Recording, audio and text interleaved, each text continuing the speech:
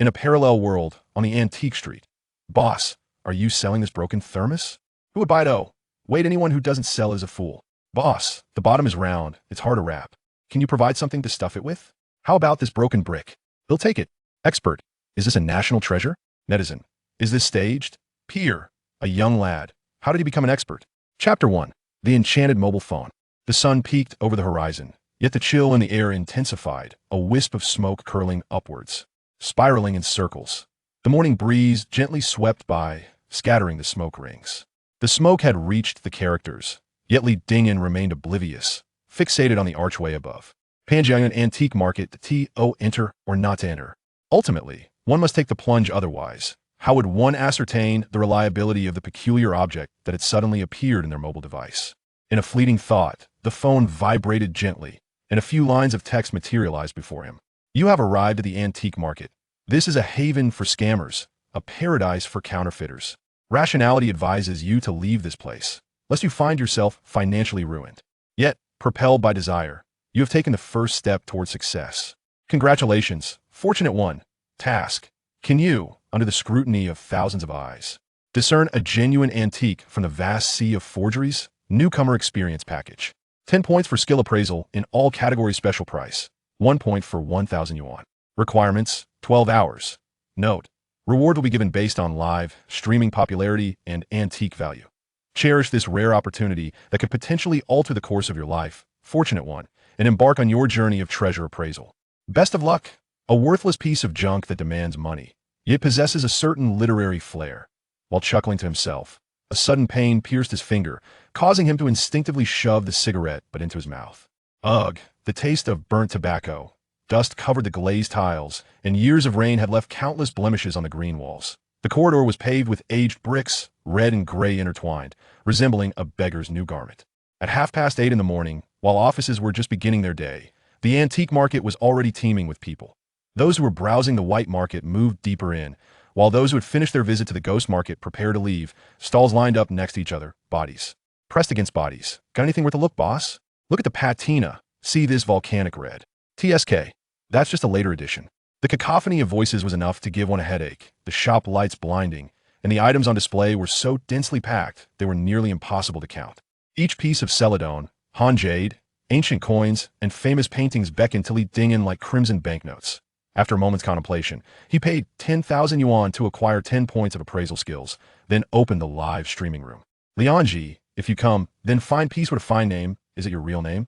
Li Dingyan. It's my online alias. What does the host do? Where exactly is this? The antique market. According to the profile, it's a treasure appraisal live stream. Wait, is this Panjiayuan?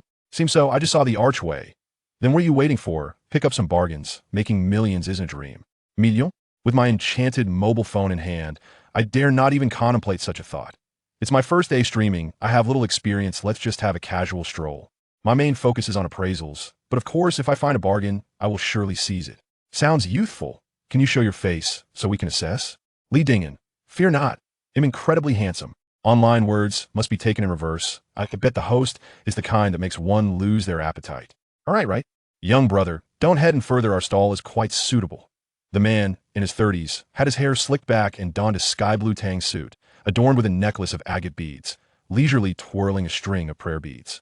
However, the items on his stall instantly shattered the elegance of his appearance. Brother, you're quite fashionable.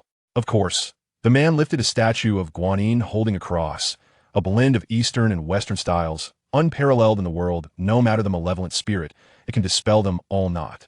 Expensive, just 100 for you. It was no larger than a cigarette box, yet felt heavy in hand, likely made of pure copper, and the craftsmanship was commendable. Li Dingyan stifled a laugh as he took it in his hands. Such an item. Any discerning eye would recognize it as a modern piece. Thus, no skill points were necessary for appraisal. After toying with it for a while, he pointed at a terracotta warrior wielding an AK-47. What about this one? That's resin 50. Quite affordable indeed. Li Dingyan casually inquired. How's business, brother? Not bad. There are daily takings, of course. It can't compare to those who open shop once every 3 years and feast for the next 3. Have you ever heard of anyone finding a treasure here worth tens, or even hundreds of thousands? The seller's gaze drifted, scrutinizing Li Dingyan from head to toe. I've certainly heard of it. Hundreds of thousands isn't new, but I've never seen it with my own eyes. Quite. The enthusiastic fellow, isn't he? Thank you, brother. He stood up, gesturing towards the cross-holding Guanyin. Please wrap it up. Scanning the code, making the payment, Li Dingin toyed with the copper statue, leisurely making his way inside. Watching his retreating figure, the vendor shook his head. How much has he had to drink, thinking he can strike gold? He doesn't even consider the place, even if you brought in an aircraft carrier. If you came out with just your underwear, you'd still be hailed a hero. The live stream room was in fits of laughter at a blend of Eastern and Western styles. Unparalleled in the world, this vendor is quite the talent. Even more talented is the host who not only bought it, but didn't even haggle. Did not catch that? The host was thanking the vendor for the kind reminder. Host, is there any treasure to be found here? Vendor, don't dream. Haha, quite the exemplary student indeed. Sounds like the host genuinely came here for bargains. Let's hope he doesn't get slaughtered like livestock. Treating it as a comedic act, Li Dingin paid no heed, meandering leisurely. After taking a dozen steps, he was called again. Boss, come take a look. The stall owner was in his 40s, appearing honest and simple, clad in a construction group uniform and wearing a hard hat. His stall was filled with numerous jars and bottles, seemingly freshly dug up, many still caked with dirt. Li Dingin sighed. In this brief stretch of mere 10 meters, he had already encountered 5 farmers and 3 migrant workers. This was the 9th. The 4th vendor selling items still covered in mud. Whether it was his striking appearance or the prominently displayed Guanyin statue, each vendor greeted him with enthusiasm, none failing to initiate a conversation. If he paused to inquire about the origins of the items, the vendors would only provide vague, evasive answers, insisting they were valuable treasures and showering him with compliments. This is the capital. If he dared to claim it was just unearthed from the ground, the police would arrive in no time. Were there any genuine antiques among them? Perhaps, but finding one would be akin to searching for a needle in a haystack. Moreover, not every antique holds value, and older items are not necessarily superior. The Dawang Tongbao coins vary remarkably in price. Some are sold for 5 yuan, while others fetch as much as 50,000. Similarly, among ceramics, a yuan blue and white vase can be worth hundreds of millions, while a Han Dynasty jar might only be valued at a few hundred. Lost in thought, he casually surveyed the items on the stall, and his eyelids instinctively fluttered when he spotted one particular piece. What was it he had just mentioned? Yuan blue and white. Before him sat a blue and white porcelain vase, adorned with the image of a bald old man seated in a cart resembling a wheelchair, pulled by a tiger and a leopard. Goodness, is this the legendary Giguzi descending from the mountains? 18 years prior, at a Christie's auction in London, a similar piece had sold for 230 million. Could it be that a second one has surfaced at this stall? Unable to contain his curiosity, he inquired, how much for this vase? 500. The vendor replied. Startled, he had anticipated a price tag of 500 million. If that's too high, he'll offer 100. 100? That wouldn't even cover the cost of the clay. Is this piece a product of local craftsmanship? Then ill pass. Continuing on, he took a few more steps before halting again. A portly man, bespectacled, sat on a small stool engrossed in a video, his thighs rippling beneath the lenses. The stall showcased a hodgepodge of broken remnants, palm-sized porcelain shards, a wooden sculpture with a severed limb, a year painting with a gaping hole, and a porcelain kettle, missing its spout. Though all were in disrepair, they appeared far more appealing than the blindingly new or outrageously ancient items at other stalls. Moreover, they bore clear price tags. A wooden sign stood upright, announcing that each item cost 300 and was non-negotiable. It seemed there were indeed a few genuine antiques among them. Should he select one and test his luck at completing his task? He suspected the system would not comply. Noticing a customer at the stall, the portly man glanced up briefly before returning to his video. Pick what you like, 300 each. No haggling. If you're ready, Old Wong at the East End sells boxes for the AK Terracotta Warriors. Such a casual approach. All right, Li Dingin said, casually picking up a broken flashlight. The iron body was rusted, devoid of batteries, and the glass cover had long since vanished. Emblazoned on its side was a tiger head emblem. Indeed, it was an old item, likely worth around 70 to 80 yuan. The system remained silent, indicating it could not be counted as a completed task. Li Dingin set it down and picked up a teacup with a chipped rim. The glaze was mediocre, and the chip revealed it was crafted from ordinary clay at a modest kiln, with craftsmanship that left much to be desired. Judging by the design, it likely dated from the Guangxu to Xiantong period. If authentic, it should fetch around 1,000 to 800 yuan. Yet, the price was still 300. There was a potential profit to be made. Upon closer inspection, he noticed something slightly off about the color. After a moment's contemplation, he brought it closer to his nose for a sniff. Faintly, there seemed to be an unpleasant odor that he paused, nearly tossing it aside. What Guangxu in Xiantong? It couldn't possibly be more than 3 years old, and then treated with foul-smelling water to appear aged. No wonder the color seemed so vibrant. He then picked up a third item, a broken porcelain shard. The fourth was an enamel jar, emblazoned with a large red character for loyalty. The fifth and sixth items. He lost count of how many he examined, all poorly priced, none likely exceeding 200 yet. Among 10 items, at least 6 or 7 were genuine antiques, far more honest than the vendors at stalls with 1 or 2 old items mixed in with 100 fakes. No wonder this portly man was so nonchalant. Having surveyed the area, the system still showed no response, prompting Li Dingin to prepare to leave. As he stood up, something caught his eye, glimmering in the light. Squinting, he spotted a silver-white bottle. Roughly 40 centimeters tall, with a small mouth and a large belly, it was round at both the top and bottom, though it had a hole and could not stand upright, requiring 2 broken bricks to stabilize it, and no matter how he looked at it, it resembled the inner casing of a thermos that, not just resembling, was unlike the flashlight, which had been domestically produced during the Republic era. This piece was clearly made from a ceramic mercury material that had only emerged in the new century. Its presence in the antique market was utterly absurd. Who would the portly man intend to sell it to? Out of curiosity, he crouched down to examine the inner casing more closely. Indeed, it was a damaged thermos casing. Could there be some hidden mechanism? Should he attempt a test? Driven by an inexplicable impulse, he felt compelled to act, as if something was urging him on. Purely instinctive, perhaps a bit mischievous, or merely a trial of the system's response, he hesitated not at all and actually used a skill point to conduct a test. Then, he froze. Value, 100001. What on earth? He was a loss for words. That a broken thermos casing worth 100,000 and an additional one. If this wasn't a system glitch, Li Dingin would dare to chew on his phone. To confirm his astonishment, he counted once more. It was indeed 100,001. How could this be? Upon examining the specific information, however, due to the bricks obscuring it, it was just a string of question marks. He had no choice but to lift the thermos casing. Suddenly, a small text appeared before him. Item, thermos inner casing damaged. Material, ceramic mercury. Era, modern. Value, 1 yuan. What? Where did the money go? Still just 1. He had suspected the system was unreliable. Alas, his dream of becoming a tycoon was shattered. Just as the casing hit the ground, his grip still tight, the information flashed and transformed back to 100001. This is not a joke. Upon closer inspection, it was indeed 100,001. He lifted it again. 1 yuan. Set it down. 100001. Lifted it once more. 1 yuan. Set it down. 100001. What in the world? After repeating this 4 or 5 times, Li Dingin finally realized, his mouth agape, as if he could fit an egg inside. The true value lay not in the broken thermos casing, but rather the 2 broken bricks beneath it. Broken bricks? What in the world? At some point, the portly man had stopped watching videos and was now staring at him, as if he were a fool. Hey buddy, are you practicing weightlifting? Thinking quickly, Li Dingin replied, No, I was just checking the weight, right? Need me to get you a scale? No, that won't be necessary. Suppressing the confusion brewing within him, he pointed to the thermos casing. What is this thing? A bottle. No, a silver bottle. Yes, a silver bottle. You know, when it breaks, it's called a silver bottle. From the Republic era. The portly man struggled to fabricate an explanation. Just tell me if you want it or not. He'll take it. Huh. His eyes widened, astonished. As if they were larger than almonds, the portly man took a moment to process. Li Dingin cautiously asked, Not for sale? He'll sell. He'll sell. Anyone who wouldn't sell would be a fool. Scan here. The portly man handed over a QR code, then shouted, Old Wong, bring a box, a medium one. He glanced at Li Dingin, then at the broken thermos casing, then back at Li Dingin, then at the broken casing again. That gaze resembled one of concern for the mentally challenged. The live stream audience erupted in laughter. Chapter 2. Could this thing be a national treasure? Li Dingin took the box, feigning a frown. The length was just right, but its width posed a dilemma. How could he fit it without shattering its contents? I don't care.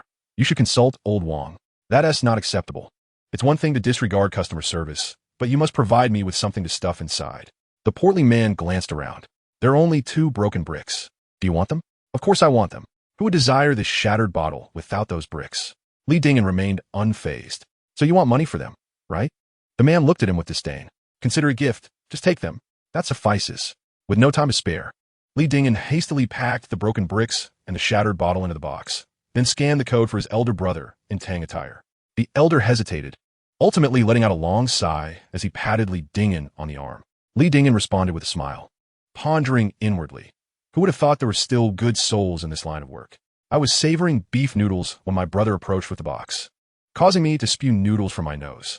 Upon seeing the broken thermos, I wondered if the man was out of his mind, for only a fool would fall for such a thing. Then, the host arrived. The host's lack of discernment was astonishing. If he could spot a bargain, I would eat that broken bottle. Li Ding sighed languidly. I once thought the same.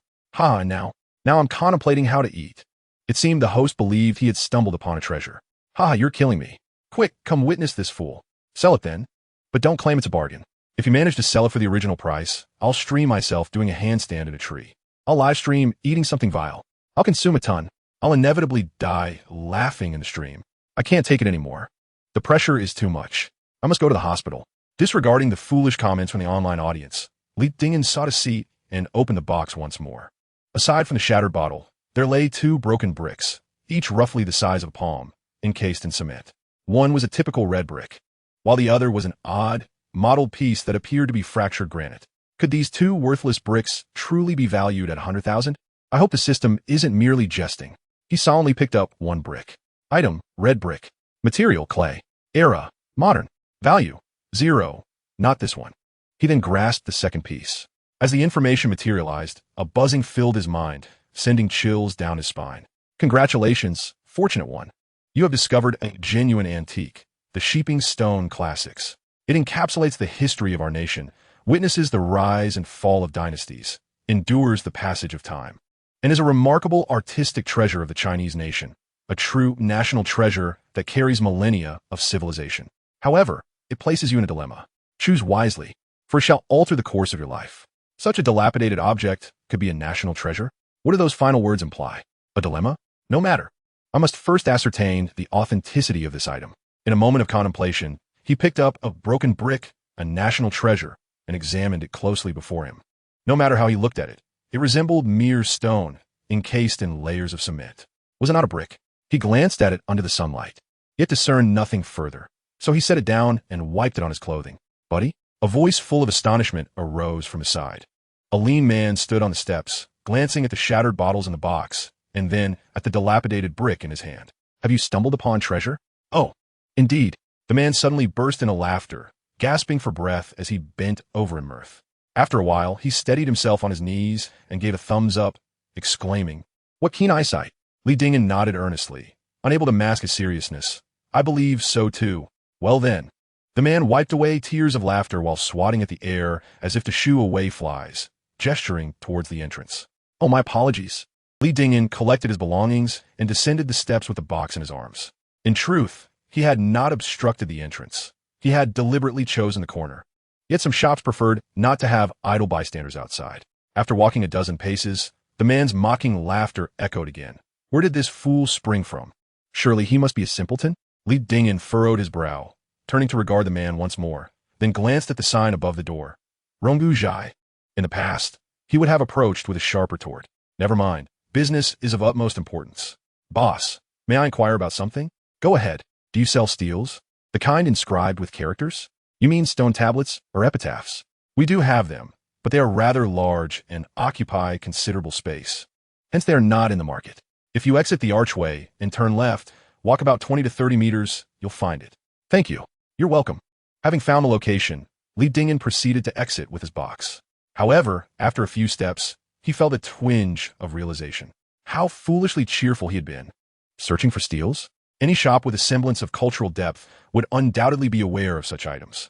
He lifted his gaze and surveyed the surroundings, spotting a store with a display window showcasing several calligraphic works. The establishment, named Lao Kinju, was conveniently situated just across a narrow passage from Ronggu Zhai. This is the place. Upon entering the shop, he immediately noticed 2 rows of wooden shelves lined with rubbings. Li Ding knew he had arrived at the right destination. A young man approached him, noting the box in his hands. Are you looking for an appraisal or wishing to sell something? Appraisal. Where are the fees?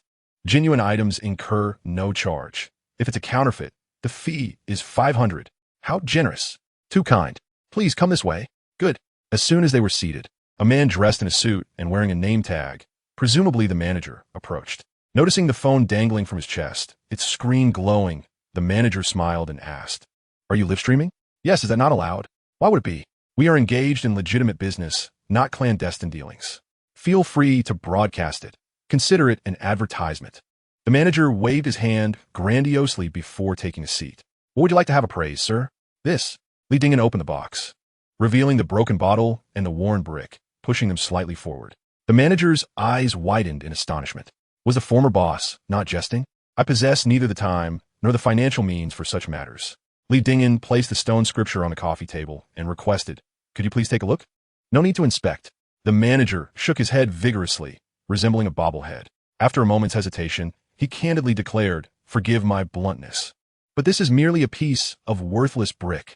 The live stream erupted with laughter, hearts raining down like confetti. Chapter 3. Fortune Takes a Turn. Was it true that the host's intentions lay beyond mere drinking? I wish to provide some eloquence on behalf of the host. Yet alas, my educational background is rather limited. So please pardon my lack of vocabulary. Easy enough, I thought.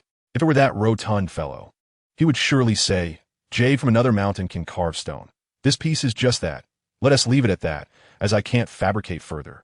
This is even inferior to that shoddy bottle base." I anticipated this outcome. Li Dingyan sighed, "If I may be so bold, do you not have a more professional, seasoned master who could take a look?" The manager did not take offense, though he appeared somewhat vexed. Indeed, there are experts, but regardless of authenticity. Their fees start at 1,000. Why should the boss waste such money? Even 1,000, or perhaps 10,000. It seems the car does not possess such funds. Nonetheless, today a determination must be reached, for it pertains to whether one can rely on the system for sustenance in the future. Very well, please wait a moment. The manager, somewhat resigned, stood and departed. In just 2 or 3 minutes, he returned accompanied by an elderly gentleman with graying hair. "Pleased to meet you. I am Guan Dihai. May I know your surname?" "Forgive me, I am surnamed Li." The elder greeted and settled onto the sofa.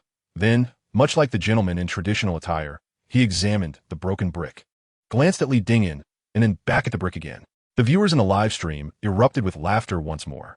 The old gentleman possesses keen eyesight. It is not that my eyesight is exceptional. What can I discern from a stone wrapped in cement? It is merely the first time I have encountered someone willing to spend 1,000 to appraise a worthless brick. So I ventured a wild guess. The elder gestured, beckoning for a toolbox. The manager, suppressing laughter, soon returned with a modest toolbox. The elder methodically retrieved items one by one, and when he uncovered the baseboard, hammer, and steel chisel, Li Dingyan's heart raced with trepidation.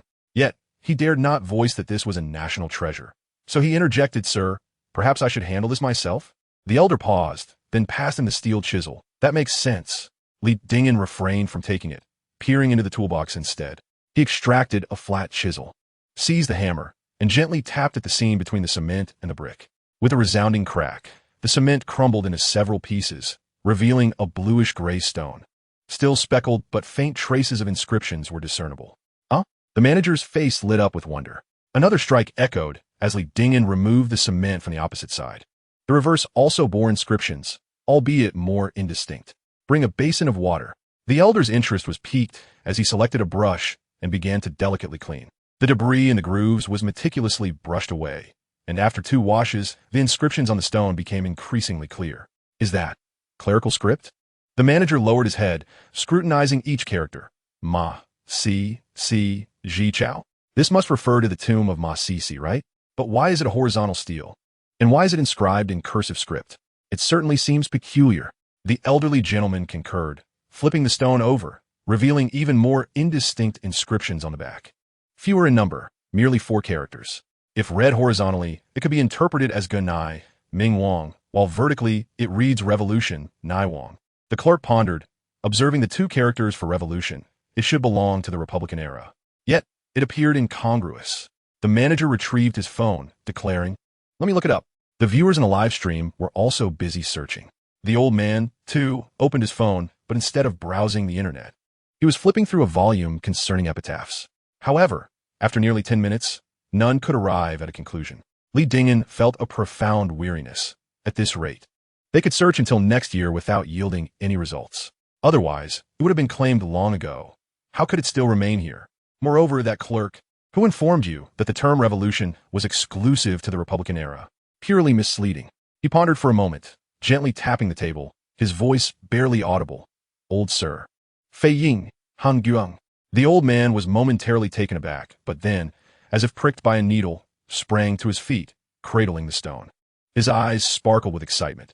First, he looked, then touched, subsequently knocked, and finally fell into contemplation. The more he thought, the more animated his expression became. His grizzled beard quivering uncontrollably, his throat resembling a wind instrument. No one dared to interrupt. They simply waited in silence. After a considerable time, he reluctantly set down the stone. Boss Lee, is this possibly the earliest edition? It seems to be genuine. Li Dingen nodded in satisfaction. Indeed. The elderly man closed his eyes, yet his hands trembled uncontrollably. This is a national treasure. This is a national treasure. The tone of Li Dingen's reminder to the old gentleman was subdued.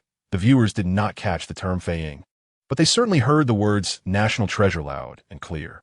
In an instant, the live stream plunged into profound silence. Yet soon after, it erupted like a disturbed fish pond, splashing water everywhere. How could a mere broken brick be deemed a national treasure? A thorough search online yielded no prominent figures named Ma Sisi. This must be a script, undoubtedly staged. Yes, it is definitely a performance. Otherwise, how would the host know there were inscriptions on the brick? That object was thoroughly encased in cement, unless he possessed X-ray vision. Is it truly a national treasure? What could it possibly be worth? It is challenging to assess, as most are prohibited from trade, such as the bronze artifact from the Shang and Zhou dynasties. Thus, to sell such an item privately would be sufficient to send a sewing machine into overdrive. What a fanciful notion, as if a sewing machine could suffice. A mere pound of peanuts wouldn't cover it. Just as this crossed his mind, the live stream abruptly went dark. Oh no, could it genuinely be a national treasure? The kind that is prohibited from trade? Otherwise, why would the host turn off the camera? Even the sound was muted, clearly indicating an intention to avoid leaving evidence. It's hard to say, but that dubious host certainly harbors ulterior motives. What to do? Call the police. Yet, here we are, speculating. What would we even report? It's simply a script, a performance. Li Dingen temporarily exited the live streaming room to search for information on his phone, unaware that some netizens were preparing to call the police. He rummaged through his findings and uncovered several images. Dear sir, behold the existing Sheeping Stone classics at the Bela Museum in Xijing. The surface of the stone is devoid of any horizontal or vertical divisions, with characters inscribed in clerical script flowing downward, although the number of characters in each line varies. The size of each character and the spacing between lines and words is impeccably uniform, identical to the piece before us. Now, examine these two images. They depict the 13 classics of the Qing dynasty housed in the Guozijian, which are said to have been largely modeled after the ancient Sheeping Stone classics. Although rendered in regular script, the arrangement of characters should be consistent. The manager and the staff bent over their phones, scarcely daring to breathe. The first two lines are from the Feng Yin in the Book of Songs, while the latter three lines are from Han Guang, both presented in vertical format. However, if interpreted as horizontal text and read from left to right, the bottom line reveals the character Xijing. The sequence of the first four characters mirrors it on the stone slab, with the fifth character reduced to just a radical, clearly indicating ing. Turning to another image, if one changes, regret will vanish. Heaven and earth change, and the four seasons take form. Tang and Wu revolted, aligning with heaven and responding to the people. This excerpt is from the Tuan Zhuan in the Book of Changes, specifically the Go hexagram. The only legible characters on the back of the stone slab are Nai, Wang, and Revolution. Upon reaching this point, the manager felt a shiver run down his spine. The Sheeping Stone Classics is the first stone classic in China, meticulously crafted by the esteemed Kai Yong, who both penned and oversaw its engraving. To refer to it as the first stone-carved Confucian text in history is to acknowledge its groundbreaking significance, one that cannot be quantified by mere monetary value. Coupled with the few existing pieces scattered abroad, it is undoubtedly a national treasure among treasures. Yet, this young man has seemingly stumbled upon it so effortlessly. How did the owner discern its value beneath the layers of cement? Without a flicker of hesitation, Li Dingen replied, I visited Xijing before and strolled through the Bailin, so it left an impression. This morning, noticing the break on this brick resembled the stones in Xijing, I decided to purchase it, initially just hoping for a stroke of luck, which I truly did not expect. This might seem plausible, but such luck appears uncanny. Chapter 4. Not a good thing. The elder's spirits had considerably calmed, and his tone became more tactful. My experience is limited, and as this is my first encounter with such an item, I can only be about 70 to 80% certain. The owner should consult further experts. Those engaged in the antiquities trade seldom speak with absolute certainty, for instance, when they claim not to understand. It subtly implies a piece may be counterfeit. Conversely, when they deem something as 70 to 80% authentic, it succinctly translates to one word, genuine. Li Dingen understood at once. No need for further consultation. I have faith in your discernment. The elder contemplated for a moment before daring to inquire. If it is indeed genuine, are you, Mr. Li, considering keeping it or selling it? This piece could be sold. Li Dingen's interest peaked. How much could it fetch? How much could it fetch? The elder was taken aback, as were the manager and the staff, equally astonished. They merely exchanged polite pleasantries, perhaps thinking he was jesting. Surely, he had yet to experience the unyielding force of authoritarian rule. Had he? The elderly man chuckled awkwardly. Boss Li, when I mentioned available resources, I was referring to institutions such as museums and libraries, where the costs are not exorbitant. For artifacts that can be traded under normal circumstances, the valuation would naturally adhere to market prices. However, for items explicitly prohibited from trade by law, the maximum would be around 100,000. Assuming you have special channels, though let us consider that I did not say anything. What channels? The channels of lamenting behind iron bars? Leading inside. Upon seeing the two characters' national treasure and the estimated price of only 100,000 displayed on the screen, he had already contemplated the matter. Who would dare to buy such an item, and who would dare to sell it? Gust for Ayist. I wonder if the old gentleman has acquaintances in museums or libraries. If so, I kindly request your assistance in reaching out. I will contact them right away. The elderly man displayed remarkable efficiency, making the call without hesitation. The person on the other end, upon hearing about the Sheeping Stone Classic, exhibited a tremor of excitement, recognizing the likelihood of its authenticity. Teacher Guan, please ensure that you keep the individual there. I will arrive in no more than 40 minutes. Seeing Li Dingen nod, the old man urged, guests need not rush to leave. Please take care. After concluding the call, the manager ordered takeout, and the group engaged in conversation while dining. Boss Li, you appear youthful, yet your insights are exceptional. May I inquire your age? 22. I just graduated last summer. The elderly man and the middle-aged manager were taken aback, realizing that although he looked young, he was remarkably so. The manager further inquired, is this due to a family background in this field, or did you study archaeology? Neither. Li Dingen replied vaguely, I simply enjoy reading about it. Impressive for one so young. Thank you for your kind words. Thus, the conversation flowed between one boasting and the other remaining humble as they completed their meal. The staff brewed tea, and the trio sipped while commotion arose outside. In a short span, several individuals clad in white lab coats entered. Had it not been for a few others carrying various instruments, Li Dingen might have thought someone had called for an ambulance. Subsequently, a middle-aged man in an administrative jacket, with an unassuming appearance, stepped into the establishment. Deputy Director, is that you? The elderly man exclaimed in surprise, quickly rising to greet him. What brings you here personally? This is a national treasure. I could not come to just take a glance without feeling uneasy. After shaking hands with the elderly man, he scrutinized Li Dingen with wide-eyed astonishment. So this is Boss Li? Quite youthful indeed. Li Dingen extended his hand. Hello. Deputy Director, he grasped it firmly, shaking it vigorously. Apologies for the wait. No need for such formality. After all, this is a national treasure. Deputy Director, he chuckled. It's merely that you are quite young. Otherwise, I would bow to you. Li Dingen was momentarily taken aback. You flatter me. This man was quite intriguing. Guan Dihai introduced the situation, revealing that he Onbong held significant stature as the Deputy Director of the National Museum. Despite his important position, he spoke humorously and casually. As their conversation deepened, they found themselves increasingly in sync. As the instruments were calibrated, the researchers commenced their examination. Observing the array of unfamiliar devices, Li Dingen understood that the museum placed considerable importance on this matter. After a thorough examination, I observed the presence of specialized terms such as fluorescence, Raman, thermoluminescence, and photoluminescence. Li Dingen, with a humble spirit, inquired of Teacher Guan, what substances are detected using these instruments? Is it the stones? Not the stones themselves, Guan replied, but rather oil and ink. The inscriptions on the stone scriptures were not directly carved into the stone slabs. They underwent a preparatory treatment, such as plastering before the writing commenced, followed by chisel work. Although nearly 2 millennia have passed, remnants of oil and ink surely still linger on the scriptures. I have learned much. Your knowledge is profound, Teacher Guan. Do not be so formal with an old man. He chuckled. Before he could finish his thought, a researcher approached and handed a sheet of paper to He Onbong. Upon receiving it, He Onbong shook it slightly, then fell silent. What does this mean? It's merely a few lines. It shouldn't take this long, Li Dingen mused, feeling a twinge of doubt about a possible issue. Then he heard a long sigh. Indeed, He Onbong exhaled slowly. All data confirms that this stone slab originates from the Eastern Han dynasty, specifically from the reign of Emperor Ling.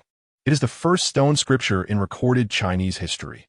The Sheeping Stone Scripture, a national heritage under key protection. In unison, Guan Dihai, the manager of the staff, and the researcher all rose to their feet. For these individuals, encountering artifacts was a daily occurrence. While national treasures were rare, Panjiayuan had seen its share, and museums housed numerous collections. However, in this restless society, it was indeed uncommon to discover a national treasure and promptly contact the relevant authorities. Thus, out of respect, they felt compelled to express their admiration to Li Dingyan. It was uncertain who initiated the applause, but soon the hall resonated with a delightful sound. Qianbong grasped Li Dingyan's hand firmly. On behalf of the National Museum and the National Collection Association, I extend our most sincere gratitude to you, Mr. Li. Thank you. The reward is modest, merely 100,000 as per regulations. I hope you do not mind. Furthermore, should you have any requests, please do not hesitate to voice them. Perceiving this as mere politeness, Li Dingyan shook his head. Director He, you are too kind. I truly have no demands. Qianbong, still holding his hand, added, the youth are often bashful. Let me leave you my phone number. If you encounter any difficulties in the future, feel free to call me. Li Dingyan paused, then smiled.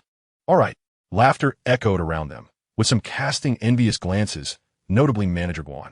Ordinary individuals might perceive the National Museum as merely a bureaucratic entity, while the Vice Directors Association might seem a grassroots organization lacking the immense influence of sports or entertainment associations. However, the impact of these two institutions was decidedly upward. Reflecting on this, Guan Qingming experienced a sudden epiphany.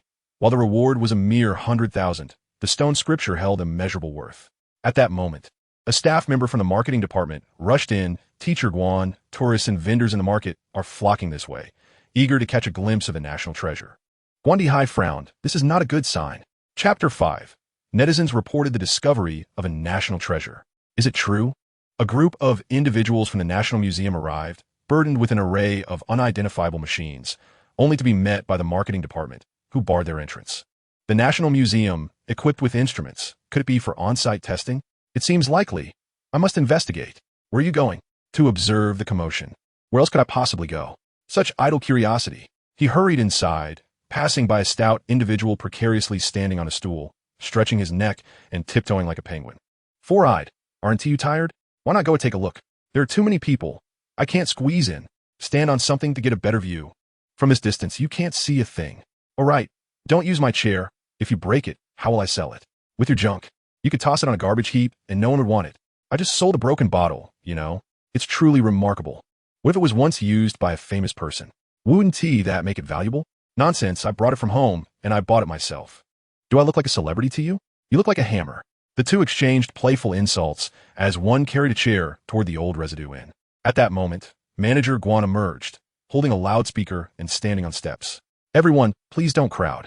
A national treasure has indeed been found, but it has already been donated to the National Museum. You may disperse.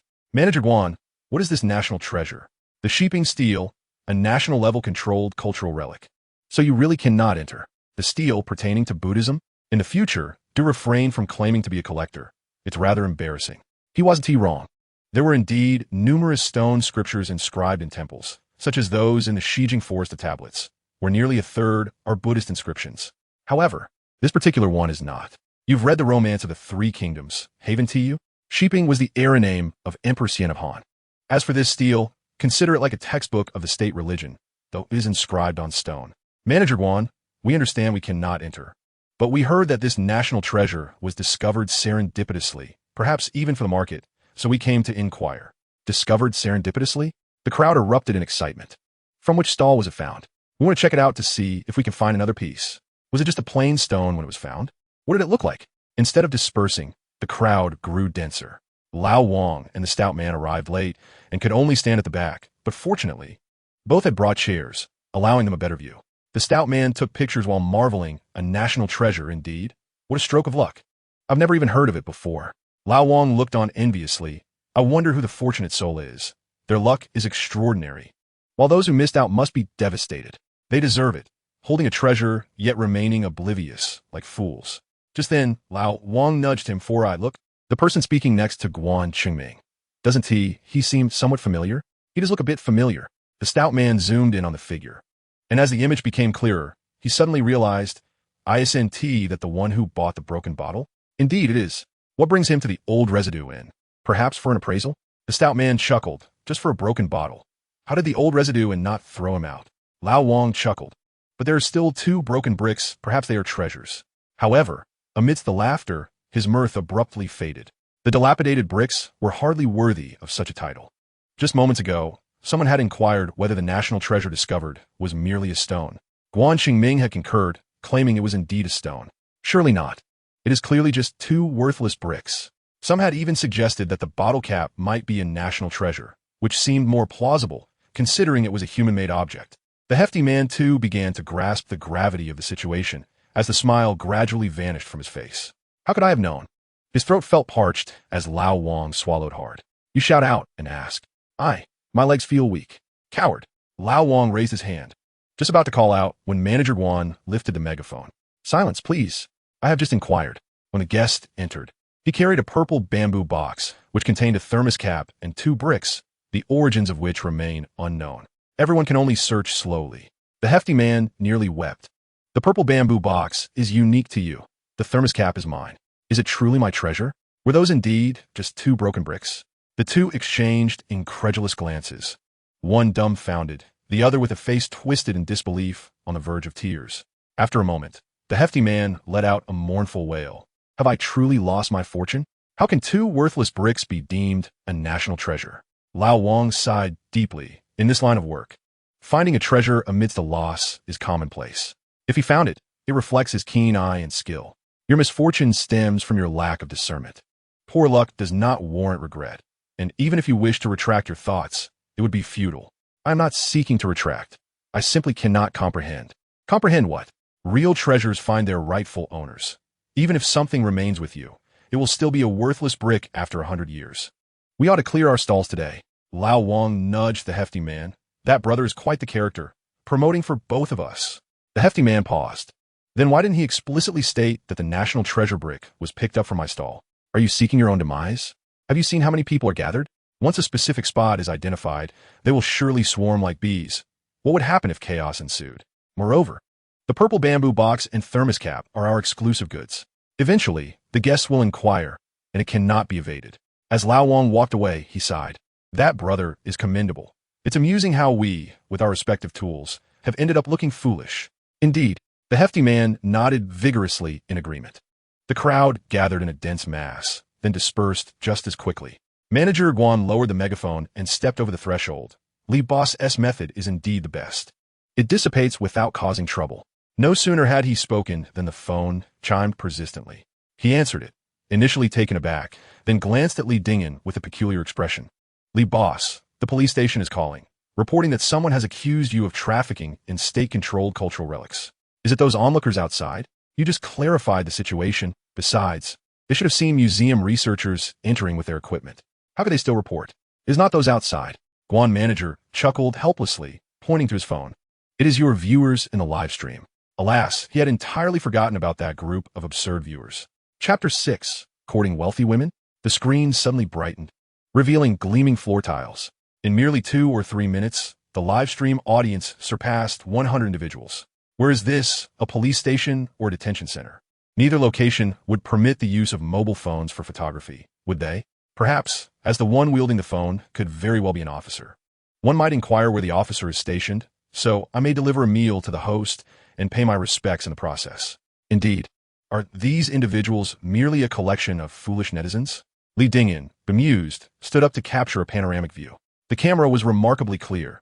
The shop remained the same, adorned with the same calligraphy and paintings, and the sofa set was unchanged. Rest assured, I am not trafficking in controlled cultural relics. The reason for my earlier withdrawal from the screen was to consult my phone for information. What sort of information, you ask? Is it about a national treasure? Host, is that broken brick truly a national treasure? Li Dingyan affirmed. Indeed, it is the Sheeping Stone classic, a state-controlled cultural relic, commonly referred to as a national treasure. My goodness, is that true? If it is a national treasure, what might it be worth? Valuation would be challenging, primarily because trading is prohibited. It can only be collected. Host, what about that item? It was sold. I can't believe your audacity. Where was it sold? To the museum. How is that not akin to a donation? Surely, something of such value would not be willingly parted with by the host. It could serve as a family heirloom. I refuse to believe it. I too have my doubts. If you doubt, call 10086. Might it be that they intend to conceal it, waiting for the commotion to subside before discreetly selling it? Do not be absurd. Earlier, a netizen already provided insight, stating that one must consume at least a pound of peanuts. Surely the host is merely saying this to generate buzz and attract traffic? Such tactics are common among sales hosts. I could care less. The persona of a righteous and impassioned youth still holds sway, yet one must not falter too quickly, lest I confront him with a few words. However, regarding character, there must be an explanation. Just as Lee Dingen was about to speak, a netizen shared an image. It was a screenshot of an announcement from the cultural relics market, indicating that someone had discovered the national treasure, the Sheeping Stone Classic, at Panjiayuan. This well-meaning individual promptly contacted the National Museum and donated it on the spot. Is this photoshopped? Although Panjiayuan is merely a market, it is also a public institution with an accessible website. A quick search would confirm the details. As the inquiry was initiated, several more screenshots flooded the public screen. Images of museum vehicles parked at the entrance, crowds of onlookers, and Hyun Bong leading a group of researchers, carrying equipment into the old residence. Fluorescent spectrometers, Raman spectrometers, portable thermal analyzers. My goodness, are these machines impressive? It is not the machines that are remarkable, but rather the individuals. If I am not mistaken, the gentleman in the jacket appears to be the Deputy Director of the National Museum and the Secretary General of the Collection Association. Is it true that it was genuinely donated to the museum? In an instant, the live stream fell into profound silence. No one spoke, no special effects appeared, and the public screen was devoid of messages, as if the phones had frozen. Suddenly, the atmosphere erupted. Those two broken bricks were indeed national treasures. How could I have missed that? Not only you, but even that expert surnamed Guan failed to recognize it and nearly smashed it to pieces. Surely, it must be worth several million, at the very least. The dilemma is, the host only spent 350 yuan on it. What magnitude of profit is that? It must be tens of thousands of times. I dare not calculate further. How much disdain do you hold for the term national treasure? Please add 2 more zeros. It is worth at least several hundred million. The exaggeration from above is palpable. This is merely a fragment, representing only a minuscule portion of the entire Stone Sutra. If we were to appraise it, it would hardly exceed 1 million. 1 million is still a considerable sum, one I could scarcely dream of. The anchor claims one can donate without hesitation. Some are astonished, while others are envious. Since it cannot be sold, isn't donating quite normal? My friend, just because you cannot achieve it does not imply others cannot. If you are truly unconvinced, why not make a vow to see? Am I idle? There are those who argue, and others who express admiration. A netizen casually rewarded with a token, which seemingly unleashed a Pandora's box. Showering affection endlessly, sending hearts, 5 tokens.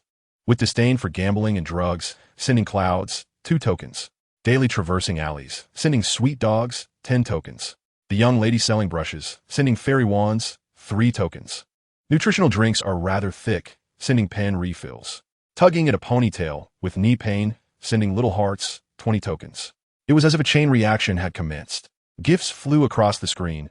Layers of messages expressing admiration for the anchor piled up. The number of viewers in the upper left corner changed rapidly. 200, 300, 500, 1,000. Lee Dingen gazed at his phone, a peculiar feeling of accomplishment blossoming within him. But these usernames? Indeed, they are a collection of silly netizens. Suddenly, a massive light board descended, the words Carnival gleaming brightly. After lingering for a few seconds, before the previous effect faded, a second light board fell, followed by a third. Previously, the largest gifts were merely tens, most being mere dimes or a few dollars. This time, the first gift was 3,000, and it was sent in succession. The viewers in the live stream fell into a stunned silence, as the effects cascaded one after another, rendering the subtitles nearly illegible. Lee Dingen stared in astonishment, peering closely to discern the solitary line of small text on the public screen. The little fairy who loves singing sent Carnival, 5 tokens. The avatar was a cartoon bear, yet upon clicking the profile, it was devoid of any information beyond the name. Has one struck it rich with a wealthy benefactor? Chapter 7, 1,000%. The stall's items were swept clean, even the strings used for packaging were sold out. Old Wong wiped his sweat, panting heavily. A distance of several meters away, the hefty man was utterly exhausted, slumped like a puddle of mud against the chair's back. Similarly, the stall lay barren. Noticing someone standing in front of the stall, he could hardly be bothered to open his eyes. All sold out. Please come back tomorrow. I just have one question. The box belonged to old Wong. The bottle was taken from home, and the brick was scavenged from beneath the archway. I didn't ask you that. I wouldn't have bothered if it were not for the money. At the mention of money, the hefty man reluctantly opened his eyes. Hey, it's Boss Ren from Rongu Zhai. What is it that you wish to inquire? Boss Ren glanced around, lowering his voice. That gentleman. The one who stumbled upon a bargain. Did you not leave a contact number? Boss Ren seems to have his sights set on another brick, doesn't he? The hefty man chuckled, knowing that inquiries like this numbered at least 80, if not 100, all for the sake of money. But regrettably, I truly did not leave one. Truly did not leave one. You fool. I am deeply frustrated with the situation. The hefty fellow wanted to confront him, but lacked the strength. By the time he stood up, the other had already ventured more than 10 meters away. Hey, Shivo. I wish you a lifetime of misfortune. Do you really think this is a dream? On the surface, Boss Run appeared unconcerned. Yet he was lamenting his folly. Hadn't he essentially squandered a fortune? That was a national treasure, once right before him, which he dismissed as worthless refuse. Something valued at over $1 million, and that fool simply gave it away. As he cursed, his phone rang. Boss, we found the person. Ren Zhirong's eyes widened, sparkling with renewed vigor. Where? He had just exited the dilapidated residence, only to discover the individual hadn't actually left. Someone approached him, stating, As long as you dare to bid, I will confidently raise the stakes. I am on my way. With a sudden burst of energy, Ren Zhirong dashed forward. Excuse me, are you Mr. Li? You have mistaken me for someone else. I have been watching. Aside from you, no one else has emerged. Please do not misunderstand. I am not watching you, but rather wish to purchase the box you possess. The individual extended a hand, fingers splayed, acknowledging that the items had cost over 300, and he was willing to round it off, but insisted that the bottle and the other brick remained intact. Observing the smirk on the man's face, Li Dingyan understood. The pretense of collecting was merely a facade. The true desire was for the other brick within the box. Although it was a mere fragment, before it was discovered by Li Dingyan, had it not been nothing more than a broken piece? In the world of antiques, such blind box scenarios and stone gambling are quite commonplace, referred to as gammon ball, a gamble for a sliver of possibility. Winning such a gamble would be an immense fortune, while losing merely meant parting with 500. 500 is hardly a swindle, especially since it had been clearly stated that it was junk, and this gentleman insisted on purchasing it. He picked up his phone, ready to suggest a payment via scan, when a sharp voice interrupted. Wait a moment. Li Dingyan turned to see a familiar face. The more he looked, the more he recognized the man who had previously sat on his doorstep. He had rushed out to shoo him away, only to find him grinning foolishly while holding the stone. With a wide smile, Ren Zhirong clasped his fists. Mr. Li, what a pleasure to meet you. My surname is Run. He gestured towards the opposite direction. Shall we conduct some small business? Rongu Zhai, I recall that name. Peering inside, he noticed several wooden racks displaying an array of jars and bottles. It seemed he specialized in porcelain. Mr. Ren, what brings you here? I heard that aside from the stone, you also picked up a brick. Could I possibly have a look? The individual beside him was displeased. Ren Zhirong, this is rather unfair. I have already placed a bid, and now you come to disrupt? If you had it in your possession, my unsolicited remarks would breach etiquette. But since the item is not yours, I cannot be restrained from bidding. Is that so? This has incited my ire. I bid 1,000. I bid 1,500. I bid 2,000. Ren Zhirong scoffed. I will raise it to 5,000. Do continue. Stop. Li Dingyan interjected, raising a hand to halt the escalating tension. Gentlemen, let us maintain decorum. This is a standard bidding process, not a competition of egos. Ren Zhirong regarded Li Dingyan with an unusual gaze. Surely, Boss Li wouldn't dare to decline the sale. It wasn't a matter of refusal, but rather a fear of being misled. Li Dingyan chuckled softly, candidly admitting that he genuinely couldn't discern the two items within. In the antiquities trade, buyers often thrive on reverse psychology. The more one insists that something is genuine, the less likely others are to believe it. Conversely, when one emphasizes that an item is fake, it only serves to heighten its perceived authenticity, especially for Ren Zhirong. Witnessing a national treasure slip through his fingers was not merely a source of regret. It was a heart-wrenching experience. 10,000. The other bidder hesitated visibly. Spending a few hundred or even 1,000 on a gamble was acceptable, and even shelling out several thousand could be justified. However, to contemplate parting with 20 or even 30,000 was a different matter entirely. As he wavered, he heard Li Dingyan's languid sigh. Boss Run, I truly cannot ascertain. Rest assured, Boss Li, even if the box contains nothing but refuse, I shall accept it. The other bidder's thought stirred. Wait a moment. When I offered 500, Boss Lee clearly stated that the two items within were worthless. Why, then, does he suddenly appear uncertain regarding Renjiro? With doubt creeping in, he instinctively met Li Dingen's gaze. My word, what a look! It was so moving that he felt like crying. Boss Lee, you were exceedingly generous. He felt grateful, yet feigned a troubled expression, gnashing his teeth in indecision. Ultimately, he waved his sleeve and sighed dramatically. Very well, Renjiro, let us wait and see. Let us indeed, Renjiro replied, beaming with joy as he hastily pulled out his phone. Boss Lee, allow me to scan. Oh, how embarrassing. Li Dingen sighed. All right then. With a chime, 10,000 was credited. Renjiro accepted the box and lifted the lid. The bottle's neck was indeed intact. Beside it lay a half-brick enveloped in cement. The surveillance at the shop entrance had captured it all clearly. Farewell. He closed the box and departed. As he watched Renjiro enter Rongujai, the other bidder clasped his fists in gratitude. Thank you, Boss Lee. Li Dingen shook his head, descending from his pedestal. I cannot comprehend. Oh right, I was being reckless. A hearty laugh echoed from behind. Do take care. This stranger, unfamiliar to him, felt uncomfortable being overly aggressive, which was why he had merely exchanged glances. However, he bore no moral qualms about outsmarting Renjiro. I remained perplexed. Was that brick an antique or mere debris? Why were both individuals so eager to claim it? Do not question it. That brick was undoubtedly rubbish. And do not be surprised. The frenzy to acquire counterfeit items or even trash is quite prevalent in the antiquities world. For no one can predict when refuse might transform into treasure. Indeed, just as the streamer had previously handled a brick. Did that not mean the streamer had unwittingly pocketed 10,000? Precisely. Was this Renjiro the one who had criticized the streamer? Indeed, was Renjiro's statement, rest assured. Boss Lee, even if the box contains nothing but refuse, I shall accept it, not a piece of evidence proving that the streamer had not deceived him. Superfluous words abound. Indeed, this matter has escalated to the highest court, and this statement stands as evidence. I hold profound admiration for the host, truly cunning in their craft. Thus, it equates to, he endured a scolding and effortlessly gained 10,000 yuan? Ha ha, indeed it does. Chapter 8. The Gift from the Benefactor. You have encountered your first crossroads in life, and at this moment of decision, you exhibited not a shred of hesitation, nor an inkling of regret. Congratulations, fortunate one, for you have made the most astute choice. Simultaneously, amidst the witness of nearly 1,000 individuals, you have splendidly demonstrated the vision, experience, character, cultivation, and professional acumen requisite of an exceptional collector and appraiser. Therefore, accept this gift from the benefactor. Task, discerning the gem.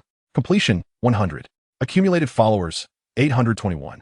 Views and broadcasts, 311. Popularity points, 1133. Reward. Will you expend 1,000 popularity points to acquire related skills? Thus, the so-called reward unfolds as such. First, you must broadcast live, garner popularity points, while simultaneously unearthing genuine antiques, and then redeem your point for skills. One wonders what knowledge may be gleaned. Today, I have come here for precisely this reason.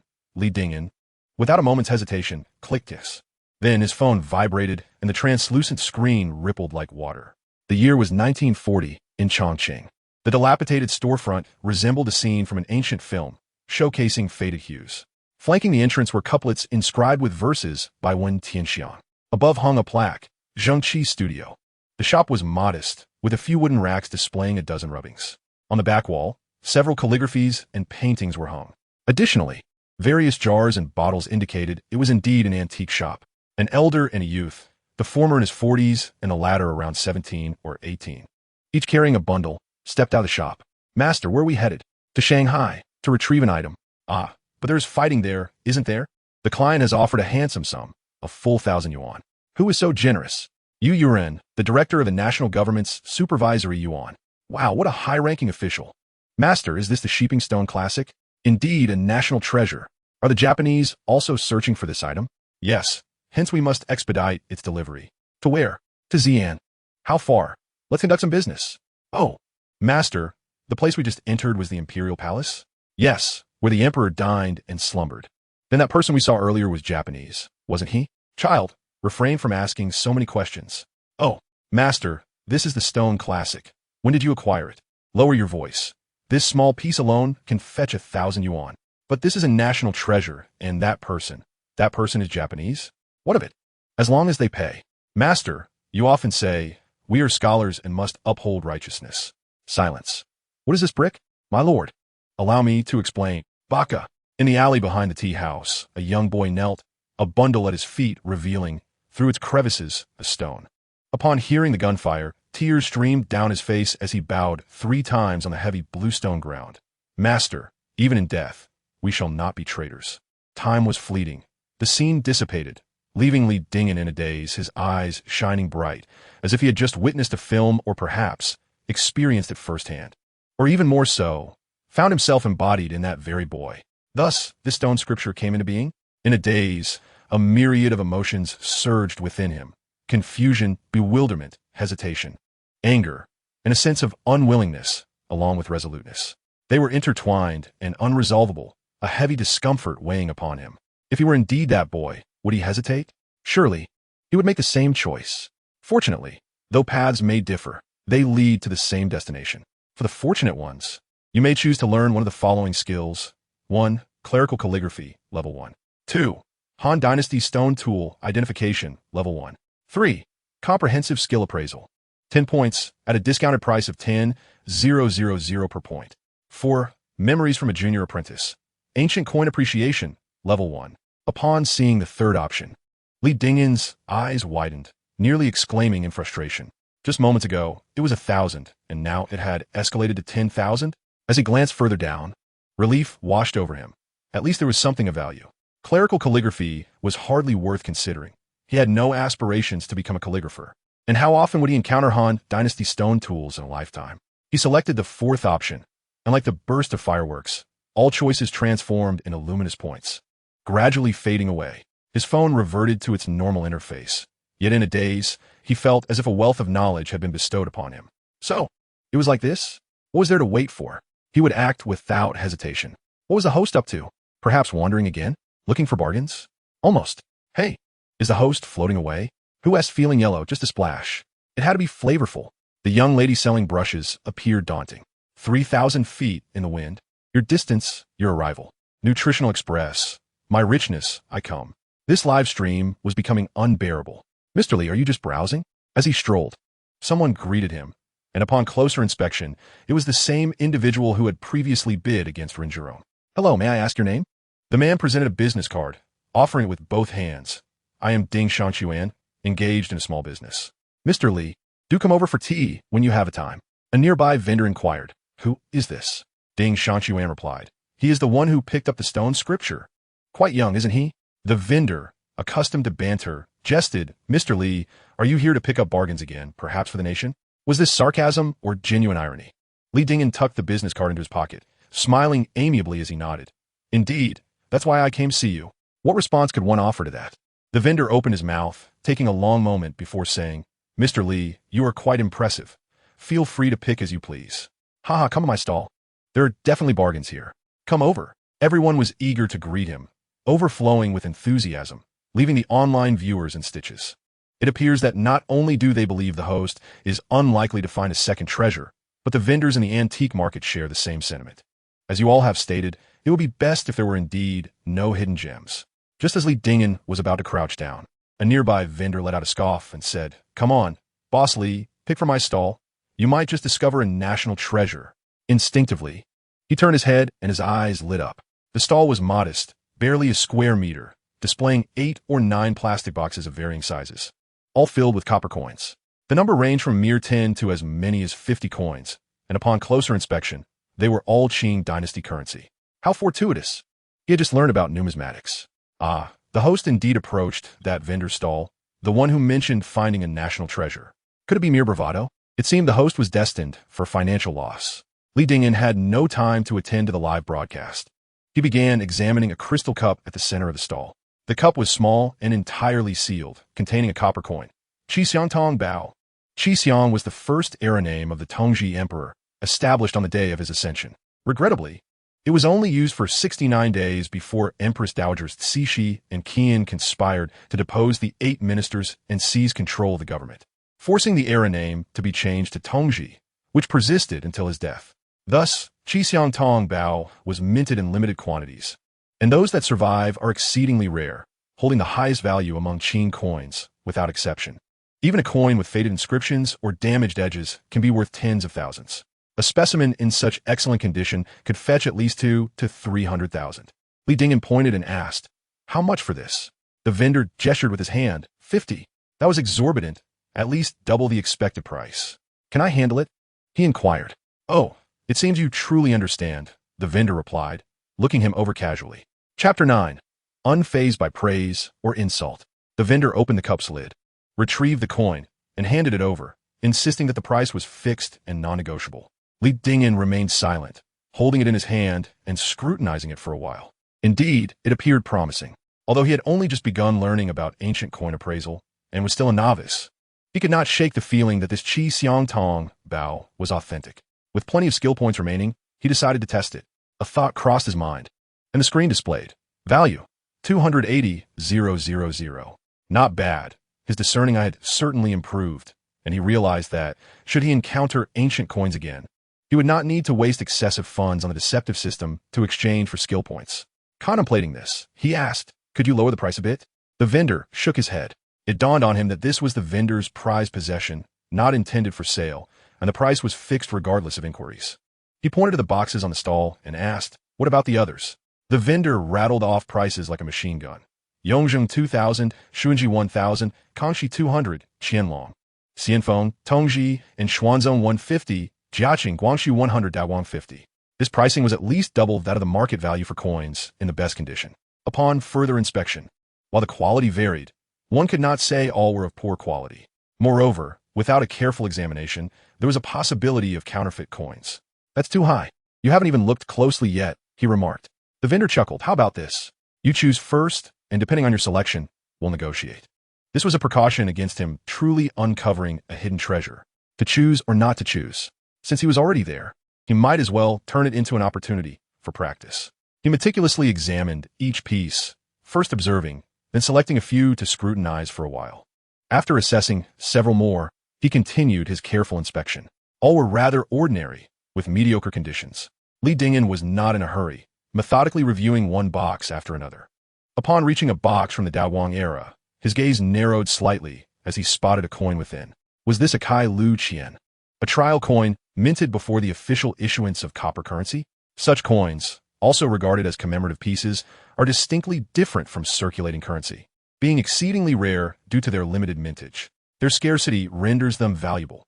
If authentic, this piece could fetch upwards of 100,000.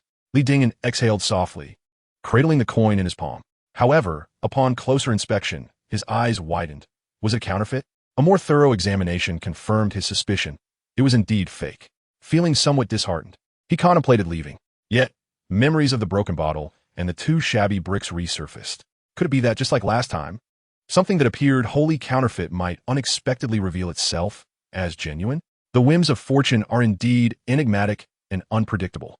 After a moment's hesitation, he crouched down once more. This time, his examination was swifter. One hand steadied the box while the other deftly sifted through the coins, occasionally selecting one. After a while, he picked out another. He deliberately sought out those with apparent flaws, either forgeries or misprints. The former held no value, while the latter could be worth a fortune. When he reached the box from the Yongzheng period, he instinctively paused. This coin appeared to be made of lead.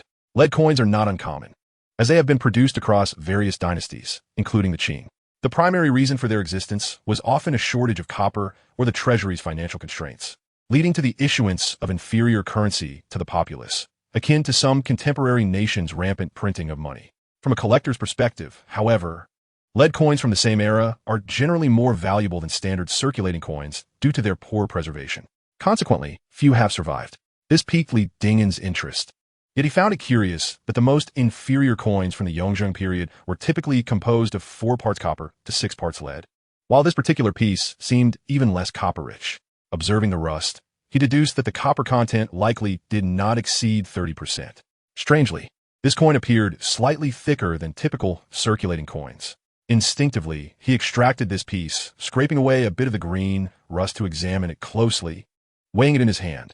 Indeed, it was marginally thicker than ordinary copper coins, though not significantly so, and it bore no signs of forgery. Thus, it genuinely appeared to be a rare Sanchi coin from the Yongzheng era. Combining this insight with its slight thickness, he surmised it could potentially be an extraordinarily rare mother coin, or even a sculpted mother coin. Upon realizing this, Li Dingyan's heart raced. What do rarity and uniqueness signify, if not great value? Further contemplation led him to a sudden revelation. This coin was indeed an exceptionally rare, sculpted mother coin, a true masterpiece among masterpieces. He had struck gold, driven by instinct. He felt compelled to assess his skills, and just as he was about to access the system, a translucent screen materialized before him. Unfazed by praise or blame, he observed the flowers blooming and withering in the courtyard. Indifferent to his presence or absence, he gazed at the clouds rolling and unraveling in the sky. Before one achieves success, those around him may perceive him as a fool, yet a person with inner strength remains unperturbed. Thus, what you must do is to demonstrate your worth through actions, silencing the fools in the process. Task: when the false appears as true, the true may also be false. Where there is nothing, something may still exist. Requirement: 12 hours. Indeed, the task had arrived. Upon reviewing the appraisal results, Li Dingen's heart skipped a beat. 500,000. He exhaled slowly, discreetly placing the lead coins by his feet, and then turned to inspect the next box. After approximately 10 minutes of careful selection, Li Dingen pointed to the coins he had gathered. "Boss, let us settle the bill. Are you truly buying?" The proprietor lifted his gaze, scrutinizing him from head to toe. Given that he had come expressly to seize a bargain, he would surely keep his wits about him. Yet, he did not appear to be cautious.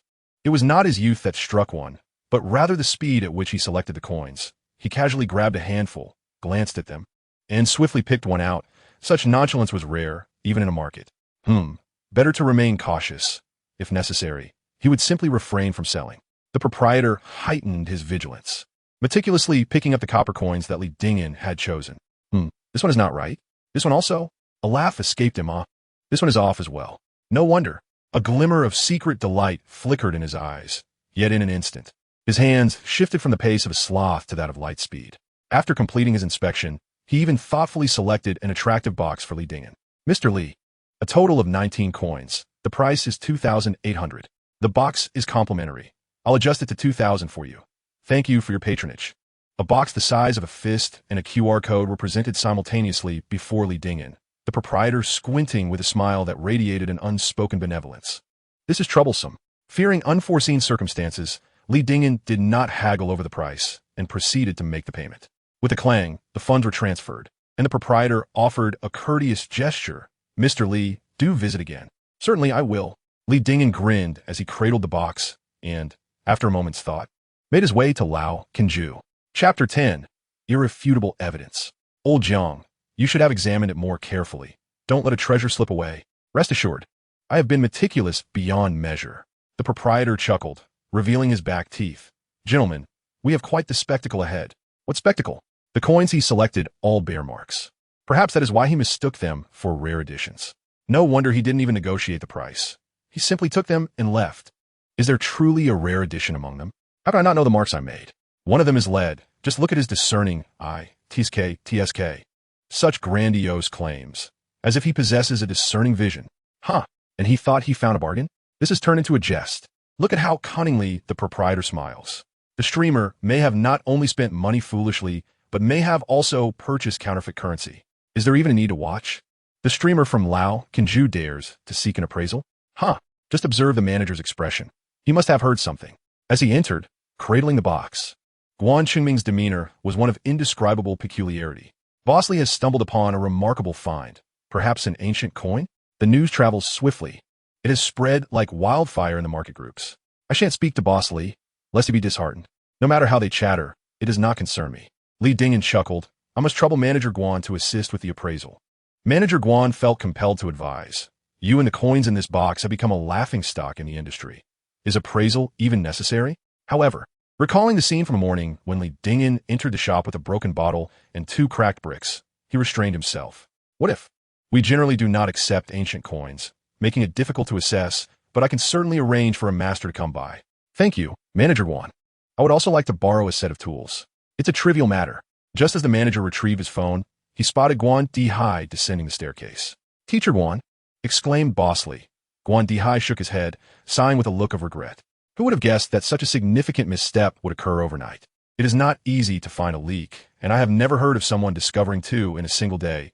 Yet this individual defied the odds, falling victim to others' provocations. In the antiques trade, reputation is paramount. Once tarnished, One's future is irreparably damaged. Such a pity. Earlier that morning, Li Dingen had donated a national treasure here, which could be seen as a favor owed. After a moment of contemplation, Guan Dihai advised, Boss Li, my suggestion is to forego the appraisal. But Li Dingen shook his head, insisting, an appraisal is still necessary. Otherwise, it will be difficult to sell. Both Guan Dihai and the manager were taken aback, while the online viewers in the live stream collectively gasped. Goodness, does he truly not understand? Or is he feigning ignorance?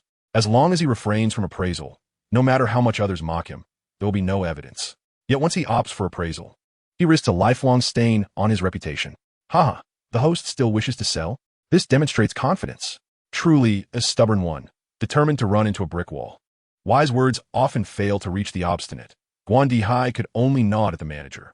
While a call was made, the manager instructed a staff member to bring a toolbox, and Li Dingen requested newspaper, pouring the coins out. A total of 19 coins emerged, most tarnished green, a few encased in patina, with only a handful glimmering with a copper hue. Guan Dihai scrutinized them closely, ultimately shaking his head. To claim ignorance of ancient coins is a relative statement. He possesses basic knowledge, such as the value of money. It was evident that none of these coins would be of worth. If they were genuine, he would recognize them at a glance. And there was no rare edition among them. His discerning eye and experience led him to believe that several coins had been artificially aged with green patina. Moreover, without exception, all bore markings. Wait, all of them had markings. Out of 19, not a single authentic coin? What would Boss Li say? Guan Dihai grimaced, half his face contorted in concern. Are you certain you have examined them thoroughly? Rest assured, Teacher Guan, I have scrutinized them multiple times. Li Dingen did not linger. Directly selecting one coin. This one is genuine. The rest are all forgeries. In his palm lay a coin, heavily rusted, rendering the inscriptions somewhat faint. Its edges pitted with numerous nicks. So, this is the authentic find? Guan Dihai squinted his eyes and observed. Based solely on appearance, this coin was in fact the least impressive among them, and he could discern no further distinctions. Likewise, there was a mark on the coin. The dot beneath the character Bao in Yongzheng Tong Bao was missing half.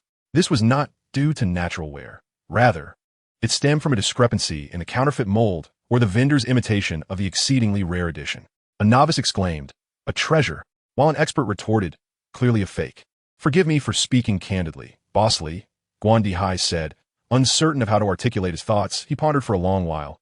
I truly cannot make a judgment. The implication of this statement was glaringly obvious, and the live stream erupted in laughter. He didn't even let you see it. The old gentleman's charm was rather endearing. Pinyi Xian, this is Guan Dihai, a renowned calligraphy and painting expert from the capital.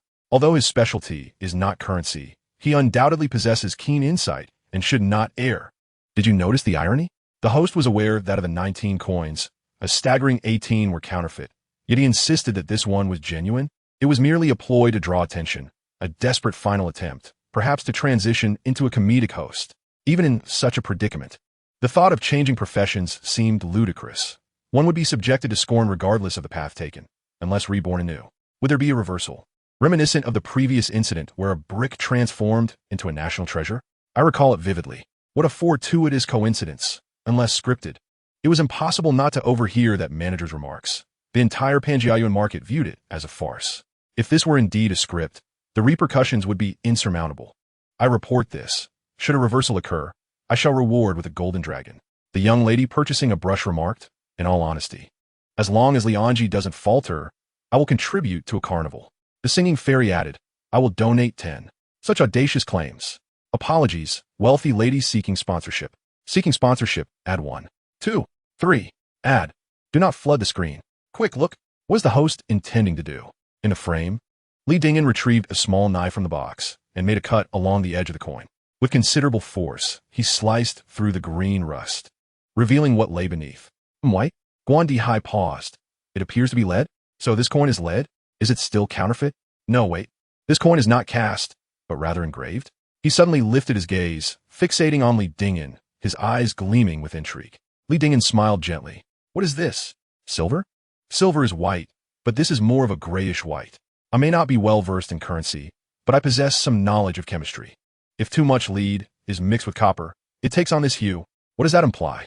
It still signifies counterfeit, akin to the newly issued renminbi lacking gold and silver threads, easily recognizable at a glance. This time, the evidence was irrefutable, should a reversal occur. I too shall contribute to the carnival. Chapter 11. The Underlying Significance. The shop assistant brought tea, and Li Dingyan, observing the public screen, savored it with delight. It was a pity that there was no wager to finalize like yesterday's event, whether it was about chewing on bottle guts or performing acrobatics.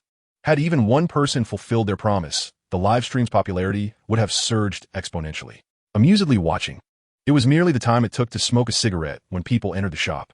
Not one individual, but a throng, at least 20 or 30, though they were all halted outside by Guan Chengming. The vendors who had previously gathered were all present, including the original owner of the copper coin. In pursuit of amusement, they had even forsaken their business. Mr. Li, what a pleasure to meet you. May I trouble you? Mr. Fong, for a glance. Li Dingyan paused momentarily before smiling. This person is rather amusing. Their words do not imply a desperate plea for money, but rather serve as a reminder to me. There is no need to inspect it. It is all counterfeit. Thank you, Mr. Fong. Shall I proceed with the transfer? Not at all. Mr. Fong shook his head, and upon taking a seat, he picked up the coin and sighed. Isn't this a waste of effort? Yet almost immediately, as soon as he grasped it, he exclaimed. His eyes, as sharp as chisels, were fixated on the coin. After a prolonged moment, he raised his gaze to Li Dingyan and then to the vendors outside, his expression a masterpiece of intrigue. It had truly become a jest. Laughter erupted from outside. Mr. Fong, has this not been a joke all along? Only now do you realize? After scrutinizing the coin for quite some time, he extended it outward. Mr. Jiang, if you would care to come in for a moment, do see if you recognize this piece. Mr. Jiang squinted closely, the corners of his mouth curving slightly. Even without entering, I can identify it. This is a Yongzheng Tongbao, albeit with a missing stroke on the character for treasure. Isn't that a rare addition? Are you truly willing to part with it, old Jiang? That is precisely why I commend Mr. Li's discerning eye. Indeed, an exceptional eye. This piece could fetch no less than 100,000. What a fortunate find, haha. Li Dingyan maintained an air of calm, leisurely sipping tea as if the mockery from outside had no bearing on him. Ah, he turned again. Mr. Li, if you can place your trust in me, I shall take it in hand. Please, Mr. Fong. Not a trouble at all. His robust fingers moved with remarkable dexterity, whether grasping tweezers or a small knife, prying or slicing with swift yet gentle motions. Gradually, the true nature of the coin was revealed. Its outer circle and inner square bore no distinction from ordinary copper coins, though it was significantly thinner, rendering the inscriptions faint. Only fragments of the characters for Yong could be discerned. The characters for Tong and Bao were clearer, with the Manchu script on the reverse being even more legible, indicating that this coin originated from the Baoding Mint. To be candid, even among lead coins, this quality was not particularly remarkable. In a marketplace where encounters were frequent, there was no need to offend others irreparably. Well, if I am mistaken, Mr. Fong, please feel free to correct me. The atmosphere shifted abruptly. Upon entering, though polite, this individual had an expression that clearly mixed amusement with a hint of derision. Yet now, they seemed to have made a complete turnaround, greeting with respect, looking at Guandi Hai, though he sat quietly without uttering a word. His gaze had not strayed from Li Dingyan's face. He is not currency. Is such attention necessary? The viewers in the live stream began to grow restless. Something is amiss here. Li Dingyan raised the coin, gesturing towards the doorway. Mr. Jiang, this is lead money, correct? How can I not know this is lead money, of course? But you surely do not realize that this is a master die. Hence, you have struck gold. What nonsense regarding a lead master die? I have indeed heard of lead cast prototype coins prior to the Yuan dynasty, yet I have never come across lead-made prototypes. And certainly not during the Qing dynasty. I also have no knowledge of this. The vendors outside shook their heads in unison, their expressions a mixture of surprise and skepticism, while the live stream remained eerily silent. After a considerable pause, I ventured a message in the alley. Do any of you feel an uncanny sense of familiarity?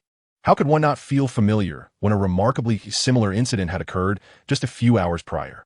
After a prolonged silence, someone timidly inquired, what exactly is a prototype? A participant from the discussion clarified. It refers to the sample coins crafted prior to the issuance of copper currency, meticulously hand-carved, hence termed a prototype, also known as ancestral money, or colloquially, money of the ancestors. A day passed, and the live stream fell silent once more. Numerous lead coins have circulated throughout various dynasties.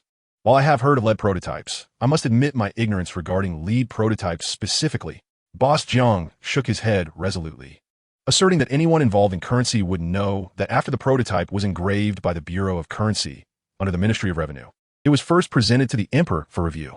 Only after receiving his approval would the ministry proceed to mint the coins based on the prototype, distributing them to the provincial minting bureaus for replication. Thus, this was an offering to the emperor, and it would be unthinkable to use lead, regardless of one's financial standing. Prototypes could be crafted from copper, iron, or even lead, but only the finest materials, gold, jade, ivory, and precious woods, were deemed acceptable for prototypes. Even silver was a rare choice, making the notion of lead utterly implausible. The individual who had previously jested now craned his neck, adding, moreover, the specimen you possess is incorrect. Everyone knows prototypes are larger than mother coins, and mother coins are larger than circulating coins. Yet yours is nearly the same size as regular currency, which is simply nonsensical. Is this an attempt to invite ridicule? The two had not erred, after all. Since it was to be submitted for imperial inspection, it must be of the highest quality. However, this was not an absolute rule, as sometimes the symbolic significance of what the emperor used far outweighed its practical value. Thus, regardless of perceived wealth, one must ponder the deeper meaning behind such representations. In December of the same year, the Deputy Minister of Revenue, Jiang Yinshi, petitioned for a currency reform, proposing the introduction of copper and iron prototypes. The Yongjing Emperor approved this request, and the following year, the ministry implemented a currency system reform, altering the composition from 6 parts copper and 4 parts lead to 5 parts copper and 5 parts lead.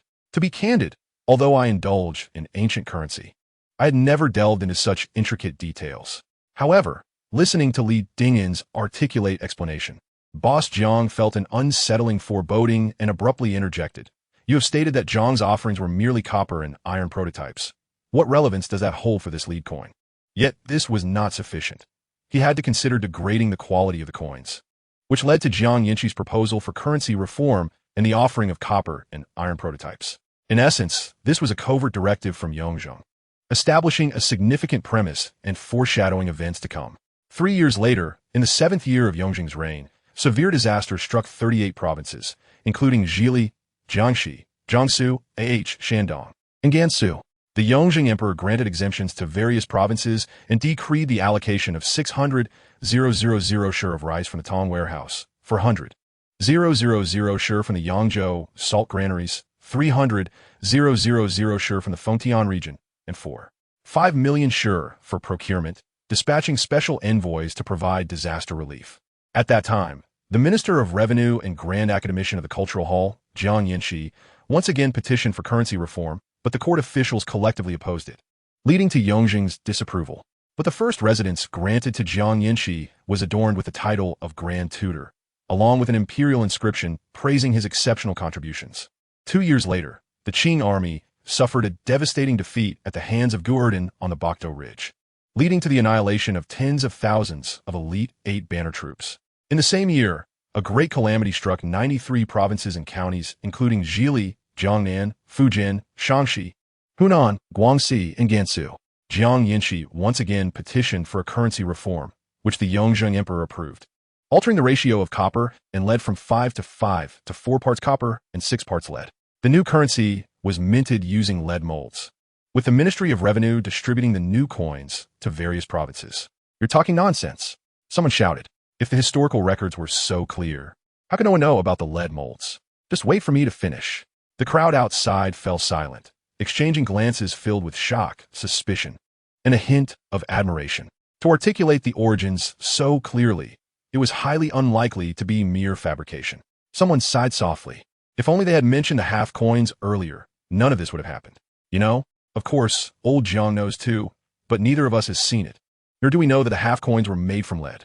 If he had mentioned it sooner, how could he have seized the opportunity? Upon hearing this, the vendors who had previously mocked Li Dingin for turning over a national treasure lowered their heads in shame, particularly the one who had been so outspoken. Shrinking back in fear, he was not only worried about losing face, but also about receiving a beating from Boss Jiang. His careless words had led to Li Dingin's fortune. Boss Jiang appeared dazed, muttering to himself, "Impossible, this cannot be true." "No need." Boss Jiang shook his head vigorously. "Mr. Fong, I ask you this. How much is this coin worth?" The coin in question referred only to the Qixiang Tongbao, valued at twice its worth, approximately over 500,000. Does this not imply that old Jiang had inadvertently let slip 2 treasures? The crowd outside erupted once more. A screen flickered, and a light board descended from above. The words Carnival flashing incessantly, almost blinding those who beheld it. Then came the second and third, each special effect lasting 5 to 6 seconds, cascading continuously for an entire minute in the live stream. A group of netizens stood agape, astonished. Did they truly just shower the gifts like that? Adding to the morning's tally, this individual had generously donated a total of 45,000 yuan to the host. It took a while for someone to react, attempting to click on the avatar of the singing fairy, only to find it grayed out. The tale of the host's fortunate find was far from over. The person had surely not departed, but rather chosen to remain hidden. Did they really send 10? Where did this wealthy benefactor come from? I don't know. They shouldn't be a plant of the host. Otherwise, they would surely be lively in the stream rather than lurking in the shadows. I know. Hence I asked if this is truly an organic top supporter. This is a wild top sister. If the host were to befriend her, it would take many years of hard work. The young lady selling brushes chimed in. Support me. I am quite affluent and fair-skinned. Pinny Pavilion. Missing a word, I see. Is it that she is exceedingly ugly? The brush-selling lady retorted, You scoundrel. One day, I will die laughing in this live stream. Don't laugh. I still haven't recovered. The host's actions are simply unfathomable. I too find him quite remarkable, yet I cannot articulate precisely what renders him so impressive. Penny Schwan. Being the expert you are, please provide your insights. Penny Schwan. I consider myself somewhat of an insider in this field. Yet the host's performance today has utterly overturned my understanding of this industry. Before a gathering of connoisseurs, he boldly declares his intention to seize opportunities, and indeed, he has succeeded in doing so. Ingfeng Sanxinzhang. Must you be so ostentatious? Refrain from boasting at every turn. Learn from me. I do not boast. I merely admire. Host, dear father, enlighten me on how one might earn 1 million in a single day. Is it not merely 50,000? Did the morning's national treasure leave you in a stupor? Jingren Haizai. To be frank, I would not even require 1 million in a day. If someone could teach me to earn 10,000, I would gladly call him grandfather. Chapter 13. Transactions. My enmity with gambling and vice is unyielding. While you engage in your boasting, have you not noticed that Li Anji possesses something extraordinary? Nutritional Express. Indeed, his acumen is remarkable. Mis-selling brushes. I know, his discernment is unparalleled. He never misses an opportunity. Penny Schwan. They may not be referring to this. But let me elaborate. The antique industry is broadly categorized into ceramics, calligraphy and painting, coins, bronzes, jade artifacts, and miscellaneous items. Those who earn the title of expert typically devote their lives to the study of a singular category, or even a specific era within that category. For instance, Song ceramics, Ming ceramics, Ming paintings, Qing paintings, and so forth, with very few crossing over into different categories. Yet, observe the host. This morning's piece belonged to the realm of calligraphy and painting. It could also be classified as miscellaneous. However, by afternoon, he seamlessly transitioned into the study of coins, demonstrating genuine understanding, and in certain respects, surpassing even the experts. Take that piece from this morning. Even if it were encased in cement, should you present the characters to an expert, they would not immediately recognize it as related to the Book of Songs or the Yizhuan. Even with a prompt, they would need to peruse through countless ancient texts, painstakingly piecing together the information. To do so in 10 days or 2 weeks will be considered swift. Indeed, Guan Dihai is a specialist in calligraphy and painting, yet he failed to discern it. Zhuan Xiangzi report. It extends beyond that, regarding the provenance of that coin. Even an expert would struggle to provide such detailed information as he did. Dibu Jinda AI. This is precisely what renders it so alarming. He neither possesses a book nor utilizes a mobile device for reference. Yet how does he retain such clarity of memory? I just verified the details he provided regarding the catastrophic events of the Yongjing era. The dates, locations, the number of prefectures, and even the quantities of grain allocated by the court for disaster relief, all were accurate. I initially assumed Li Anji had fabricated those figures. It is indeed terrifying. It feels as though the host's mind is akin to a computer. Look into the host's background. He has studied the Chinese language. Though he specializes in the language rather than history, even those steeped in historical studies typically do not retain such precise details. 9 Yo Wang Air Sheng Wei. Do not flood the screen. Observe closely that Mr. Jiang appears to be on the verge of fainting. He may reconsider. Is a confrontation imminent? It is possible. Mr. Jiang, eyes closed, with his facial muscles twitching, sighed deeply, raised his fist, and bowed towards the door. Your discernment is commendable. I am in admiration. He then turned and departed. There was no dramatic confrontation as imagined by the online community, no outbursts, no tantrums, nor any altercations. What else can one do? Engage in a scuffle leading to the police station, or perhaps face imprisonment. This is the prudent choice. The universally acknowledged rule of this trade. Cash and goods exchanged, no regrets. There exists no distinction between counterfeit and authentic, nor any concept of after-sale service. Only the discerning eye and the lack thereof. If one seizes an opportunity, it is due to their keen perception. If one misses, it is a reflection of their inadequate skills. Spending a fortune on worthless fakes can only be met with self-reproach. Observing the misfortunes of others. The onlookers at the stall appeared somewhat disheartened. Yet, admiration was genuine. As they departed, they graciously acknowledged him at the door. Indeed, Bosley is a young and accomplished man. Such discernment is commendable. With this, Li Dingen quickly exited, continuously smiling and cupping his fists in gratitude. Overly kind. Too courteous. I am unworthy. It took a full half-hour for the crowd to disperse, and by the time they finished, Li Dingen felt as though his cheeks would cramp. He exhaled deeply and re-entered the old residence. Just as he settled onto the sofa, a cup of tea was placed before him. Bosley, refresh your throat. Thank you. Boss Fong. The age of the person serving him was more than double his own, and this cup of tea was indeed a gracious gesture. Li Dingen was taken aback, promptly rising to accept the teacup before retrieving his mobile phone. Boss Fong, I apologize for the trouble today. What is the appraisal fee? I shall transfer it to you. Feel free to ask.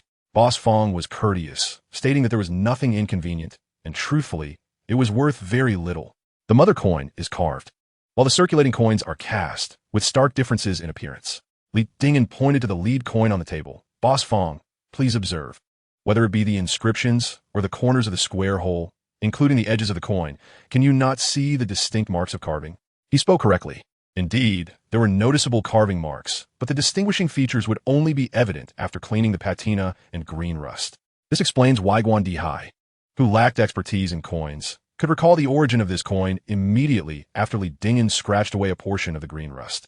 Hence, while luck plays a role, it is predominantly a matter of keen perception and experience. This leaves one in awe and perplexity. The youth are formidable. Besides admiration, I have no further comments. If the price is reasonable, I was preparing to inquire if Boss Fong could assist in finding a buyer. As this is the nature of his work, it hardly constitutes a bother. Let me first estimate a price. Based on the market, if this coin were in pristine condition with clear inscriptions, 200,000 would not be excessive. Regrettably, due to poor preservation, the damage is extensive, and thus the price must be significantly discounted. 60,000 is certainly appropriate. The displayed estimate on the screen is 50,000, but this is merely the market price acceptable to the average person. Encountering a wealthy buyer seeking a personal treasure could potentially double the price. However, such encounters require time and chance, and Li Dingen was not inclined to wait. 60,000 it is. Shall we proceed with the deal? Agreed. Chapter 14. The two elders drink excessively. This piece can undoubtedly be regarded as the prized treasure of the establishment. On that note, let us celebrate today, shall we, old Guan? A couple of drinks, perhaps? A couple of drinks it is. However, I shall take the lead. Both items being sent out today are from my shop, and I can already envision the throngs of customers arriving from tomorrow onward. Therefore, it is I who shall treat Bosley. Li Dingen chuckled in response. I am indeed indebted to you both today. It is only fitting that I host, regardless of who pays. The difference lies merely in the timing. Let us merely find a decent restaurant, but upon hearing that it is the Chun Mansion banquet, Li Dingen's heart skipped a beat. If memory serves me right, there should be a character preceding the name. In the past, he wouldn't have had the courage even to stand outside and savor the aroma of such a place. This is a venue where a simple plate of stir-fried cabbage could cost a fortune. Guan Dihai jested. What asks this, Teacher Fong? Are you having second thoughts? It's just a matter of a few coins. If not for the difficulty of reserving at the Dai Tai, I would have surely taken you there today to indulge in some delicacies. Are you truly afraid of me? After their exchange, both turned their gaze toward Li Dingen, who smiled warmly. Naturally, I shall accompany the gentleman at the risk of my life. Well, that's all that matters. Those with capability never concern themselves with the skeptical gazes of others, nor do they halt their forward march.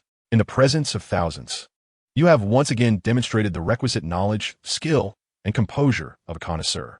Thus, please accept this gift from the well-wishers. Task: remain unperturbed by honor or disgrace. Completion: 100. Accumulated followers: 3, 821. Views and broadcasts: 1, 303 times. Popularity points, 5, 124.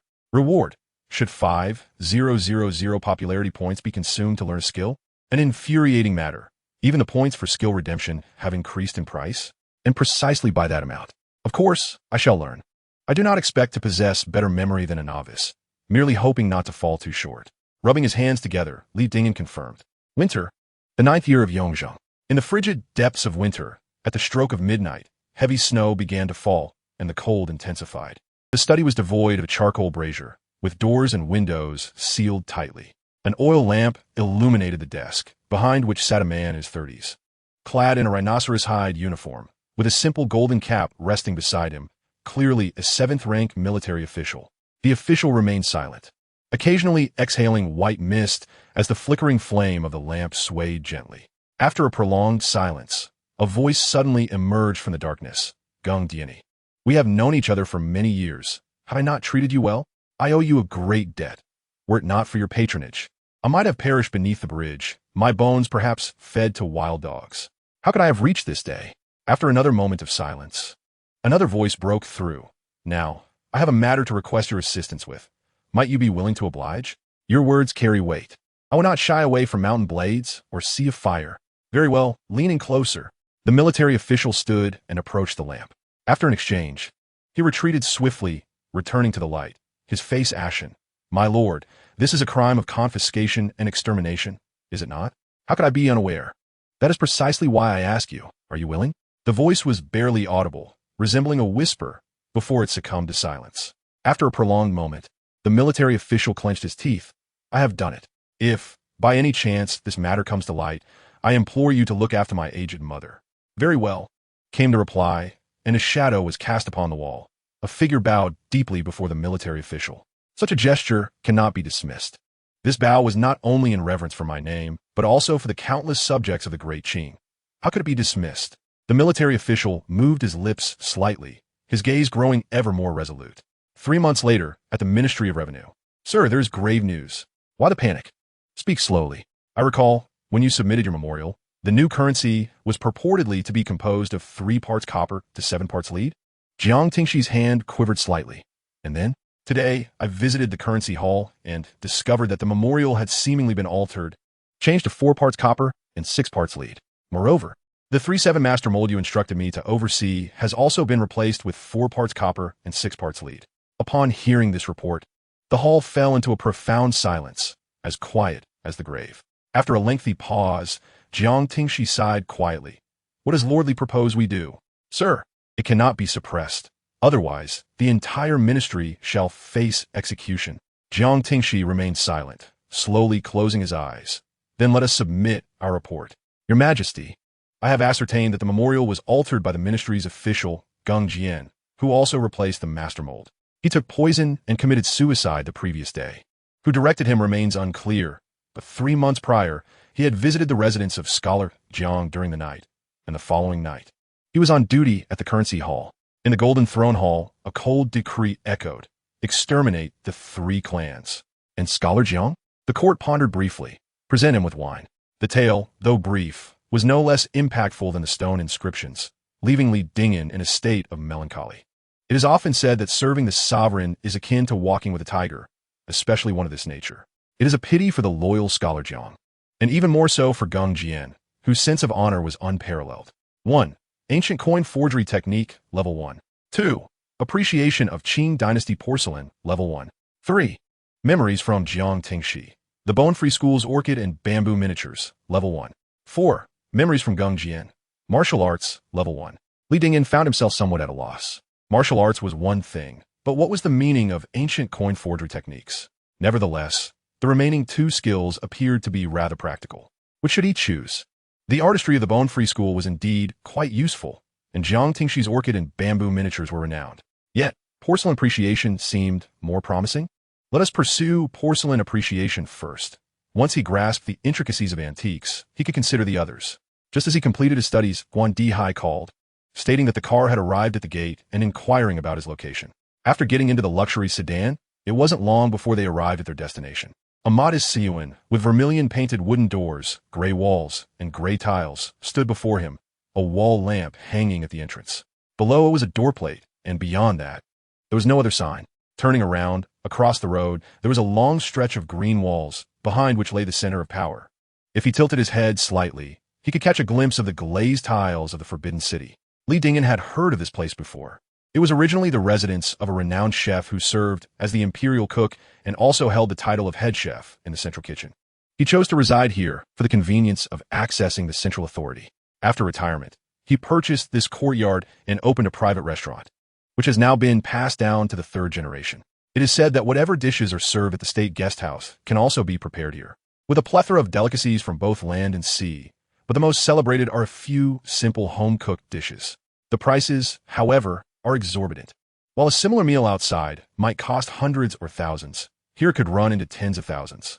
In the earlier years, without strong connections, one could scarcely secure a reservation. Only in the past 2 years has the dining scene in the capital flourished somewhat. As he surveyed the surroundings and stepped inside, he heard someone call out behind him, "Li Dingen?" During their 4 years in college, they were almost inseparable, so it was no surprise that he recognized the voice immediately. With a warm smile, Li Dingen turned around. "Ah, Jean, what a coincidence." The man stood over 6 feet tall, clad in a checkered suit that fit him as snugly as a second skin. His features were rugged, his skin a shade darker, glowing with a sun-kissed hue. A figure as imposing as a tower, one would readily assume he studied civil engineering, metallurgy, or perhaps sports. Yet, he majored in secretarial studies. Despite his formidable appearance, impressive name, and forthright character, his classmates affectionately called him Ajahn. Being a local from the capital, he came from a family engaged in the ceramics export trade, thus sparing him the arduous job search that his peers faced. Immediately upon graduation, he joined his family's business, temporarily serving as his father's secretary. "Ajahn, you're a character," Li Dingen teased. "Lei Mingjin, you rascal," came the jovial retort as he opened his arms for a light embrace.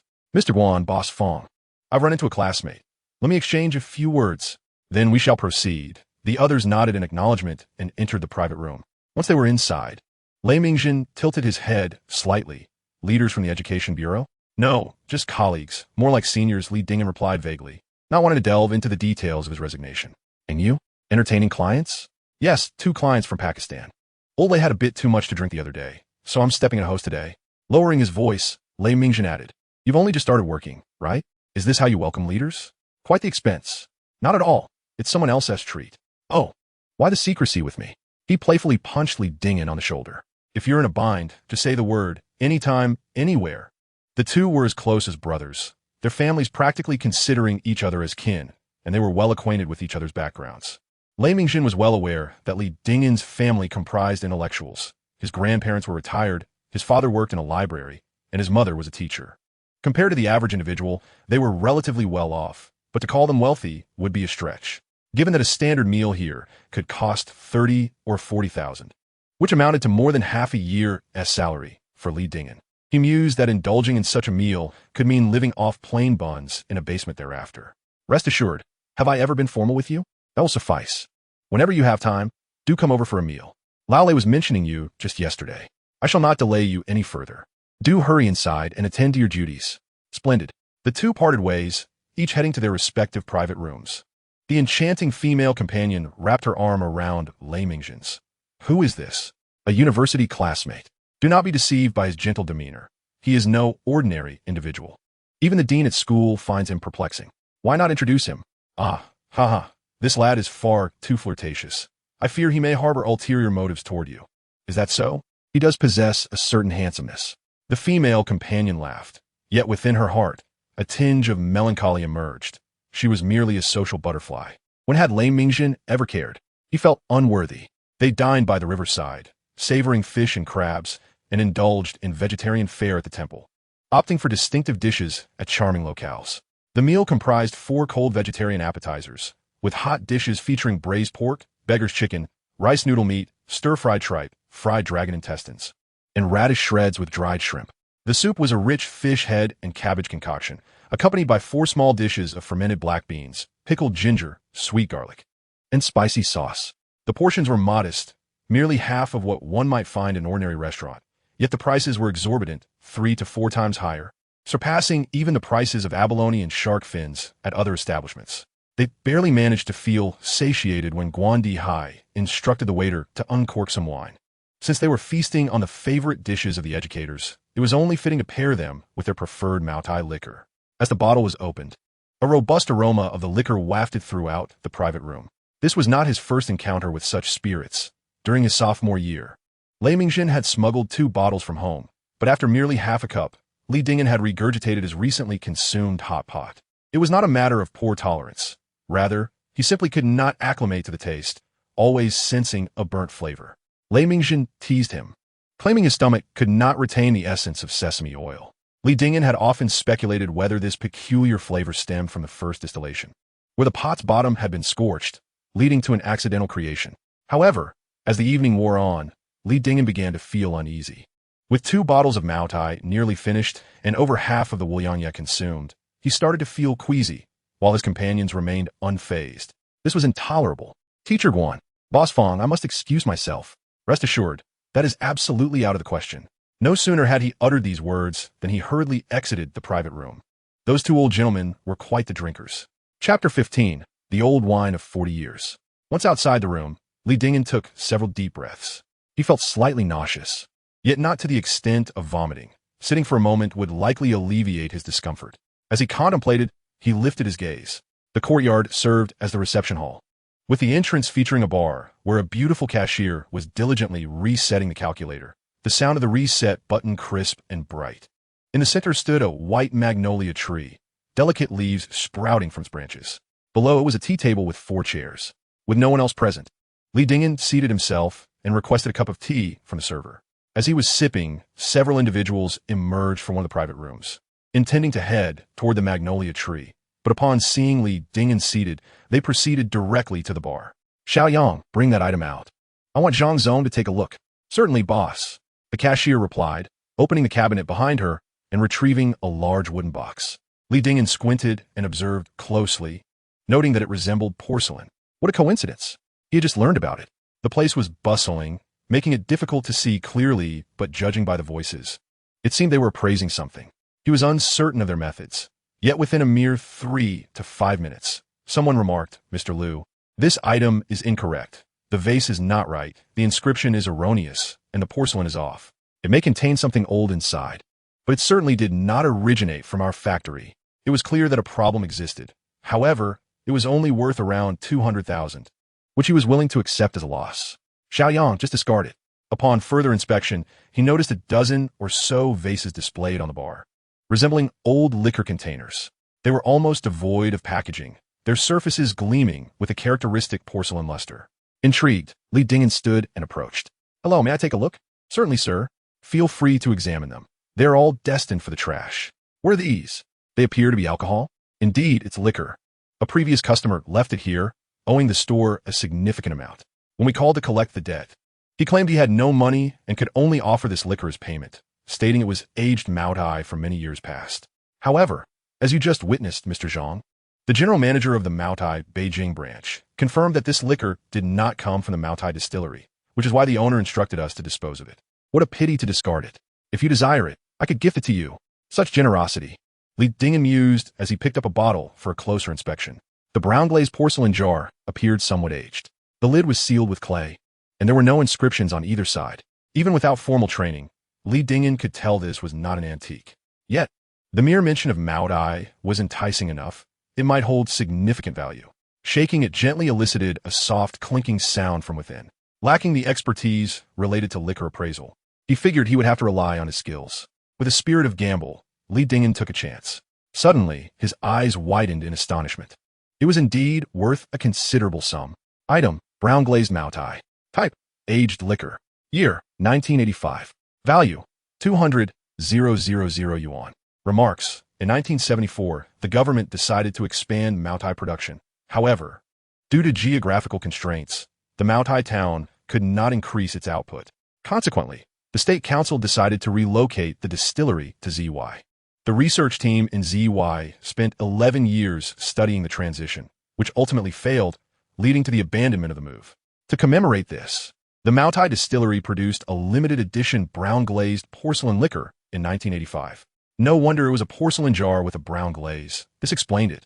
And a single bottle was worth 200,000, with 12 bottles in total on the bar and in the box, amounting to 2,400,000. The cashier was certainly pleased. After all, she would otherwise have to expend effort disposing of trash. Sure, take them all. Thank you. Li Dingen expressed his gratitude as he began to pack them into the box. Just as he finished and was preparing to leave, a young man suddenly appeared beside him. Hey, wait a moment. What are you doing? He appeared to be in his early 20s, roughly Li Dingen's age. Li Dingen recognized him from earlier. He had been part of the group observing the liquor, standing at the periphery before joining them in the private room. The young man paused, turning towards the bar. Are you the manager here? The cashier shook her head, stating, I do not recognize you. If you're not an employee of the store, why should I concern myself with your business? She barely bothered to speak further and attempted to leave with the box.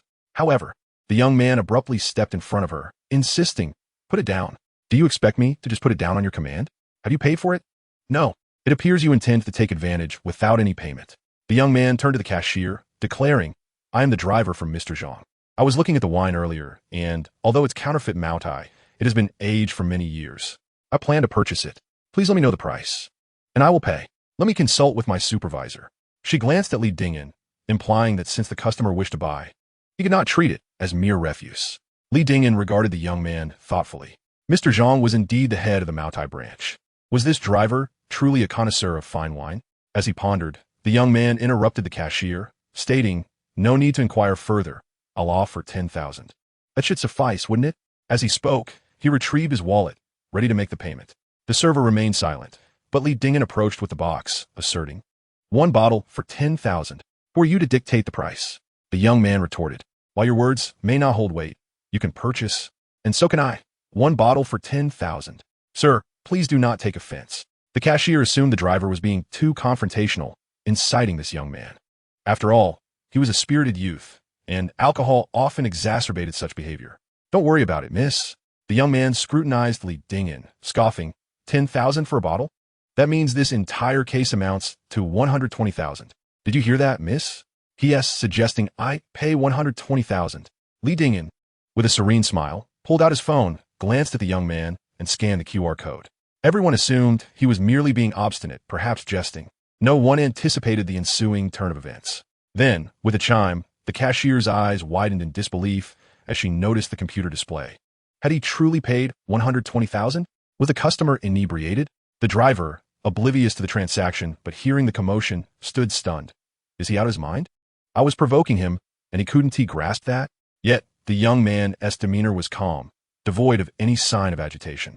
The realization dawned upon him. He likely discerned that the wine was indeed authentic Maotai, contrary to initial impressions. Chapter 16. Is there a genuine concern? The driver narrowed his eyes. Brother, this is rather unfair, don't you think? Unfair? Can you claim any different? Li Dingen gestured toward the register, nearly revealing the truth. Let us not dwell on words. Consider this a bidding event, and feel free to offer your price. The young man glared, his eyes bulging as if he wished to devour Li Dingen whole. Where did this interloper come from, ruining a perfectly good opportunity? Grinding his teeth, he simmered with indignation but dared not voice his frustrations.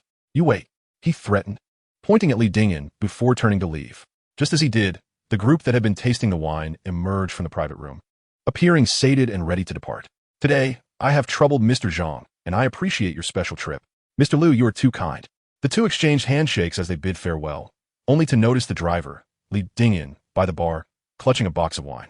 Upon observing his expression, which appeared rather unfriendly, Mr. Liu instinctively inquired of the cashier, what is going on? The cashier succinctly replied, both of these gentlemen wish to purchase this box of wine. This one has offered 10,000 in total, while the other has offered 10,000 per bottle, and payment has already been made. Mr. Liu and the other guests looked on with curiosity, thinking perhaps the man had indulged too much. After all, even the finest Maotai is not so exorbitantly priced per bottle. However, Mr. Zhang's countenance suddenly shifted, though it returned to normal in an instant. He slightly lifted his chin, a mixture of inquiry and disdain in his demeanor. Young man, have you ever tasted Maotai? I haven't tea, replied Li Dingen with a calm demeanor, gently shaking his head. Upon seeing that it is a commemorative wine from 40 years ago, I simply wish to have a taste. Upon hearing of the 40-year-old commemorative wine, Mr. Zhang's eyelids twitched violently. Oh no, have I encountered an expert? If he continued the conversation, his relationship with Mr. Liu would be abruptly severed. He hastily laughed it off. Then do make sure to savor it. Everyone assumed Mr. Zhang was merely jesting and paid it no mind as a crowd of people surged out the door. Li Dingyan, however, did not rush to leave. Instead, he took a seat beneath the magnolia tree. After all, having just spent over 100,000. The server was keen to impress and promptly brought him fresh tea. As the tea was served, Mr. Liu entered, having likely indulged a bit too much. He shook his head upon seeing Li Dingyan. Young man, you are indeed spirited. One wrong word and you'll regret it. Come, I shall refund you. Did you not notice? Although the dishes are expensive, the hospitality is genuinely commendable.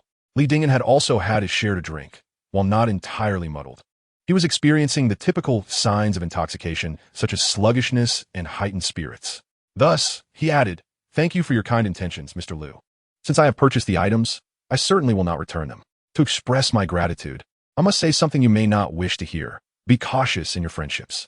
You young man are now schooling me?" Mr. Liu chuckled, swaying slightly as he retreated.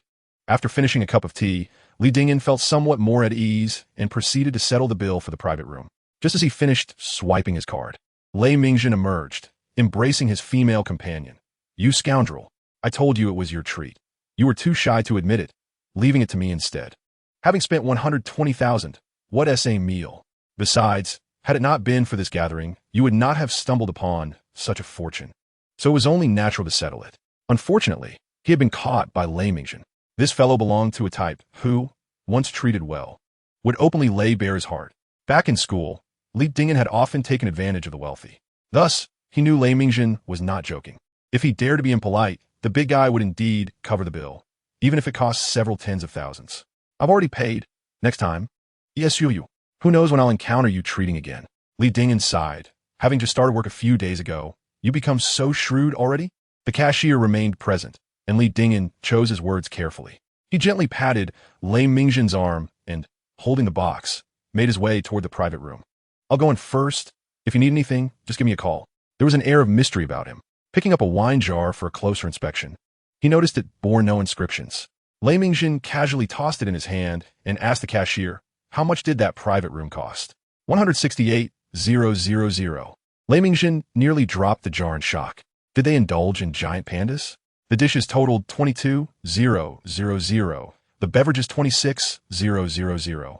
And they purchased 12 jars of this wine, each priced at 10,000. What nonsense! 10,000 per jar? After scrutinizing the jar for a while, Lei Mingjin set it down, his face betraying uncontainable astonishment. Li Jixiang has truly struck gold? What is this? It looks like wine. Indeed, it is wine. Where did it come from? Li Dingyan recounted the events in brief, and the two exchanged bewildered glances, each equally perplexed. So, in the time it took to sober up, they stumbled upon a windfall of over 2 million? Is this for real? This isn't an antique. It's wine, which cannot be appraised by mere sight. However, when Li Dingyan turned his phone around, both men were rendered motionless, their eyes wide in disbelief. It displayed an old photograph of a single wine jar, identical in every detail to the one before them, save for its unsealed mouth. Below it was inscribed, "Authentic aroma, true to origin, Matai from 1985. Li Dingyan smiled calmly and retrieved 2 jars of wine, handing one to each of them. "Gentlemen, please do not exaggerate your perceptions of me.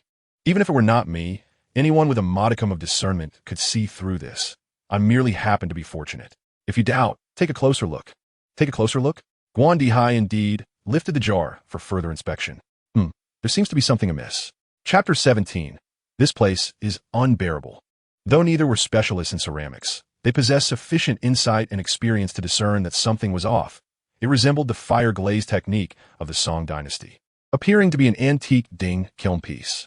Indeed, it is a modern reproduction of Ding kiln's ancient style. Li Dingyan inquired with a smile, "So, if it were you too, would you have overlooked it?" "Impossible. Having studied for most of our lives, certain instincts are ingrained in our very bones.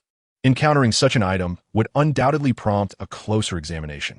With a bit more attention, one could easily ascertain that this ceramic jar is a custom piece from the Ding kiln, and a fine porcelain at that, certainly not inexpensive. With a little more contemplation, one could naturally determine whether the wine contained within is genuine or not." They exchanged glances, sighing in unison. But his luck is simply beyond comprehension. Both were connoisseurs of wine, and their spirits were instantly lifted. "How can I accept this? I initially invited you to dinner. It seems I've unwittingly become the recipient of your gifts. I shall certainly not be polite." Guan Dihai chuckled. I may not have a snuff bottle, but I do possess a fan painting by Gao Qifeng. Would you like it? Li Dingyan did not hesitate to accept. Absolutely. Gao Qifeng, a renowned painter from the Republican era and one of the founders of the Lingnan painting school, was celebrated as a master artist. Thus, even a single fan painting could fetch upwards of 300,000 to 400,000. Among friends, it is often difficult to ascertain whether one has gained or lost. Yet Li Dingyan is at least aware that these two older gentlemen genuinely wish to befriend him. That alone suffices. Why haven't you gone out to have some fun today? He wondered when Lei Mingjin unexpectedly placed 2 jars of wine on the coffee table. This is a tribute for you. Goodness, has the sun risen in the west? This rascal, who typically only seeks money for his own pleasures, could be counted on one hand for the times he has brought me gifts. His mother furrowed her brow and quietly inquired, have you caused trouble again? Of course not. Observing the intense skepticism in his parents' eyes, Lei Mingjin sighed. All right. It's a gift from Li Jixiang, supposedly aged for nearly 40 years, and he claimed you would surely recognize it. Each jar is worth 10,000. The last cigar was said to be worth 10,000 too. I hope he hasn't bought this online again. It's been a while since he visited. I should call him tomorrow and invite him for dinner. Dad, even if this wine is genuinely worth 10,000, there's no need to overreact. What do you know? This is Ding porcelain, and it's evidently a custom piece. If it were truly from 40 years ago, which winery would be willing to use such exquisite vessels? In short, each jar is undoubtedly worth far more than 10,000. Just as he pondered this, old Lei exclaimed, Did you meet Li Dingyan at the Chun family's banquet? How did you know, Dad? See for yourself. Lei Mingjin focused his gaze, and, to his astonishment, on the screen appeared a moment of him conversing with Li Dingyan at the bar. You may not recognize its worth, but Uncle Lei certainly can. If he is pleased, he might even bestow you an extra several 100,000 as pocket money. The comments flooded in with fervor. This brother is impressive. He has some clever ideas. This isn't merely a clever idea. These 2 jars of wine alone could fetch 50 to 60,000. Why can't I encounter such a wealthy and righteous friend? One boldly settles a bill of over 100,000, while another generously offers wine worth tens of thousands. Furthermore, a multitude of comments proclaim that this wine is a limited edition of Matai, with each jar worth at least 200,000 to 300,000. Lei Mingjin felt dizzy. How much had Li Dingyan spent on this wine? 10,000 per jar. Without a moment's hesitation, he took out his phone and dialed. Li Jixiang. Have you struck it rich? Well, I know. How could I not know? This has all transpired in recent days. I've been too busy to call you.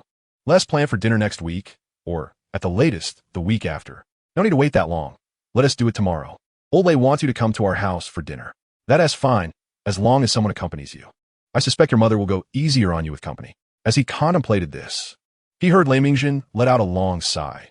Though we may not share the same major, we at least belong to the same dormitory. While we are not in the same classroom, many of our elective courses overlap. Why do I feel as though I am attending a faux university? When did our teachers instruct us on the art of seizing opportunities, and did they overlook teaching me? How do you know I seize an opportunity? Needless to say, how else would I know you've profited? Haven't you seen the discussions online? Knowing you've had your share of wine, I'll one tea keep you. Get some rest. Lei Mingjin hung up the phone, still wearing an incredulous expression. How could Li Jiang, the man who had always deceived him out of his money, suddenly become a millionaire? It felt utterly surreal. Li Dingyan consistently ranked first in every exam, while he himself floundered in all of them. Despite working diligently to support his studies, he managed to accumulate all his credits, whereas Lei, with his car service and willingness to fulfill every request, found himself in the negative. He had hoped that graduation would bring some improvement, yet the reality was stark. Li was mingling daily with museum curators and esteemed antique experts, amassing millions in a single day. And what about Lei? His days were spent in nightclubs and bars, preoccupied with chasing socialites and courting glamorous women. His wife sat beside him and gave him a nudge. How can you speak like that? Isn't it the truth? Am I not allowed to say it? He retorted.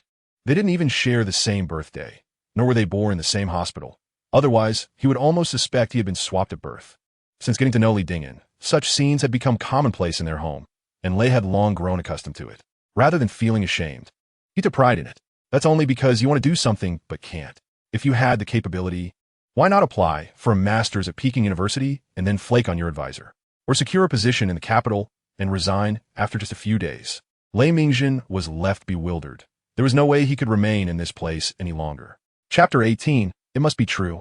The most popular topic was beneath the official WeChat account of the Chun family state banquet, within just 2 hours of its release. The The views and shares had surpassed 100,000. Li Dingyan casually clicked on it and found the title quite intriguing. Exercise Caution in Friendships. Everyone, from General Liu and General Zhang to Li Dingyan and Lei Mingjin, including the cashier at the bar, had their names obscured. Even when names were mentioned, they were bleeped out. Nevertheless, the comments exceeded 10,000, with the most discussed topic naturally being the unexpected windfall of 3 million from an initial 12,000. Such luck could surely win the lottery. Nonsense. Do you think winning the lottery is merely a matter of luck? You need to be a director to achieve that. Conversely, the man who purchased the wine was rather honorable. Although he had taken advantage, he still made sure to give a heads up. Otherwise, General Liu would have remained completely oblivious. One can only imagine how furious General Liu would be. Naturally, who wouldn't be upset with friends like that? Fortunately, the goods were bought by that man, not swindled away by General Zhang, which would have been even more revolting. Scrolling further down, a few individuals mentioned Li Anji. This was indeed Li Anji. There was no mistaking that voice.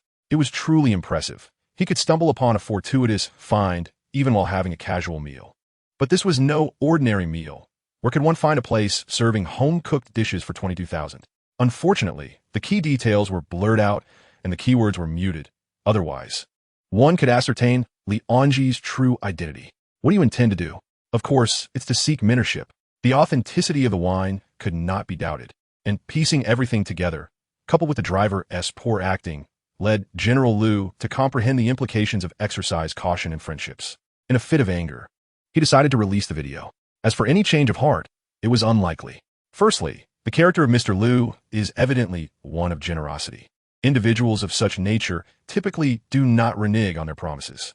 Furthermore, had he wished to retract his statement, he would not have released this video. As anticipated, upon accessing the back end of the live stream, a netizen with the avatar of Chun Fu Yin left a message. Thank you, young brother, for today. If you come by again, please stop at the bar. I have left a membership card for you. It appears he sought to engage in the ongoing discussion with the viewers. Additionally, there were countless private messages, amounting to several thousand, many of which pertained to purchasing liquor. I am uncertain of their authenticity, but one offer stood at 600,000 for 2 jars, with a request to send the account number, if he agreed. Slightly inebriated, yet unable to find slumber, Li Dingyan turned to his phone once more. Regrettably, while the liquor was genuine, it was not an antique. Hence no tasks were triggered, nor rewards granted. Nonetheless, it was undoubtedly profitable, netting him 240,000. Tomorrow would bring further endeavors. Unable to sleep at night and struggling to rise in the morning, he found himself slumbering past 9 o'clock. By the time he prepared to venture out, it was already past 10. The clouds hung scattered in the sky, which appeared shrouded in a layer of frosted glass. Fog had unexpectedly rolled in, draping the rooftops like a gossamer veil. The wind whirled, lifting a few plastic bags that danced in circles. An elderly gentleman clad in a sanitation vest moved with remarkable agility, leaping to catch one. Impressive, that old man. I couldn't leap that high. Why is the host so late? It's already past 10. Indeed, even the donkey in the live stream wouldn't dare to rest this long. Am I mistaken? Wasn't T at the production team? No, it is indeed the live stream. As expected, the tone remained unchanged, and the style of the live stream persisted. It seemed improbable that this particular ambience would ever transform. With a shake of his head, Li Dingyan hung up his phone and strolled leisurely into Panjiayin. Despite the dreary weather, it did not dampen the bustling business of the antique market. The crowds remained as vibrant as ever. Without pause, Li Dingyan perused over a dozen stalls. Following 2 consecutive rewards, his abilities had significantly heightened. Without the need to expend points for assessment, he could discern, through mere observation, that all items were fresh stock. Yet, antiques demand keen perception and immense patience from players. Li Dingyan was unhurried, contentedly examining the wares. As he surveyed the surroundings, a commotion reached his ears, prompting him to instinctively raise his gaze. Just a few steps away, 3 or 4 individuals were gathered around a middle-aged woman. The woman bore a sorrowful expression, her complexion sallow, hair disheveled, and dark circles under her eyes, indicating several sleepless nights. Dressed plainly, she cradled a faux leather bag, from which protruded a scroll, resembling a piece of calligraphy or painting. This painting has been passed down from my husband's grandfather. If it were not for my elderly family member's grave illness and the inability to gather funds, I would never part with it. As she spoke, tears streamed down her face as she rummaged through her bag, producing several receipts and a small notebook. You can see for yourselves, this is the hospitalization deposit slip from Ditan Hospital. The young lady selling brushes remarked, How unfortunate. Indeed, it is quite pitiful. Given your keen eye, could you assist in appraising it? If the price is reasonable, we might consider acquiring it as a form of aid in this dire situation. Indeed, if assistance is possible, I shall extend my hand. Li Dingyan cast a couple of glances, inching a bit closer, yet refraining from encroaching further. There is no rush. Let's observe a while longer. What more is there to observe? If we hesitate, the item may be snatched away by another. Inquiries have already been made regarding its price. Pin Yvonne intergested. Do not hasten. Urging the host will not hasten their words. Such is the protocol. While others are considering an item, as long as no bids have been placed or a clear refusal has been expressed, one must remain silent. Your protocols are indeed numerous. Li Dingyan sighed contemplatively, yet the number of deceivers is even greater. His tone was undeniably humorous, eliciting laughter from the online audience. The host implied that this woman was a fraud. She appeared otherwise. At the very least, her sallow complexion and dark circles were not mere acts. Indeed, my father is hospitalized for surgery, and after half a month of vigil, I have also succumbed to such a state. I am a doctor. That receipt must be legitimate. Chapter 19. A Significant Melon. Li Dingyan chuckled softly, his voice barely above a whisper. In this age of advanced makeup techniques, even a pig could be transformed into something resembling a human. How much more so a woman with a pale face and dark circles? Receipts are even simpler. There is no need for forgery. One stay in the hospital can yield several. And upon discharge, one could simply claim to have lost them. It was not that he was prejudging, but he sensed something amiss about this woman. Standing just a few meters away with the wind blowing towards him, he detected not a trace of antiseptic in her scent. If one were to say she had bathed, other peculiar odors clung to her, and her hair was in disarray. Just as he pondered this, the screen suddenly flickered to life. Yet another beautiful day, with bright sunshine and fresh air. However, life is perpetually filled with surprises, and one may inadvertently encounter peculiar individuals and strange occurrences. Having already experienced 2 extraordinary adventures, you now face your first trial in life. Task: punish the wicked and promote virtue. Requirements: 12 hours. Note: rewards will be contingent upon the popularity of the live broadcast and the results of the appraisal. Fortunate one, once again, showcase your extraordinary talents. This time it is not merely a matter of finding a bargain, but rather discerning authenticity. Who embodies wickedness and who embodies virtue? It has become clear that this painting harbors issues. The remainder will naturally fall into place. As he finished reading the task and lifted his gaze, a few individuals entered a nearby curiosity shop. The proprietor was quite amiable, even offering each person a glass of water. Li Dingyan followed suit, but did not crowd forward. He merely stood at the periphery, observing. The woman produced the painting, unfurling it upon the table. It depicted a still life of fruits and vegetables. A 4-foot square, 68 centimeters x 68 centimeters, showcasing a red and yellow watermelon alongside a pear. This individual is indeed a legendary figure. He is a poet, a connoisseur of stones, a calligrapher, and one of the founders of the Shilling Seal Society. During the Republican era, his standing in the cultural community was quite high, with early works of Zhang Daqian and Qi Baishe bearing his poetry and appraisal seals. At the age of 46, Ding Fuji began to learn painting, entirely self-taught. Yet his works were of exceptional quality. However, due to the abundance of his creations, the market price of his calligraphy and paintings has consistently remained stagnant. Just 2 years prior, a painting of plum blossoms from his later years sold for a mere 130,000 yuan. This painting is considerably larger. The inscriptions, crafted in the later years of the artist's life, exhibit a meticulous style and an elegant essence, undoubtedly commanding a higher price.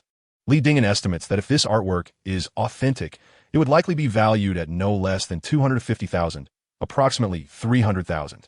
3 individuals are examining the painting. One is rather portly, another tall and slender, and the third is a middle-aged man with a square face. It is apparent that they do not know each other. As the heavier gentleman scrutinizes the piece, the other 2 remain silent, waiting for him to finish before they engage. Their observations are brief, lasting around 3 to 5 minutes. The portly gentleman remarks, "The calligraphy is accurate, the seal is correct, and the paper is indeed old." The tall and slender one responds, "I'm not entirely certain. Let me take another look." Eventually, only the square-faced man remains, who examines the painting for a considerable time before finally lifting his gaze. There is an inscription by Wu Changshua. It must be genuine. "Madam, how much are you asking for it?" The woman responds without hesitation, a minimum of 150,000. If this piece is indeed authentic, 150,000 is a price that could be considered a bargain, aligning with her urgent need for funds to cover medical expenses. Upon hearing this, the portly man decisively states, "I will take it for 150,000. However, the tall and slender man shakes his head, insisting, "I need to examine it further." The square-faced man contemplates and adds, "I will raise my offer to 170,000. But on one condition, I require a knowledgeable expert to assess it. If there are no issues, I will pay immediately." The woman, perhaps taken aback by the fact that not only is the price not being negotiated down, but is actually being increased, appears surprised. She considers the implications of others bidding such a considerable sum. Indeed, this logic holds true. The woman looks hopefully at the other two men. 170,000? The portly man hesitates, thinking a bit too high, and decides against it. The woman then turns to the tall and slender man, who ponders and shakes his head once more, stating, "I need to examine it again." In the language of art appraisal, "I need to examine it again" carries a similar connotation to uncertainty, often implying a suspicion of authenticity or a belief that the price is excessive. Coupled with a shaking head, it effectively communicates his disinterest. Viewers in the online chat observe this exchange with excitement, urging the host to make a bid since only one person remains. The host, from the art gallery, remarks, "Ding Fuji's painting style is quite distinctive, and there are numerous works in existence, making the likelihood of forgery minimal. This painting is likely authentic and valued at least 270 to 8,000. Therefore, it is certainly worth acquiring. A quick resale could yield a profit of 100,000. Why wait?" It seems the host is hoping to discover a hidden treasure. Dismissing such modest profits, they suggest an appraisal to earn some evaluation fees as well. However, the host lacks significant renown, and the results of their appraisal would be met with skepticism by these bidders. The live stream is filled with noise, yet Li Dingen remains indifferent. As no further bids are made, the woman nods, "Then it shall be 170,000. Very well, let us proceed with the appraisal." The square-faced man states, instinctively reaching for the painting. Yet, the tall and slender man leisurely interjects, "Hold on, I need to take another look." Though his words are slow, his movements are swift, and both of their hands simultaneously grasp the painting scroll. Suddenly, with a tearing sound, the pristine artwork is ripped in two. Li Dingen's eyes widen in shock. What just happened? It was torn apart? The abrupt turn of events catches the three bidders off guard, as well as the observing proprietor and staff, the online viewers, and most unexpectedly, Li Dingen himself. The woman was momentarily taken aback, and with a sudden burst of tears, exclaimed, my painting, this is my father-in-law's life savings." The man with the square face appeared bewildered, his expression darkening with anger. "What on earth are you trying to pull?" The tall, lean man remained unfazed, retorting, "I said several times to take a closer look. I never said I wouldn't consider it. Why the rush?" The square-faced man shot back, "Then why the head shake?" To which the tall man replied, "What is wrong with shaking my head? It merely indicates my hesitation." The two engaged in a heated argument, while the woman sobbed uncontrollably. The shop owner and the clerk stood by, utterly perplexed, as if caught in a bizarre spectacle. The sight of the distressed woman, who had merely sought a moment's convenience, was pitiable. Who could have anticipated such an uproar? The shop owner's instincts kicked in as he scrutinized the painting, then glanced at the woman, and finally at the two customers on the brink of a confrontation. Could this be a setup? The square-faced man appeared to share the suspicion, his gaze darting between the woman and the tall man. However, an unexpected turn of events unfolded. The woman, with tearful eyes, produced her phone and declared, "You will compensate me, or I will call the police." It was evident now that this was not a ploy. The square-faced man, deflated, retorted, "Go ahead and report it. I will pay whatever the police demand. Indeed, not only should you call the police, but I will also seek an appraisal." The tall man's expression turned agitated, uncertain if the painting was genuinely worth 170,000. "Do you need to consult anyone? I know experts." The square-faced man quickly responded, retrieving his phone. What a spectacle this was, as Li Dingen observed with great interest. Chapter 20. What disruption are you causing? This was likely a setup. The woman, the tall man, and even the plump individual who was currently hiding in the distance were all in cahoots. Yet, Li Dingen had yet to decipher the crux of the situation. The woman was indeed calling the police, and given the antique market setting, experts in calligraphy and paintings were surely abundant. If it were a forgery, it would undoubtedly be identified. However, if the painting were authentic, why stay to ruse? This left Li Dingen in a quandary. The online community buzzed with speculation. What will happen now? What else can be done? Compensation. How should we compensate? At Penny Xian, there's a 90 chance of splitting the loss evenly. A small possibility that the square-faced man pays 40 and the tall man 60, or perhaps a 45 to 55 split. A young woman commented, Li Anji. This can't possibly be a setup, can it? Li Dingyan remained silent, typing a message. I'm observing. This still appears to be a scheme. This is no scheme. The woman has called the police. The woman also agreed to summon an appraiser. How could it be a ruse?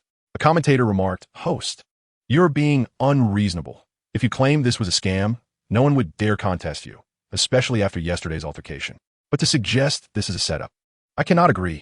Another chimed in.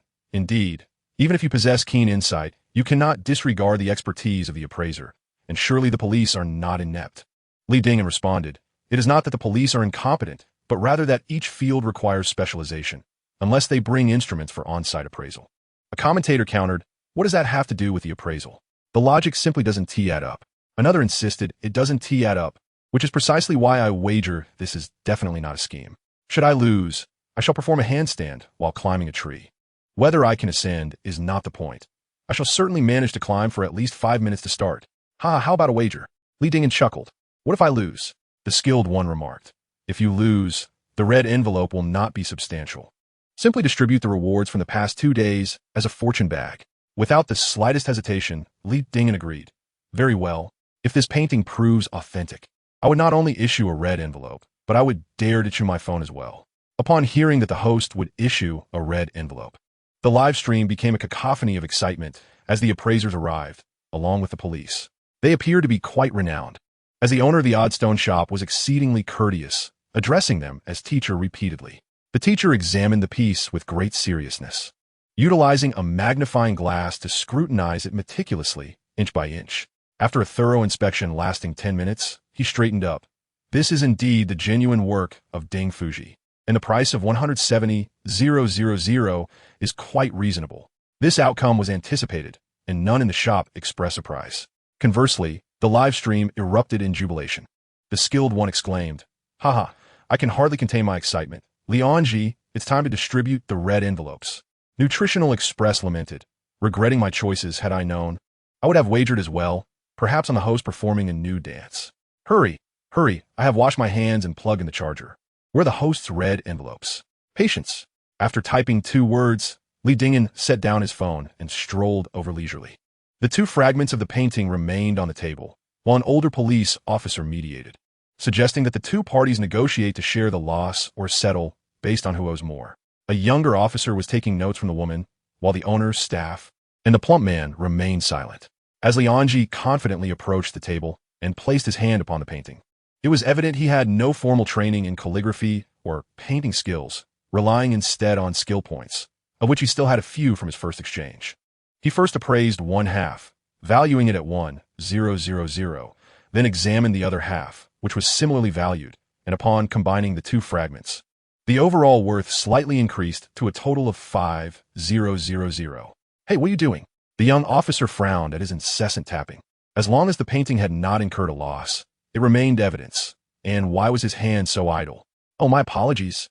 Li Dingyan stepped away from the table, glanced at the messages on the screen, his eyes narrowing. Skilled one, prepare to climb that tree.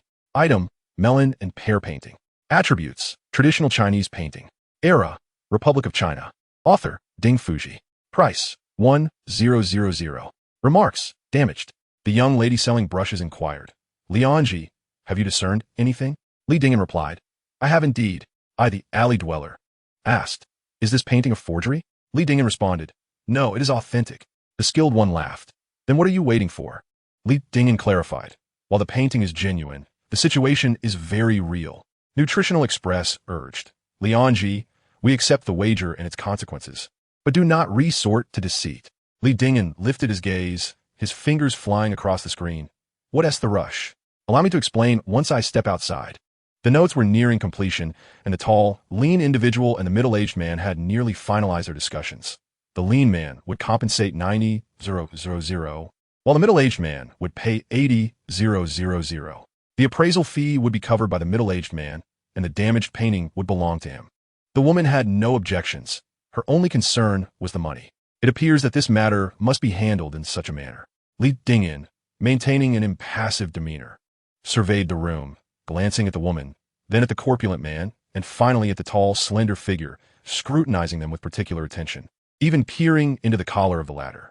After a moment of contemplation, he composed a text message on his phone, leisurely inputting the recipient's number, 110. 2 police officers soon arrived, while the opposing party comprised 3 individuals. Should their intentions be unveiled, they might become desperate and act recklessly. Therefore, it was prudent to summon additional assistance. Just as he was about to send the message, a notification chimed in his ear. Payment received. 90,000 yuan. On the table, a mobile phone illuminated with a payment code, presumably belonging to the woman. Once the funds were transferred, the affair would be resolved.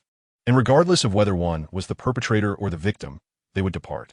By the time 110 received the information and coordinated the police response, it would be too late. He raised his head, a look of helplessness upon his face. Brother, could you not wait a moment? The square-faced man paused, bewildered. Wait for what? For me to leave? Li Dingen gestured around, emphasizing the potential danger if a scuffle were to ensue. Rest assured, little brother, that won't happen. The square-faced man sighed, resigned to his fate, treating it as a costly lesson learned. I suggest you refrain from hastily parting with your money. Of course, if you have an abundance and wish to share, I wouldn't mind. What a peculiar statement, one might think, as the young policeman rose, pointing at Li Dingen. Who are you? The parties involved have come to an agreement. What are you meddling for? Step aside. Li Dingen chuckled coldly. You shall soon find yourself embarrassed. Just wait. Chapter 21. A familiar flavor. Observing Li Dingen's disruption, the viewers in the live stream erupted into chaos. Selling calligraphy brushes, Missy, Lianji, it's merely a few red envelopes. If you don't wish to distribute them, then don't. But interfering with police duties is indeed a crime. Output specialist. Exactly, if you don't want to give, then don't. But dear host, please don't act impulsively. They have the authority to detain you. Nutrition Express. Lianji, don't dismiss this. The experience is truly unpleasant. I endured 7 days and emerged with a tale of woe. Output specialist. You consider yourself fortunate. I was merely taken in and was immediately met with 2 blows. What have you two done? In a swift motion, the 2 individuals faded from view, remaining silent. What began as a serious matter had veered into absurdity, eliciting laughter amidst the gravity of the situation. Li Dingen found himself at a loss for words. Time was of the essence. The viewers continued their incessant chatter, messages scrolling rapidly across the screen. Li Dingen stepped away from the table and circled around the group once more. Ultimately, he positioned himself beside the older police officer, casting another glance at the square-faced man. Brother, with your wealth, could you not seek out a more seasoned expert for an appraisal? If that proves unfeasible, surely the Cultural Heritage Bureau, museums, or archaeological teams possess the necessary evaluation instruments. With a resounding clap, the young policeman struck the table. Even this expert has confirmed the painting's authenticity. What further verification is required? I suspect you are deliberately causing a disturbance. Li Dingen shook his head and sighed, gesturing toward the young officer. Your level of intelligence truly leaves one exasperated. He pointed at the stout man, the lanky figure, and the woman.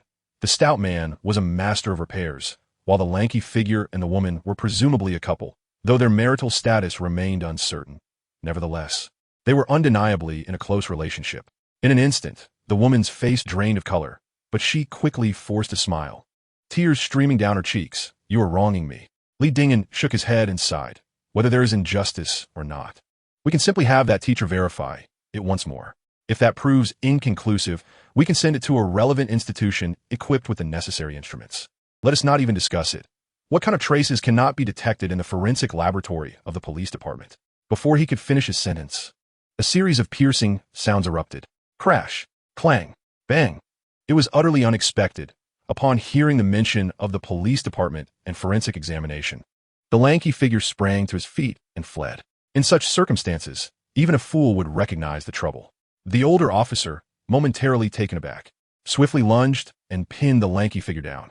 This scene unfolded so rapidly that no one had time to react, leaving everyone, including the young officer, in a state of shock. What are you standing there for? The woman is about to escape. Li Dingen gestured towards him. You were most talkative just now. Why don't you take action? The young officer finally regained his senses and apprehended the woman by the neck as she attempted to flee. With 2 officers, one for each, they still needed an additional hand, and the stout man seized the opportunity to make a run for it. Li Dingen scanned the surroundings, reluctantly took a step forward and discreetly extended his foot. Thud! The stout man fell heavily to the ground, causing the floor to tremble. Li Dingyan promptly mounted him and shouted towards the owner, the staff, and the appraiser. What are you all waiting for? Lend a hand. Minutes later, Li Dingyan found himself in a police car heading to the precinct, accompanied by the trio of suspects and the victim, as well as the owner, the staff, and the appraiser. Those preparing statements did so, while others were detained for interrogation. Initial suspicions suggested that the three formed a gang specializing in cultural relic fraud. Yet neither the stout man, the lanky figure, nor the woman would admit to any wrongdoing. Their denial was inconsequential, but their attempt to flee in the presence of the police certainly indicated guilt.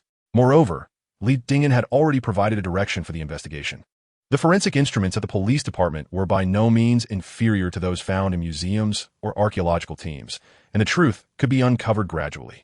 I sincerely apologize for the misunderstanding earlier, the young officer expressed with a look of remorse. I tend to be straightforward and a bit hot-tempered. I hope you won't take offense. I can see that, replied the officer politely. Feel free to ask anything. Could you enlighten me on how you discern the situation? Please hold on. I need to turn off the live stream. Ah, you're live streaming? That's fine. You acted heroically. I'm merely conducting a routine inquiry, so feel free to record. But if you plan to broadcast it later, remember to blur my badge number. Rest assured, I understand. She mentioned that she had spent many days in the hospital, her hair in disarray, which indeed made her appear unwell. Yet curiously, there was no scent of sweat or antiseptic on her. At that moment, I took note of the oddity. Indeed, it's strange that after we arrived, she did not mention her hospitalization at all. Please continue with the patient's matters. Following this, they examined the painting and discussed the price, which up to this point seemed quite normal. However, suddenly the painting was torn, and I began to suspect that this might be a setup, that the woman and the tall, thin man were in cahoots. At that moment, the appraiser arrived, and upon your arrival, the appraiser declared the painting genuine, prompting a mediation process that seemed entirely normal up to that point. We truly did not detect any issues. In fact, everything appeared quite ordinary. The so-called expertise of these individuals in forgery was remarkably high, fooling even the appraiser. It is entirely understandable that you could not discern any discrepancies. However, my inquisitive nature compelled me to examine the painting closely. Upon doing so, I began to notice certain irregularities. Are you an expert?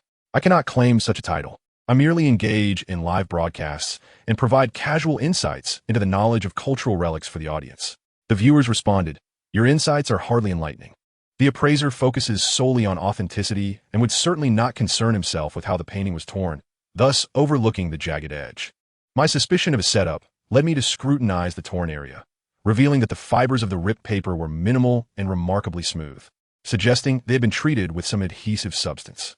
This raised my doubts that the painting might have been purchased in a damaged state and subsequently restored, only to be presented as intact by the trio for deceptive purposes. Is that so? The police nodded and inquired further. How did you deduce the identities of these three individuals? The portly man had remnants of adhesive and paint on his fingers, and the scent of paint lingered on him, leading me to suspect he was a restorer. Moreover, to deceive those who are well-versed in the field undoubtedly requires a high level of skill. As for the other two, they shared a distinct scent. What kind of scent? Li Dingyan fell silent. After a prolonged pause, he finally spoke. It's the scent of azalea. The police regarded him with newfound respect, exclaiming, what an extraordinary nose. Even the police dogs in the crime investigation unit would be impressed. The viewers were momentarily taken aback before bursting into laughter. Please continue. Based on this, I suspected that the couple was involved in the scam, leading me to observe more closely. The woman had a red patch on the back of her head, indicating her hair had been disheveled. The neck bore the marks of having been gripped tightly. The tall, thin man had nail marks near his neck, which further fueled my suspicions. What are you doubting? Asked the young woman selling brushes, her impatience palpable. Thus, I speculated that prior to their fraudulent endeavor, they must have engaged in a physical altercation. Li Dingyan remained silent for a considerable time, his expression one of profound seriousness, suggesting that a fight had indeed occurred. Observing his earnest demeanor, the police struggled to suppress their laughter, their cheeks puffing up in amusement. Is this what you call a fight? I remarked incredulously. Look, the officer is on the verge of breaking into laughter. The young woman selling brushes interjected. Why are you laughing? What Li Anji said is accurate. The man bears marks of having been gripped. The woman's neck shows evidence of having been seized, and her hair is in disarray. How can this not be a fight? This revelation provided us with an exceptionally swift investigative avenue. Thank you, Mr. Lee. The police officer inquired if there were any further suggestions from Lee Dingen. After a moment of contemplation, he remarked, "This is a classic case of a well-orchestrated scheme. The initial step involves selling what appears to be an impeccable painting. If it sells successfully, all is well. The trouble arises when the individual in question lacks confidence and insists on having an appraiser take a closer look. I shall certainly inform my colleagues. Thank you." The officer stood, extending his hand, adding, "You may be called upon again." Lee Dingen shook his hand, replying, "Of course. Officer Liu, feel free to contact me anytime." They exchanged farewells, and the young officer escorted him out of the interrogation room. The atmosphere in the live streaming room had become increasingly lively. I considered every possibility, yet I never anticipated it would turn out to be a poorly repaired painting. The host's keen perception was beyond my descriptive capabilities. Standing before him, he could likely discern the number of hairs on your body. As the host prevented the middle-aged man from making a payment, I had envisioned how the host might enter the police station. I never expected it would be in such a manner.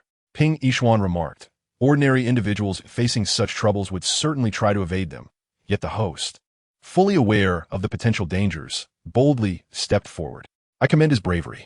I interjected, "What is remarkable is that the host did not charge recklessly into the fray. He was not only cautious, but quite astute. Can you not see? The host had cleverly set a trap." "Absolutely splendid," exclaimed the young woman selling brushes. The output expert countered, "He has never revealed his face. How can you ascertain whether he is handsome or not?" The young woman selling brushes flashed a proud expression, saying, "I want to divulge that." Nutritional Fast Lane quipped, "With skill comes greater cunning. The host is exceedingly shrewd." "What will you do, output expert?" The output expert replied, "I will accept the gamble and its consequences. What other options remain? But allow me a moment to acclimate." "Acclimate to what?"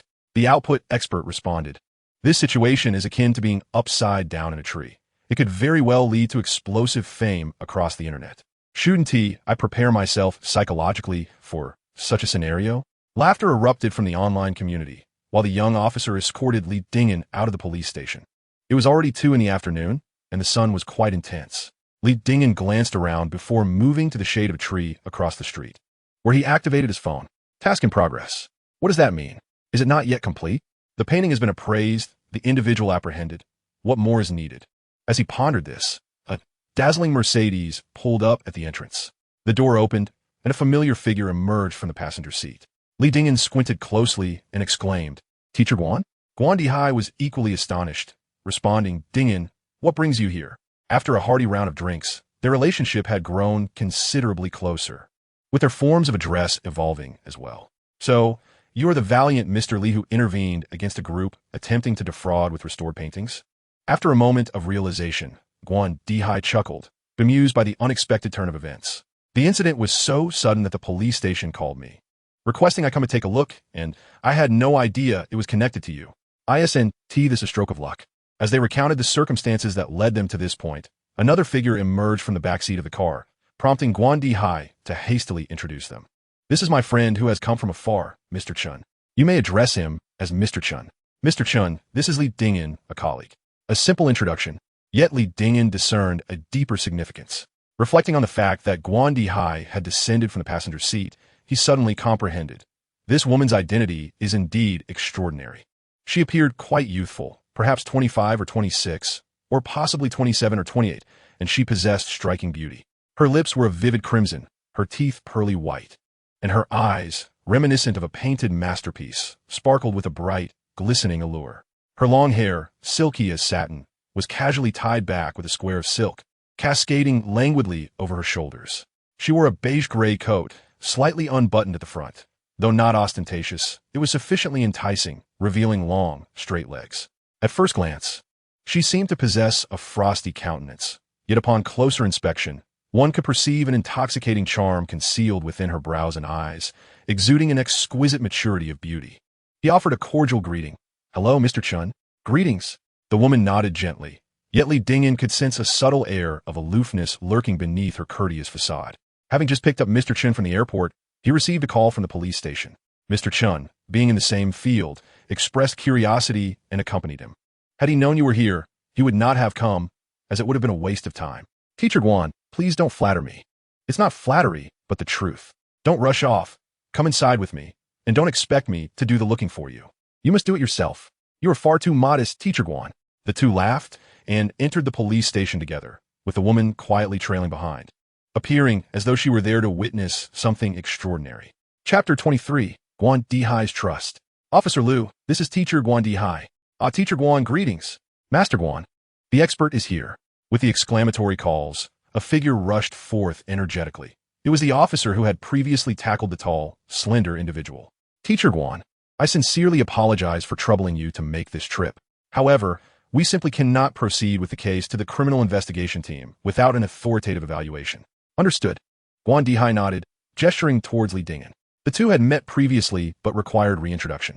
This is Li Dingyan, the benefactor who donated the ancient stone. This is Instructor Su.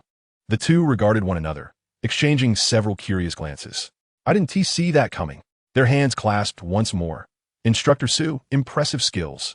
I didn't realize you were in political work.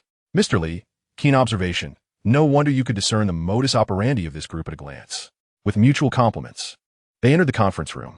The painting lay upon the table, accompanied by tools such as a magnifying glass, flashlight, and tweezers. Let us resolve our own matters. Guan Dihai jested. At least allow this old bone of mine a moment's respite. Teacher Guan, this truly was unexpected. Li Dingyan chuckled, but did not decline. Moving to the conference table. I seek to view the matter correctly. Please feel free to correct me at any time. The implication was clear that this young man was to conduct the appraisal. The two members of the criminal investigation team cast dubious glances at Li Dingyan. Their skepticism was warranted. He appeared too youthful. His face as tender as that of a high school student. Yet, they remained silent, merely observing. Li Dingyan donned his gloves, meticulously examining the work once more. Although he was already aware of the outcome, he was nonetheless astounded. The hefty individual had employed classic techniques of ancient painting restoration and aging. Utilizing a glue concocted from egg whites and the gelatin of the mandarin fish, possibly supplemented with other ingredients. This adhesive was remarkably thin and transparent, and when combined with exceptional craftsmanship, it left virtually no trace at the points of adhesion. Rather than using soot from pine smoke for restoration, the piece was encased in glass or a similar transparent material and subjected to heat, which explained the absence of any smoky aroma. However, what truly commanded admiration was the hefty man's remarkable ability to replicate. Though the glue was thin, it was not entirely absent. The areas where it had been applied were slightly thicker. While the average observer might not detect this, a trained eye would recognize it upon a gentle touch. He clearly anticipated this, as he had meticulously scraped away the excess layer and then mixed his own pigments to replicate the original painting from a photograph, achieving nearly 90% fidelity. Such a feat spoke volumes about his artistic prowess. Li Dingyan glanced at the police officers and then at the astonished Guan Dihai. The adage, a different trade is like a mountain apart, rang true. The officers might not fully comprehend, but Guan, being an expert, surely could. Otherwise, he would not be so taken aback. What kind of talent resorts to fraud? Whether selling his own artworks or specializing in ancient painting restoration, he could thrive remarkably well. Guan Dihai rose, first examining the piece with a magnifying glass, then carefully feeling the torn edges for nearly 3 minutes. He eventually lifted his gaze, his lips moving but struggling to articulate his thoughts. His astonishment was not directed at the hefty individual, but rather at Li Dingyan.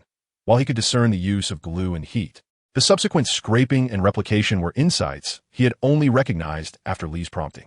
The hefty man was indeed talented. But could it be that Li Dingyan possessed an even sharper acuity? It was not that Guan felt inferior to Li Dingyan, given his age. His energy and eyesight were understandably not as keen, and it was quite normal not to notice these details at first glance. Conversely, Li Dingyan was certainly not far behind in skill. More crucially, beyond his expertise in calligraphy and painting, Li also demonstrated profound knowledge in ancient coin appraisal, and perhaps even in various other forms of authentication. For instance, the ancient stone from yesterday was not discernible solely through an understanding of calligraphy and painting. Each time Guan Dihai encountered him, he found himself reflecting. The youth of today are truly remarkable. Yet upon their next meeting, he would discover that Li had become even more formidable. The question lingered. How old could he possibly be? Chun, the director, lacked Guan Dihai's experience, perceiving only a partial understanding, wavering between belief and skepticism. It was only when he inadvertently noticed Guan Dihai's unusual reaction that the clouds of doubt began to disperse. As he regarded Li Dingyan, his eyes brightened considerably. She could discern the truth, and the 3 police officers could as well, especially the 2 from the criminal investigation unit. Only they understood that this was not an isolated incident.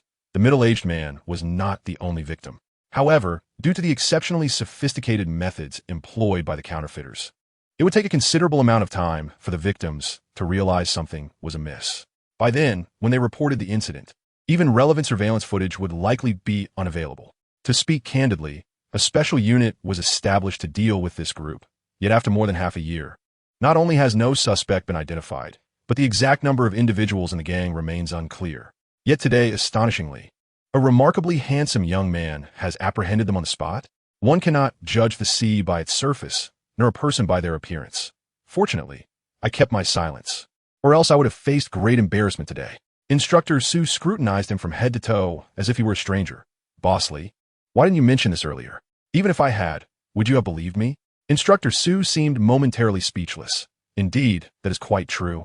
Solving a case is no trivial matter. Without a certain level of authority, who would dare to trust your words? Otherwise, he wouldn't have eagerly invited Teacher Guan over. Teacher Guan, would you like to take another look? No need.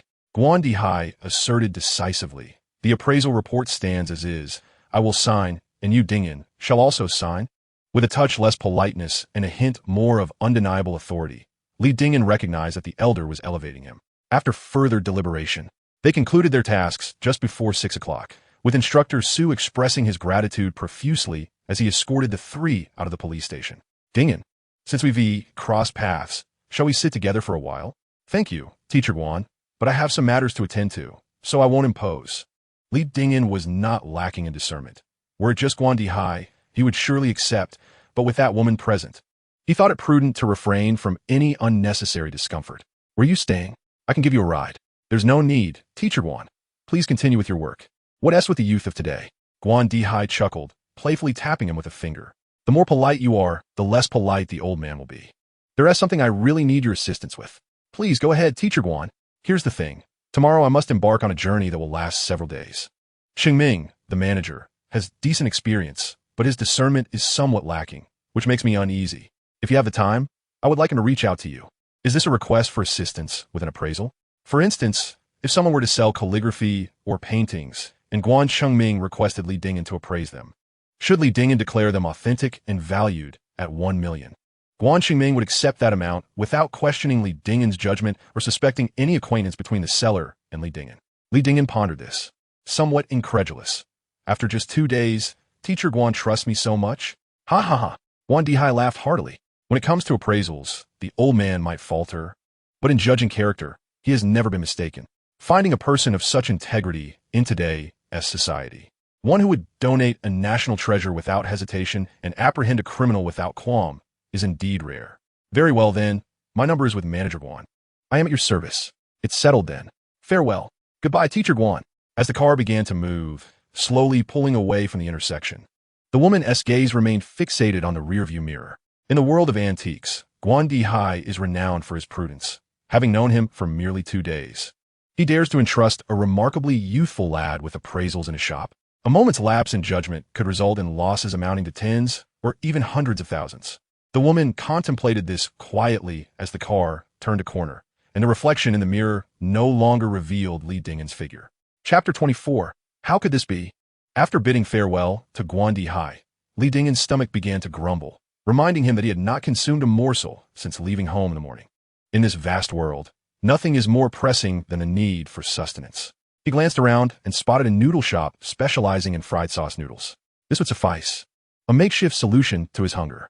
The restaurant was infused with a rich aroma, and a bowl of dark, savory noodles was placed before him. The proprietress flashed a delightful smile, saying, "Take your time." "Thank you," he replied. After a long day without food, the noodles were indeed delectable, and he consumed them with great enthusiasm, drawing the attention of fellow diners. They were either enticed by his appetite or captivated by the charming proprietress, with calls for more dishes echoing around the room. Upon finishing his meal and sipping the complimentary hot tea, Li Dingyan exhaled contentedly. Suddenly, his phone vibrated gently, revealing a message. "Your card ending and has received a payment of 100,000 yuan. Ah, the museum's prize has finally arrived." The process had taken a bit longer than expected, a full day, yet Li Dingyan was unfazed. For his organization, this was remarkably swift. Excluding the costs of Matai liquor and yesterday's dining expenses, His bank balance had swelled to 530,000 yuan in just 2 short days, an achievement he had never dared to dream of before. Feeling a pang of nostalgia, he unlocked his phone screen again, and indeed, the task was complete. Congratulations! You have upheld justice. You have punished evil. The society is now rid of 3 swindlers, and 3 individuals in prison are now penitent for their misdeeds. You have propagated positive energy in society, earning the lofty praise of those who bless you. Task: punish evil and promote good. Completion: 100. Accumulated followers: 6, 821. Views and shares: 1, 231. Popularity points: 8,052. Reward: would you like to spend 8,000 popularity points to learn a skill? Certainly. He gently tapped the screen, and the scene began to blur, becoming ethereal in a lively atmosphere. The guests were thoroughly enjoying themselves. The portly man was inebriated, his gaze fixated on the woman's bosom. Her beauty was merely average, perhaps possessing a hint of allure. Yet the man had always favored such taste. He would not have been pleased with a younger beauty. The tall, slender man exchanged a knowing glance with the woman, then exited the private room. Moments later, strange sounds emerged from within. This marked their first collaboration, followed by a second and a third. With a pair of dragons and a phoenix, the atmosphere was lively. The slender man adjusted his trousers and left the room, while the woman and the portly man remained bare upon the bed. Shall we go solo? The portly man suggested. The formula for the paint and glue is too well guarded. I have no idea how to replicate it. Fear not, I have acquired it. With my recipe and your artistic skills, we are bound to strike it rich. Splendid. When shall we commence? Once we finish this deal and sell Ding Fuji's painting. Excellent. The tale was brief, succinct yet rough, concluding in less than 3 minutes, before he had even finished a single cigarette. The thin smoke wafted into his eyes, causing a stinging sensation. Why would one subject oneself to such things? It is nothing short of a distortion of one's worldview. He felt an overwhelming urge to slap his phone. Naturally, any such action would be reserved for after acquiring the necessary skills. First, meticulous painting, level 1. Second, authentication of contemporary works by deceased masters, level 1. Third, restoration of contemporary artworks, level 1. Fourth, comprehensive skills, 10 points, significant discount, merely 15,000. His hunger and the discomfort endured over the past half-day were not in vain, as he had managed to endure the eye-watering repulsiveness to complete the story. All that was truly valuable. One should not underestimate the skill points, which could only be redeemed for 10 points, rising from 1,000 to 10,000, and then from 10,000 to 50,000. Yet these skills could prove immensely beneficial, much like a box of vintage wine. Contemplating this, his spirits lifted. Faced with the necessity to choose just one skill, which would he select? After a brief moment of reflection, Li Dingyan opted for the second. In an instant, he felt an abundance of knowledge flood his mind, and he exhaled contentedly. Returning home, he resolved to take a good rest and replenish his energy. The corridor was thick with dust. His shoes stirred up clouds of dust as he trod upon the concrete steps. The dim light revealed cracks in the yellowed walls, and the ceiling paint was peeling. In a corner, a spider web hung, with a long-legged spider nestled in the center, seemingly asleep. Upon opening the security door, he found the floor immaculately polished, and in the inner space stood a double bed. A desk was positioned by the window, upon which rested a laptop, simple yet tidy. A small living room, a bathroom, a table, and a bed, all for a monthly rent of 4,500, which hardly seemed excessive. After securing the door and changing his shoes, Li Dingyan flopped onto the bed, collapsing into a heap. He felt exhausted yet exhilarated. Just as he was about to freshen up for bed, his phone vibrated, emitting a buzzing sound. The caller ID displayed a single word, Mom. In an instant, his excitement and contentment evaporated, his muscles tensed. He missed the first call, which had only paused for 2 or 3 seconds before ringing again. He took a deep breath, exhaling forcefully, and then answered, Mom. I was in the bathroom and didn't hear the phone.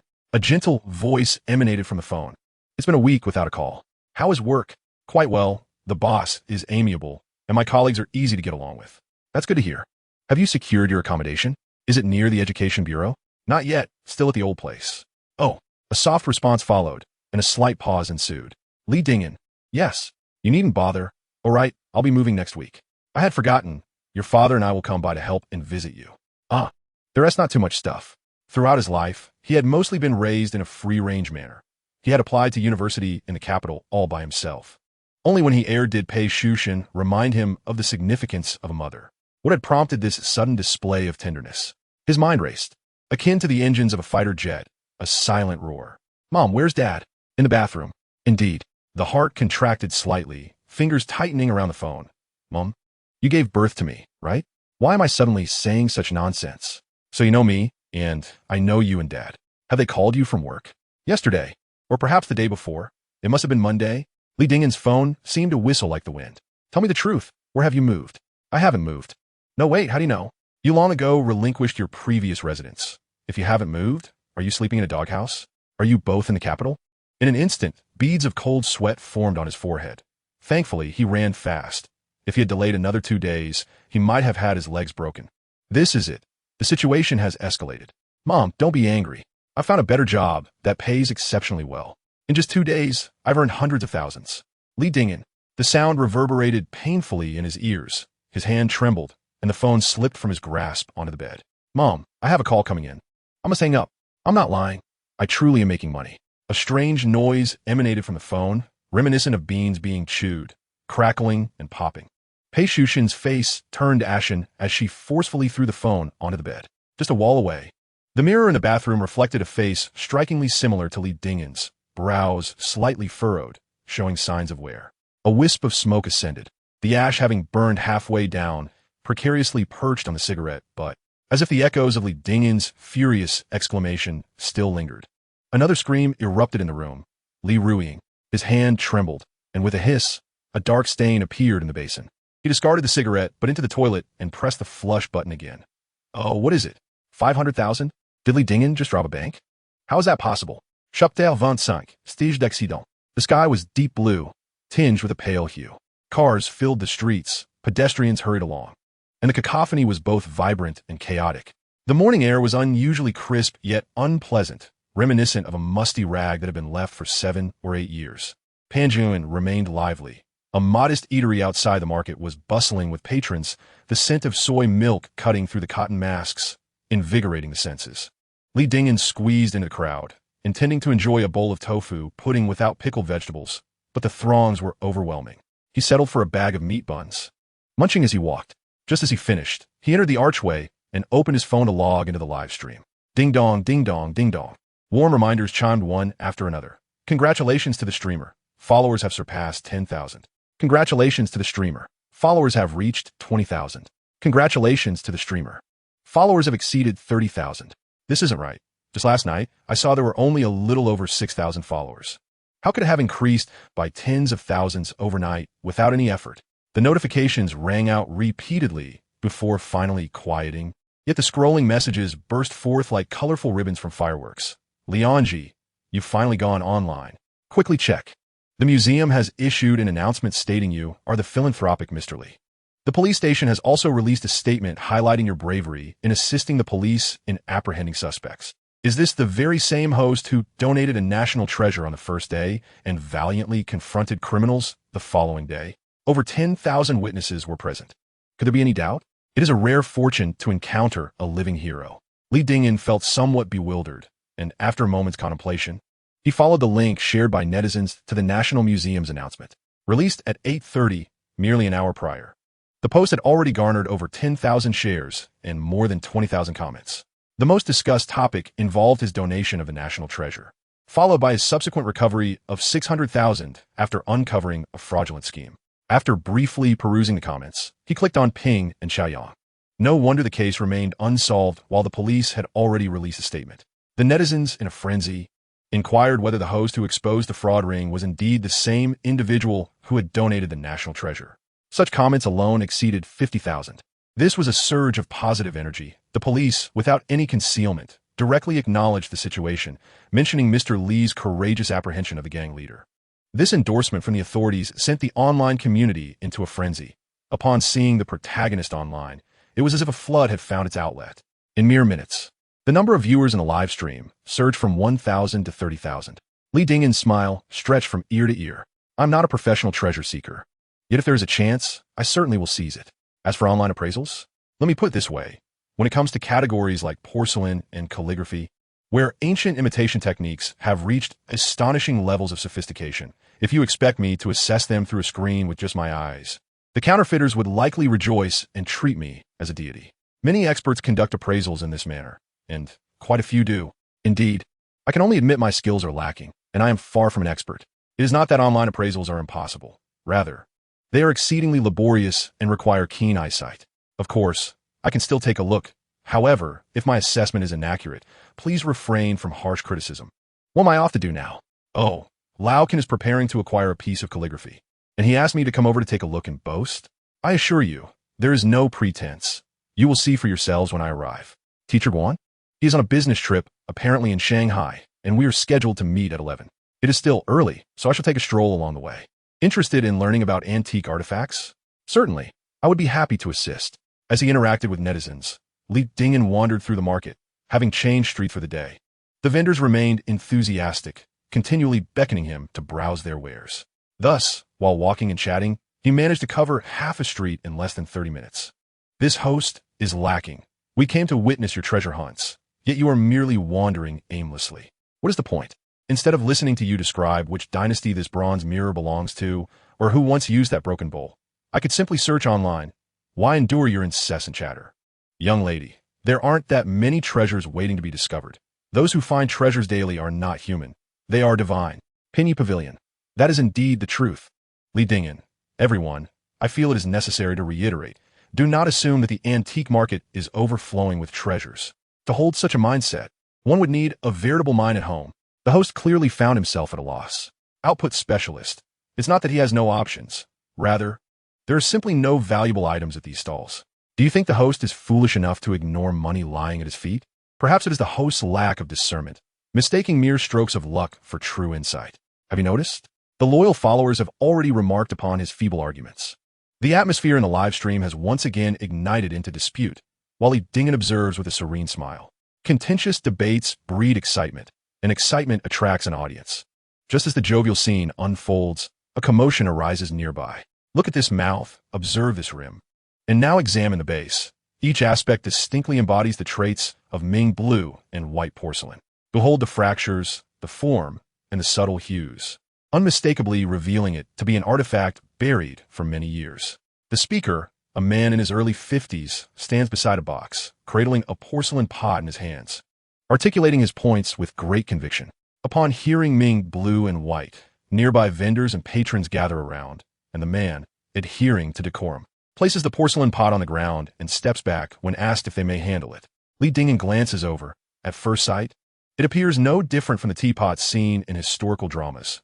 White porcelain adorned with azure peaks, shrouded in mist, with pines in the foreground. The base exhibits a clear sheen, yet the overall patina suggests it has been cherished for many years. From his distance, he cannot discern the finer details, only listening as others comment. Observe the glaze. Though thinly applied, it possesses a milky clarity. The body is sufficiently refined and white, and the edges are beautifully smooth and even. The artistry is commendable, with fluid lines and distinct contrasts. The craftsmanship is exquisite. Even if it is not from an imperial kiln, it belongs to one of the 5 renowned kilns. There is much praise and a gathering crowd, yet for reasons unknown, those who examine the pot set it down without inquiring about the price, some wearing enigmatic smiles. Li Dingen remains absorbed in the pot, oblivious to the amusement of the online viewers. Look, the elderly gentleman who held the pot earlier bears a striking resemblance to the man who praised its craftsmanship. Could it be? They share at least 60 to 70% of their features. If not father and son, then certainly uncle and nephew. I interject. Has the host's luck taken a turn? Just yesterday, he encountered a band of fraudsters, and today, he stumbles upon a duo performing a clever ruse. A young lady chimes in. Leanne's words ring true. This profession is indeed rife with deception. Li Dingen scrutinizes the two men, who do bear a resemblance. The younger one seems to sense something amiss, his words faltering, his expression becoming awkward. Yet, the elder and the other young man continue their banter. However, pieces from folk kills should not be overly expensive, right? Young man, take heed. This is from the Ming Dynasty, and it is blue and white.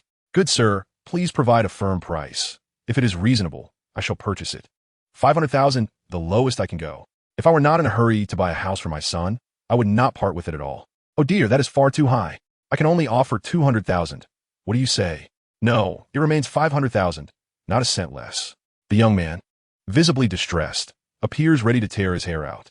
He then produces his phone, seemingly intending to call for a loan. Good sir, please wait a moment. Do not leave. I shall wait for no more than 3 minutes. Beyond that, my patience wanes as my son remains at the sales department awaiting funds. The pretense displayed is quite theatrical, and the surrounding individuals struggle to stifle their laughter. Observing a young man rise, they swiftly part ways, as if evading a tiger. The young man, cloaked in mystery, feigns a phone call, only to exclaim, alas, no battery. While lamenting, he spots Lee Dingen standing beyond the crowd, his eyes instantly alight as he strides over. Mate, are you interested in making some money? Lee Dingen lets out a leisurely sigh. Are you suggesting that the porcelain vase is a treasure, undoubtedly worth over $1 million, perhaps even several million, yet you lack sufficient funds and fear someone else might snatch it away, thus seeking my partnership to profit? The young man, eyes wide and mouth agape, seems to silently protest. That was my line. For reasons unknown, he feels there might still be hope. He rummages through his pocket and produces a small notebook. Why don't you trust me? Look, this is my work ID from the archaeology team. An archaeology team? Lee Dingen glances at it, then gestures toward the tile ground. Do you see that telephone over there? For $100, I can arrange 3 for you. His tone is unexpectedly grave, yet the viewers in the live stream erupt in laughter. The onlookers cannot contain themselves. A cacophony of snickers and guffaws ensues, escalating into hearty laughter. It is far more amusing than attending a comedy show. With such performance, does he truly believe he can ensnare anyone? He ought to watch more television dramas to hone his craft. How long has it been since I've encountered such a buffoon? As the young man's expression darkens, he struggles to suppress his ire for fear of inciting the crowd's wrath, finally conceding with a disgruntled rub of his nose. I'm leaving. Well then, off you go. The older and younger individuals behind him appear visibly flustered, responding erratically. The young one clutches the porcelain vase while the elder grips a box, both bowing their heads as they attempt to navigate through the throng. Perhaps fearing retribution, the young man hastens his pace, but in his haste, he trips over a protruding edge of the tile. A gasp escapes him as he tumbles forward, the vase flying from his grasp, hurtling directly towards Lee Dingen. Goodness, this is no longer a con. Has it turned into a stage fall? Chapter 26. The truth is hard to discern. In a flurry of movement, actions unfold seamlessly, devoid of any premeditation and astonishingly swift. From a moment the young man exclaims and releases the blue and white vase to its trajectory toward Lee Dingen. Scarcely half a second passes. Even a martial arts master would be unable to evade this. The viewers in the live stream feel as though they are watching a 3D film, a colossal vase descending from above, crashing down with force. Every viewer, fixated on the screen, instinctively recoils. Then, with a resounding thud, the vase strikes the foam before being securely cradled in Lee Dingen's embrace. Good grief. Is this a stage fall? The audacity of this fool. Not heeding the surroundings, a throng of individuals rushes in from all directions, encircling the trio and Lee Dingen in a tightening formation. Many individuals clutch their implements. The staff of Wei Tuo, Lin Chong's cudgel, Wu Song's blade, and the sword of Qianlong. The young man who had thrown the pot was on the verge of losing control, crouching down with his hands over his head, exclaiming, I didn't stage a scene. I merely slipped. The elder's lips trembled as he stammered. We don't want anything. Please, what do you intend to do? Only the young members of the archaeological team retained a semblance of composure, their voices trembling as they declared, I have called the police. They believed that their act of staging a scene in the street would lead to charges of public disturbance, potentially resulting in a year or 2 of punishment. Moreover, impersonating a public official could incur penalties of up to 3 years. The archaeological team, now panicked, pressed the emergency number on their screens, but hesitated to make the call. Calm down, everyone. This isn't fraud. It's merely a misunderstanding. They pleaded. The items are antiques, and the work permits, although expired, are indeed authentic. A laugh erupted from the crowd as Lee Dingen leaned down to examine the pot, revealing that it was merely a temporary pass issued by the CD City Cultural Tourism Administration for the site of the Eastern Qing tombs. With a smile, he inquired, Did you excavate this from a tomb? Who would dare to do that? This permit was issued to me last year while I was working at the attraction. The archaeological team was taken aback, their expressions deflating as if they had consumed bitter melon. The pot had been a result of these 2 gentlemen's gambling debts, leading them to seek a loan from him. Being from the same village, they had offered items as collateral, which he perceived to be antiques, and thus he lent them $80,000. He sighed. Later, I discovered it was a gambling debt. When I approached them for repayment, they had even emptied their kitchenware. I had no way to explain this to my wife, so I devised this scheme, thinking to sell the pot to recoup my losses. I assure you, it is a family heirloom, known throughout the village. Listening to his tall tale, I could concoct a whole basket of similar stories. Young man, do not be deceived. Just examine the craftsmanship. Craftsmanship? Li Dingyan flipped the pot over, revealing 2 rows of 6 characters inscribed. Daming Tian Shun Yanji. The inscription appeared to float. The structure was tenuous, and the blue and white glaze was dry, indicating it was a later edition, a mere imitation in the vernacular. Setting that aside, regarding Tianshan blue and white porcelain, never mind having seen one. I had never even heard of it.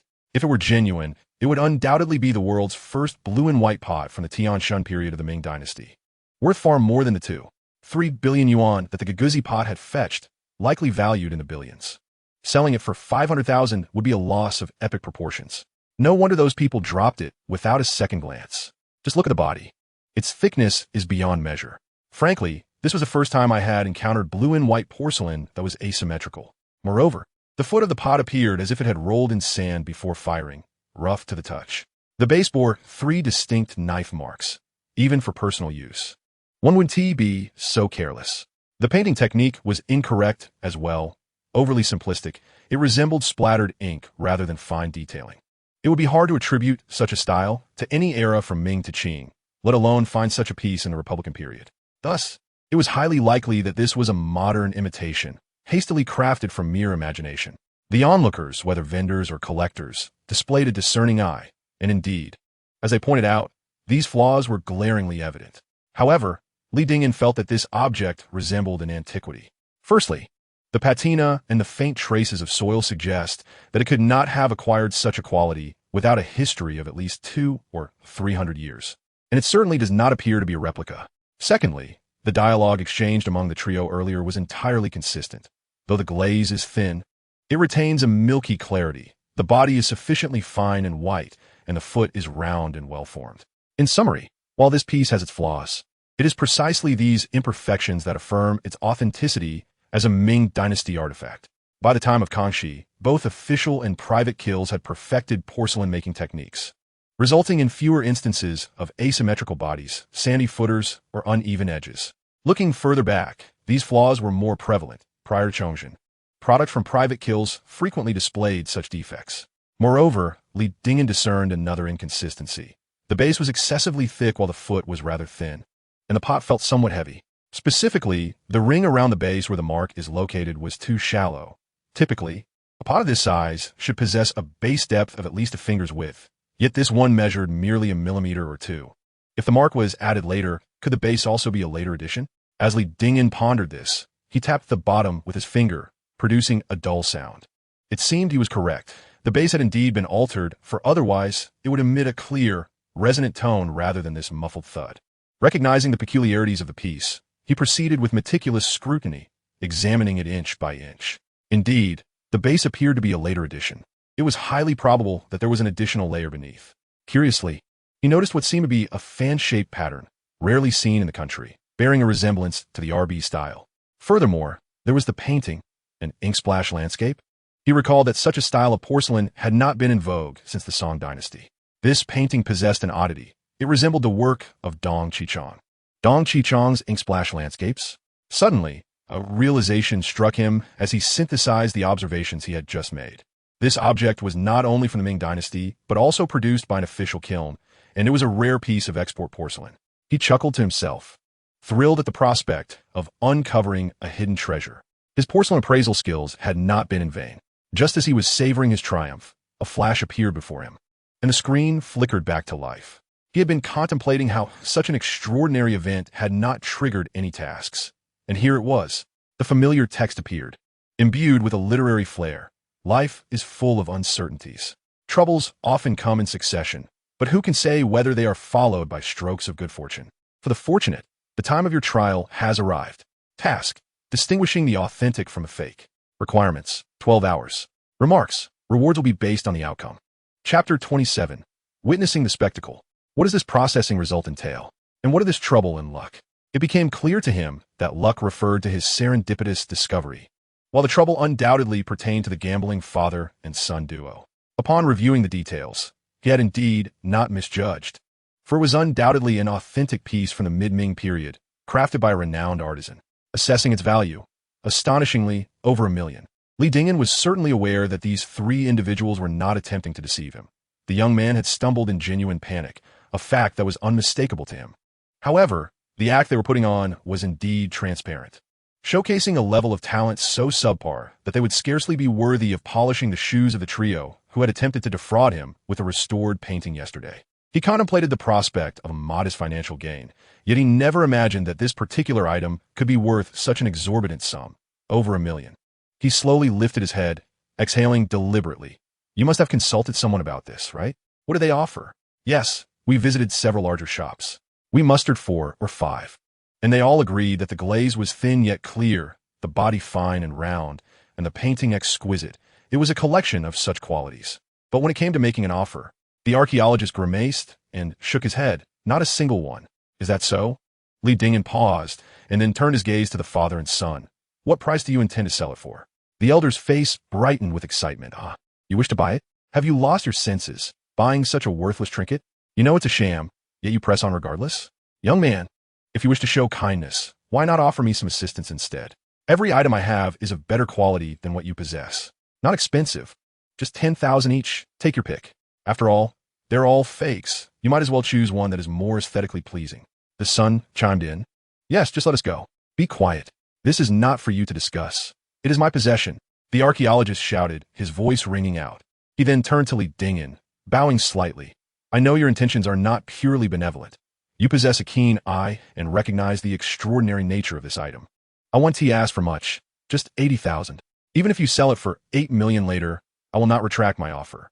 As he spoke, he retrieved 2 notes from his pocket, one a promissory note and the other a receipt proving that the father and son had pawned the porcelain vase to him. It stated that regardless of how much the vase sold for, as long as they cooperated in selling it, the debt of 80,000 would be settled immediately. Li Dingyan glanced at the notes and then at the father and son. Are you willing? Of course. How could we not be willing? We've been here 5 or 6 times over the past few years, not to mention countless rounds of cards. The sooner we sell it, the sooner we can be free. All right, 80,000 it is, but you must hand over those 2 notes to me, and the 3 of us need to draft a receipt. A final settlement. No regrets. Fine, we could draft 10 receipts, if need be. The archaeologist's voice trembled with urgency, and he quickly rummaged through his bag for paper and a pen. Just as he was about to write, Li Dingyan stopped him, insisting that the father write it instead. Once completed, all 3 would sign and affix their fingerprints. Do you have her IDs? Please take them out. I need to take a photo. Goodness, look at this situation.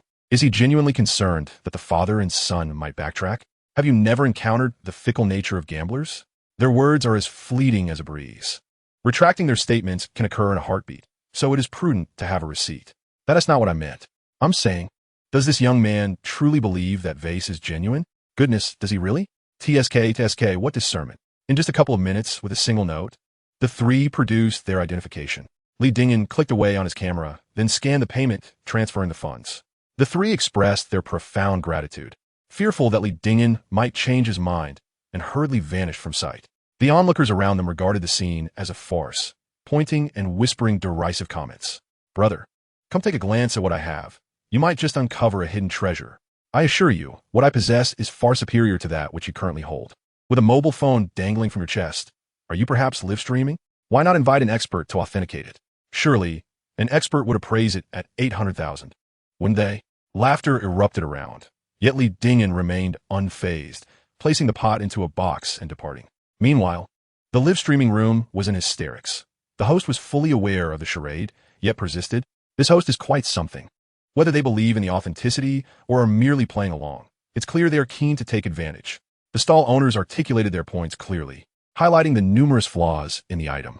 The host, not deaf or blind, seemed oblivious to their warnings. Could it be that a misguided altruism was at play? Given the host's history of donating national treasures while also apprehending criminals, it certainly seemed plausible. Yet, this supposed benevolence was merely a guise for opportunism. Otherwise, why would they insist on formal agreements? Indeed, it was an oversight in the host's eyes, justifying the need for those 3 individuals to sign and provide identification. This was a precaution against potential reneging by the father and son duo. The likelihood of a mistake was slim. Not every antique dealer can be so easily deceived. and it seemed improbable that the host could discern such a treasure with a mere casual glance. A young lady inquired, "Why not just ask directly?" Li Dingen softly affirmed. "Indeed." The Fine Arts Pavilion interjected, "Did you truly find a bargain? To what extent? About 1 million, perhaps." The room fell into silence, both believers and skeptics alike, as Li Dingen's calm demeanor commanded attention. No further jibes were made. Instead, everyone began to express camaraderie. Gradually, the number of viewers in the live stream surged, swiftly surpassing 50,000. They had all come to witness how the heroic host, who had donated a national treasure and apprehended the leader of a criminal ring, would stumble. Let's indulge in the drama. Wait, ISNT that the young man who just fell for the ruse, now, in the old relic shop? Over 50,000 viewers were captivated. How could this be so popular? Comments rolled in, indicating that it was indeed the one who had previously donated a national treasure and captured an art fraudster. Was it truly him? Yes, it was. He claimed to have found a hidden gem worth over 1 million, although no one in the live stream seemed to believe him. While the value of national treasures remained uncertain, I knew he had discovered a rare coin from the Yongzheng era just days prior, in front of numerous stall owners, all of whom had deemed it counterfeit. By the end, however, they were left astounded as he effortlessly profited 60,000. Would today present a similar scenario? A coin fetching 60,000 implies that this pot might hold equal value. If one were to argue that the pot was an antique, it could be plausible, yet to suggest it was a hidden treasure, given the poor craftsmanship, it seemed highly improbable, even for Ming Dynasty artifacts, let alone Yuan blue and white porcelain. I once shared this sentiment, yet there was an unsettling feeling regarding this individual. Shall we go and investigate? Let us proceed. A throng of stall owners and customers surged toward another street. Chapter 28. Keen eyes, sipping soy milk, and tearing into a fried dough twist. The young man's gaze remained fixated on his phone, his face smeared with grease. The plump fingers occasionally swiped across the screen, revealing not just mahjong and golden flowers, but occasionally a few trending news stories or local videos. "Wow!" exclaimed the son, his eyes fixated on the screen, his mouth stuffed with fried dough sticks, rendering him unable to articulate his thoughts. He had no choice but to thrust the phone towards the elder. "I'm eating. I haven't the time to ponder this." The elder replied, preoccupied. "My kettle?" The elder's eyes bulged, as if they could no longer turn. "What kettle?" The archaeological team turned their heads, and upon a mere glance, gasped in astonishment. The camera trembled slightly, akin to a walking motion. Though no person was visible, that box appeared strikingly familiar. After all, they had made 4 or 5 trips to the capital with it. How could it not be recognizable? The elder trembled as he gazed at the screen. Someone claims that kettle is worth over 1 million? The son swallowed the fried dough.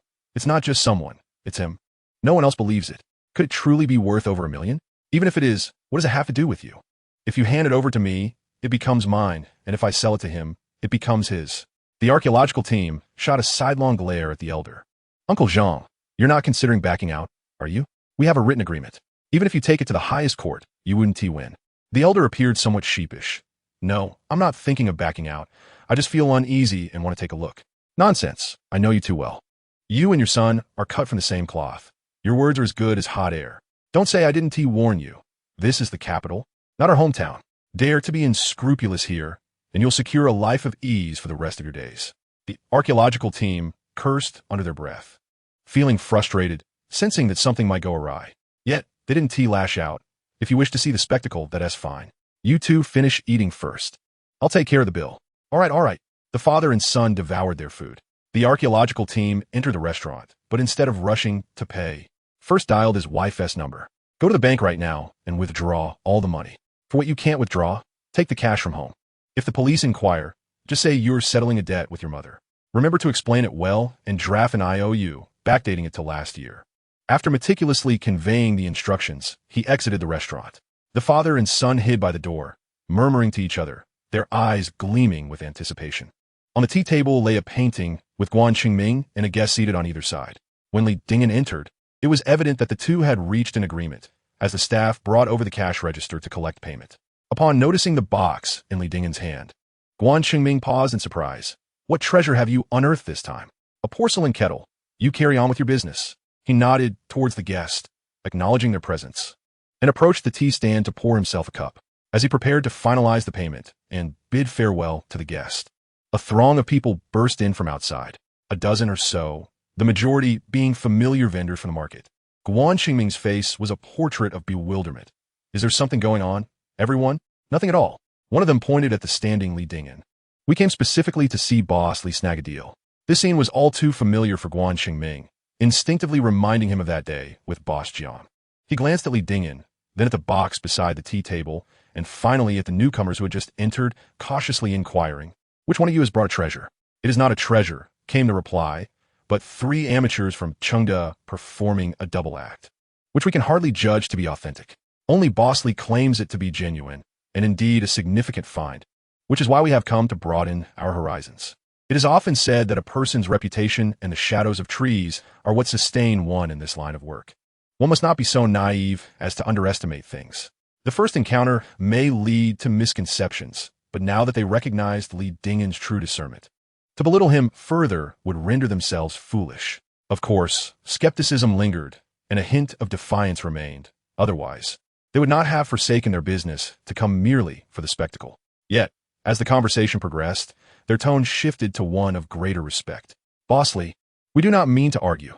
We simply wish to enhance our understanding.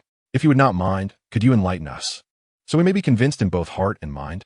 Li Dingyan rose, a playful smile gracing his lips. "Do you believe my words so readily?" This single remark left the questioner momentarily speechless. If they truly held Li Dingyan in such high regard, why would they have trekked over in the first place? Observing the scene, another guest chimed in with enthusiasm. "Isn't this simple? Just find a discerning master to take a look. No need to be choosy. Just consult Boss Wu Weimin from Taranju. His appraisal fee may be steep, but his expertise is indisputable." He settled into the sofa, grinning at Li Dingyan. "My friend, do not think I am merely here for the spectacle. If it is indeed a fine item, I would like to acquire it." It was unlikely he was boasting. Earlier, when the staff collected payment, he had caught a glimpse of several zeros on the cash register screen, certainly amounting to a substantial sum. Without hesitation, Li Dingyan nodded. "Very well. Then I shall trouble Manager Guan." Guan Xingming, in high spirits, welcomed this development. Today, it was not a fellow tradesman seeking treasures, and thus he had no ire to spare. He allowed everyone to enter. He instructed the staff to brew tea while he stepped aside to make a phone call. Just down the same street, a mere few steps away, it took only minutes for the individual to arrive. In his 40s, he appeared quite prosperous, accompanied by a young assistant carrying a briefcase. Li Dingyan studied him, finding him vaguely familiar. Upon reflection, he recalled that this man, like Guan Dihai, had previously served as an expert on a treasure appraisal program for the Beijing television station. Indeed, there was merit in his status. Following closely behind him was another individual who, upon seeing Li Dingyan, momentarily froze. Li Dingyan was equally taken aback, while the loyal viewers in the live stream erupted in laughter. Wasn't this the same person who had previously berated the host as foolish, only to spend 10,000 yuan to purchase a broken vase and a fragment of brick from Li's hand? It seemed somewhat inaccurate, yet one could not ignore the sorrowful glint in his eyes. What 10,000 yuan? What broken vase and brick? Some viewers provided context, and the newcomers gained a deeper understanding of Li Dingyan. This host bore a grudge, and it was not easily forgotten. "Greetings, Mr. Ren," Li Dingyan acknowledged. Yet Ren Zhirong merely scoffed. Upon laying eyes on the box on the tea table, his eyes brightened with intrigue. "Is this what you summoned Master Wu to appraise?" Receiving confirmation, he turned to Li Dingyan. "It cannot possibly belong to you, can it?" "Indeed. Are there indeed 3 individuals, one elderly and 2 young, claiming that they borrowed 80,000 yuan and cannot repay it, offering their family's heirloom as collateral?" Li Dingyan nodded in affirmation. "Indeed, I acquired it for 80,000.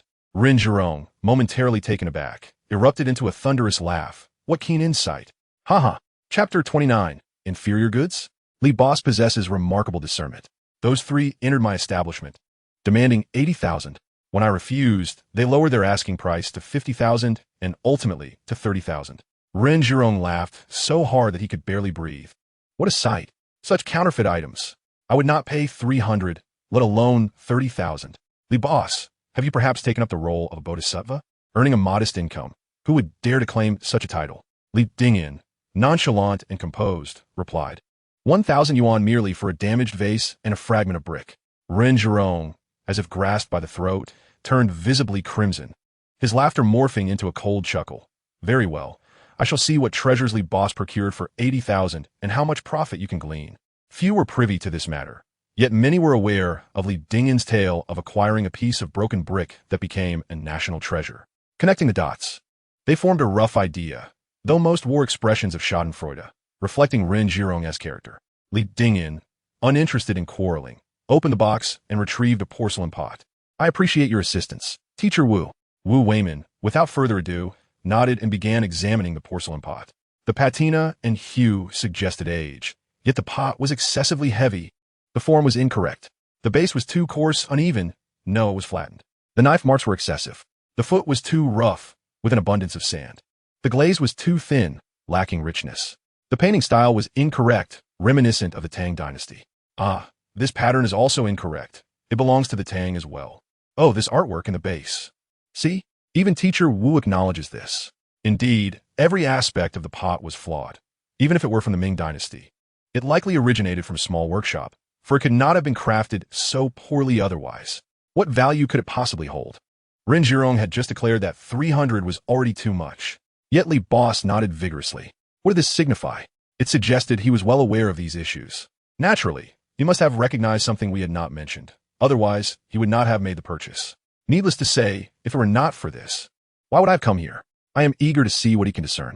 With every statement Wu Weimin made, he glanced at Li Dingyan, who nodded in response, deepening Wu Weimin's curiosity. After several exchanges, he chose silence, suspicion etched on his face. I have pointed out all the shortcomings, yet they are all flaws? I am aware. Why then did you purchase it? If all these were accurate, I would truly hesitate to buy it. Li Dingyan chuckled. Have you not found it intriguing? The youth indeed possesses charm. Indeed, they are all shortcomings. However, at times, flaws can transform into advantages. For instance, the characteristics Wu Weimin just described are precisely those of porcelain from the Tianqi to Chongzhen periods. These traits can be found not only in folk kills, but also in official kills. After sharing a laugh, Wu Weimin gave a thumbs up. Last night, while drinking with Lao Fong, he spoke highly of you, expressing profound admiration. Yet, I remain skeptical. How could it be that all the hundreds of bosses in Panjiayuan are inferior to you?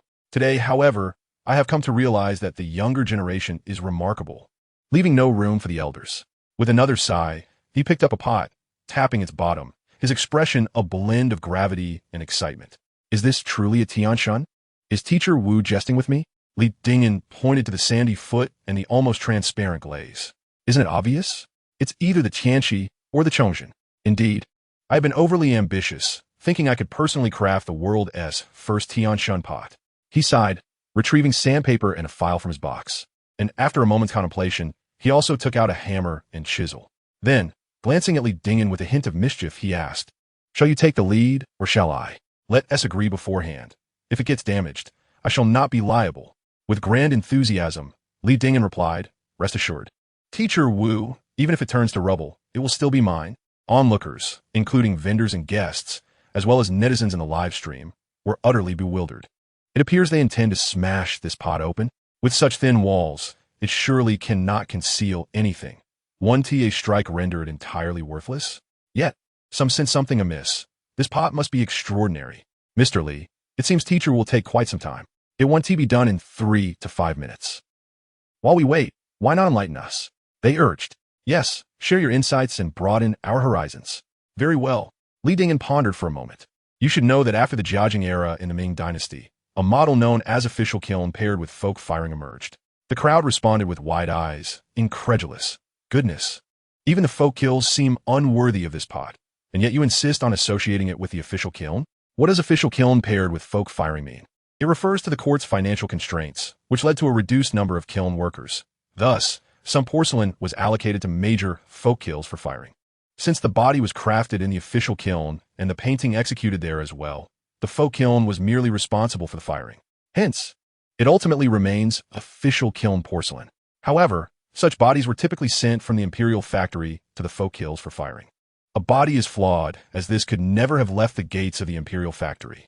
Even if it were to leak, once fired by the folk kiln, it would be destroyed. Otherwise, all involved, from the kiln owner to the workers, would face severe consequences. Moreover, it is worth noting that even the larger kilns involved in the official kiln paired with folk firing would not retain such poor quality pieces. Firstly, they are difficult to sell, and secondly, they tarnish the brand. Please, be patient as we delve into this matter step by step. Li Dingyan continued. I propose that the 3 marks on the side were not caused by knife jumps, but rather occurred during the transport of the bodies from the imperial factory to the folk kills. Do you agree? Agree? What a curious notion. There might be some merit to it.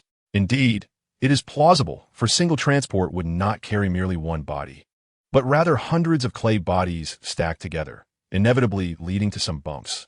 In such cases, kiln workers would often repair the bodies, and those that were irreparable might simply be smashed. Thus, the conclusion remains, due to subpar craftsmanship, the imperial factory would destroy it. Excessive knife marks would lead the kiln workers to do the same. Even if it made it into the kiln, should the resulting piece be inferior, the kiln owner and inspecting officials would still condemn it. Ultimately, a piece of such low quality from an official kiln could never be preserved.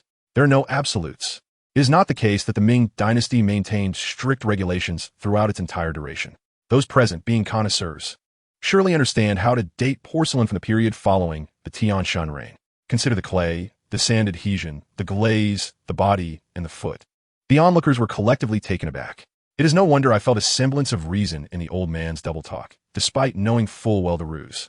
The flaws of late Ming porcelain were indeed coarse clay and sand adhesion, while its merits lay in the thin yet clear glaze, fine body, and neatly rounded foot. Particularly under the reign of Chongzhen, the forced levies were imposed without compensation, resulting in inferior wares even from the 5 major folk kills. The standards were not as stringent as before, leading to a significant number of subpar products emerging from the kills. Chapter 30. I had never heard of it before. Someone had mentioned that this pot bore a resemblance to late Ming pieces, albeit with the wrong mark. However, it is not merely a matter of the mark. The painting technique and patterns are incorrect. Who among you has encountered Ming artifacts adorned with Tang dynasty styles and motifs? Not only have we not seen them, we have not even heard of such things. Were it not for these 2 aspects, this item, despite the wrong mark, could have easily been mistaken for an ordinary piece from a Chongzhen-era folk kiln. Of course, it would fetch at most 1,000 coins. Connoisseurs examine items meticulously. If even one aspect is inconsistent, they deem it unreliable. Conversely, the untrained eye perceives items rather broadly. If anything resembles a genuine piece, they accept it as authentic, akin to the style of Li's esteemed collection. A chuckle escapes as they ponder how he might justify this. Li Dingen, undeterred by their sardonic remarks, regarded their banter as mere background noise. Once the discussion subsided, he resumed, "You are not entirely mistaken. The painting technique is indeed flawed, exhibiting a distinct splatter and blending style. The patterns are also incorrect, resembling a fan, and these characteristics have not been observed in any unearthed or extant Ming porcelain within the country. Yet," he paused, speaking with a measured tone, "these items were not intended for domestic use. In essence, they were porcelain commissioned by Japanese merchants during the Tian Shan period, meant for export, with few surviving examples in the domestic sphere. This explains why the painting style and pattern seem peculiar to you. They reflect Japanese aesthetics, reminiscent of Tang dynasty styles that have persisted to this day." What? These are for export? No wonder I have no recollection of them. It implies a logical explanation. Yet the quality is quite disappointing for an export item. Quality must be considered in terms of both period and region. For instance, in the late 1980s, and even at the dawn of this century, we imported items from abroad that were not merely subpar. Instances of waste and refuse were not uncommon. This is precisely the point. Despite Tian Shan being at the twilight of the Ming dynasty, to neighboring nations, it still represented the Celestial Empire. Even inferior goods were regarded as treasures in their eyes, often sold at lower prices. However, the times were tumultuous. Official kilns had largely ceased production, and most foreign merchants placed orders directly from local artisans. Thus, while such styles are rare in our country, they remain plentiful abroad, particularly in Japan, yet ultimately, they hold little value. The individual, grinning at Li Dingen, remarked, "Could it be that this is the reason you are so keen to align yourself with official kilns? Who says I am merely forcing a connection?" Li Dingen smiled with an air of composed ambiguity. "Surely, you all are familiar with the art of painting, are you not? Do you not find this artwork somewhat familiar?" Indeed, it was recognizable. The ink-wash landscapes were characteristic of the Tang and Song dynasties.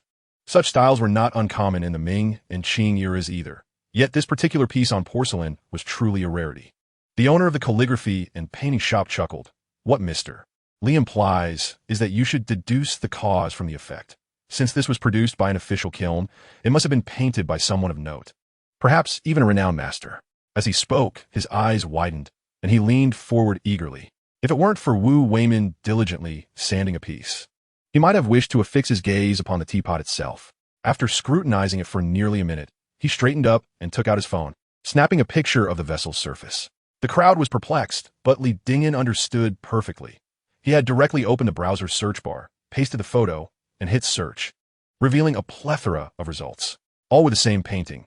Yet the image on the phone depicted an ink-wash landscape, while the teapot showcased a blue and white design. The shopkeeper stared blankly at Li Dingyan, finally exhaling deeply. The remote peaks and verdant waters, a painting by Dong Qichong. Is it truly from an official kiln? Regardless of one's expertise in porcelain or painting, anyone with a smattering of antique knowledge would recognize Dong Qichong, a late Ming official, a distinguished calligrapher and painter. Don't just rely on conjecture. Enlighten us. Is this painting indeed by Dong Qichong? It is not merely the painting on the vessel, but rather the underlying design that is attributed to Dong Qichong. The officials commissioned him to paint, and subsequently, the artisans at the imperial kiln replicated his work onto the body of the pottery. Why couldn't it be a folk kiln imitation? Dong Qichong's works gained prominence through the efforts of the Kangxi and Qianlong emperors. He was virtually unknown during the late Ming period. Conversely, he was infamous as a treacherous minister, closely associated with Wei Zhongxian, and was held in disdain by both the court and the common people, often referred to as a cunning eunuch. Hence, even if a folk kiln were to imitate, they would likely emulate earlier, more illustrious masters like Su Wei.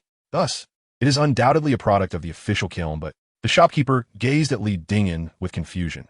Even if it is a piece from the late Ming, even if it is from an official kiln, at most it would be worth around 80 to 100,000. That hardly constitutes a significant find, does it? Patience, mister. We'll be finished shortly, and then you shall see. At that moment, Wu Weiman had already thinned the base of the vase considerably, perhaps by 1 or 2 millimeters. The Tianshun mark had long been worn away, revealing a delicate ring of cracks along the interior edge. Suddenly, someone inhaled sharply. Cracks? No, the base was added improperly. It wasn't adhered securely, and the glaze has worn away, hence the seams are visible. What does that imply? Was the base added later? No wonder the base is so thick, and the teapot feels so heavy. This is enlightening. By the way, is there a mark inside? Most likely. Did you not hear? Earlier, Mr. Wu asked Mr. Li whether it was from the Tianshun period. At that time, Dong Qichong was still unknown. If you don't understand, refrain from arguing. The remote peaks and verdant waters is, in fact, a miniature version emulated by Dong Qichong from the Song and Yuan artists. Previous masters like Su Wei, Wen Zhengming, and Tang Yin have all imitated it. Wu specializes in ceramics. It is hardly surprising that he cannot recognize this painting as a work of Dong Qichong. You did not notice, not even manager Guan recognized him. Guan Qingming's face involuntarily flushed. A group of people murmured, and Wu Yuwei was nearing the end of his task.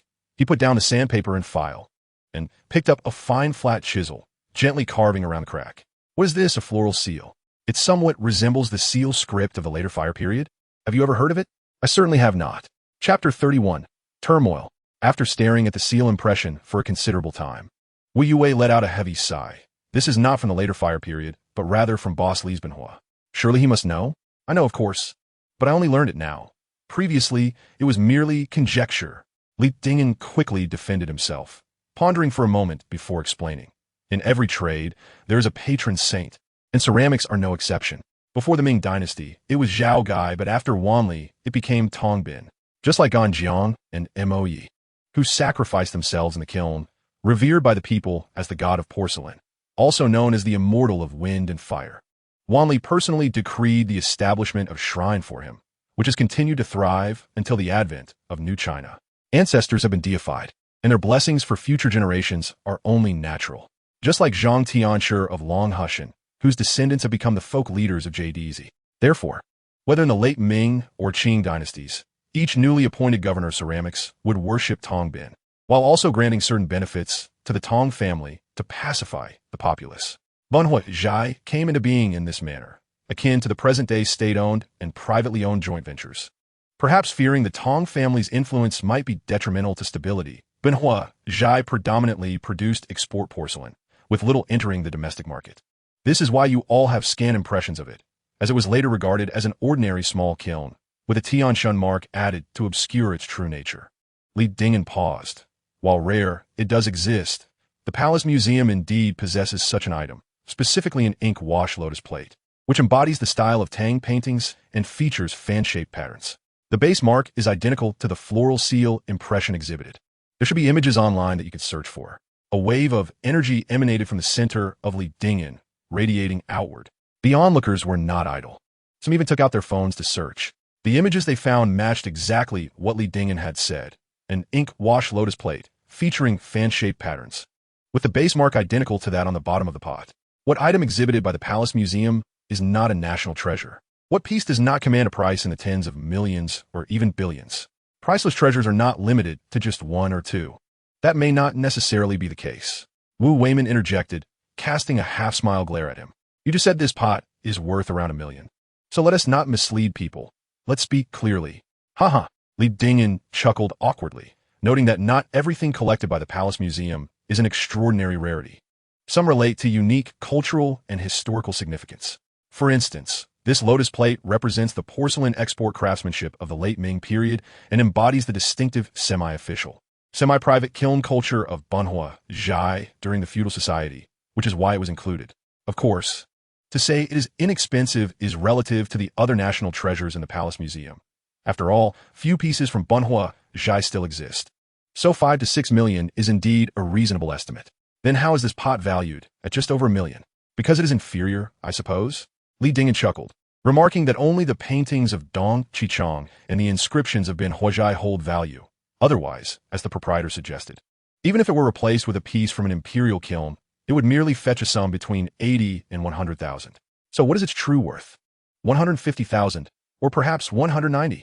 Li Dingyan remained silent, casting a glance at Wu Weiman. A figure of 150,000 hardly seems a loss, while 200,000 can hardly be deemed exorbitant. Before Wu Weiman's words could fully dissipate, a collective gasp reverberated around them, as the onlookers, drawn by the spectacle, gazed at Li Dingyan with an array of emotions, the depths of which even he could not articulate. Who could forget the moment Li Dingyan acquired that exquisite pot? With wealth, one could contribute to a nursing home, rather than indulge in the whims of a gambler. What folly! How ridiculous! A charade of goodwill, a display of saintly compassion. They refused to heed the truth. Insisting on being deceived, they deserve their fate. Fully aware of the trap, they stubbornly dive headfirst into it. They deride his foolishness. Yet within the span of less than an hour, he had closed his eyes and profited by a staggering 150 to 160,000. Who then? Is truly the fool? Still unconvinced? Are you convinced now? Li, the proprietor, possesses remarkable discernment. I am humbled in comparison. Such admiration remains, though it is not without a tinge of bitterness, a desire to gnash teeth in frustration, exemplified by Ren Zhurong. How many times has he faltered in front of Li Dingyan? The first was concerning the stone steel, the second regarding the broken vase, and today marks the third. The first and second instances need not be revisited. With Li Dingyan present, the hope of striking gold is inherently slim. Yet today was different. Those three had arrived at Ronghai first, only to be driven out amidst laughter and scorn, before hastily returning to their stalls to perform their routine. They had let slip over 100 million in treasures before their very eyes. The more Ren Zhurong contemplated, the more his anger and regret intensified, his eyes reddening as he stared at Li Dingyan. You wait. Seizing the opportunity, he stealthily slipped away from the crowd. The livestream room was eerily silent, with the earliest messages dating back over 10 minutes. The number of viewers had swelled to a staggering figure, exceeding 50,000. In the mobile backend, the tally representing popularity points surged continuously, 111. However, tranquility was short-lived, soon shattered by the introduction of a new special effect. The carnival lights no longer descended from above, but rather emerged from the bottom of the screen. The singing fairy presented the Carnival 161718. More? A full 30 of them. And it was still early. The opulence was breathtaking. Dear lady, please refrain from showering gifts. Li Anji hardly requires such trifles. Did you not see that in the blink of an eye, he earned over 100,000? I implore you, take me under your wing. Yet she paid no heed, while the carnival effects continued to cascade one after another. Li Dingyan, preoccupied, was engrossed in the valuation provided by the system. This infernal contraption had once again underestimated. 140,000, 10,000 less than the lowest range offered by Wu Weiman. Wu Weiman grinned amiably. If you choose to make a move, then I shall take it. 160,000. Do not begrudge me for negotiating. Should you sell it to me, you would save on authentication fees. Otherwise, I'd have to provide you with a certificate, which would cost over 10,000. How impractical. Indeed, it would require Mr. Wu to issue a certificate. I would also cover the authentication fees. The speaker is not Li Dingyan, but rather the owner purchasing the painting. 1,800,000. I'll provide the amount, Mr. Lee. If you wish to sell, does this price suit you? Mr. Wei desires it, so I shall not contend, for I cannot rival him. Wu Weimin chuckled with a sigh. However, if you are not in haste to sell, might you allow me a few days to study it? I must trouble you, Teacher Wu, to assist in processing this base. My apologies, Mr. Lee. This is not a slight against you.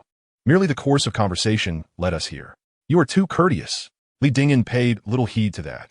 With others vying for bids, he could only feel elated. Then it is 1,800,000. It is yours. That is splendid. The individual produced his phone, ready to scan the payment code, which Li Dingyan had already displayed, when suddenly a commotion erupted outside. Chapter 32, A Den of Gamblers. I was prepared for you, Uncle Zhang. You truly came in? And you, why are you dawdling? Help move him out.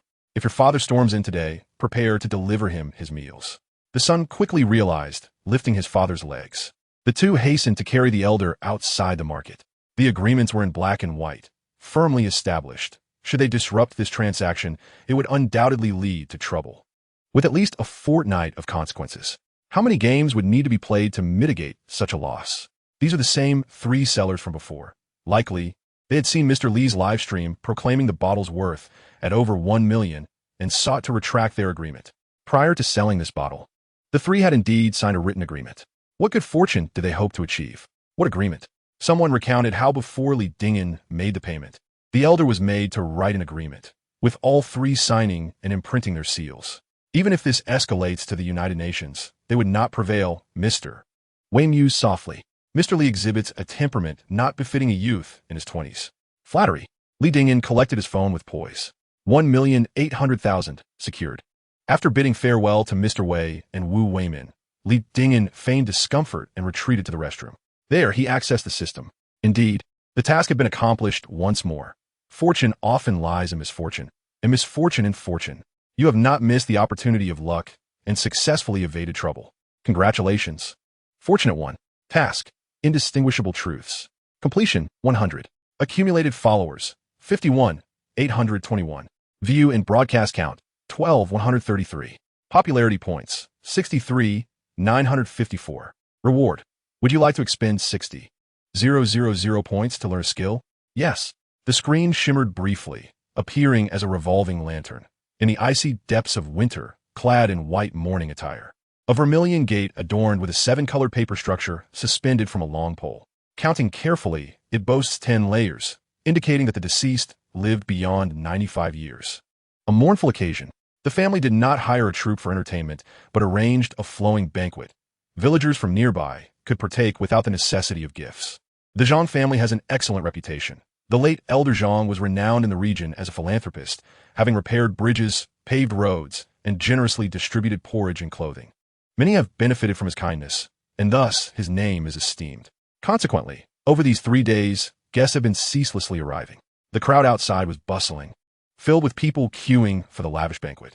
The Zhang family was indeed generous, providing a feast of 4 meat dishes and 4 vegetable dishes, all served in large bowls, with the meat comprising succulent chunks of fatty pork and the steamed buns plentiful. Not far away, a man in his 40s ambled over with a swagger, disheveled and yawning, clearly having gone days without sleep. Upon closer inspection, he was wrapped in a tattered cotton coat, his feet clad in worn felt shoes. What a nuisance, he muttered, yawning again, then suddenly leaped 3 feet into the air, exclaiming, "Good heavens, why are there so many people? Have the bandits come?" "Master Zhang, it is not the bandits. It is your father who has passed away." "My father has died?" He froze, a breath caught in his throat. The onlookers pondered. Although Zhang Jiao had indulged in vices, he still possessed a semblance of filial piety. Yet, moments later, he let out a lament. "Father, you are gone. Who will provide me with money to spend?" It was pitiful that the venerable Zhang had devoted his life to kindness, yet had produced such a wretched offspring. Inside the courtyard, numerous guests of distinction from the county were present, enjoying a splendid banquet. Deeper within, the spacious morning hall was filled with generations of descendants kneeling in grief. Although clad in mourning attire, their faces bore little sorrow. Some children even played merrily, undeterred by the solemnity. The Zhang family was prominent and prosperous, boasting numerous children and grandchildren, including many who had achieved great success. More remarkably, the brothers lived in harmony, and the sisters-in-law were amicable. Thus, before his departure, The elder Zhang had specifically instructed that the occasion be treated as a celebration. However, the lively atmosphere shifted as Zhang Jiao, wrapped in his shabby coat, entered. All faces fell. Unbothered, he knelt before the spirit table, about to weep, when a commanding voice interrupted. Uncle Jiao. It was his eldest nephew, Zhang De, the eldest grandson of the Zhang family. Following the death of Zhang Jiao's elder brother, he had taken on the role of head of the household. Uncle Jiao, do not wail. Grandfather instructed that no one is to cry. My dear nephew, lying there is my father. Are you forbidding me from shedding a few tears for my own father? Head of the household, please do not cause a scene. Father truly insisted on this. Get away from me. Zhang Jiao shoved his wife aside and glared at Zhang De. If I am not to mourn, then let me know what my father left for me. You cannot deceive me. Everyone knows that the old man favored me above all. Zhang Da's expression darkened. When grandfather was alive, he indulged you, allowing you to behave as you pleased, and no one dared to confront you. But now that he is gone, do you still dare to act recklessly, bringing shame upon the Zhang family in front of so many villagers? Uncle Jiao, I apologize. Zhang De gestured, and 4 burly men, all his nephews, approached. Some covered their mouths, others held their waists, and some raised their feet. In the blink of an eye, Zhang Jiao was forcibly ejected. Zhang De commanded, if Jiao dares to flee, break his legs. Zhang Jiao understood, then, that with his father's passing, the family's dynamics had irrevocably shifted. However, Zhang De was quite considerate. He adhered to the old man's final instructions without deviation. He inherited over 1,000 acres of fertile land, 3 residences, 2 large and 1 small, and a herd of over 500 livestock, all of which were bequeathed to Zhang Laojiao. In the study of the ancestral home, there remained a single, crooked-mouthed blue and white porcelain jar. Regrettably, it seemed that some individuals were destined for prosperity. Yet within a few short years, the vast family fortune was squandered entirely by Zhang Jiao. It was merely a stroke of luck that just as his inheritance vanished, Hebei was liberated. During the classification of social strata, he was designated as a poor citizen. The government adjudicated, deeming a small courtyard he had previously lost as a result of extortion, and returned it to him. Fortuitously, that jar remained intact. Subsequently, whether by divine jest or the indelible mark of gambling deeply embedded in his lineage, Zhang Jiao's son turned out to be a notorious gambler as well. Following his son's demise, the misfortune was passed down to the grandson and great-grandson, the very pair who had sold the jar, both of whom were also incorrigible gamblers. It is uncertain if it was mere coincidence, but 4 generations of this family gambled repeatedly, losing time and again, yet that jar persisted through it all. Upon concluding the tale, Li Dingyan couldn't help but feel a deep sense of melancholy. Was this family truly devoid of redemption, a lineage of gamblers? Upon examining his skills, his eyes widened in astonishment. First, from the memories of Zhang Laojiao, he possessed a rudimentary knowledge of Pai Gao, level 1. Second, from Zhang Goer, a poor grasp of dice games, level 1. Third, from the memories of the Zhang father and son, an inadequate understanding of the game of Jinhua, level 1. Fourth, an expertise in Ming Dynasty porcelain appraisal, level 1. Upon seeing the first 3 entries, Li Dingyan felt an urge to curse and express his disdain towards the system's immediate relatives. Regardless of his gambling prowess, or lack thereof, how could he not consider the disastrous outcomes faced by 4 generations? It was only upon reaching the final entry that he let out a sigh of relief. Having recently studied Qing Dynasty porcelain appraisal, he now felt equipped to assess both Ming and Qing porcelain with confidence. Li Dingyan's face brightened, and he rubbed his hands together in excitement. Chapter 33, A Reunion. The dome was adorned with jade foil, and soft white light cascaded from the alabaster lamps.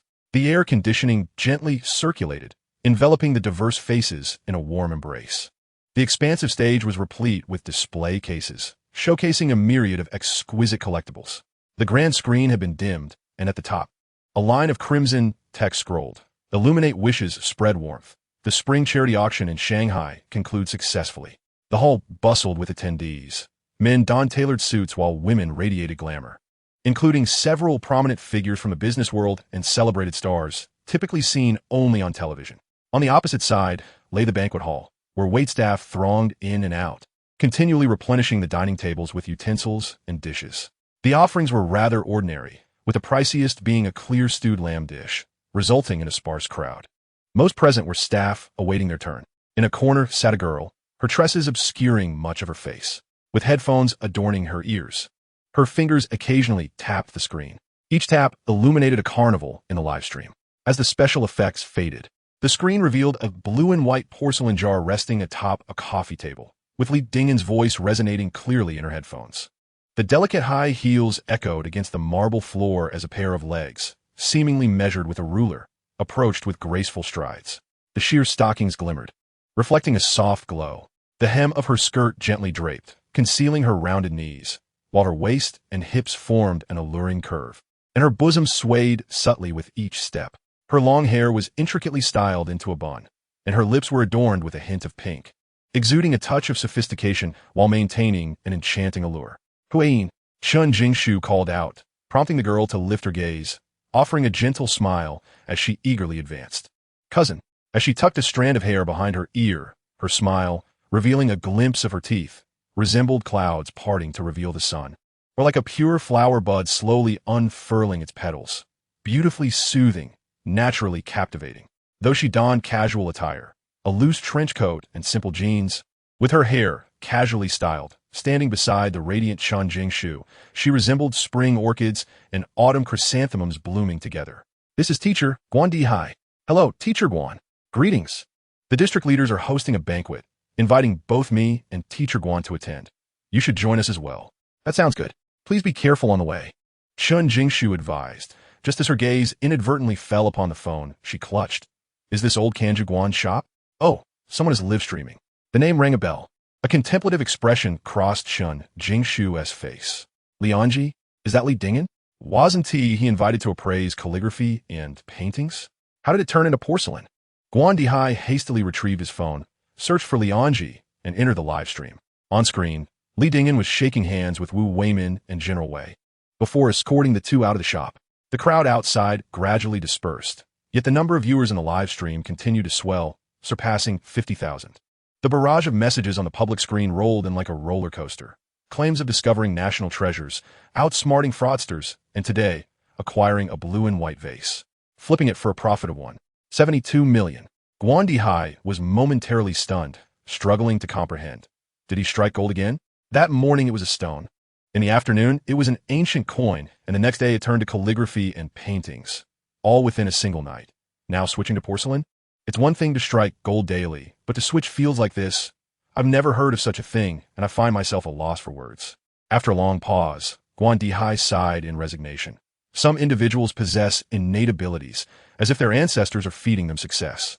Chun Jingshu pondered for a moment, finally recalling who he was, a clear and refined visage surfacing in her mind. Though their encounter had been fleeting, the impression was profound. He appeared courteous, yet was, in essence, arrogantly aloof. Initially, she attributed this to youthful folly, not anticipating that even Guan Dihai felt overshadowed. Talented young individuals are often like this, aren't they? What seems calm is merely indifference to others' affairs. Chun Jingshu thought, still somewhat astonished within. She gently nodded. Teacher Guan, shall we go? Huayin, drive slowly. Understood. The girl waved her hand, and once the two had moved farther away, she resumed her seat, watching the live stream intently. The transaction concluded, and the onlookers had dispersed. A new guest entered the old residence, spreading a painting across the tea table. Li Dingen, while observing, began to explain. Such appraisals, often accompanied by educational insights, tend to be rather tedious. Nevertheless, the number of viewers in the live stream steadily increased, inundated with messages urging the host to revisit overlooked details.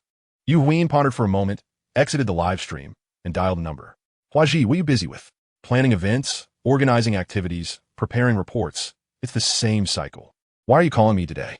I need to ask you something. Do you remember that year in our senior year when you organized the party and tricked a freshman into wearing a dress to sing a female song? How could I forget? Li Dingen, I could never erase the memory of that rascal. After his performance, he was so sarcastic on stage, mocking the student council and causing me to receive a scolding from the department leaders. He must have graduated by now. Indeed, last summer, he took the civil service exam in winter, and just last month, the Education Bureau came to school to transfer his records. Are you inquiring about him to promote him as an internet celebrity or a star? I occasionally see his videos, just curious. His image is quite appealing, though he tends to be unruly. Whenever the group discusses past troublemakers, his name invariably surfaces. Strangely, I've never heard of him getting into a fight. Moreover, his family might not approve. I only learned after staying on campus. His father works at the library, his mother is a teacher, and both grandparents are retired educators. Although their financial status is unremarkable, they are all intellectuals. Now that he has secured a position in the capital, it's unlikely they would allow him to resign.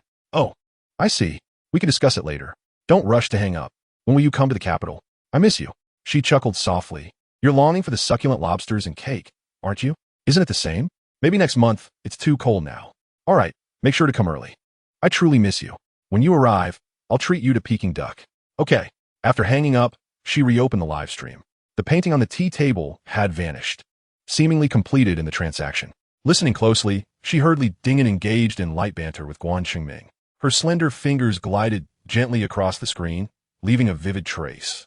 Though it vanished in an instant, though merely a fleeting glance, the reflection of a figure in the glass before the old residence was strikingly clear.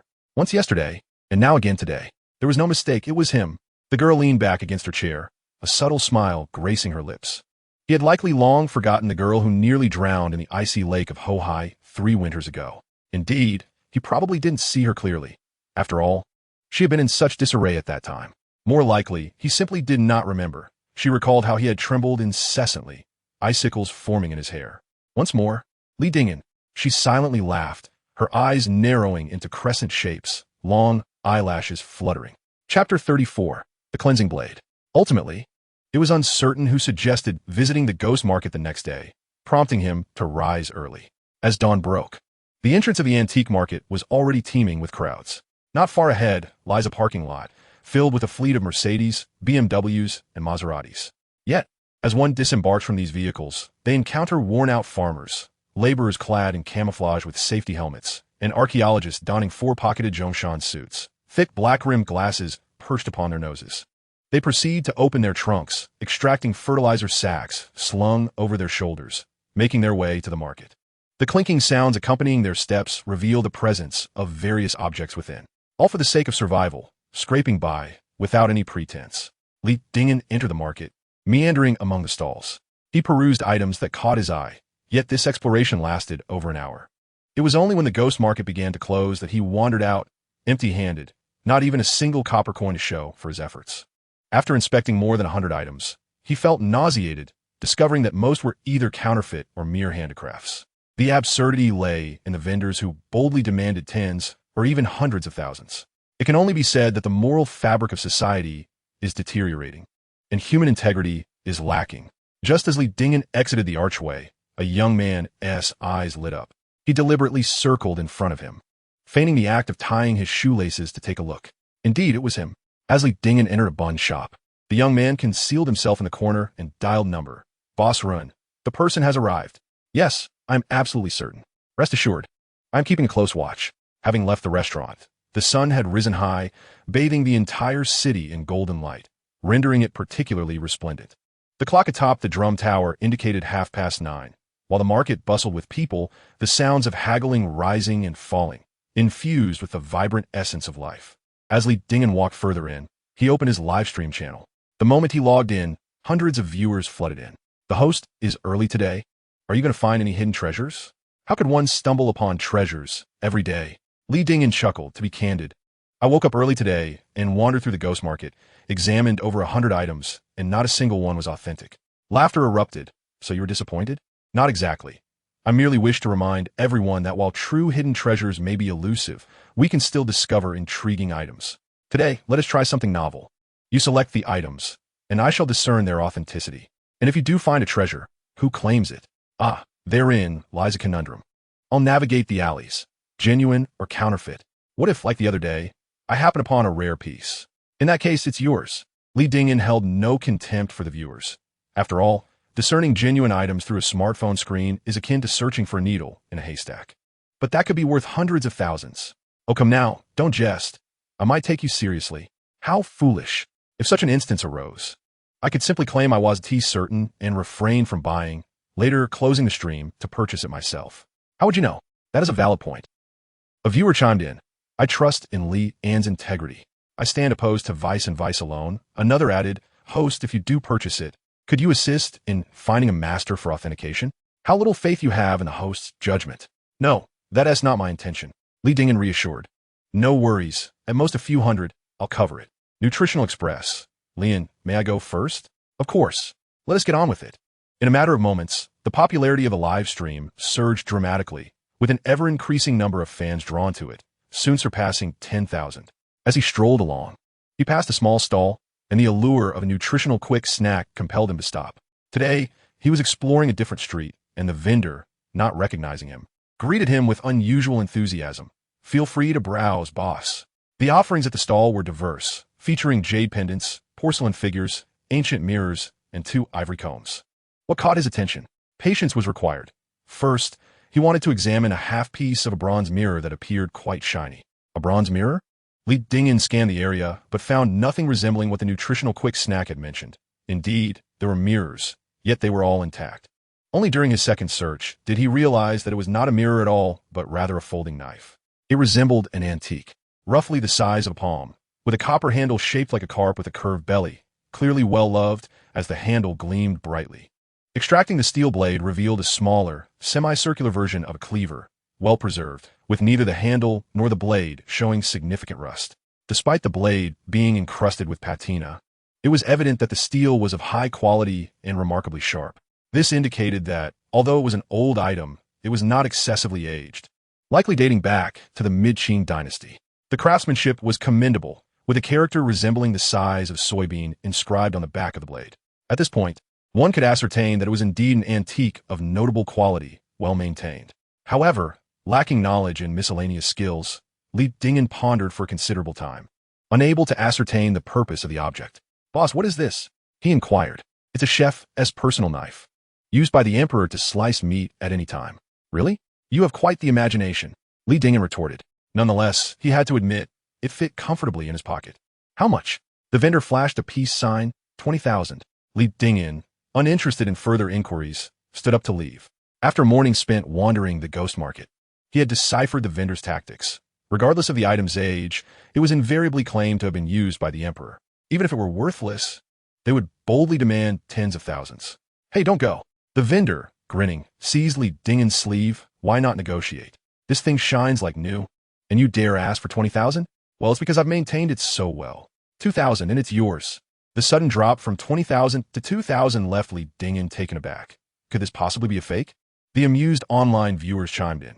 Even if it's fake, you picked it yourself. Accept your fate. Li Dingyan replied, hold on. I haven't had a proper look yet. It does seem like an antique. Noticing him speaking into his phone, the vendor asked, are you live streaming or helping a friend select something? Live streaming. Although it feels like a poor bargain at tens of thousands, sometimes the accounting doesn't work that way.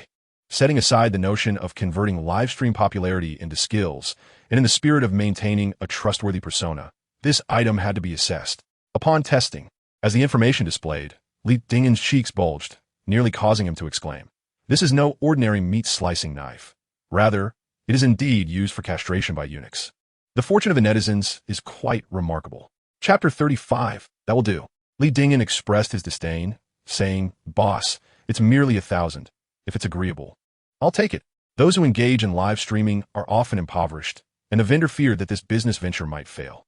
However, upon hearing his offer, he regained some enthusiasm. He had acquired the item for 200 and stood to make an 800 profit, which was tolerable. Yet, his expression was one of difficulty. This still incurs a loss. If you could add a little more, 1,000 it shall be. Without much negotiation, he merely provided a paper bag. After tossing the item inside, Li Dingyan vigorously rubbed his hands on his clothing, as if he had touched something unpleasant.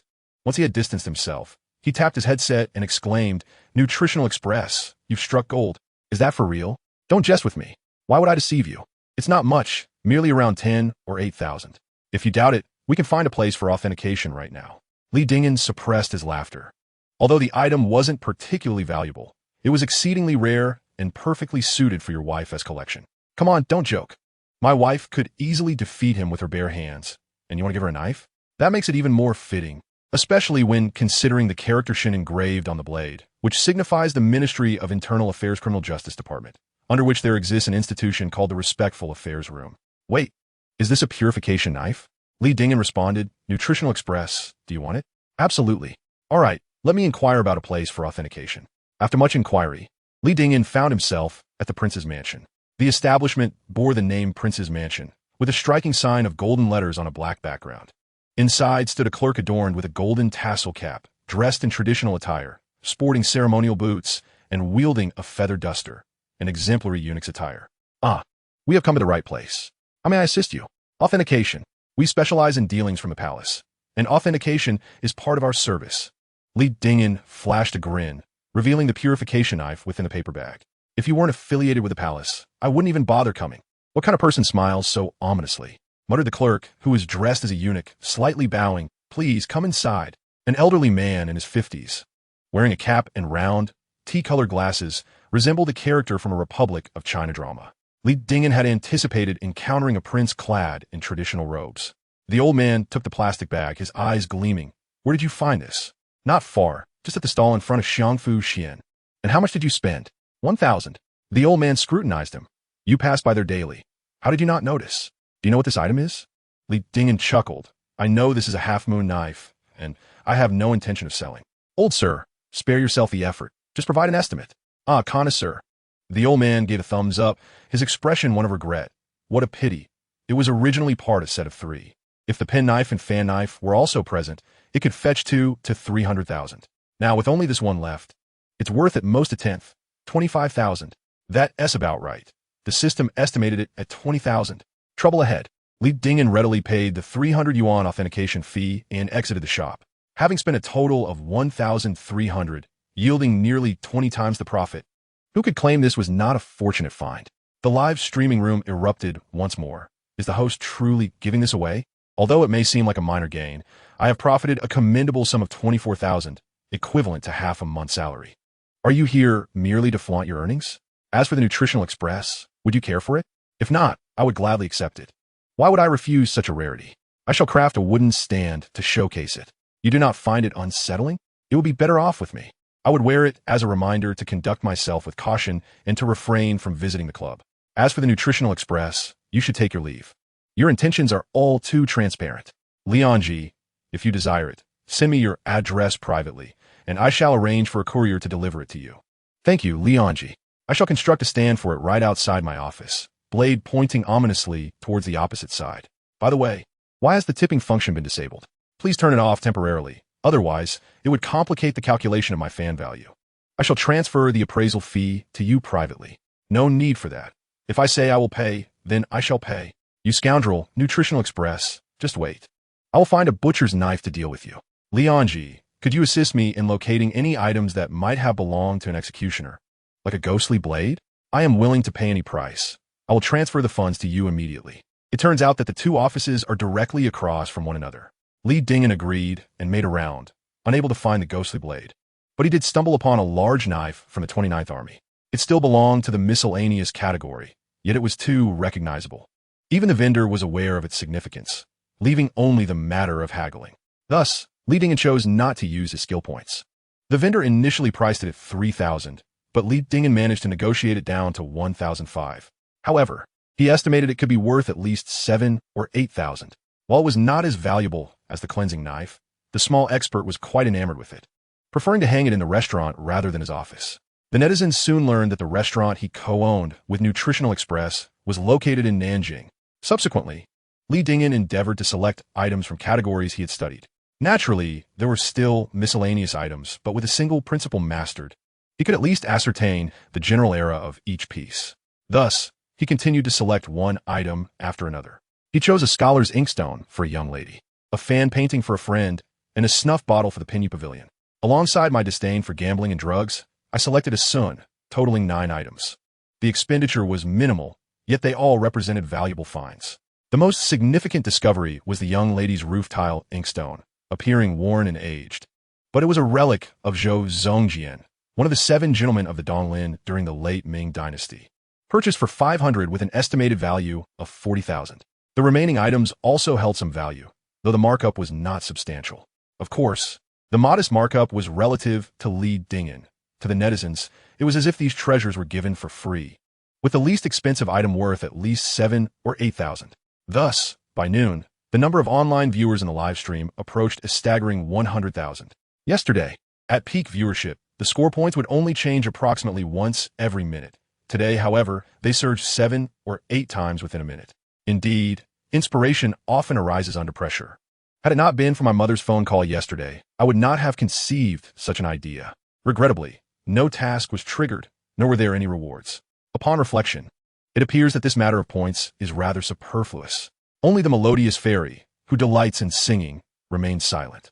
Contemplating this, he sent a private message. How about you choose something too? The melodious fairy replied, I shall not. Consider it a game. Just pick something at random. I still refuse. If we ever meet, would you personally help me select something? Can we indeed meet? Of course. Then that would suffice.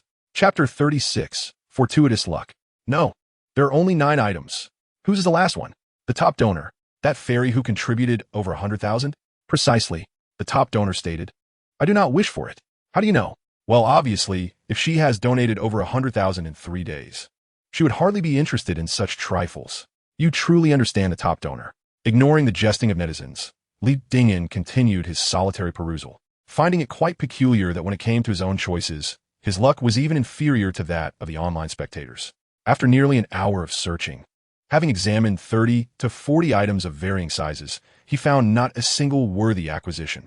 In contrast, when assisting netizens, the longest search for the lady's Yindang inkstone only required 11 attempts. Has misfortune truly possessed him today? Streamer, it is almost 2 o'clock. Are you not hungry? There are hardly any stalls left. I shall take a final look, and if nothing catches my eye, I shall return in the afternoon. With a final show of determination, he traversed the last few meters. Upon reaching the final stall on this street, Li Dingyan halted. He beheld a box that resembled an antique. The vendor, munching on a bowl of fried sauce noodles, glanced up and, seeing someone inspecting the items, lazily gestured with his chin, indicating they could browse at will. Li Dingyan nodded, his gaze sweeping over the stall, his eyes brightening momentarily.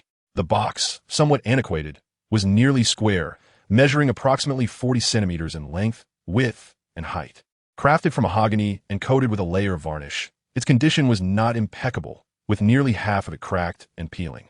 Each side bore a painting of 2 goldfish swimming amidst aquatic plants, accompanied by a few lotus flowers. Upon closer inspection, these were not printed images, but rather hand-painted.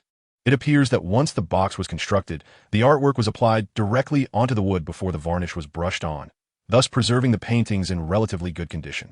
The artistry was exquisite, with the 8 fish appearing remarkably lifelike. The 4 paintings, when combined, formed a continuous long strip measuring approximately 34 centimeters by 136 centimeters. The final painting bore an elegantly inscribed poem, its characters graceful and distinct, as one might say, aesthetically pleasing and comfortable to behold. The painted image is not reality. All things emerge from the mind. Though one may linger in the affection of fish, there shall never be a day to catch them. This poem, attributed to Qianzai, a poet of the late Yuan and early Ming dynasties, has often been referenced in subsequent fish paintings, rendering its origins somewhat obscured. Examining the box's design, which exhibits a distinct Republican-era style, one could deduce that the inscription indicating the year of the Sini, Xinwei, corresponds to 1930. I am but a blossom in the air, navigating my direction, soaring, soaring, soaring. Here lies my essence. Strangely, the characters on the lid of the box indeed bear a resemblance to the handwriting of Su Zhima. Upon further contemplation, it becomes apparent that Su Zhima favored imitating the cursive script of Wang Shiji, as most of his surviving manuscripts reflect this particular style. In an instant, Li Dingyan became invigorated, meticulously scrutinizing each word. The more he observed, the more he felt that this resembled the handwriting of Su Zhima. It was only when the vendor regarded him with a hint of curiosity that Li Dingyan raised his head and nonchalantly opened the lid of the box. Inside, a glass mirror lay embedded, shattered to the point where only jagged edges remained. Below it were 2 compartments, the first filled with numerous slots clearly intended for eyebrow pencils and powder, while the second remained vacant, meant for clothing. There were neither words nor images, offering no clues about the box's owner. It seemed he would need to delve into the external painting and the modern poem inscribed on the lid for further insight. Li Dingyan closed the lid and resumed his contemplation of the painting of swimming fish. Having recently studied the works of modern deceased artists, this was his first opportunity to apply his knowledge, prompting him to examine it with great seriousness. It was a quintessential meticulous painting, slightly delicate in style, leaning towards the gentle. The characters were exquisitely crafted, showcasing a remarkable skill, and subtly hinted at an air of femininity. The artist of this painting, along with the author of the accompanying poem, was most likely a female writer.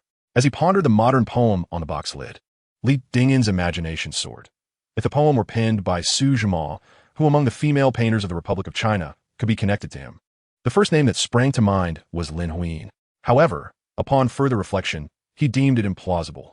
By 1930, both had already entered into marriages. Lin Huyin, being both intellectual and traditional, had a cherished bond with Liang Xiqing, and their harmonious relationship would certainly not permit such a scandalous affair.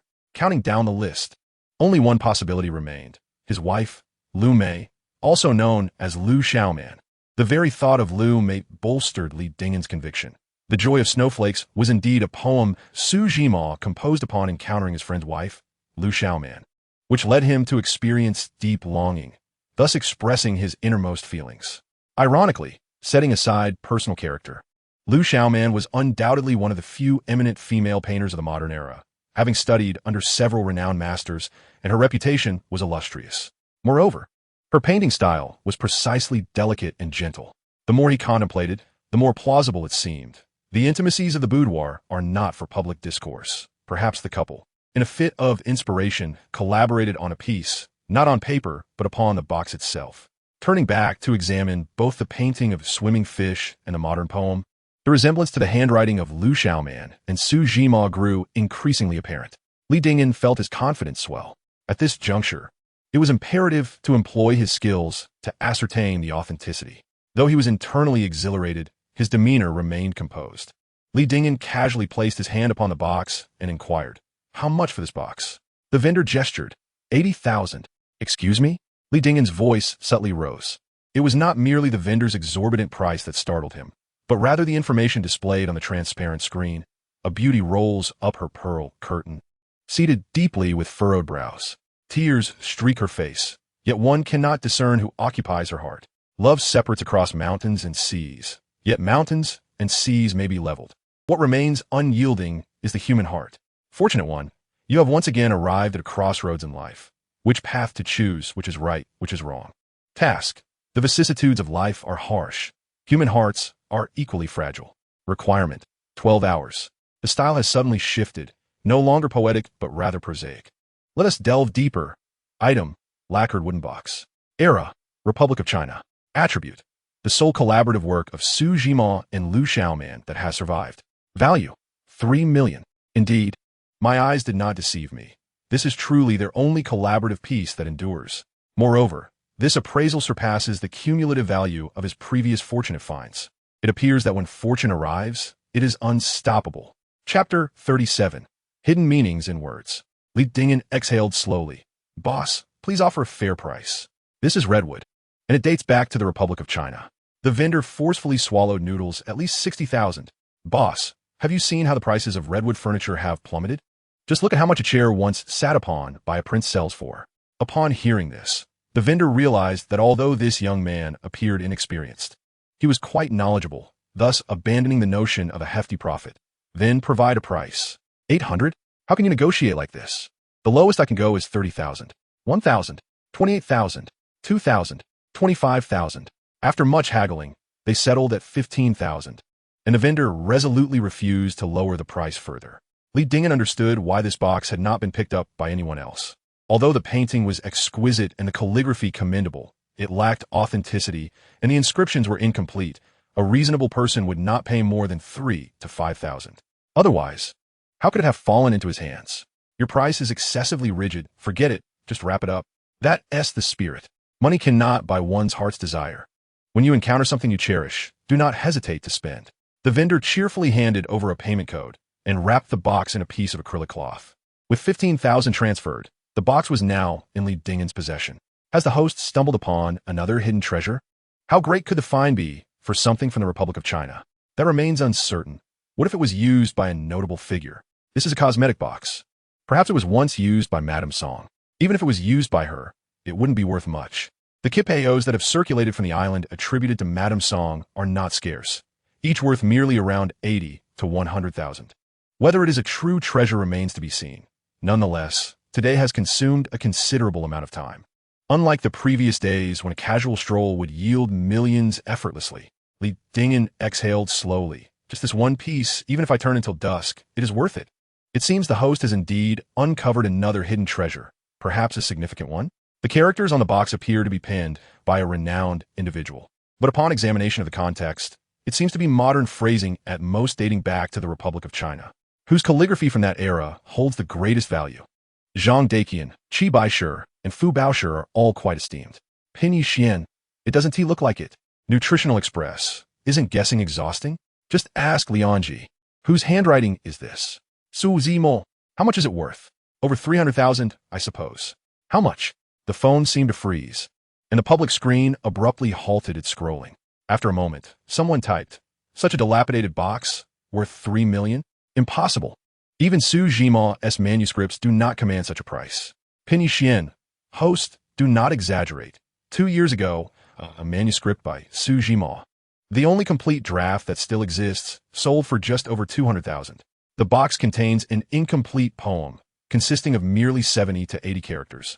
At most 3 to 400,000. Li Dingen inquired, what about Lu Mei's painting? Whose painting? Came a reply, Lu Xiaoman's.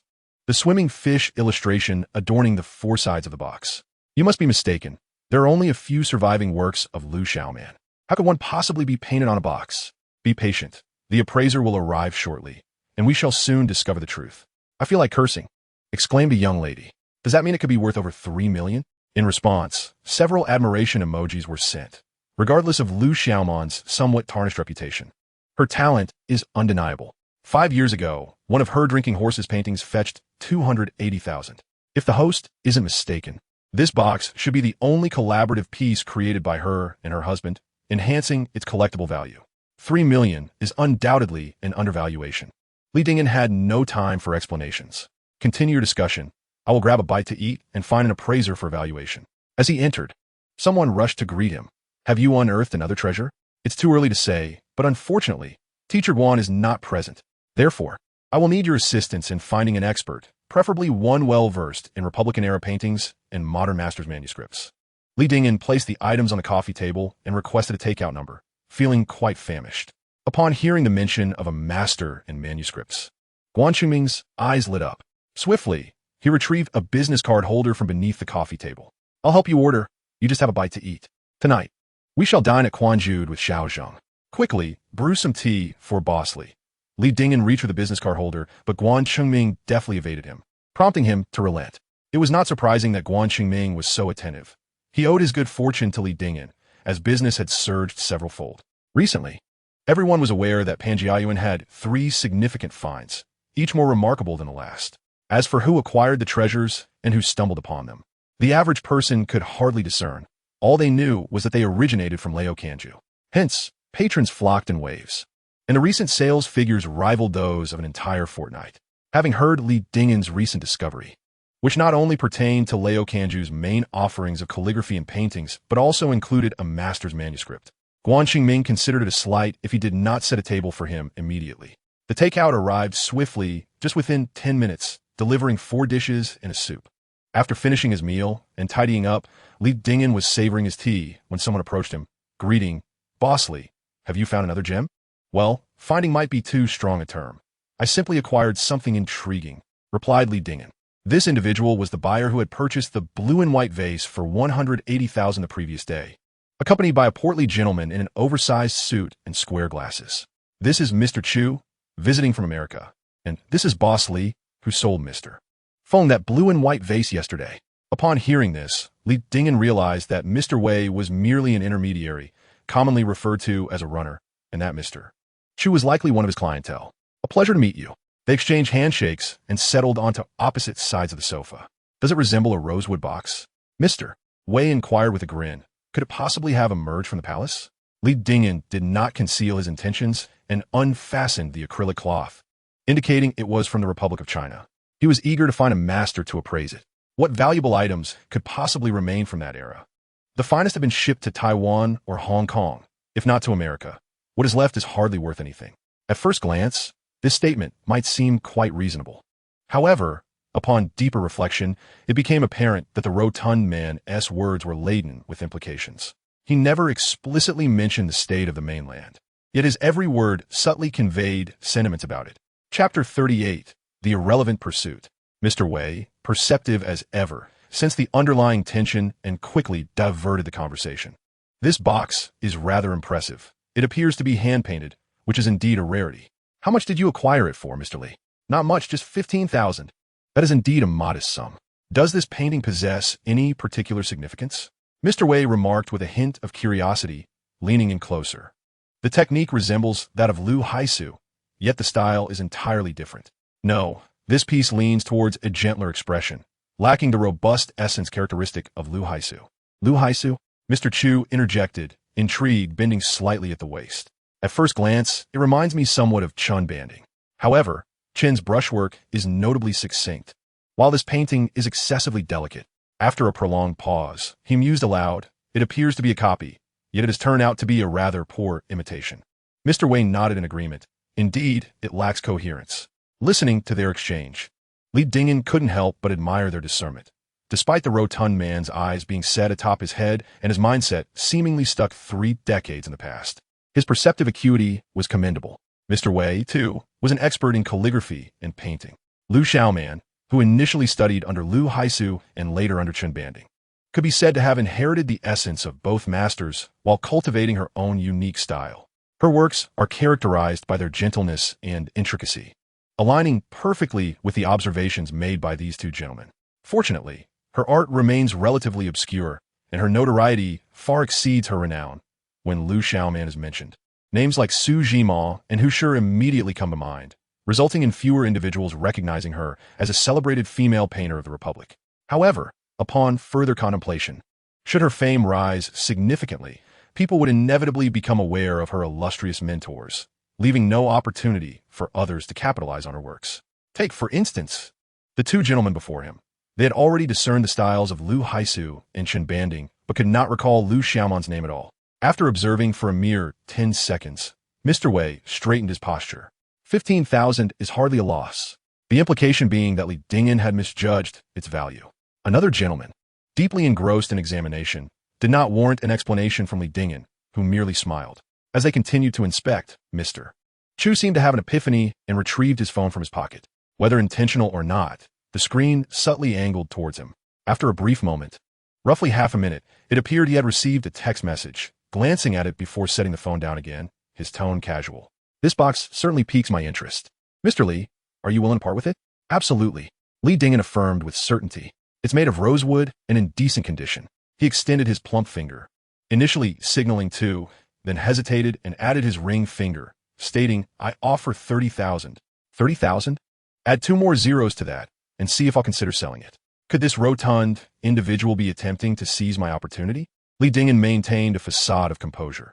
"If you wish to proceed, we certainly can.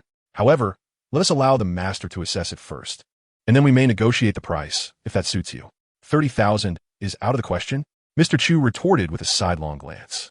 "Then I shall add another 20,000.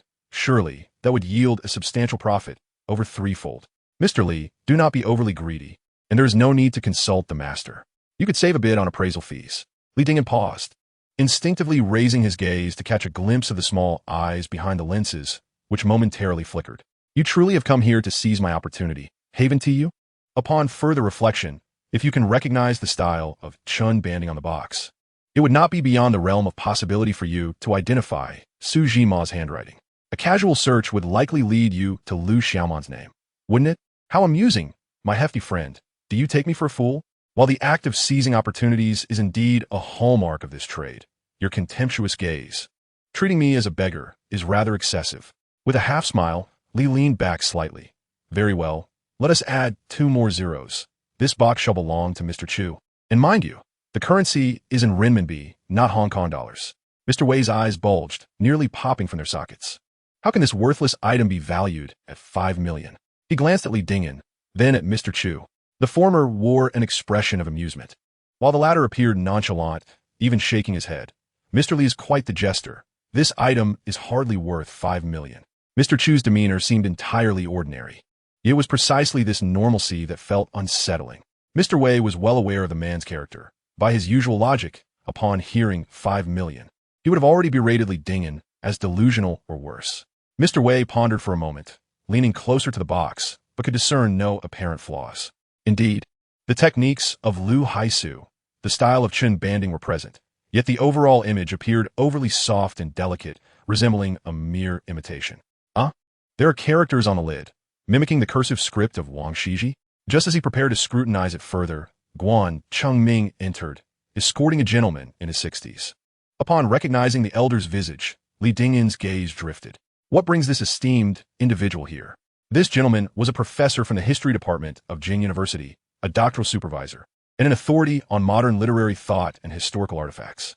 It was unlikely he would come here to appraise any antiques. Instinctively, he rose. Professor Wu. The elder paused. A student from Peking University? No, from Capital Normal University.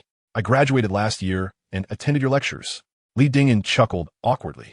Capital Normal often invites you to teach. Perhaps I have attended your classes a bit too frequently, hence the familiarity. Ah, I see. What a coincidence, the elder mused, nodding with a smile. Old Lu was swamped, so he asked me to come take a look and earn a little pocket money. You yist. Indeed, it was a jest. A man of his stature could hardly rely on such means for income. Having already engaged in research on historical artifacts, he likely possessed a passion for collecting. Thus, when he found himself at Panjun and heard of a letter from a renowned figure of the Republic, his interest was piqued, prompting his visit. Please examine this box. You found it? After a few glances at the box, a glimmer of amusement played across the elder's face. Quite impressive. It seems you have applied your studies well. Li Dingyan was momentarily taken aback, uncertain of how to respond to the remark. He sensed that the elderly gentleman was insinuating that he was unproductive. Noticing that Professor Wu had empty hands, he assumed he had forgotten his tools and had specifically brought a toolbox for him. Professor Wu, please. The old man chuckled. Must one follow the entire procedure to receive the appraisal fee? Li Dingyan, caught between laughter and tears, replied, That is not necessary. You may examine it casually. Very well. Then I shall take a casual look. Chapter 39.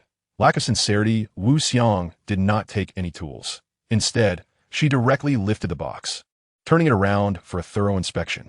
After placing it down, she glanced at the inscriptions on the lid and then opened it for a brief look. In just 2 minutes, she closed the lid again. The writing was by Su Jimao, and the artwork was by Lu Xiaoman. Her taste was commendable. If I remember correctly, you studied modern literature. Your education was not in vain. Li Dingyan opened his mouth, yet words failed him. It was evident that she had recalled the details. Otherwise, how could she have known what he had studied? Upon hearing the names Su Jimao and Lu Xiaoman, the guests in the hall abandoned their admiration of the painting and gathered around. Chairman Wei was particularly astonished. No wonder Li Dingyan had the audacity to demand 5 million. No wonder the hefty fellow had refrained from calling him insane. However, Chairman Chu maintained an air of skepticism, questioning, so soon, is the old gentleman's judgment reliable? He then adopted a nonchalant demeanor. Fine, I shall consider it genuine. Li, I will offer 1 million. Quite generous, wouldn't you agree? The hefty man was still hoping to snag a bargain at this stage. Ridiculous. Just as Li Dingyan was about to speak, Professor Wu glanced at the hefty man and then gestured towards the box. If you wish to sell, I can find you a buyer. The price won't be too high, but it won't be too low either. That sounds splendid, Professor Wu. Not a bother at all. The old man fished out his phone, adding, but this time, do not leave me hanging. Unlike last time when you vanished despite everyone being present. Indeed, he had recognized it. Li Dingyan felt unbearably awkward, only able to manage a wry smile, while the hefty man seemed to have discovered a new world, his eyes darting between Professor Wu and Li Dingyan. Huh? So you know each other? Before he could finish his thought, Chairman Wei yanked him back. This isn't a rural gathering. What are you trying to showcase? Although unaware of the elder's specific identity, it was clear from Li Dingyan's discomfort and Guan Chengming's utmost respect that this gentleman was at least a significant figure in the industry. The more one spoke, the more one exposed themselves. Professor Wu was on the phone with someone, simply stating, Do you want a box by Lu Xiaoman? If so, send someone over. After hanging up, the elderly gentleman cast a cheerful glance at his phone. A live broadcast, quite popular, I see. Li Dingyan finally grasped the situation. Oh dear. Seeing you so excited, I forgot to turn it off. Never mind, continue your broadcast. Li Dingyan was drenched in sweat. Goodness, am I about to go viral? Unbeknownst to many, the streamer was indeed an exceptional graduate of Shoser. Wu Xiang was a luminary in modern literature, while her expertise in historical artifacts was equally authoritative. Merely gaining admission to Shoser would not suffice for those aspiring to study under her. How frustrating that Professor Wu was about to conduct interviews. Yet the streamer had not even attended. Such trivialities. One could earn millions in a single day. Why pursue a master's degree? Yet this leads to an even more frightening reality. The streamer graduated last year, barely in their early 20s, and has already amassed a fortune of several million. Meanwhile, I find myself without even 1,000 in my pocket, contemplating a desperate end. The logic presented above is flawed. It is precisely because the streamer has a solid academic foundation that they are able to earn such wealth. Have you not noticed Professor Wu's keen insight, which surpasses even that of a streamer? Is this what the humanities teach? It is evident that the individual above has never attended university. Archaeology is inherently a branch of the humanities, and among institutions nationwide, Peking University ranks first, with capital Normal University in 8th place. Is this truly the case, Lian? How could it be? While Professor Wu does have relevant research topics, his studies do not pertain to archaeology. It all stems from that wretched mobile phone, which suddenly became a distraction, causing delays in interviews. Subsequently, I am unsure how my mother discovered this. In a bid to preserve my life, I had no choice but to take the civil service exam. Yet, to my astonishment, I actually passed. Reflecting on the past, Professor Wu rose. Someone is coming. Li Dingyan stood and turned, somewhat bewildered. Who is this deputy director, he? Upon seeing Li Dingyan, Tian Bong smiled warmly, his expression imbued with a kind of gentle benevolence.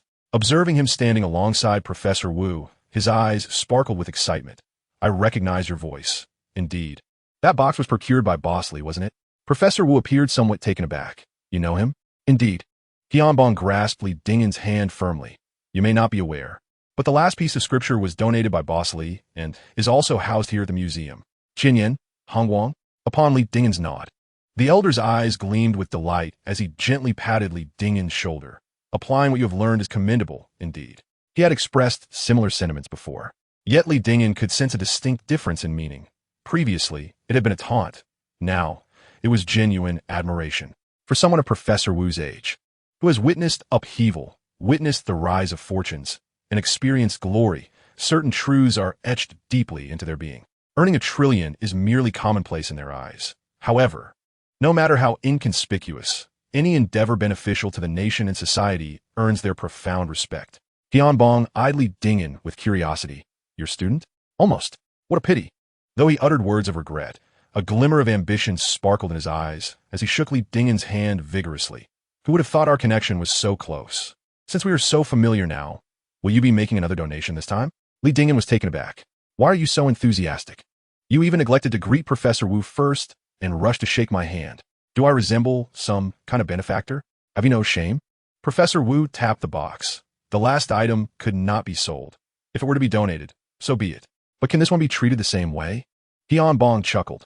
Museums are indeed in need of funds, but you cannot just seize a sheep at will. I was just pondering with only one box.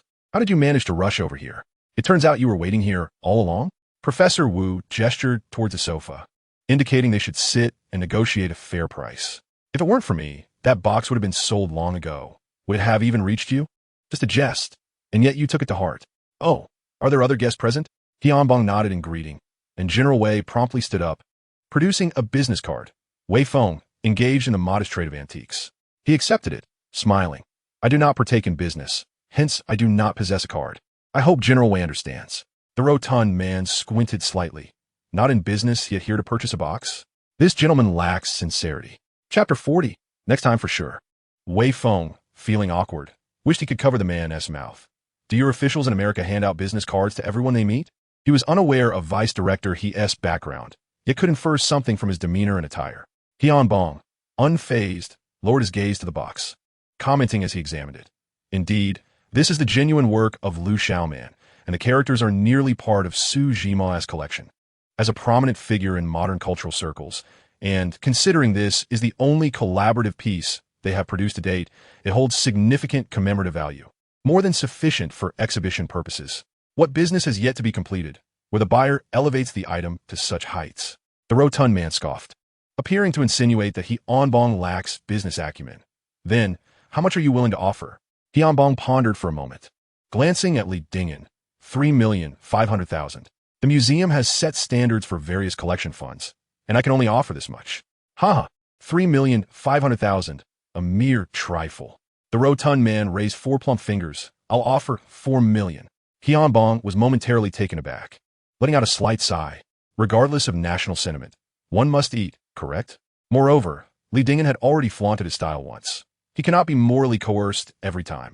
He genuinely admired the item. Otherwise, he would not have come personally. The suggestion of having Li Dingen donate was merely a jest to express gratitude for his previous contribution of the stone inscriptions, a way to foster rapport. Yet, the financial constraints are indeed a reality. Coincidentally, in a few days, there will be an auction in Shanghai hosted by Su Fubi, where the museum has identified several priceless artifacts. This 3,500,000 must be drawn from the auction funds, utilizing the authority he possesses. It is a pity to see such treasures go, but alas, one can only lament. Tianbong remained silent, clearly indicating he would not increase his offer, while the rotund man displayed a triumphant smile. Looking back at Li Dingen, he seemed to be in a daze. At this moment, whether genuine or feigned, he ought to display a troubled expression, should he not? The crossroads of life? Which path is left, which is right, which is right, which is wrong? So, this is the implication? Understood. The rotund man grinned with satisfaction, just reaching out to take the box when he heard a whoosh, and the box vanished from his sight. Upon focusing again, he realized it had been pushed in front of Tianbong by Li Dingen. Director He, here is your 3,500,000. Please transfer the funds. What?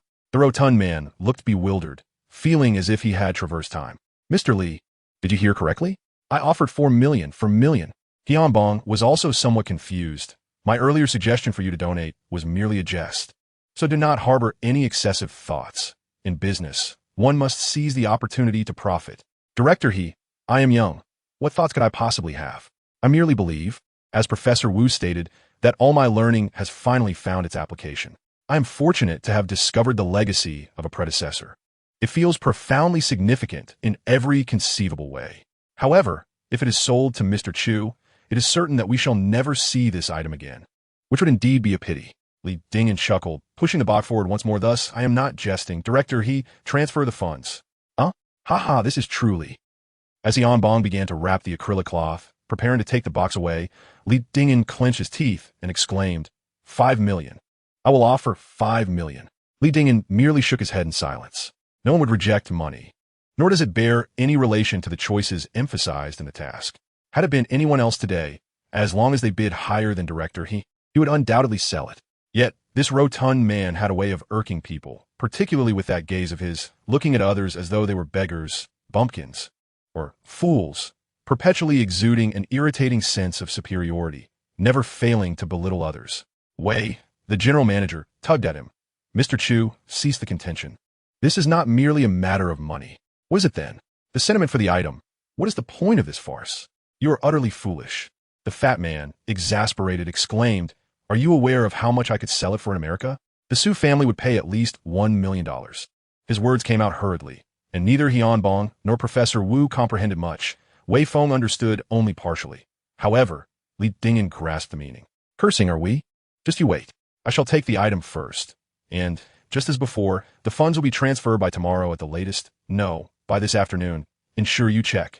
Understood. All right. Indeed, that is why I have refrained from coming. Dare not come? 350,000 is gone. Tianbong nodded at him, bursting into laughter. Professor Wu was also about to leave, and when Li Dingen intended to transfer his appraisal fee, it only served to anger him further, resulting in a tirade of reprimands. Upon exiting, he hesitated for a moment, signaling Li Dingen to turn off the live stream. Li Dingen surmised he had some inconvenient words to share, swiftly tapping his phone twice. In my view, at your age, vision and experience are secondary. What is rare is insight and magnanimity.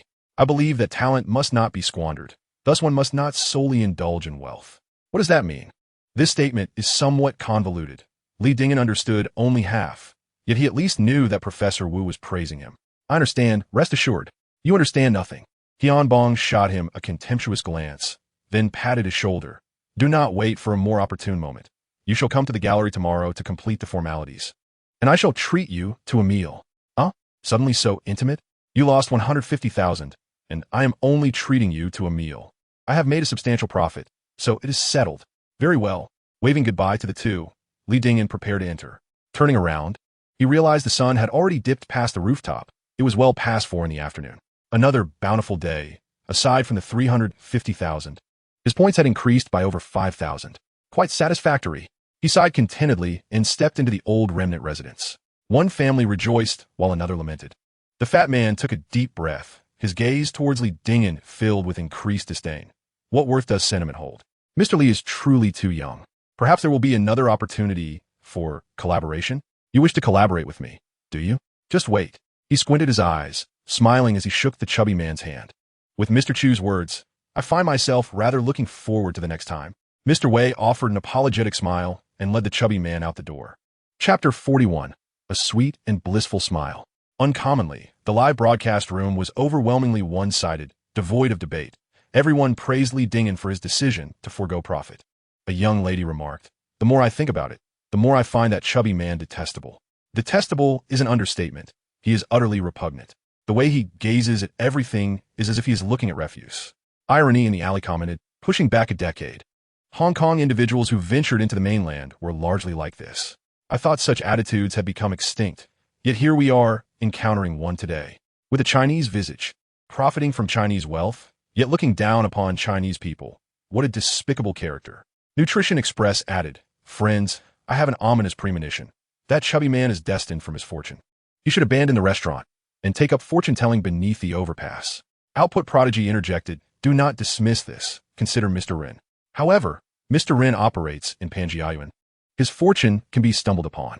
That chubby man is American. Nutrition Express conceded, "All right then. The world is cold, and human sentiment even colder. The rain has scorched the dusk, and flowers easily fall. The autumn wind chills, and tears have dried. To express my innermost thoughts, I converse with the slanted railing. Congratulations to the fortunate. You have once again made the right choice. Task. The world is harsh, and human hearts are even harsher. Completion 100. Reward. Shall skills be acquired? Too much nonsense." Li Dingen affirmed. In 1930, September in Shanghai remained sweltering until a sudden autumn rain brought a welcome chill. Behind the window on the second floor, delicate fingers held a brow pencil, skillfully shaping the fine, willow leaf eyebrows. Before her lay a box adorned with vivid illustrations of swimming fish, appearing almost lifelike. The box was open, revealing a mirror that reflected a stunning visage, imbued with a hint of allure. After completing her makeup, she admired her reflection, her thin red lips curving into a satisfied smile. Alas, why must it rain? Otherwise, she could see him again, through the gentle, persistent rain outside. She gazed into the distance, her expression one of poignant longing. Love arises from unknown origins, profound and unwavering. For reasons unknown, this line of poetry surfaced in her mind, and a sense of indescribable loss enveloped her. Just then, the sound of footsteps splashing through the rain drew near, and an oiled paper umbrella turned the corner. Coming into view, before long, a modestly dressed maid entered the small building, changed her shoes, and ascended to the second floor. "Madam, when I arrived, Mrs. Jiang happened to be there as well." Her mood darkened once more. Irritated, she lifted her head. "What about the letter? Did you give it to Mr. Hu?" Mr. Hu, upon seeing me, quietly shook his head and told Mrs. Jiang, "I am merely the vegetable seller from downstairs, here to collect payment." So I didn't dare present it. "Mr. Hu, could you possibly be any more timid?" She was furious, truly beside herself with rage. The woman forcefully threw the bottle of floral water down. Crash! The glass shattered into countless fragments, and the mirror in the box splintered into pieces. Unperturbed, she continued to vent her emotions, scattering brow pencils, blush compacts, and snowflake ointment across the floor. The maid bowed her head, not daring to breathe. "Oomph. Do you think that this would render me powerless?" After smashing everything on the table, she gasped and sat down, taking up an ink bottle and a dip pen. Just like before, I wrote in English. How could the plump woman possibly comprehend it? "Yes, I shall write in English." With determination, she pressed her pen to the paper, the soft rustle accompanying the elegant flow of beautiful English letters. "It has been 5 entire days since I last saw you, and 2 days without any word from you. I cannot help but think of you, an overwhelming desire to see you, yet I know you would surely scold me. Thus, I have finally broken my vow and penned this letter to you. Do you think it would be problematic if I came to see you while she happens to be at home? Please let me know. My handwriting resembles that of a man, does it not? I hope she does not suspect anything upon seeing these large, unsightly letters. Forever your rose, my beloved." In the end, she took a red pen and filled the oin rose with a heart. The maid cautiously glanced at her, tidying up the chaos with utmost care. "Just throw everything away, even the box," she suddenly exclaimed, startling the maid. "Ah, madam, does this contain the poems written by Mr. Su?" He insisted on writing, wasting such fine materials for no reason. The maid dare not protest, softly responding, "Yes." "Wait, there are also letters from old Hu." She rushed over, rummaging through the box, retrieving a thick stack of envelopes. Fortunately, they were all there. Throw the rest away, and further away at that. Once the maid was dismissed, a smile curled at her lips. On the table lay more than 10 envelopes, all bearing witness to her love with him. Ah! The woman chuckled softly, opening each one. I've been quite worried about you these days. Are you truly not coming back? I hope not. For I know I shall not adhere to your wishes. You have not seen your dearest Ming-Yang for 2 days. Do you not miss her? Was it not you who sent him to Beiping? He has left, yet you do not come?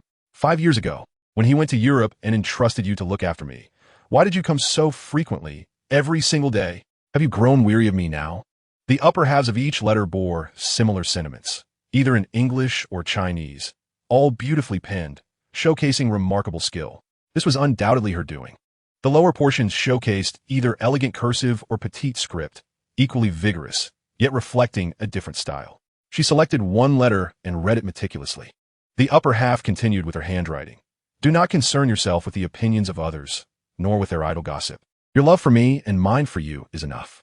Do not live too seriously. Life is fleeting, so seize joy in the moment.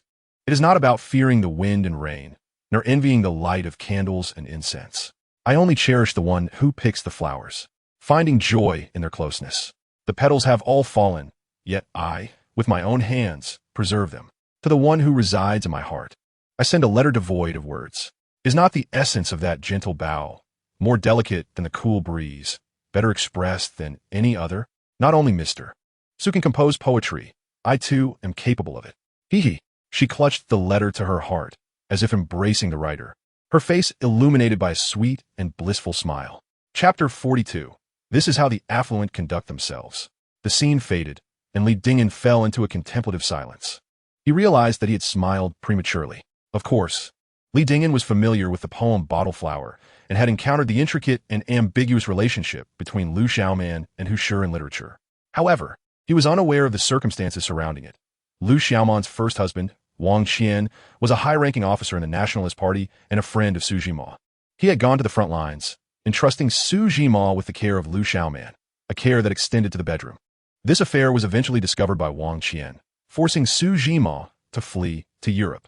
Before his departure, he again asked Hu Shi to look after Lu Xiaoman.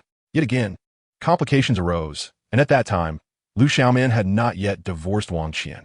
Moreover, in 1930, when Su Jima went to teach in Beiping, it was Hu Shi who suggested this move, and once more, he entrusted Hu Shi with Lu Xiaoman's care. The more he pondered, the more distressed he became, surpassing even the unsettling feeling he had experienced during the story of the 3 con artists. All 3 individuals were prominent figures in modern literature, leaving profound and indelible marks in history. In a certain sense, they were all predecessors. The collapse of the image of these predecessors shattered Li Dingyan's worldview, leaving it in ruins. Some truths are not particularly pleasant nor absolute, but when applied to Lu Xiaoman, they become unequivocal. As for the other 2, none could be deemed virtuous. Is this education? It is purely tormenting. Learning skills should be straightforward, while delving into the origins of boxes is not without merit. Why must I be shown such absurdities? Time had slipped away, yet the air still carried the scent of the ludicrous. Enough of this. He decided to turn his attention back to the skill options. 1. Memory from Su Jima, Modern Poetry, Level 1. 2. Memory from Lu Xiaoman, Fine Brush Painting, Level 1. 3. Appraisal of Modern Master S Letters, Level 1. 4. Appraisal of Contemporary Master S Calligraphy and Paintings, Level 2. In an instant, his spirits lifted, and Li Dingyan beamed with joy. All the skills were practical, devoid of any nonsensical gambling tricks. Moreover, the appraisal of contemporary masters could be elevated to Level 2. If Level 1 was already so formidable, how exceptional would Level 2 be? The hairs on Li Dingyan's arms seemed to dance in delight, yet after much deliberation, he chose option 3, the appraisal of notable letters. There would be ample opportunities ahead. He sought breadth before excellence. Otherwise, encountering similar matters in the future would surely leave him at a loss. Half an hour passed in silence, and Guan Xingming began to suspect that he had fallen asleep. When he finally emerged, Guan was surprised to see his serious demeanor. What is wrong? Did he not rejoice at earning several million? Li Dingyan waved his hand dismissively. Not unhappy. It's not about the money. That's good. Guan Xingming settled beside him. Shall we have a couple of drinks tonight? He sighed. Another day, perhaps. It was not that he was in a bad mood. After all, he was an adult. understanding that even celebrities are human with their own, less honorable sides. Upon concluding the reading, there is no reason to dwell on it. He discovered that his skill points were nearly depleted only after mastering the skills. Furthermore, the system has not issued any rewards related to skill points for quite some time. What would he do if he encountered categories he had yet to learn? Just as he pondered this, his phone buzzed twice. A single word flashed on the screen. Mom. This only deepened Lee Dingen's worries. He certainly could not answer, at least not now, lest he be subjected to relentless nagging. Without a moment's hesitation, he pressed the button to decline the call.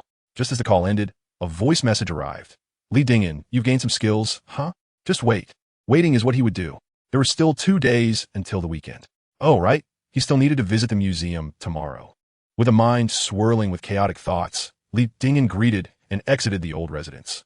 Upon rising that morning, he tidied up a bit and took a jar of aged liquor with him as a gift for Hyunbong. They would be interacting frequently in the future, so it was merely a matter of reciprocity. Thus, it was essential to maintain connections. The National Museum was located at Tiananmen Square, directly across from the Great Hall, separated only by a street. At first glance, the two buildings appeared nearly identical, featuring the same columns and architecture. The only distinction was that the square in front of the museum was smaller. Since last year, the museum had suspended public exhibitions. The hall was stark and empty, with only 2 staff members in suits standing at the entrance. Hello, I am Lee Dingen. Here is per the appointment with Director He. The young man promptly extended his hand. Hello, Mr. Lee. The director has briefed me. I will escort you. All right. The staff led Lee Dingen through the hall to the administrative building on the north side. The office was modest yet impeccably clean, adorned with a potted green plant climbing halfway up the wall of bookshelves. Upon noticing the bag Lee Dingen was carrying, Hyunbong's eyes lit up. Have you found something good? I'll show you shortly. Of course. Hyunbong nodded, retrieving a document from his drawer to sign. It was a donation agreement, filled with standard clauses and lacking novelty. Lee Dingen signed with a flourish. Is that all I need to do? Had I known you would take this when you visited Panjiayuan the last 2 times, I would have signed it right then. It's not that simple. We must issue a certificate, take photographs, and subsequently publish announcements on the museum's official website and public accounts. Eventually, it will even be included in the museum's records. Such formality? Lee Dingen was momentarily taken aback. Does this mean I will be recorded in history? The process was indeed straightforward. He signed the donation agreement and received a certificate in return. Afterwards, Lee Dingen took a photo beside the display case holding the donation certificate. The unassuming little red booklet, in strict terms, was a genuine ministerial honor. As for the deeper implications, Lee Dingen could not yet grasp them. However, he understood that only when one's identity and status reach a certain level can one fully appreciate the significance and benefits that accompany it. This is precisely how the affluent operate. Chapter 43. What is there to discuss?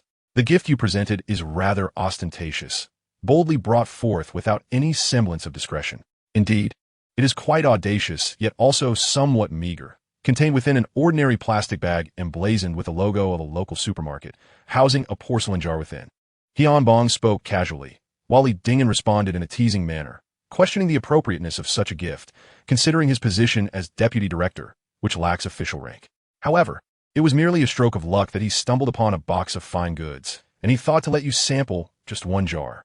If it were a true gift, he would have brought the entire collection. Having to sip his tea, Hyunbong nearly spat it out. While it is true that the museum is a public institution and his deputy director role does not confer administrative status, this only pertains to his tenure at the museum. Are you truly dismissing such a treasure? Is it wine? Indeed, a commemorative edition of aged liquor, unquestionably the sort that diminishes with each jar consumed. Upon hearing aged liquor, Hyunbong's eyes sparkled. Where did you procure this? What was the cost? When asked about the price, Lee Dingen retorted that one should not concern themselves with such matters, but rather focus on whether they wish to partake. Hyunbong, with sincere eagerness, nodded affirmatively and took the jar, scrutinizing it closely. After just a glance, a look of puzzlement crossed his face. He leaned in to smell it, his hand trembling uncontrollably. How many years has it aged? Lee Dingen remained silent, holding up 4 fingers. Having just remarked on the audacity of the gift, Hyunbong found it hard to fathom that it could be even more brazen. He stood in shock for a moment, then rolled his eyes. If you were to say this was a gift for me, I certainly could not accept it. However, if it is out of personal camaraderie, allowing me to treat you to a meal would be entirely agreeable. I shall host at Kwangju tonight. Lee Dingen, caught between laughter and exasperation, asked, what is the difference? Well, it is certainly distinct. You wouldn't understand. Bong shook his head. His curiosity piqued again, inquiring about the whole case you mentioned. Indeed, 12 bottles. Li Dingyan briefly recounted the situation, and Bong expressed his admiration for such fortune. However, it just so happened that Li Dingyan had stumbled upon this opportunity. After a moment of reflection, Bong added, "There's a matter I have long wished to consult you about, but the opportunity has not presented itself until now." Speak freely. Last month, during a meeting, the department resolved to establish a conservation center, leveraging the expertise of researchers from the National Museum and the Palace Museum, while also inviting influential scholars and esteemed figures in the field of cultural heritage as part-time researchers. This initiative aims to create a collaborative framework for collection, preservation, research, education, and cultural innovation, adhering to a principle of integrating experienced individuals across generations. The retired cultural heritage researchers, as well as professors from leading archaeological and cultural institutions, including Peking University and Shida University, are among those being invited. Li Dingyan found this somewhat unbelievable, pointing to himself. I included as well? Indeed, it poses a challenge as per the official guidelines. Candidates must be significantly influential experts or at least hold the title of distinguished researcher at a provincial-level museum or archaeological institution. Alternatively, they should have no less than 5 years of experience in archaeological or cultural heritage research and education, along with a postgraduate degree. The issue is that I do not meet any of these criteria. Otherwise, I would have mentioned it earlier. Yet, I am well aware of your insight and experience. Once the center is established, its influence and authority within the industry will be considerable. Missing out on this opportunity would be a loss for all involved. Thus, I sought your opinion. Do you have any thoughts? Not merely some, but abundant ones. To illustrate with a simple analogy, why are Guandi Hai and Wu Yue regarded as experts? Why are they invited to the Capital S Treasure appraisal program? Why do collectors and enthusiasts in the capital immediately think of them when it comes to authenticating paintings, calligraphy, or porcelain? Because they are, as Bong describes, part-time researchers affiliated with provincial-level museums or archaeological institutions. Moreover, this time it's at the national level. Once one gains entry and holds such credentials, Li Dingyan could be tasked with anything. However, the latter option is far-fetched. The mere requirement of a graduate degree presents a formidable barrier, necessitating a strategy to navigate through the provincial-level cultural heritage researcher designation. In an instant, as if a switch for a 1,000-watt lamp had been flipped, Li Dingyan's eyes sparkled with enthusiasm. How might one become a provincial-level researcher? First and foremost, one must possess a qualification certificate. Even a preliminary one will suffice. Yet it is essential to have it. Both Peking University and Normal University offer such examinations, although there is a stipulation of 5 or more years of relevant work experience. Along with educational qualifications in related fields, conditions may be relaxed for individuals with exceptionally strong appreciation and research capabilities. Secondly, 3 or more experts must jointly recommend the candidate. And this is merely the initial step. Bong paused momentarily, indicating that the department would also invite experts to convene. And though there was no mention of selection or examination, you are well aware that this step is indispensable. For Li Dingyan, the most challenging aspects may, paradoxically, appear relatively manageable, such as the departmental selection, the trio of experts, and the examination certification. With a well-equipped smartphone, taking the exam becomes akin to an open book test, merely a matter of expending some skill points. The true challenge lies in qualifying for the examination registration. The notion of relaxing conditions is not just casual rhetoric. One must convince the evaluation committee of the examination venue that one possesses the requisite qualifications for such leniency. Influence certainly plays a role, but claiming to be an internet celebrity does not confer any advantage. Furthermore, the management is exceedingly stringent. Not to mention Peking University, even his alma mater, Normal University, presents no clear avenues for leveraging connections. Do you find the matter of obtaining the qualification certificate to be a formidable task? Indeed, Bong rolled his eyes. What is so difficult about this? Others may be unaware of your capabilities, but Professor Wu certainly is not. He is one of the evaluators in Peking University's Archaeological Qualification Committee. With Professor Wu's recommendation, securing examination eligibility would be a breeze. How could I possibly impose? If you are too shy to ask, I shall speak on your behalf. Let us not delay. Let it be tonight. Bong leaned back, chuckling as he glanced at the wine jar on the table. I have no preferences, nor does Professor Wu. Any humble eatery will suffice. Li Dingyan shot him a sidelong glance. But the wine must be aged, correct? Even if you offer me ergo too, I shall drink without hesitation. I merely think that for such a significant matter as the graduate examination, it is only proper to express some form of apology for potentially letting Professor Wu down. Are you suggesting you do not wish to cover tonight's dinner expenses? Just say whether you are treating or not. Of course. Then why the unnecessary words? Chapter 44. Are you capable? After several encounters, the two individuals found an inexplicable affinity for one another, resulting in an increasingly amicable relationship and a more casual manner of conversation. Amidst their playful banter, Li Dingyan found himself troubled by a thought. Would Professor Wu decline the invitation to dinner? It was unlikely that anyone else could persuade him, but surely, if it were you inviting him, he would certainly come. Just wait and see.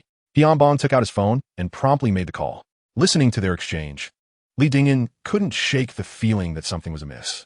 How did their conversation veer into discussions about pursuing graduate studies? It seemed rather questionable. Unfortunately, Professor Wu had social engagements over the next few days. They settled on Friday. Where to dine? How about Qin's mansion? No, that place is suitable only for Professor Wu. I wouldn't dare go there. Let us opt for Quanjude. It's delicious and reasonably priced. Very well. Shall we meet at 7 on Friday evening? Why would I abandon my high-tech luxury vehicle valued in the billions to ride in your dilapidated Audi? Is this the first time you've heard the subway described in such an exquisite manner? They continued their playful teasing as they exited the museum, with Tianbong heading to his office and Li Dingyan to the subway station. Once outside the square, he suddenly realized he had forgotten to ask Tianbong what materials were required for the expert group application. There's a template. Just go to the office of the Cultural Heritage Institute, and I'll ask them to provide you with a copy. Great. After inquiring, he learned that the office was still located in the previous administrative building. Upon arriving at the door, he overheard a reprimanding voice from within. Xu Jinghao, this is an official document issued by the department. How could you misplace something so crucial? This is already the umpteenth time this week. I cannot fathom why. Whenever you sit down, you either doze off or appear utterly dazed. What were you doing last night? Chasing thieves. I'm sorry, Director. What good is an apology? Forget it. Just step outside for now. The girl, head downcast, exited the office. Whether due to absent-mindedness or a daze, she collided directly into Li Dingyan's embrace. Oh my, he exclaimed, instinctively steadying her, though it was merely her arm. My apologies. The girl lifted her gaze, slightly bewildered as she glanced at Li Dingyan before hurriedly bending down to retrieve her scattered documents. In that fleeting moment, she left a profound impression on him. She was strikingly beautiful, her skin fair, though dark circles under her eyes betrayed her fatigue. As she gathered her papers, she yawned 3 times, clearly indicating she had not yet awoken fully. After picking up her documents, she quickly offered another apology and hastily departed. Observing her tall silhouette, Li Dingyan pondered. Why did she seem so familiar? Lost in thought, he waited nearly a minute before gently knocking on the door. Hello, my name is Li Dingyan. Oh, Mr. Li, the curator just called. Unfortunately, the computer is experiencing some issues, and we need to contact the technical staff for restoration. Rest assured, it will be resolved by this afternoon at the latest, and I will have someone deliver it to you. That's perfectly fine. There's no rush. I'll leave you my QQ number, and once it's restored, just send me a copy. I appreciate it. No trouble at all. I truly apologize for the inconvenience. You're too kind. After exchanging a few polite words, Li Dingyan exited the office. As I passed by the tea room, my peripheral vision inadvertently caught sight of a familiar figure. Standing tall, at least 170 centimeters, she was clad in ordinary athletic wear and denim jeans, her legs appearing as if measured by a ruler, remarkably straight. The girl faced a corner, with a stainless steel trash can before her. To an uninformed observer, it might have seemed as if she were smoking. Upon closer inspection, her forehead rested against the wall, her eyes tightly shut, a strand of drool cascading from the corner of her mouth. I was taken aback. How could one sleep so soundly? You must be a deity of slumber. Instinctively, I softened my footsteps and quietly descended the stairs. In the Rongbujai, Ren Zhurong leisurely swayed in a recliner, occasionally glancing across the way. Outside the old residence's shop, Li Dingyan sat on a wrought-tan chair, rhythmically tapping on his phone, bursting into hearty laughter from time to time.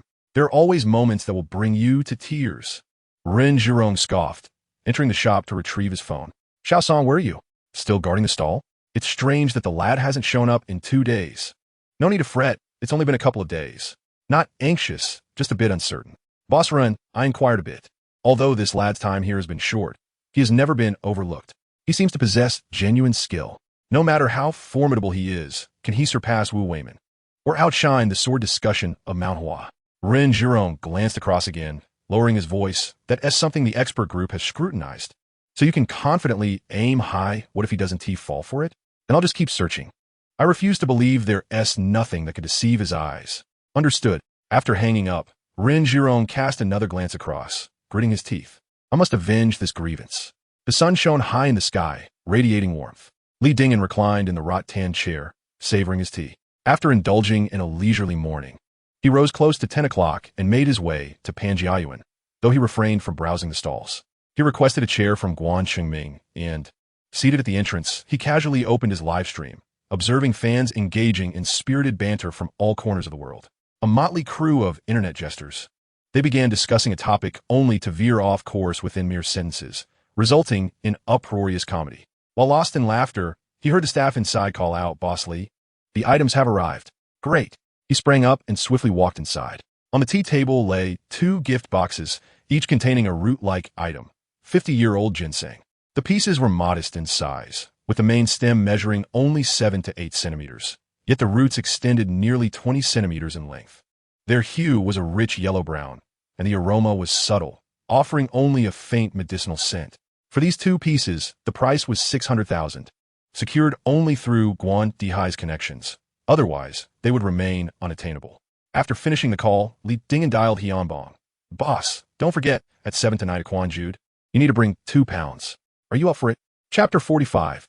A resounding slap. After calling for a ride, I waited for nearly half an hour. I thought to myself, it's time to purchase a car. No, if anything, I should buy a house first, setting aside other considerations. The accumulation of items in the future would make it quite unsafe to store them in a rented room. The morning breeze was refreshingly cool, with sparse tender leaves sprouting from the branches, adorned with delicate dewdrops. A rugged vehicle bearing the emblem of a small golden figure came to a steady halt at the entrance of the community. Upon witnessing Lei Mingjin alight from the car, Li Dingen widened his eyes in astonishment. "Dare you be any more showy? What did Uncle Lei drive?" Lei Mingjin merely pouted. "Why don't you get one too?" "Save your breath. The Empress Dowager Pei would surely twist my arm." Fair point. As they opened the trunk, they began transferring items into the vehicle. When they discovered only 4 jars of wine remained, Lei Mingjin let out a peculiar cry. "Li Jiangjiang, weren't there supposed to be 8 bottles? How come there's only half left?" We treated Professor Wu and Director He to a meal. Each of them finished 2. "Those 2 can really drink, huh?" "Their capacity is just average. It's the jars that are running low, with each bottle only yielding about 7 or 8 taels. That is still 1.5 pounds per person. How is that average?" "Listening to you, one would think you could drink like a fish." Fortunately, I came prepared. "See?" Lei Mingjin proudly pointed to the corner of the trunk, revealing a box of bird's nest and genuine Dongding oolong tea. Regardless of either, neither was inexpensive, and Li Dingen glanced sideways. "Did you pilfer these from Uncle Lei again?" "Nonsense. Old Lei specifically asked my mother to prepare them for me, advising me to steer clear of unsavory company and learn more from you. I've also found that frequenting nightclubs loses its appeal. I indeed need to gravitate closer to you. You're starting to think social butterflies are dull, huh? No wonder you're my brother. You truly understand me. Get lost." The 2 exchanged banter as the small car exited the community. Once inside the vehicle, fastening his seatbelt, Li Dingen leaned back against the seat to doze off. "What's the matter? Did you have a wild night?" "Stop talking nonsense. Those 2 are respectable figures in the cultural realm, and we dispersed before 10. Li Dingen yawned. "I'm simply exhausted. I need to seize opportunities to make money, live stream for skill points, manage social obligations, and outsmart the Empress Dowager Pei. Now, there's an additional task, pursuing graduate studies." Lei Mingjin slammed the brakes. "What on earth? Drive properly, will you? No need for theatrics." "What theatrics? Can't you see the red light?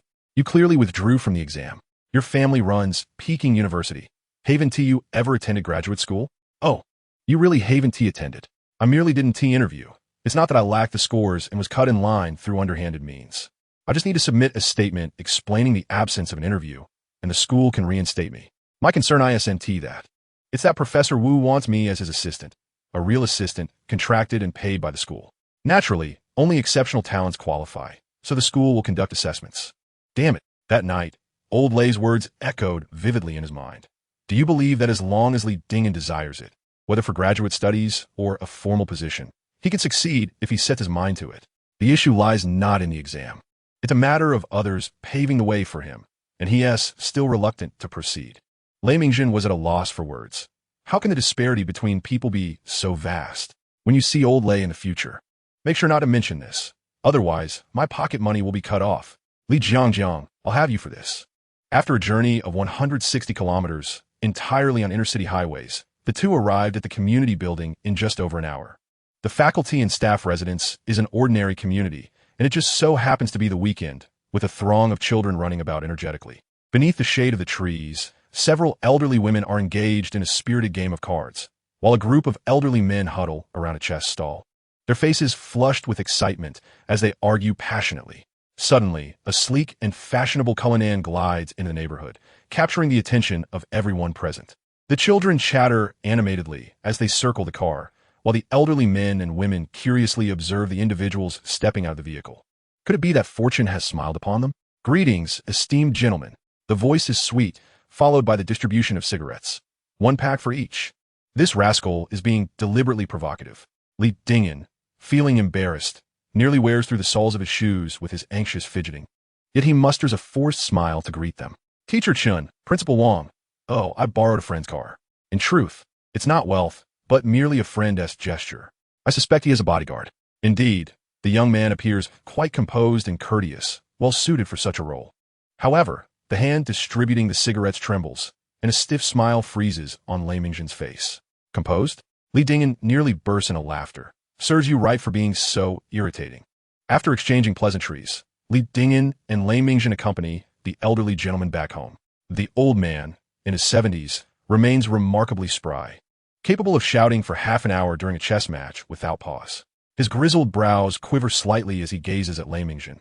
Xiao Zhan, it's only been a year, yet you seem to have grown stronger.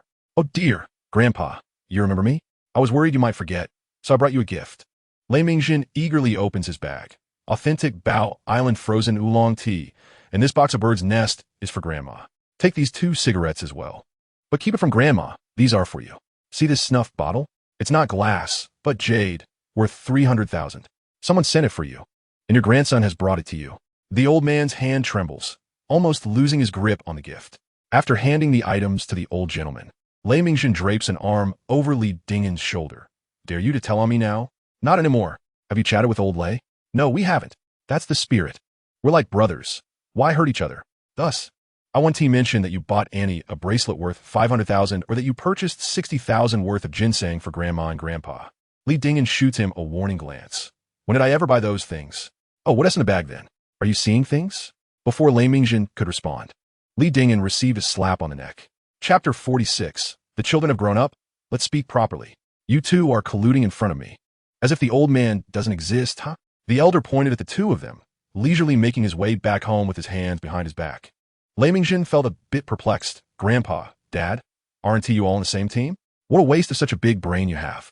You've really gotten yourself into trouble this time. Li Dingyan grimaced, his features contorted. Whether we are on the same side or not depends on the situation, all right? If your family suddenly came into a fortune and bought several million worth of goods, wouldn't Aunt Lu ask you about it? Not just ask. This self-incrimination, or rather, this unsolicited confession, has truly brought misfortune upon Li Jiaojiao. The severity of Pei Shushan's actions is something that Lei Mingjin has witnessed firsthand. In the second semester of their freshman year, a scandal erupted within the College of Arts regarding a professor's exploitation of female students. Li Dingyan took the lead in protesting, and despite the department's myriad attempts to quell the situation, they ultimately resorted to extreme measures, summoning Li Ruiying and Pei Shushan to address the matter. Remarkably, within the confines of the dormitory, Pei Shushan took matters into her own hands, breaking 3 plastic hangers in the process. Yet, Li Dingyan displayed remarkable fortitude, steadfastly refusing to yield and compelling the university to expel the offending professor. Is it any wonder that he is referred to as Li Jiaojiao? From that moment on, Lei Mingjin became convinced of Li Dingyan's character. It was also from that point that Lei Mingjin developed a slight psychological shadow concerning Pei Shushan upon seeing her. He felt as though he were a child encountering a kindergarten teacher, meek and submissive. Her strikes were genuine, and her performances were authentic. Immediately after leaving the school, she turned to the Ministry of Education, anonymously reporting the provincial-level distinguished teacher, a move that undoubtedly carried weight. Both mother and son were formidable figures. There was no room for timidity. What to be done? Endure, of course. Lei Mingjin patted his chest, asserting, "Fear not. My build is substantial. Even if I cannot shield you, I can certainly take a few hits for you." Was that a promise? Of course. As they stepped into the hallway, a delightful aroma wafted towards them, intensifying as they ventured further inside. Li Dingyan sighed in relief and gently knocked on the door twice. Lei Mingjin, with a playful twist of his waist and a beaming smile, greeted, "Hello, Annie. You seem even younger today." He believed that any words of admiration directed towards Pei Shushan's beauty and intellect would never be excessive. She was eternally elegant and resplendent. What a charmer. Please come in. The modest two-bedroom apartment was simply decorated with ordinary furniture, yet remarkably clean and orderly. As they entered with their bags, a sound from the kitchen drew their attention. And Li Ruiying peeked out, sporting glasses and a demeanor akin to Li Dingyan's, gentle and composed. She appeared nearly 50, yet still bore the traces of her youthful handsomeness. She raised the spatula in her hand and called out, "Xiaozhen has arrived. Please take a seat." Li Dingyan, there are cigarettes on the table, and tea is in the drawer. Without needing Li Dingyan's assistance, Pei Shushan had already prepared the tea. "You both sit. Let me help in the kitchen." They placed their belongings down and gazed at the lavishly set dining table. Chicken, duck, fish, shrimp, beef, lamb, and ribs were all present, with a large turtle in a bowl as well. Quite a feast indeed. It hardly resembled the setting for a tribunal. "What do you know? This is a tradition in the Li family." "What do you mean?" "Only a full stomach can provide the strength to endure punishment." "Ah, when Grandpa and Grandma arrive, won't they protect us a bit?" "What are you thinking? They want tea help. They might even join in." Lei Mingjin shuddered, offering a moment of silence for Li Dingyan. To be born into such a family and yet possess such resilience is truly commendable. In merely 10 minutes, Grandpa and Grandma arrived. The elderly lady was kind-hearted, her teeth still intact and radiating scholarly grace. Although a year has passed, she still vividly remembers Lei Mingjin, engaging in lengthy conversations with him. The shameless Lei Mingjin, with his sweet words, managed to amuse the elderly lady, causing her to beam with delight. In no time, the dishes were served, and the enticing aromas had everyone salivating. Before Li Dingyan could offer a reminder, Lei Mingjin eagerly brought over a jar of aged liquor, pouring each person a glass. Pei Shushan smiled and remarked, "Boss Li, isn't this the jar of sauce-flavored mitai, worth 300,000? "Indeed it is." Just as Li Dingyan picked up his chopsticks, his hand trembled involuntarily, mirroring Lei Mingjin's bewildered expression. Glancing at his grandparents and Li Ruiying, although their expressions were slightly peculiar, they remained largely composed, realizing that the family must have seen the video of him scoring a bargain. Now, everything that should and shouldn't be known was laid bare, rendering their previous efforts futile. "Let us eat." The elderly lady, still smiling, served a turtle leg to the old gentleman. It must be said that Li Ruiying's culinary skills were exceptional. Lei Mingjin savored the dish, his mouth watering, showering compliments as if they were free. The atmosphere was convivial, and the meal progressed swiftly, taking only half an hour. When it was time to clear the table, Li Dingyan offered to help but was gently shooed away by his grandmother, who instructed him to brew tea. The authentic Dong Ding Oolong, 1 cup per person, filled the entire living room with its fragrant aroma. Lei Mingjin then took out a plain white box of cigarettes, devoid of any markings, and offered them around. When it came to Li Dingyan, he shook his head. "I haven't learned yet." "What do you mean you haven't learned?" "Over 4 years at university." He must have smoked at least 80 out of the 100 cigarettes given to him by old Lei. Had he really fed the remainder to dogs? A few minutes later, he understood the reason. After smoking most of a cigarette, he noticed his grandmother emerge, searching for something, her silence speaking volumes as she casually glanced into the living room. Simultaneously, both the old gentleman and Li Ruiying extinguished their cigarette butts, their movements so synchronized it seemed rehearsed. The atmosphere left Lei Mingjin astounded. To be honest, he had visited Li Dingyan's home numerous times and had heard of his grandmother and Pei Shushan's disapproval of smoking, but witnessing this scene was truly a first. With a gentle smile, his grandmother returned to the kitchen. He glanced at Li Dingyan, coming to understand that in this household, major decisions were made by the grandfather, minor ones by the grandmother, with Aunt Pei assisting, leaving the father and son to comply obediently. After a while, the two women emerged from the kitchen.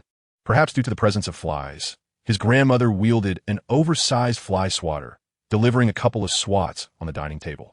Once seated, she placed the swatter before Pei Shushan, her smile radiating warmth as she said, "The child has grown. We should communicate properly. Don't worry, Mom." Chapter 47. A mixed martial encounter involving 2 or more participants. something he had endured before. Upon seeing the plastic rod, thick as a thumb, Lei Mingjin instinctively recoiled, creating nearly a meter of space between himself and Li Dingyan. You bastard, didn't you promise to take a few hits for me? Pei Shushin's tone was gentle, her smile unwavering. Boss Li, didn't you buy a gift? Come on, your dad knows a lot. Let him see what you've purchased. He is also quite rebellious, sharing the same sentiments as Li Dingyan. The old gentleman rolled up his sleeves and said, let me see it. Li Ruiying remained silent, casting a look at her son that seemed to wish him good luck. Witnessing this scene, Li Dingyan felt an unease creeping into his heart. Had he known better, he would have come with empty hands. Before he could make a move, Lei Mingjin stood up impulsively, retrieving a bag from beside the television cabinet, which overflowed onto the coffee table. Grandfather, Uncle Li, these are the teas my father sent you. He also mentioned that you must call him when you visit the capital. Grandmother, Auntie, these are the bird's nests for my mother. They are excellent for the skin. She also arranged for Annie to go shopping together during the May Day holiday. Aside from these gifts, everything else was purchased by Li Dingyan, of which he was entirely unaware. Xiaozhen, these are far too precious. Not at all. Just a few days ago, Li Jiangjiang sent my father 2 jars of vintage wine. It's only right. You helped Li Dingyan so much during your schooling. Indeed, he took his girlfriend traveling, deceiving you into believing he was working while I had to pay him a salary. You're talking nonsense. That was the money I earned by helping you with your homework. Shut your mouth. Mom, I earned several million in just over a week. How could I allow you to call me Mom? Is there something wrong with making money?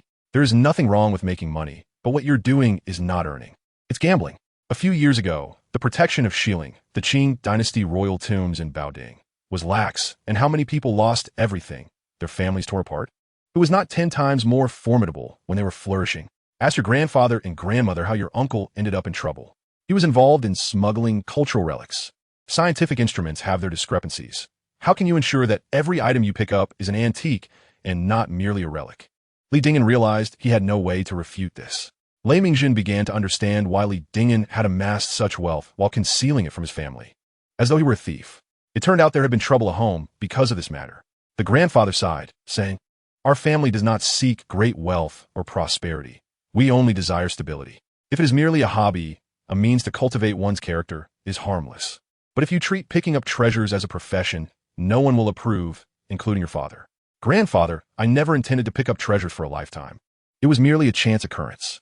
I will certainly pursue my studies. Perhaps I can find a solution through academia. Just watch. Li Dingyan swiftly unlocked his phone, revealing the letter of appointment from Professor Wu, who had hired him as a research assistant. This is the documentation I am preparing to submit to the graduate school. Next week, or at the latest the week after, I shall report for duty. Is it Professor Wu Xiang from Peking University? Yes, grandfather, you must have seen the video. I encountered him at Panjiayuan, and we even dined together last night. Is this true? Li Dingyan is her son. So you should know well, among 100 pounds of bones, 99 are rebellious. Pei Shushan looked skeptical, saying, you didn't attend the interview before. How could he still want you? This time it's not modern literature, it's archaeology, and Professor Wu has relevant projects as well, equally authoritative. Mom, you saw the video. If you were Professor Wu, would you accept such a student? I wonder where you learned these dubious skills. Pei Shushan displayed a look of disdain. What about the school? Can they really make an exception, just for you? I possess a genuine medical certificate from the hospital, confirming my absence due to illness. How can this be deemed an exception? Certainly, unforeseen circumstances may arise. Yet Professor Wu has assured me that should I be unable to make up for the missed recordings, I will be granted a recommendation for next year's admissions. Were you truly unwell during those days? You only concern yourself with your students. When have you ever looked after me? Pei Shushan made an error, once again brandishing the fly swatter. The front lines have crumbled. Li Dingyan can no longer remain idle. He swiftly concealed himself behind the elderly lady. Grandma, look. The elderly lady gently patted his hand. Why didn't you mention your illness? It wasn't severe. I feared it would worry you all. It was not that it was not serious. Rather, there was simply no ailment to speak of. Of course, there was a touch of melancholy. Anyone who discovered their phone had taken on a life of its own would likely question their own sanity. Perhaps even suspecting hallucinations, or worse, a fracture of the mind. Grandfather decisively stated, then submit your materials. If you cannot make up for it, you shall retake the exam. Having passed this hurdle at home, Li Dingyan exhaled a sigh of relief. What about the finances? Both my grandmother and I receive pensions, and your parents do not require assistance, yet you cannot spend indiscriminately. Grandfather pondered for a moment, suggesting that during the May Day holiday, Your parents accompany you to purchase a house in the capital, leaving the remainder for you to decide.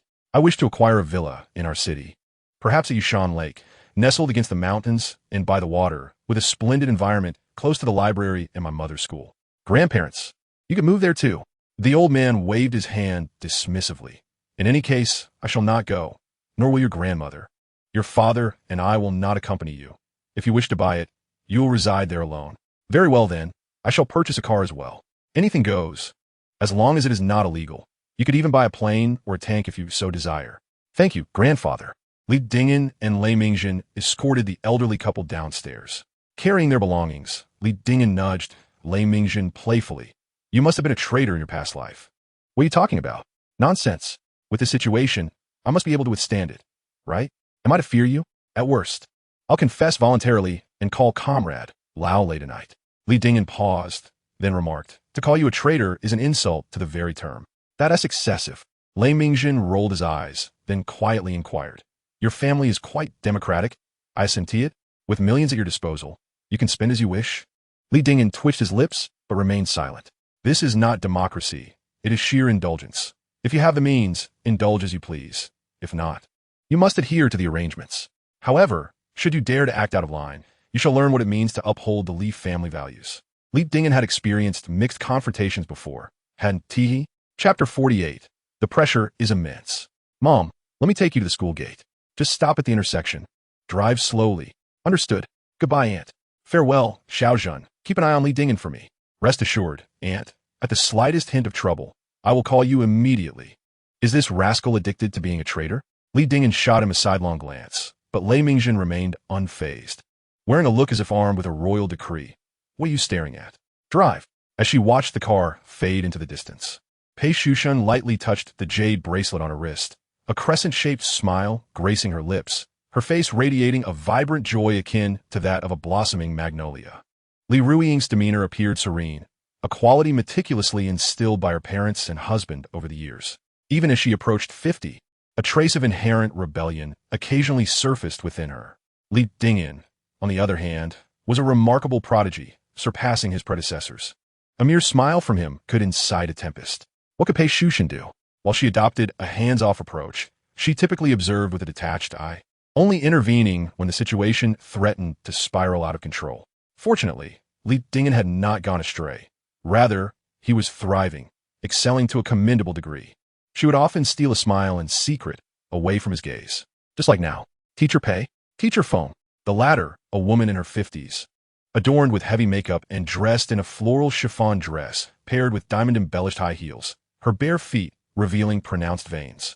As she glanced at the tender buds sprouting from the treetops, Pei Shushan couldn't suppress a shiver, pulling her trench coat collar closer. Teacher Feng tilted her chin towards the direction of the departing car. That vehicle must cost nearly 10 million, and it's a Beijing license plate. Is it a friend of yours, Teacher Pei? It's my child, giving me a ride to work, Pei Shushan replied. Is it Li Dingen? I remember he graduated last year. In just 6 months, he's driving such an impressive car. The car isn't his. Raising her head, she noticed the lingering smile on Teacher Feng's face, which caused Pei Shushan's own smile to fade somewhat. He's borrowing it from a friend, but he is preparing to purchase one. If his friends drive such luxurious cars, he cannot be too far behind. Quite so. Once he buys a car, the next step would be acquiring a house, presumably in the capital? Yes, roughly. Do you have any idea of the price of a house in the capital? Indeed, it is quite formidable. She responded dismissively, yet soon, Teacher Feng's pupils dilated. Teacher Pei, this bracelet is so translucent, it's clear that it's not just chalcedony. It's jadeite, perhaps of the icy variety. It must be worth 60 to 70,000. I don't know. Pei Shushan remained nonchalant. It was bought by my son. Your son? Even if he won 5 million, he would not dare to purchase such an item. It was clear that it could not be her husband. The total of their household finances might not even reach that amount. Surely it couldn't be the person who had just driven her to school? As her mind raced with rampant speculation, the gentle sound of brakes reached her ears, and the car window rolled down, revealing a face that seemed to have been sculpted from the same mold as Pei Shushan. Mom, you left your phone in the car. If I hadn't called, I wouldn't have noticed. Oh, I completely forgot. What was the call about? It's regarding the house. I'm currently living in Panjiayuan, which is too far from a school. Thus, I think it would be best to purchase a house nearby. Wodeyaku, perhaps? Pei Shushan contemplated briefly. That seems acceptable. Then I 1T wait until May Day. Finding a place last minute is troublesome. Don't wait for me and Dad either. It's for your residence. So it's your preference. All right. Aiming for completion by May Day should ensure it's ready for habitation, and the odor will have dissipated by then. You and Dad can come and stay. Just handle it as you see fit. Oh, I nearly forgot. Lee Dingen retrieved a thin piece of paper from his pocket. The receipt for the bracelet. We have a branch in our city that offers complimentary maintenance. Pei Shushan nodded subtly, accepting the receipt and placing it in her bag. Though it was merely a fleeting moment, Teacher Feng observed with remarkable clarity, 520,000. The receipt was issued to Lee Dingen. As the car resumed its journey, the tail lights vanished from view. Yet Teacher Feng remained motionless, akin to a statue awaiting her beloved. Did her son truly purchase the bracelet? Not only was a house required, but also one in Wadayaku? Teacher Feng's initial reaction was one of disbelief. Impossible. However, that lengthy string of zeros pierced her vision like thorns. Isn't it almost time for class? Shouldn't Teacher Feng leave? Oh, indeed. Director Feng hastened to catch up with Pei Shushan. Where does Lee Dingen work? At Peking University, as an assistant to Professor Wu Xiang.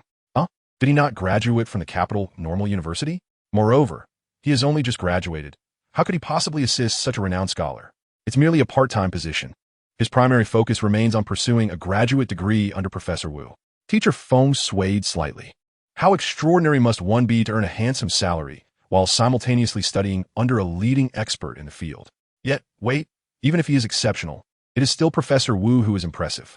Surely, even as an assistant, he could not afford a 520,000 yuan jade bracelet, let alone a property worth several million.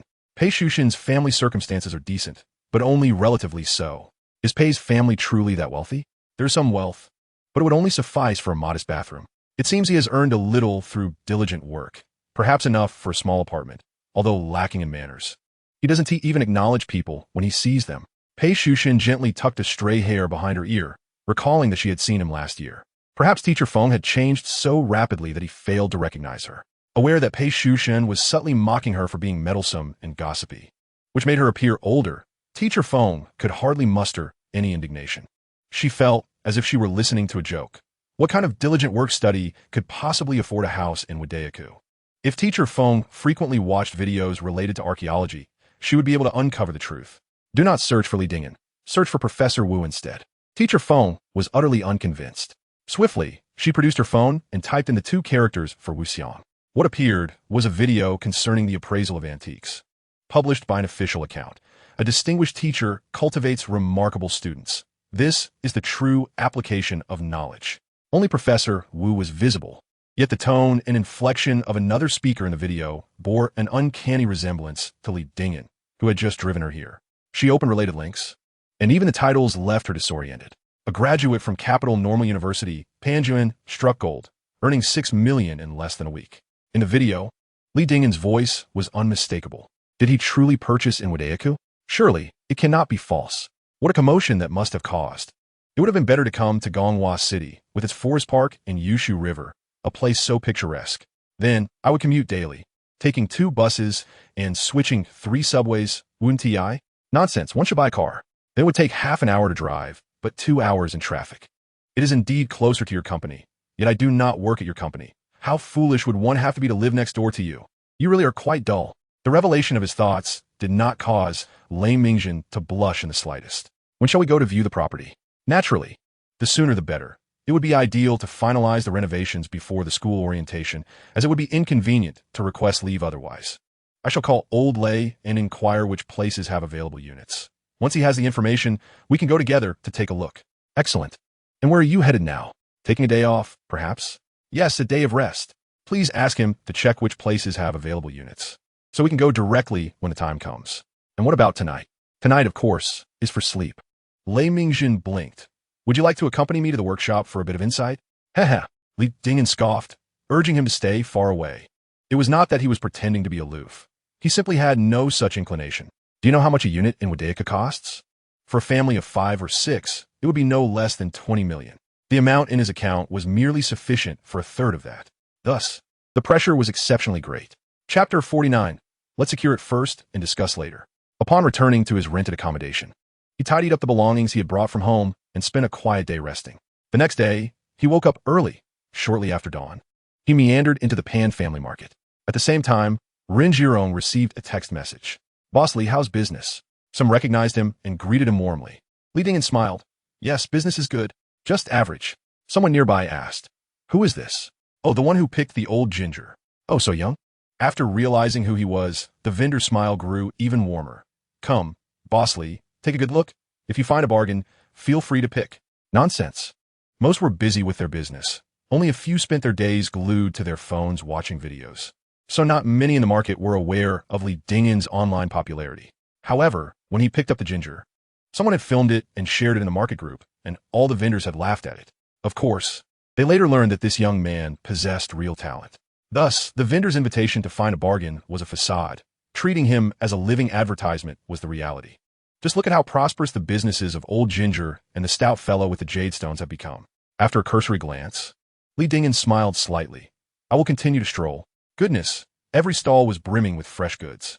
As he wandered and exchanged pleasantries, he passed by 7 or 8 stalls when someone called out to him again. It is indeed Boss Li. I know you have a keen eye. Could you take a look if convenient? It was a stall specializing in porcelain, and the one calling him was the young vendor, not yet 30.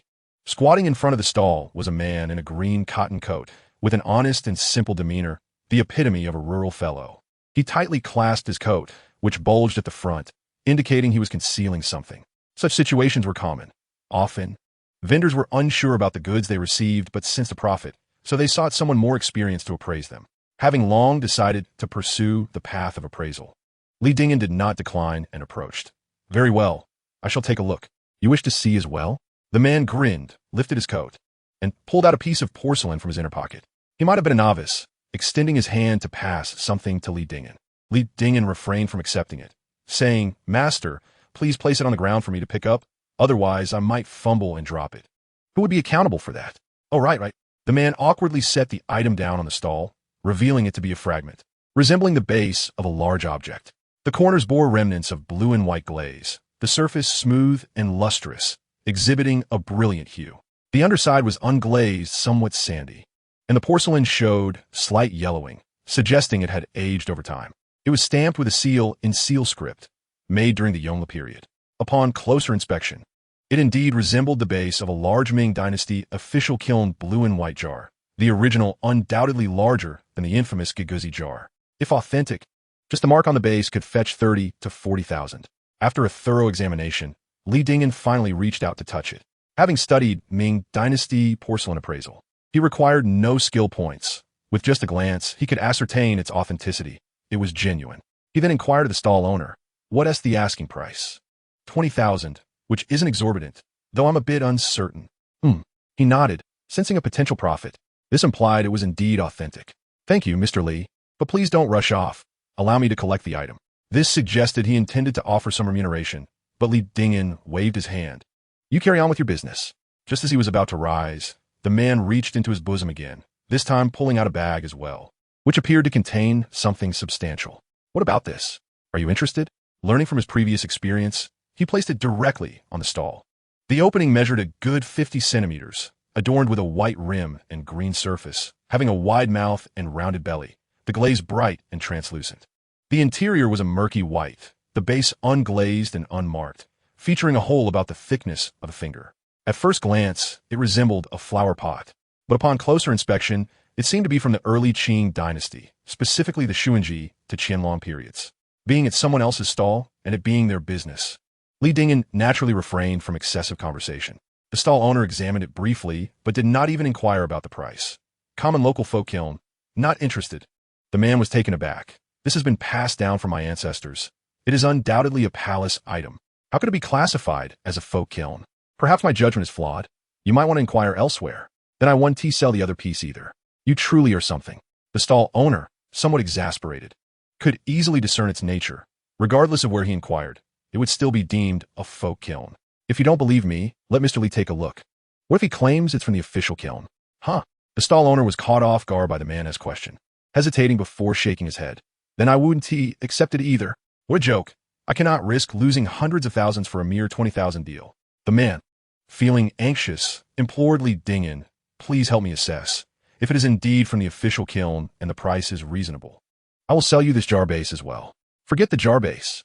Others have already negotiated a price. it wouldn't be right to intervene. He shook his head, picking up the bowl with the hole, scrutinizing it meticulously. What is the price for this? 1 million. You truly dare to ask that? Then, sir, please kindly offer price. At first glance, it appeared to be a jar, as its mouth was not flared but instead tapered inward. Upon closer inspection, it seemed there might even be signs of an inner rim, suggesting it was likely a lidded object.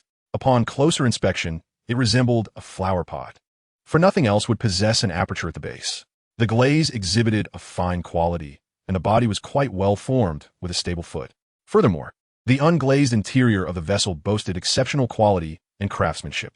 Without a doubt, this should be an artifact from the Qing dynasty's official kiln.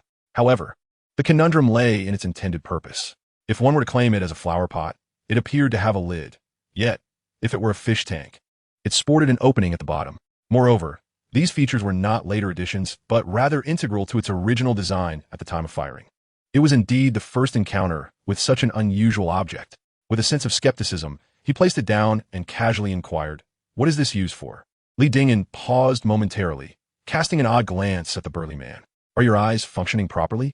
With such a large hole at the bottom, you would suggest this is for keeping fish?"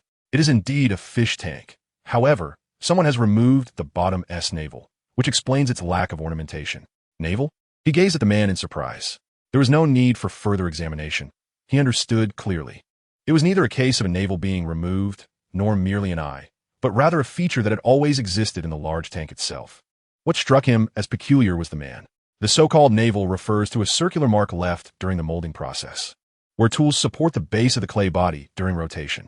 Yet, few are aware that this feature is termed a navel. One could argue that he understood, as he handed over the object with one hand. Yet if he did not comprehend, he still possessed knowledge of both folk and official kills, coupled with insights that eluded the average enthusiast. Thus, it was undeniably strange. Could you not fabricate a more plausible story? A fish tank with an opening.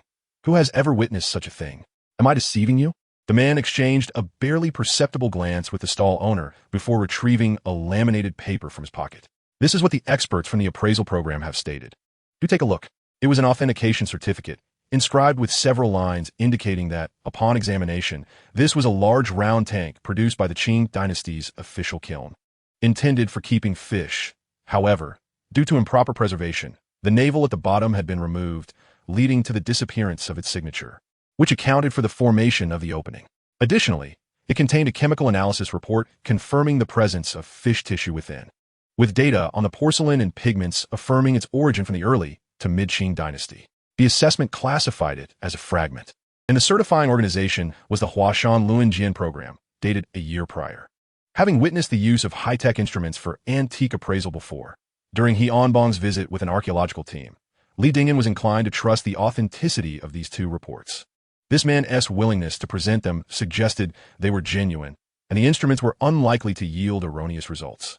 Thus, it appeared that it truly was a fish tank. Had he simply misjudged? Yet, it was implausible, as that opening was so precise and flawless that it could not have been a later addition.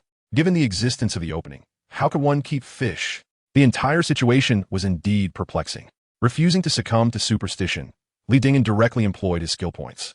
Subsequently, his eyes bulged outward. It is not a lack of resolve, nor is it a deficiency in his vision. Even if he were to ponder for 8 centuries or consult with another expert, he would never fathom the purpose of this object, a lamp. What resemblance does this item bear to a lamp in the slightest?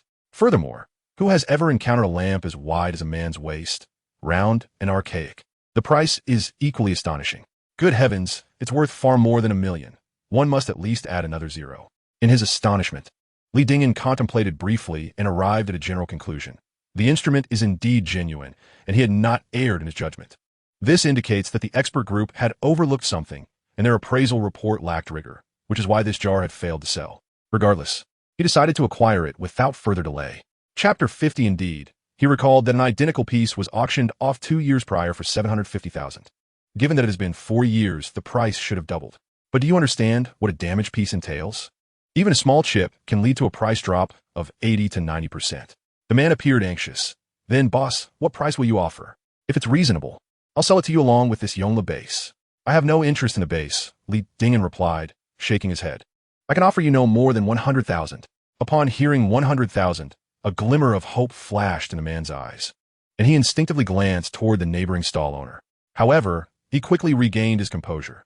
This price is too steep. The appraisal certificate from the experts couldn't possibly be counterfeit. You must add a little more. In the world of antiques, there is a saying, when encountering a leak, one can only glance twice.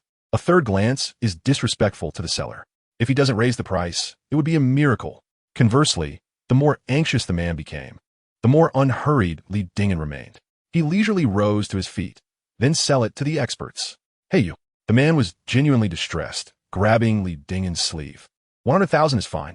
Just pay up. The stall owner nearby was left dumbfounded, his hands suspended in mid-air as if to intervene.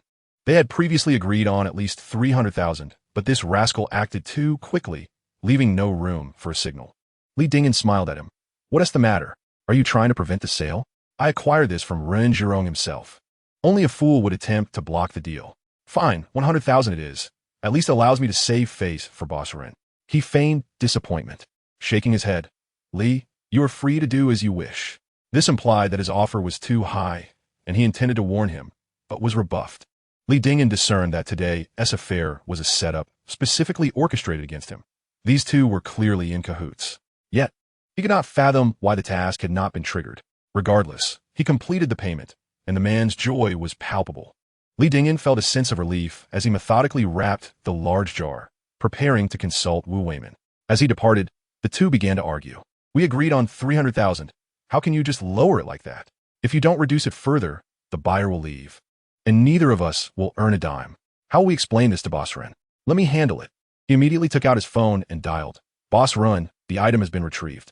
What about the 100,000? Ah, thank you so much, Boss Ren. How about we split it? The man hung up the phone, feeling elated, but just as he was about to distribute the money to the vendor, he inadvertently turned around, and the joy froze on his face. Unbeknownst to him, Li Dingen had returned, standing a little over a meter away, seemingly in a daze. I wondered why such a valuable item did not trigger a task. So, you were waiting here all along. He searched diligently, with phrases like snatching mud from Swallow's mouth, sharpening an iron needle, and scraping gold from a Buddha's face echoing in his mind. He sought the elusive among the mundane, like searching for peas in a quail's gullet or extracting fat from a mosquito's abdomen. Chao Hong arrived, his head down. Wang Rong felt bashful upon seeing him.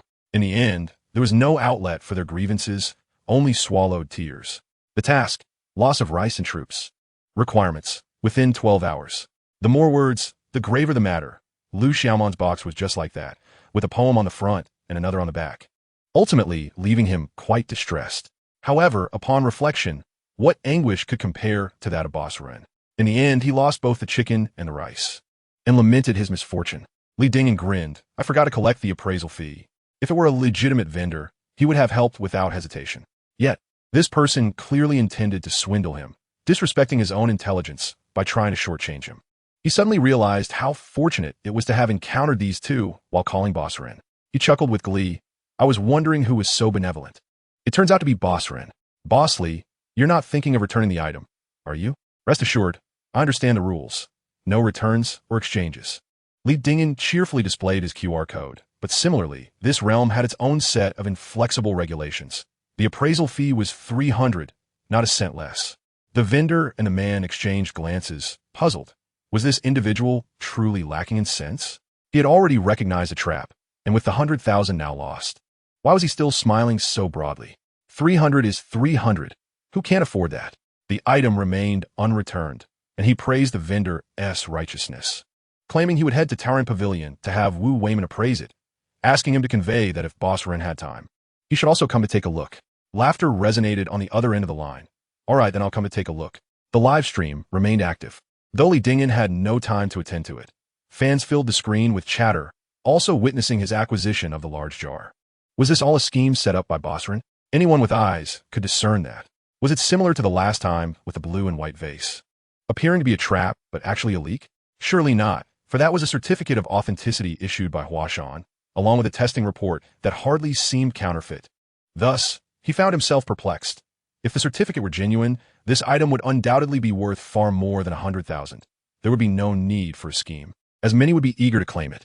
Yet, if it were a forgery, given Li's discerning eye, it seemed impossible for him not to recognize it. Humans can falter, and horses can stumble. Perhaps it was merely the host who misjudged, but having already spent the money, He could only swallow his disappointment and force a smile. The possibility of misjudgment is not insignificant. After all, the renowned Huashan Luanjian still holds considerable authority. Can a mere broadcaster, no matter how skilled, surpass an expert panel? Just after lunch, Wu Weimin, reclining in his chair, was dozing off when he instinctively opened his eyes upon hearing voices. Li Dingyan was holding something, wrapped in a bag that once contained erguo, resembling a substantial artifact. "Boss Li, have you come across yet another treasure?" he inquired. "I found it at a stall. Please have a look, Teacher Wu." Li Dingyan placed the object on the table and removed the outer fabric. It was as if he could hardly believe it. He quickly grabbed a flashlight and a magnifying glass, scrutinizing it without blinking. This examination lasted several minutes. Eventually, he set down his tools. When he turned to Li Dingyan, his gaze was peculiar, conflicted, yet tinged with a hint of relief. "How much did you spend?" "Not much, just 100,000.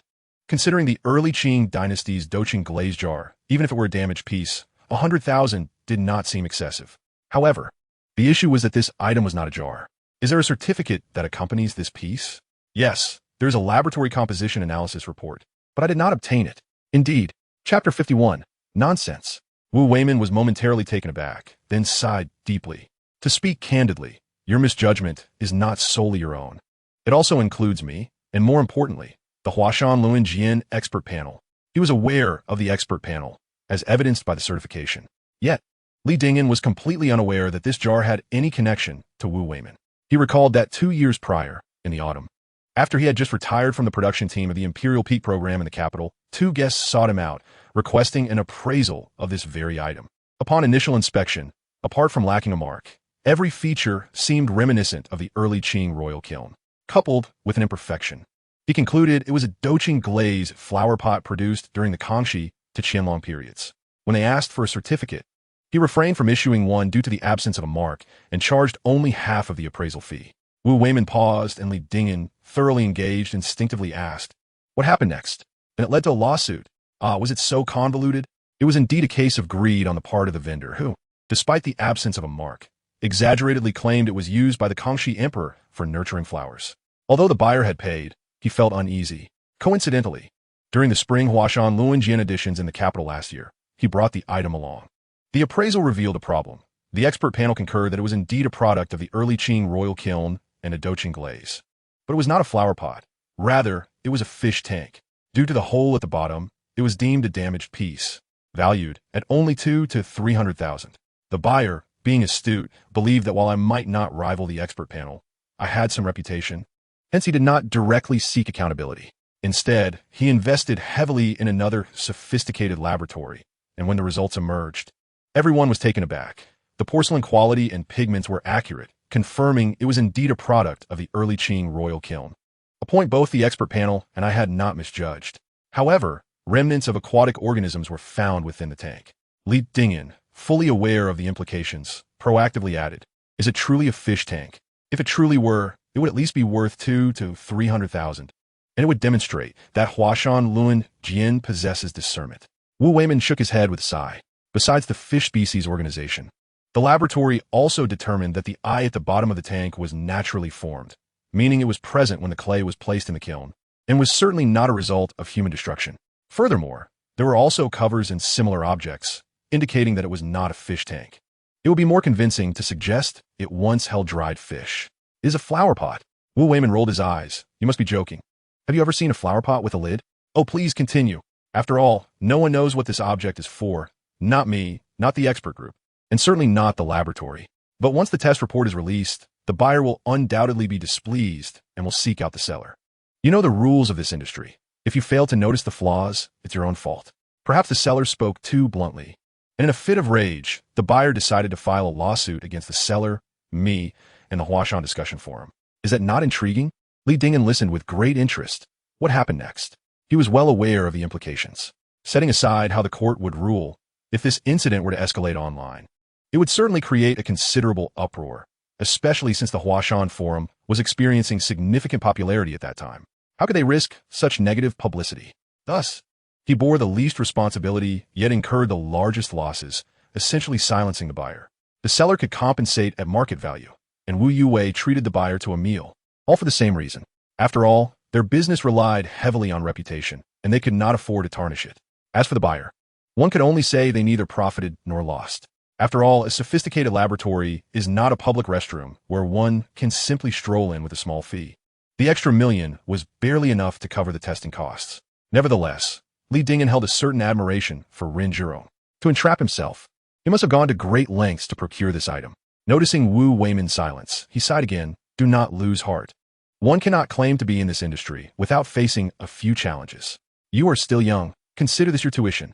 I'm not disheartened, for this item is authentic. There is no need to be obstinate. Mr. Wu, I truly am not being obstinate. Just as he was about to explain, a series of boisterous laughter erupted at the door. Ha ha! I heard that Boss Li has unearthed something valuable and even sent a message to invite me to take a look. The laughter was jarring, and their expressions brimmed with schadenfreude, practically overflowing with malicious delight. Wu Weiman was taken aback. What is Ren Zhurong doing here? Did you invite him? Li Dingen pointed at the large tank. He brought 2 people and set a trap for me. No wonder. Wait, is it not odd? Everyone knows this is a scheme orchestrated by Ren Zhurong, yet you still willingly walked into it? How troublesome for Mr. Ren. Li Dingen sighed. You managed to find such a peculiar item? I was fortunate enough to know the seller, so I did not spend much. Ren Zhurong's face beamed with delight as he extended a finger. Just 10,000. So, if Boss Li wishes to backtrack, that is fine. Come, hand the item over, and I will refund you. Refund? How could that be possible? Even if this item were a forgery, Li Dingen would never return it. After all, having just begun to build an invulnerable reputation, how many foolish pills would he have to consume before personally inflicting a wound upon himself? Moreover, this is a matter of millions in losses. With this thought, Ren Zhurong suddenly appeared endearing. With a beaming smile, he solemnly clasped his fists and said, Thank you, Boss Ren. Should there be any more rare treasures like this in the future, please do not forget about me. However, Ren Zhurong was rendered speechless, staring blankly at him, wondering if he had been driven to madness by his own irritation. Please wait a moment. I shall make a phone call. Li Dingen, without hesitation, dialed He Onbong's mobile number in front of the 2. After a few rings, the call connected. Leader, I have stumbled upon something intriguing that you would surely be interested in. Why not come take a look? It's porcelain. It's difficult to describe over the phone. Yes, at Panjiayuan, in Taranju. I shall await your arrival. Ren Zhurong's eyes widened in disbelief. Has this kid gone mad? How dare he call He Onbong? Even if it is not a museum-grade artifact, it must possess considerable cultural and historical significance. To put it plainly, it should at least have been used by a person of historical renown. Yet, this object lacks any known provenance or purpose. What value does it hold? Strangely, he recalled the blue and white vase from a couple of days ago, but promptly shook his head.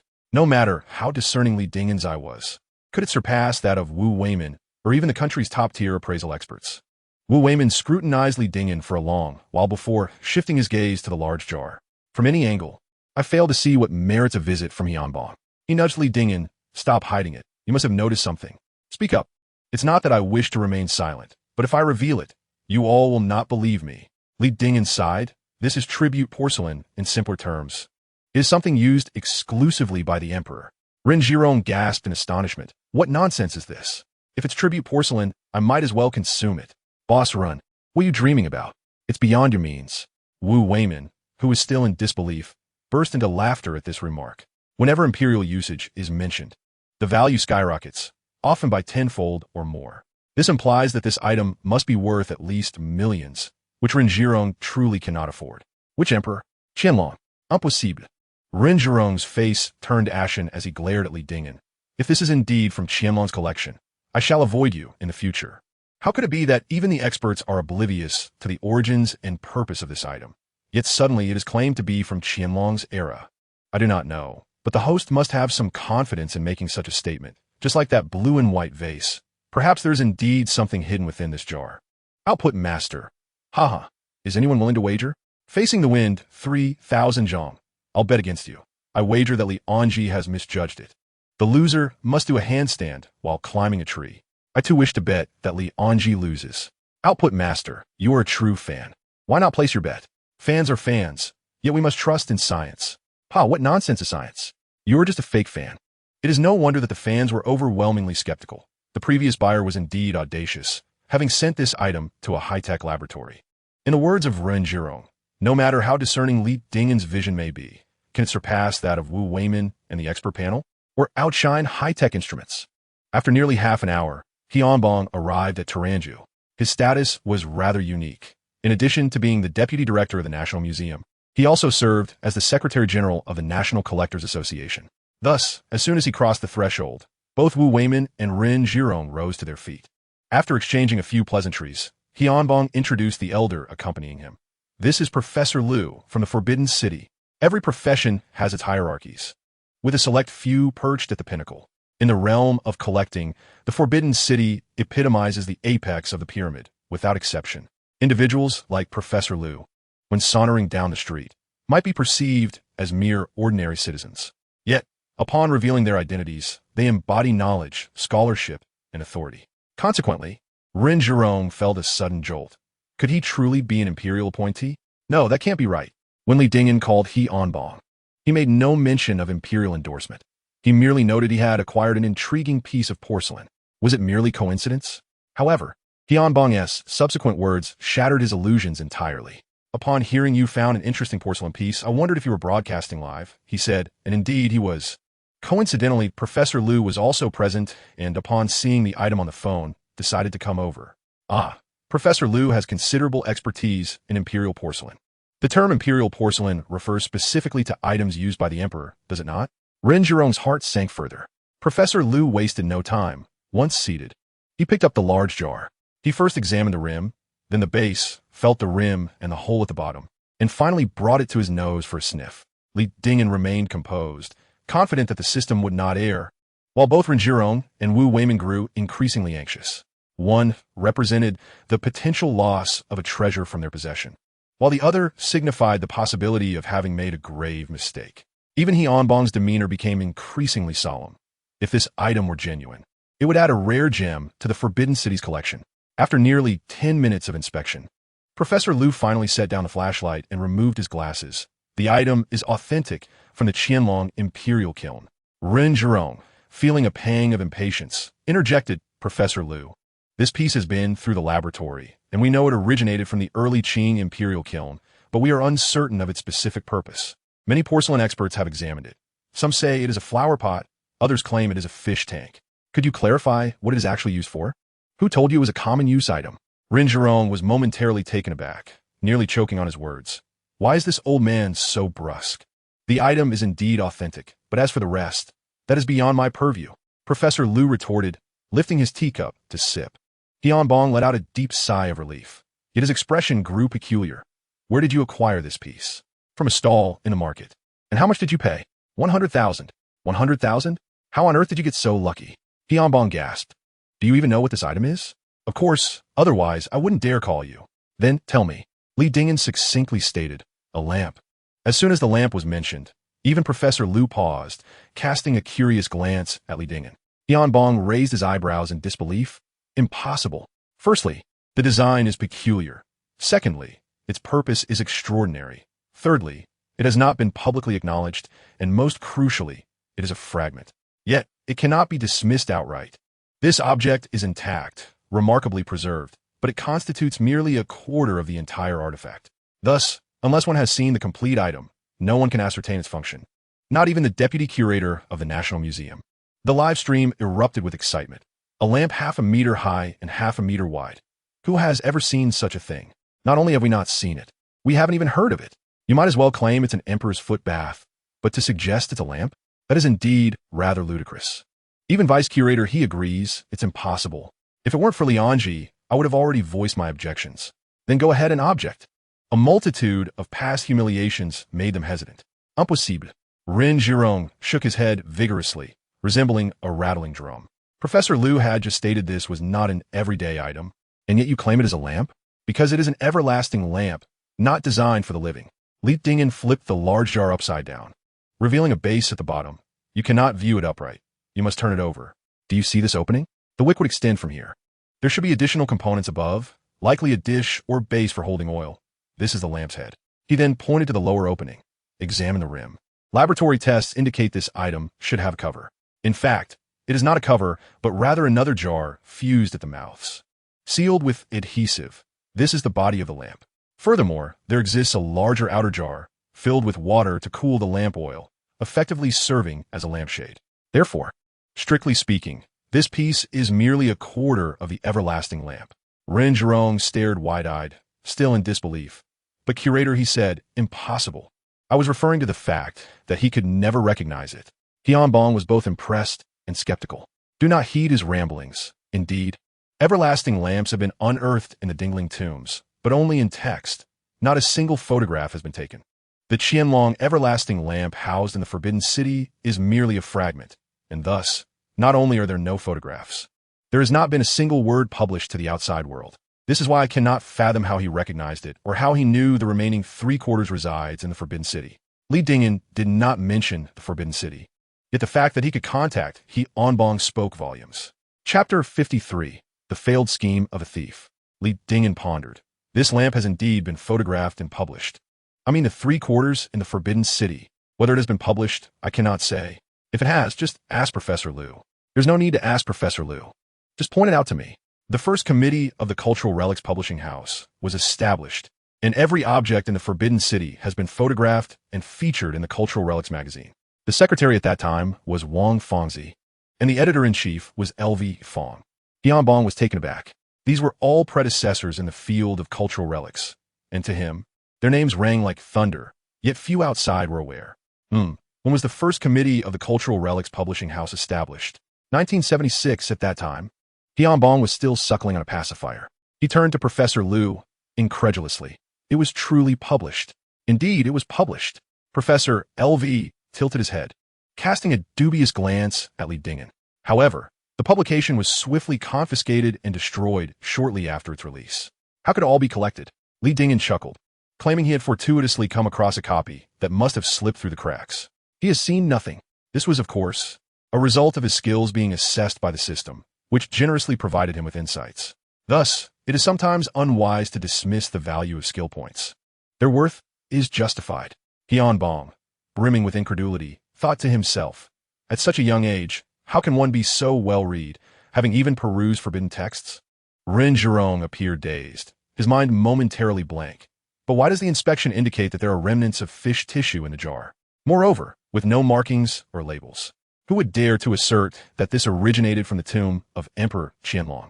Typically, the eternal lamps in imperial tombs utilized fish oil, so not only remnants, but even the genetic material of the fish could be detected with some diligence. As for the absence of markings, Li Dingen sighed. This is the upper half of the lamp's body. Any inscriptions would likely be found on the underside of the lower half. Professor L.V. There should be something there. Of course there is. Even if there isn't, as long as it matches the piece in the Forbidden City, it must be authentic. Ren Zhirong trembled. What is that worth? Li Dingen remained silent, glancing at Tianbong. Rest assured, this time I won't haggle. The price is what it is. The Qianlong Imperial Jade Seal sold for 1.5 billion. Similarly, the close companion of Qianlong, the Dra Shroud, fetched 1.3 billion. However, these two items were auctioned years ago, so I estimate that this eternal lamp is worth around 200 million today. Tianbong clenched his teeth and raised 2 fingers. So, that's how much I should give you. Are you suggesting that amount is negotiable? Li Dingen grinned. Is it also 200 million? Dream on. You know the price of a damaged artifact.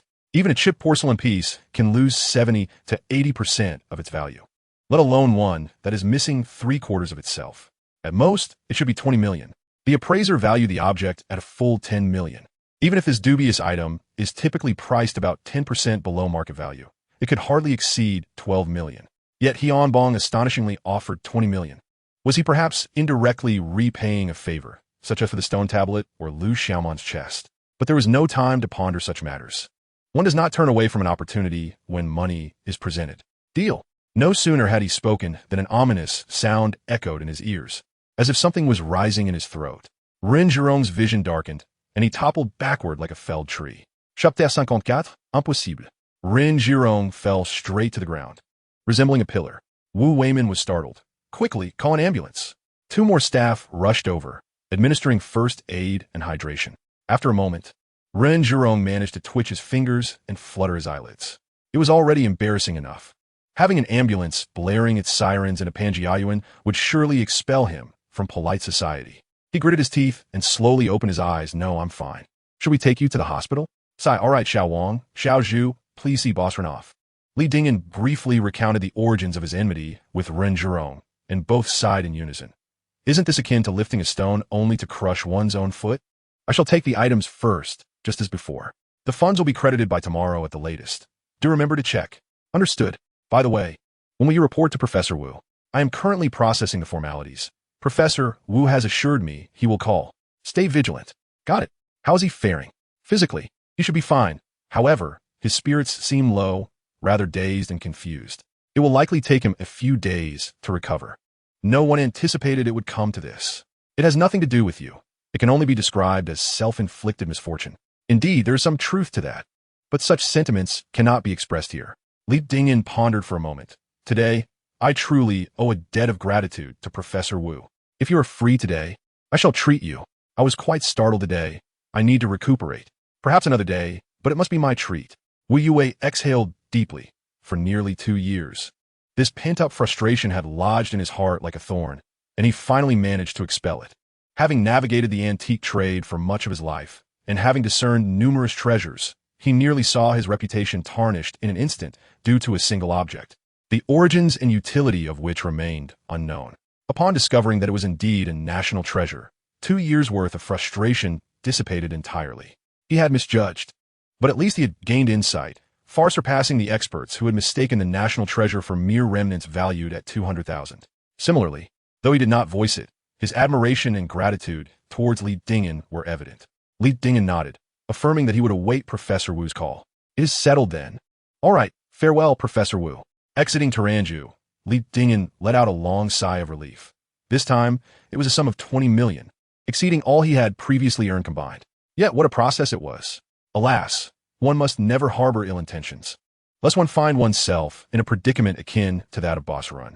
What more could be said of Ren Zhirong, who not only failed to steal, but also lost everything, including his wife and his soldiers. That single jar alone could very well represent his entire fortune. Reflecting quietly, he completed the narrative. The tale, though brief, recounted the exploits of Sun Dianying and his subordinates in grave robbery.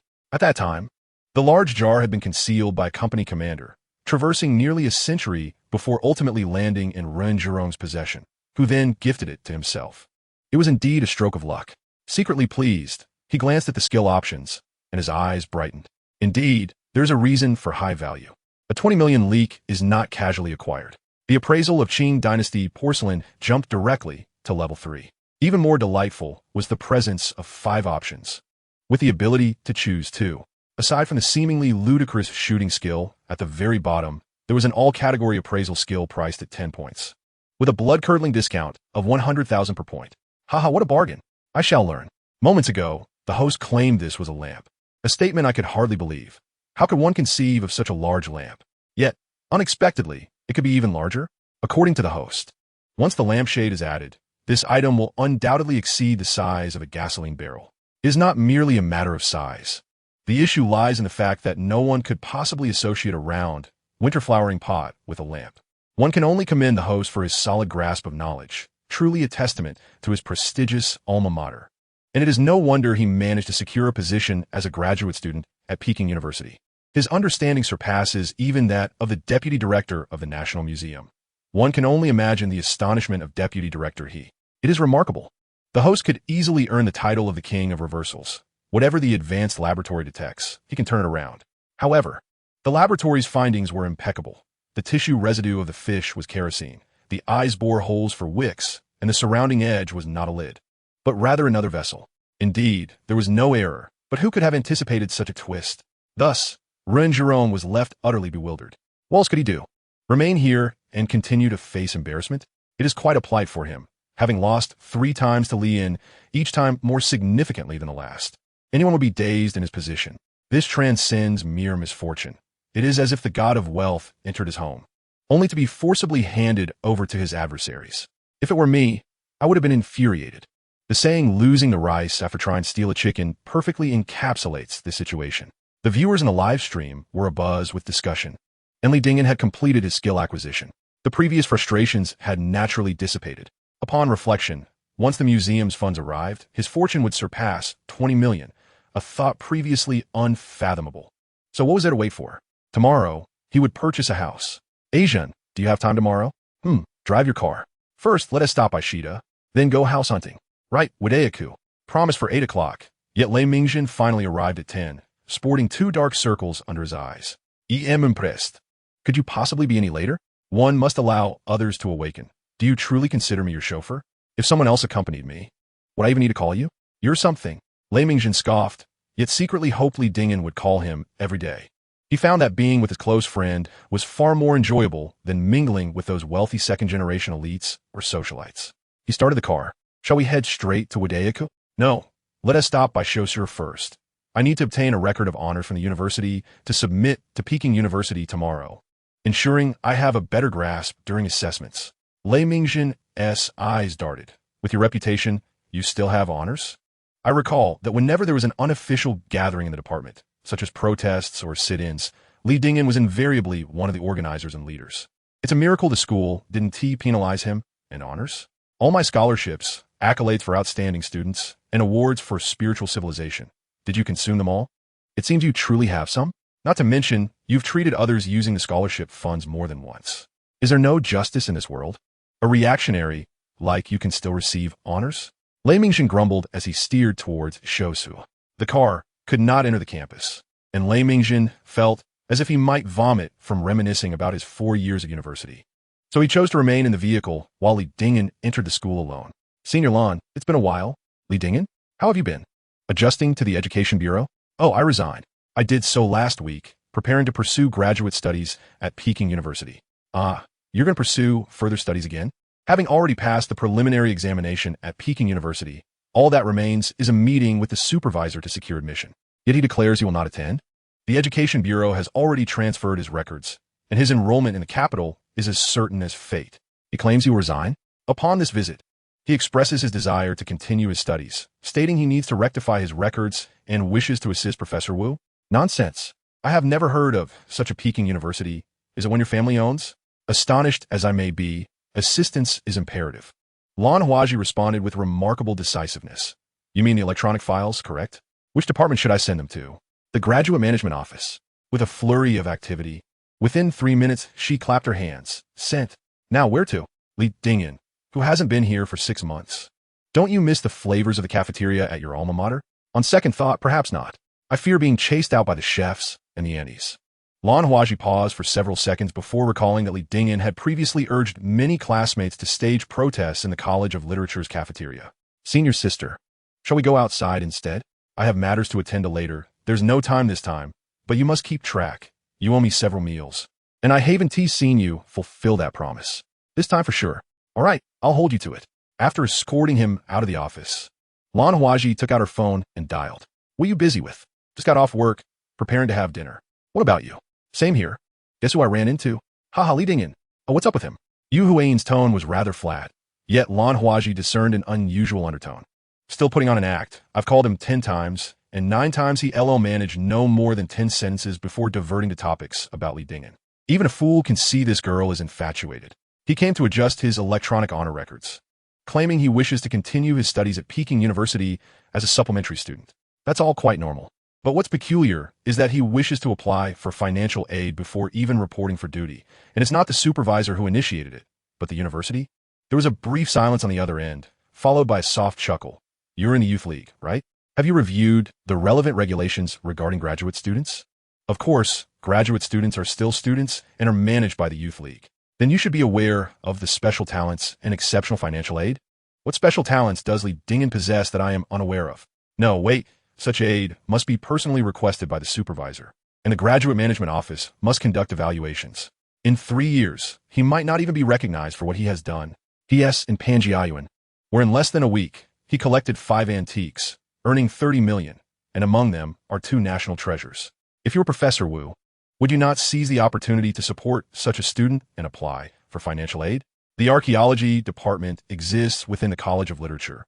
And while Lan Huaji may not be overly informed, the mention of 30 million in national treasures made her eyes widen like small lanterns.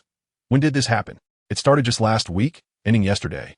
Do you remember the day he found his first national treasure? There was a video online. You should check it out. 30 million is truly the case? Absolutely. How wonderful it is that he can earn 30 million. He could earn double, triple, or even tenfold. Her excitement rendered her tongue-tied. I was so worried before, but now I am finally at ease. What were you worried about? Match in social standing? The voice on the phone quivered slightly. I don't quite comprehend what you're saying. If you don't understand, then just listen attentively. Li Dingyan, though somewhat stubborn, possessed a commendable temperament and impeccable character. Even now, many teachers speak highly of him. His remarkable earning potential, formidable skills, and his graduate studies under Professor Wu all suggest that even in the least favorable circumstances, he would still emerge as a distinguished scholar. Such a combination of talent, wealth, social standing, youth, charm, and a pleasant disposition is rare to find. I understand now what good is mere understanding. Beep beep haha, did you hang up? Truly unbelievable, though it was only mid-March.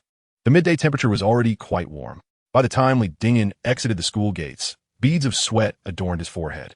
Lei Mingzhen, with the car window down and a cigarette casually pinched between his fingers, lounged outside. Why did you take so long? I ran into Sister Lan and chatted for a bit. That fierce woman from the student council? Upon hearing this, Li Dingyan chuckled. Yes, the one who pushed you into the lake. Let us not dwell on that.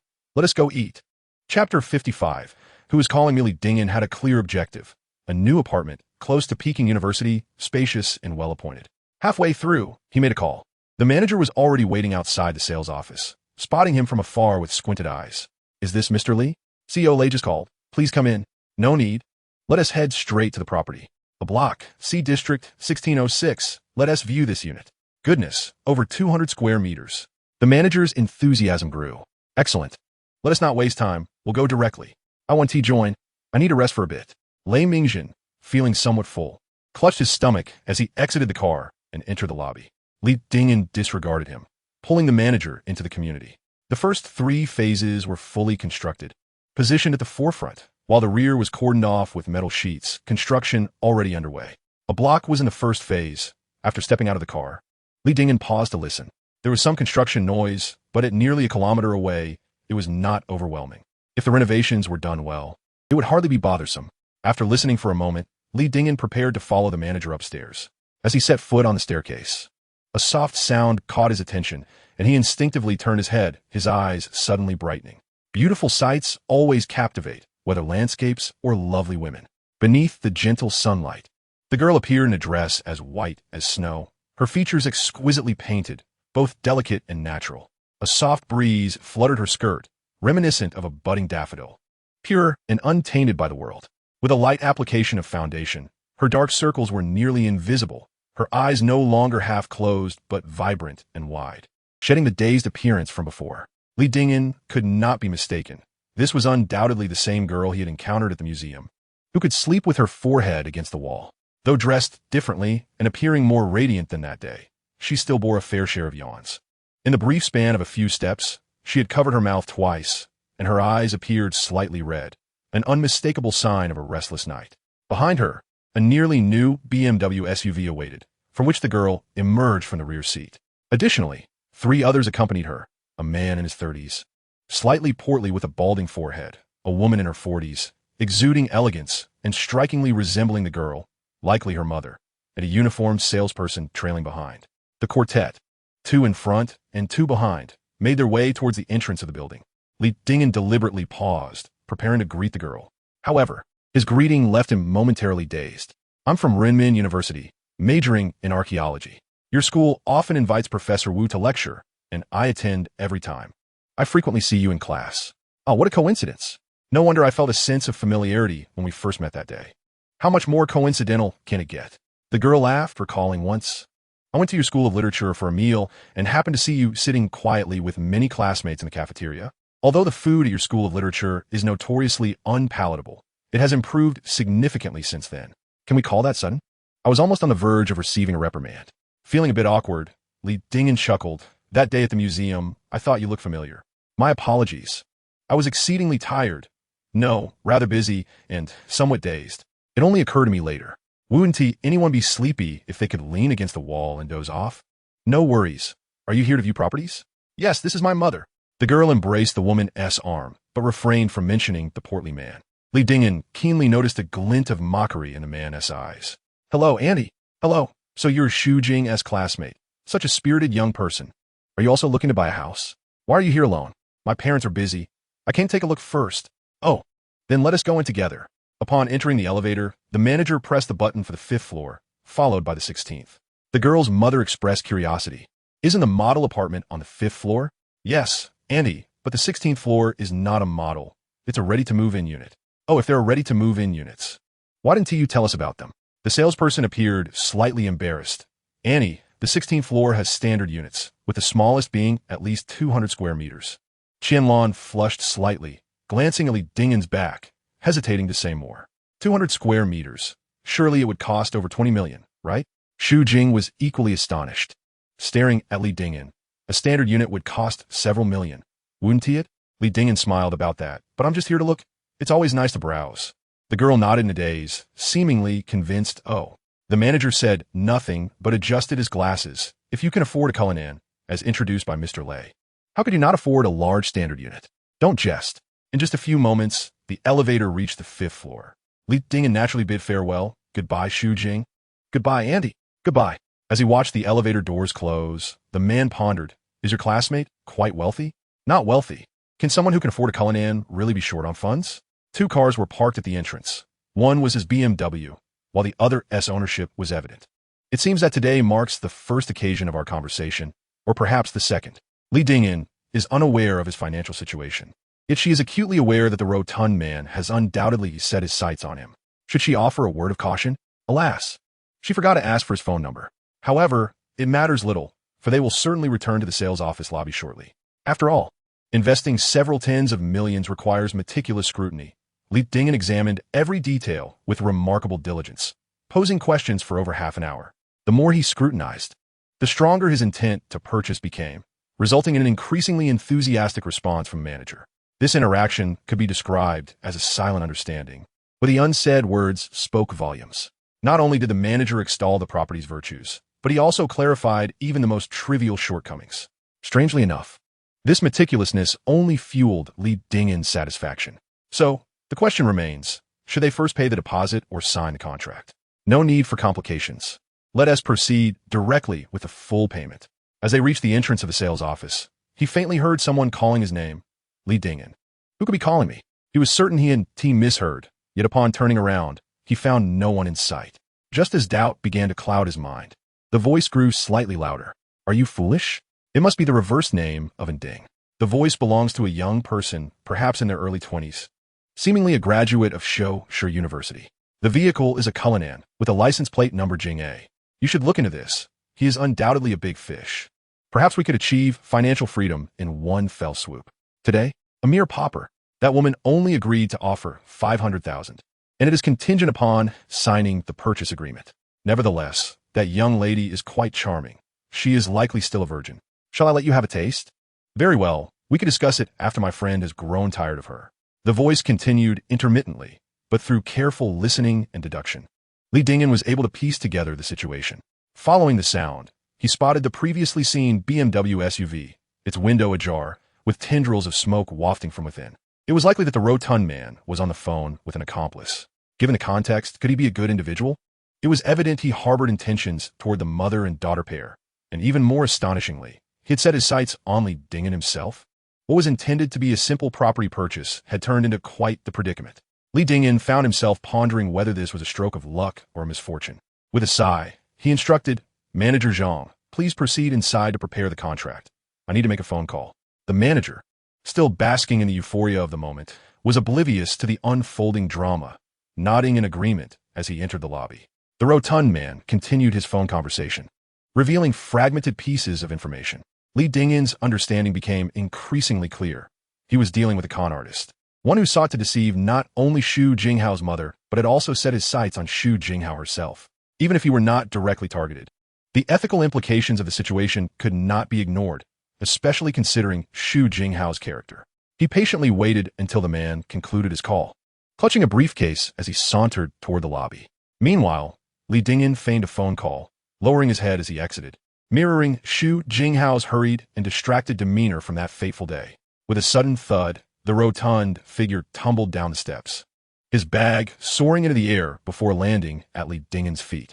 Truly, it was no slower than a scene from a film. Even a thief would applaud. Li Dingen swiftly retrieved the briefcase, unzipping it and rummaging inside with fervor. What does it mean to be a comprehensive appraiser? It signifies that anything that passes through Li Dingen's hands can be thoroughly assessed down to the smallest detail. In merely 10 seconds, utilizing a fraction of his skills, He discerned the contents with utmost clarity. The beaded necklace was counterfeit. The ring was fake. The work ID was a forgery. The business cards were worthless. The vehicle registration and property title were all fraudulent. Astonishingly, not a single item in that bag was authentic, save for one, an expired identity card. This indicated that the plump man was indeed a seasoned veteran. After inspecting and scrutinizing with precision, the hefty individual finally managed to right himself. Li Dingen extended the bag towards him, exclaiming, "My apologies, good sir." The rotund man blinked, a glimmer of recognition flashing in his eyes. "Em terribly sorry. Are you all right?" He feigned concern, drawing a breath. "It's just that my back is a bit sore. Shall I escort you to a hospital?" "That won't be necessary. Just leave me a number. If I feel unwell, I will reach out." "Very well. What is your number? I'll call you." After exchanging contact information, Li Dingen assisted him back into the lobby, where the heavy-set man insisted he was fine and urged Li Dingen to attend to his affairs. Once he departed, a smirk crept across his lips, revealing a trace of satisfaction. This was precisely the connection he sought. Once the fish was hooked, there would be myriad ways to reel him in. As Li Dingen entered the lobby, Lei Mingjin approached eagerly, inquiring, "How do you find it?" "Quite satisfactory. A spacious flat. 240 square meters, 5 rooms, and 2 living areas, and it's fully renovated." "What do you need such a large space for?" "1 room for my grandparents, 1 for my parents, 1 for me, and when I have 2 children in the future, it will be just perfect." Lei Mingjin appeared perplexed. "You're planning that far ahead?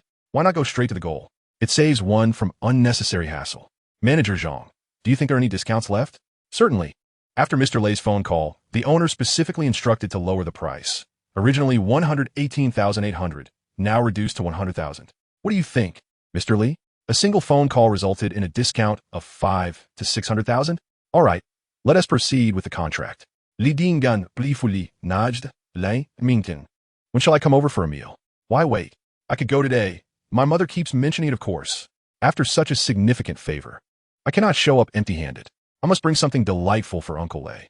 You are such a handful." Meanwhile, the manager had prepared the contract. The terms for purchasing the property outright were straightforward. Li Dingen scrutinized it thoroughly and, finding no issues, affixed his signature.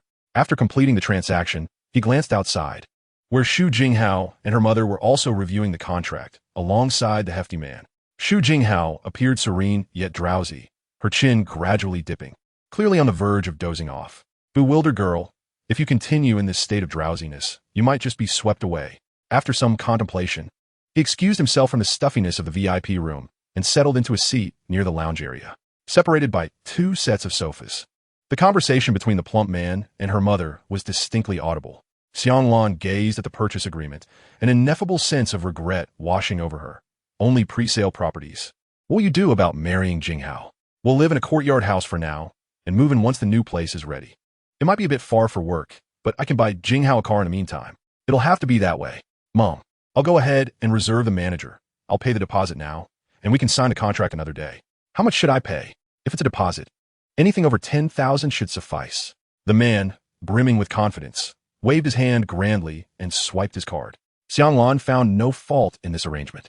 Just as the man stood to complete the transaction, Xu Jinghao suddenly awakened and pressed her hand down on the contract. "Wait, has it been signed?" "Not yet. We're just paying the deposit." "Oh, I see," she yawned. "Could we sign it today? If we postpone, it will be such a hassle to come back." The man seemed taken aback, his expression reflecting his surprise. Throughout the afternoon, Xu Jinghao had scarcely uttered a word, either dozing or appearing dazed. Whatever Xianglan said, she merely nodded. What prompted her sudden outspokenness? "I'm not busy today, nor do I have to work overtime." "No overtime." In the past, this would have delighted the man, presenting him with an opportunity. But now, he harbored doubts. Was she merely trying to avoid commitment? The plump man chuckled and rose. "All right, I'll fetch my ID." As soon as he stepped out, Xianglan began to complain. "Why must we sign the contract today? Any other day would suffice." Xu Jinghao remained silent, lazily leaning back into the sofa, curling her legs beneath her. Her skin, pale as ivory, radiated a luminous sheen. She appeared even more languid, like a sleepy penguin, adorably dazed. "Mom, you've been busy these past few days, what with house hunting, searching for hotels, and choosing wedding dresses, formal attire, photography. And the car procession, you've worked hard." Xu Jinghao, spare me your sarcasm. "Yes, it's been swift, but it's all for your benefit. I assent to it. It is indeed quite fast. You've even involved yourself. How could it be slow?" Sure, Wang has a good job, a high income, a car, a house, and a courtyard worth millions. Such conditions are exceedingly rare. If we delay, someone else will snatch him up. Mom, can't you see any flaws? He is merely a bit overweight, slightly balding, and a tad older. Besides, he is only 33. Xiang Lan Sai. I wish I could find you a younger, handsome man from a good family, like the classmate we encountered during house hunting, but he needs to be interested in you too. Mom, please don't say that. It makes me feel awkward. He is not here. He is. The girl yawned again, lazily gesturing behind her. He heard everything. Oh, Xiang Lan stood up to glance, her eyes widening in disbelief. Was he just sitting there all along, separated by two sets of sofas? How much more awkward could this become? Li Dingyan stood up, somewhat disconcerted. Auntie. Indeed, when she had come out, she had been dozing. Since then, the two had been sitting with their backs to each other. When had she become aware of his presence? It was a bit perplexing. Was this girl truly dazed or merely pretending? Li Dingyan found the situation increasingly intriguing. He beckoned to Xu Jinghao, saying, "Come here. I wish to speak with you." Xu Jinghao, exuding confidence, rose and approached him, replying, "Perfect timing. I have something to say to you as well." Su Lan was taken aback. Why did they choose this moment to converse, just when her partner was absent? Moreover, Xu Jinghao's assertive demeanor of "I have something to say to you" seemed particularly striking. The essence of the matter was not merely their dialogue, but the fact that they felt the need to do so in secrecy. Was it possible that they had previously engaged in a conversation of this nature? Observing the two draw closer, nearly touching foreheads, Su Lan's eyes widened in disbelief. Chapter 57. Even a mother can be deceitful. Li Dingyan spoke in a hushed tone. Be cautious. That chubby fellow is a fraud. Huh? The girl's eyes sparkled with newfound awareness. You know about him too? What do you mean by you know too? Your expression suggests otherwise. You're aware, aren't you? Of course. Otherwise, why would I be so fatigued? What do you mean by that? Whenever I have time, I must visit the courthouse. It took me over 2 months, traversing all 16 districts of the capital and visiting countless establishments, to uncover a fragment of information regarding that man. He is a habitual offender, notorious for deceiving girls from out of town. And how does that relate to your exhaustion? Why haven't you reported him? The evidence is insufficient. That man is exceptionally cautious. It has taken me over 2 months to record a few conversations and voice messages between him and my mother. I consulted a senior at the law firm, and she indicated that it is still inadequate for a conviction. What is your plan then? I'm waiting for my mother to fall into his trap. The girl yawned. Once she hands over the card, the evidence will suffice, and then I will report him. Li Dingyan was left speechless. This girl was indeed resourceful, even willing to deceive her own mother. What other choice do I have? My mother is far too naive. If she doesn't learn from this experience, she will continue to be deceived. It seemed there was a certain logic to her reasoning.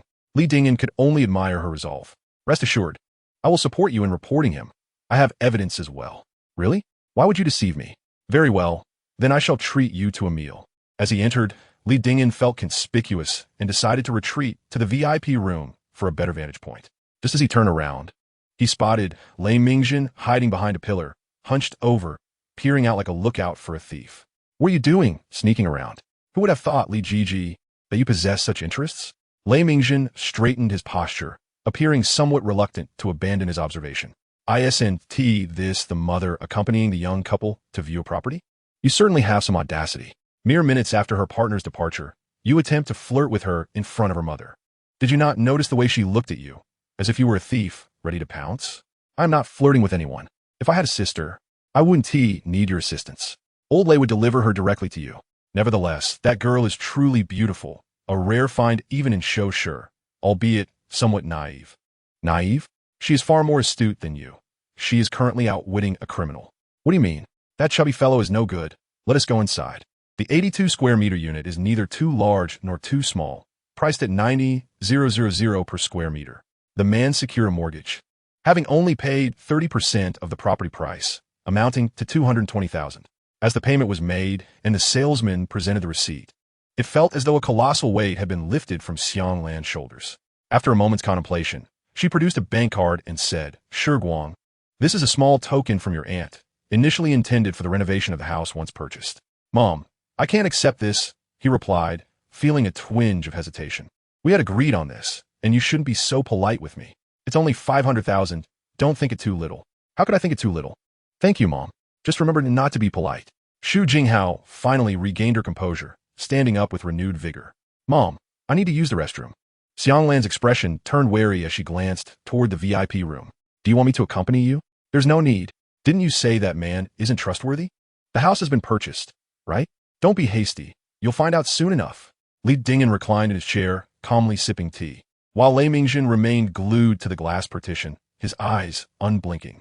In a lounge area, Xianglan tore off a piece of paper, scribbling down several numbers, presumably a password, and handed it to the man along with the card. He beamed with delight as he tucked it into his pocket. After a while, Xu Jinghao emerged from the restroom, strolling over leisurely. At the bar, the salesman was busy photocopying the IDs of the man and Xu Jinghao, preparing to finalize the purchase contract. Everything appeared to be proceeding smoothly, and Lei Mingjin noticed nothing amiss. Suddenly, the landline at the bar rang. Hello, Managerine. The manager has gone to the housing authority to issue an invoice for the client. His phone might be dead. Oh, someone has reported a fraudster? The voice was not loud, but it was clear enough for everyone in the hall to hear. Only 4 or 5 groups of customers turned their curious gazes toward the salesman answering the call. This boss is quite something. This front desk is doing well too. Isn't this akin to tipping off a criminal? Lei Mingjin found the situation amusing, while Li Dingyan stood up. Where are you going? There might be trouble. Who? Xu Jinghao. Who is Xu Jinghao? That girl, no, wait. Oh no, the fraudster is that man. Yes, the young man has just come out. Why is he coming this way? What does he intend to do? Li Dingyan moved closer, and for some reason, Xianglan felt a surge of anxiety. Almost simultaneously, the rotund man's face turned increasingly pale. There were only a few groups of clients in the sales department, so the timing seemed too coincidental. If nothing went awry, the fraudster must be referring to him. But who had reported him? At that moment, Xu Jinghao happened to walk into the lounge, hearing the commotion at the front desk. Her eyes instinctively darted toward the man, her complexion turning somewhat ashen. Suddenly, the man seemed to connect the dots, noticing her impeccably clean hands. It dawned on him. She was the one who reported him. You did a splendid job. He bellowed, causing Xianglan to tremble in fear. Seeing the intense fury etched on the man's face, she panicked. Could it be that Shi Guang had begun to harbor suspicions? Men can be rather petty, much like Jinghao's father, who becomes jealous when she converses with her male colleagues. She quickly grasped his sleeve, imploring, Shi Guang, please do not misunderstand. They are merely classmates. What? The man glanced at Xianglan, then at Xu Jinghao, and finally at Li Dingyan, who stood between him and Xu Jinghao, as if a revelation dawned upon him. He abruptly rose, exclaiming, I thought you were pure and innocent, refusing even a simple touch. Turns out you're just a tarnished wretch. Slap. A resounding and crisp slap landed on the hefty man's face, echoing through the air. Apologize. The hefty man, clutching his face, glared at Li Dingyan with gritted teeth. I'll curse your mother. Slap. Another sharp slap followed, even louder. Damn it, I'm gonna fight you. The hefty man, eyes ablaze, charged forward, but was swiftly sent sprawling 3 to 4 meters away. Lei Mingjin was taken aback. He swore he had known Li Dingyan for over 4 years. Yet this was the first time witnessing him in a brawl, and he was astonished by his strength. That kick must have had the force of several hundred pounds. At that moment, Xu Jinghao rushed forward, grasping Li Dingyan's arm. Don't act rashly. You still have your graduate studies to consider. Xianglan was bewildered, and so was Lei Mingjin, thinking to himself, what a pair of shameless lovers. The hefty man, however, was in a daze, having been struck senseless. How do you know? The director mentioned something when he asked me to send you the documents, and I took note of it. Rest assured, I am merely acting in defense of justice. He pried Xu Jinghao's hand away and approached the hefty man. Your identification is fake. Well, not entirely. It's just expired. You slightly altered it, making it somewhat blurry, which is why the salesperson didn't catch it. Tomorrow, or in a few days, you can return to annul the contract and reclaim your deposit. Perhaps just paying a small processing fee. The vehicle registration is also fraudulent. The car is rented at 800 day. The property deed for the courtyard is likewise a forgery, albeit a costly one, all to swindle 500,000. You even rented a courtyard for this scheme. Besides this instance, you have deceived 7 other women using similar tactics, whether booking cars or rooms, and while you may have slept with them, you also scammed them. 2 of those cases were settled out of court, and the rest are still in litigation. However, this time is different. All your conversations with Xu Jinghao's mother, including voice messages, texts, and calls, have been recorded by Xu Jinghao, along with your expired identification, deposit receipts, bank cards, passwords, and fraudulent property documents. All irrefutable evidence. You're surely facing charges of fraud. How the hell do you know all this? The hefty man, utterly disbelieving, attempted to flee but was knocked down by Li Dingen's kick. What does it matter how I know? How did it escalate to this? Thankfully, the altercation occurred post-transaction. Ignoring the hefty man on the ground, he quickly approached, saying, "Mr. Li, please keep these safe." It was a purchase contract along with an invoice. Clear as day for Xianglan and Xu Jinghao. 240 square meters, a unit price of 100,000, totaling 24 million. Chapter 58. A stunningly beautiful young woman. The property was indeed purchased, but it also necessitated a trip to the police station. In the words of an old-timer from the capital, he could be considered a veteran of the system, having been through this process thrice. Lei Ming, feeling utterly exhausted, expressed his reluctance to leave. It was firmly ushered out by Li Dingen. With only one bed to share, the mere thought of two men sleeping there sent shivers down his spine. After indulging in a refreshing hot shower, he comfortably lay on the bed, staring blankly at the ceiling. It seemed he had finally settled in the capital. As the second month brought fragrant blossoms and the third heralded the peach tree's beauty, the morning was a rare respite from fog, revealing a vast expanse of clear sky and drifting clouds. With such splendid weather, Li Dingen felt invigorated, swiftly preparing to descend within a mere 10 minutes. Once the archaeological qualification certificate arrived, he intended to recommend the three of them for positions as part-time researchers at a provincial-level museum. Just as he contemplated this, the phone call from Wu Weiman came through. "Dingen, have you risen yet? It's almost time to enter the archway." "Oh, you've reached the market? Perfect timing. Come to the store. I have something to discuss with you." "I, too, have a matter I need Wu Lauscher's assistance with." "All right, we'll talk at the store then." Having indeed arrived beneath the archway, Li Dingen turned a corner and opted to visit Taoran Pavilion instead of Lao Kanju. The staff had brewed tea, and as Wu Weiman warmed his hands, he inquired, "You've heard about Su Fubi's spring auction in Shanghai, right?" Li Dingen nodded. Guandihai mentioned it once. He has been busy there for quite some time. Tianbong also brought it up, stating that this spring auction is grand, with 500 to 600 items, many of which could be deemed national treasures. The National Museum and the Palace Museum will both send experts, and they have prepared substantial funds to participate, provided the items are suitable and the prices reasonable. Many well-known or discreetly affluent collectors are also eager to join. Thus, this spring auction can truly be regarded as a significant event in the collecting world. I've certainly heard about it. Teacher Guan has been occupied with this. And Teacher Fong mentioned it too. As for this auction, it doesn't seem much better than the last one. However, I do believe a deposit is required in advance. Correct? Absolutely. Without a deposit, you won't receive an invitation. Without an invitation, you can't even enter the exhibition hall. How much is the deposit? It depends on which hall you wish to enter. If it's the premier section, it could be as high as 20 million. Goodness, what on earth are they auctioning off giant pandas? Li Dingen was indeed interested in attending, yet he pondered where he might acquire such a sum. Of course, the lack of funds was one aspect, but he primarily felt that the items up for auction had likely been scrutinized by numerous experts, making the chances of finding a bargain exceedingly slim. Thus, even if he went, it would merely be for the sake of broadening his horizons, with no intention of making purchases. As for bidding, I'll pass. However, I could certainly learn something. I might simply follow along with one of the teachers as an assistant during the event. Indeed, with you present, we shall have a greater chance of success. Teacher Fong is being modest. When do you plan to depart? Knowing oneself and one's adversary ensures victory in 100 battles. Naturally, the sooner, the better. We intend to set off this afternoon. Of course, there is no need for you to rush. You can come along in a few days. No need to wait a few days. I have no other commitments. I'll set off with the two teachers. That works perfectly, just as the flight ticket was booked for $1. He pondered for a moment and then inquired, "Esteemed teachers, may I bring an additional individual?"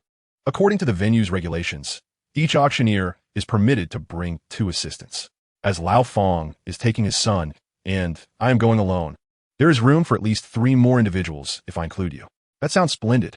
Upon exiting Taranju, Li Dingen promptly dialed Lei Mingzhen's number. "Ajun, are you heading to Shanghai?" "Oh, Uncle Lei, what is happening?" "At the police station? What has Lei Ajun done?" "Got into a fight. This is truly something." After hanging up, Li Dingen was at a loss for words.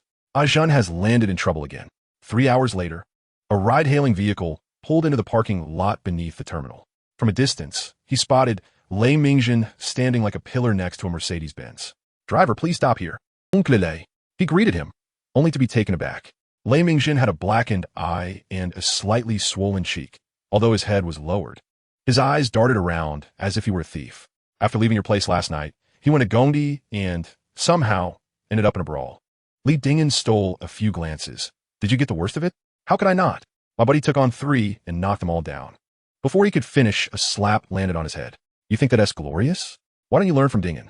Li Jiangjiang also got into a fight yesterday, equally over jealousy. Why don't you mention that? A few more slaps followed. Lei Mingjin dared not evade, merely shielding his head and groaning. Just go away. He sulkily retreated behind the car, pulled out a cigarette, and lit it. Uncle, please don't be angry. Ajun just loves to have a bit of fun, always getting into trouble, and each time it escalates. Is this what you call fun? Forget it. I wouldn't say more. No need. If you're short on cash, just let me know. I wouldn't dare ask for more. Just a casual 800,000. Thank you, Uncle Lei, but truly, you were such a great help yesterday. I haven't had the chance to express my gratitude. While he was speaking, a large head popped out from behind the car. Comrade Lao Lei, this is too much. I asked for a mere 100,000, and you're as stingy as can be. Li Jiangjiang, doesn't he even need to speak, yet you treat me like I'm not your own flesh and blood? Get away from me. Uncle Lei pretended to reach for his belt, prompting Lei Mingjin to dart away swiftly. Fearing Uncle Lei might overhear, he deliberately walked further away, pulling out his phone, contemplating whom to connect with in Shanghai, perhaps arranging a few encounters with lovely ladies. Just as he was about to dial, an astonished voice came from beside him. Ajun? Haha, whose boyfriend did you get beaten by this time? Who else would dare to address me in such a manner but Li Jiangjiang? He widened his eyes and looked up, momentarily stunned. What a twist of fate. That year, he merely had a rendezvous with a junior by the lake, and this woman insisted on meddling, calling him a scoundrel, and even kicked him into the lake. Since then, every time he met with old classmates, someone would inevitably bring it up, and it had become a lifelong blemish. Minister Lon. He intended to make a mocking remark, but the rest of his words caught in his throat. Beside Lan Huaji stood a girl clad in simplicity, adorned in a minimalist long dress and a pair of flat shoes.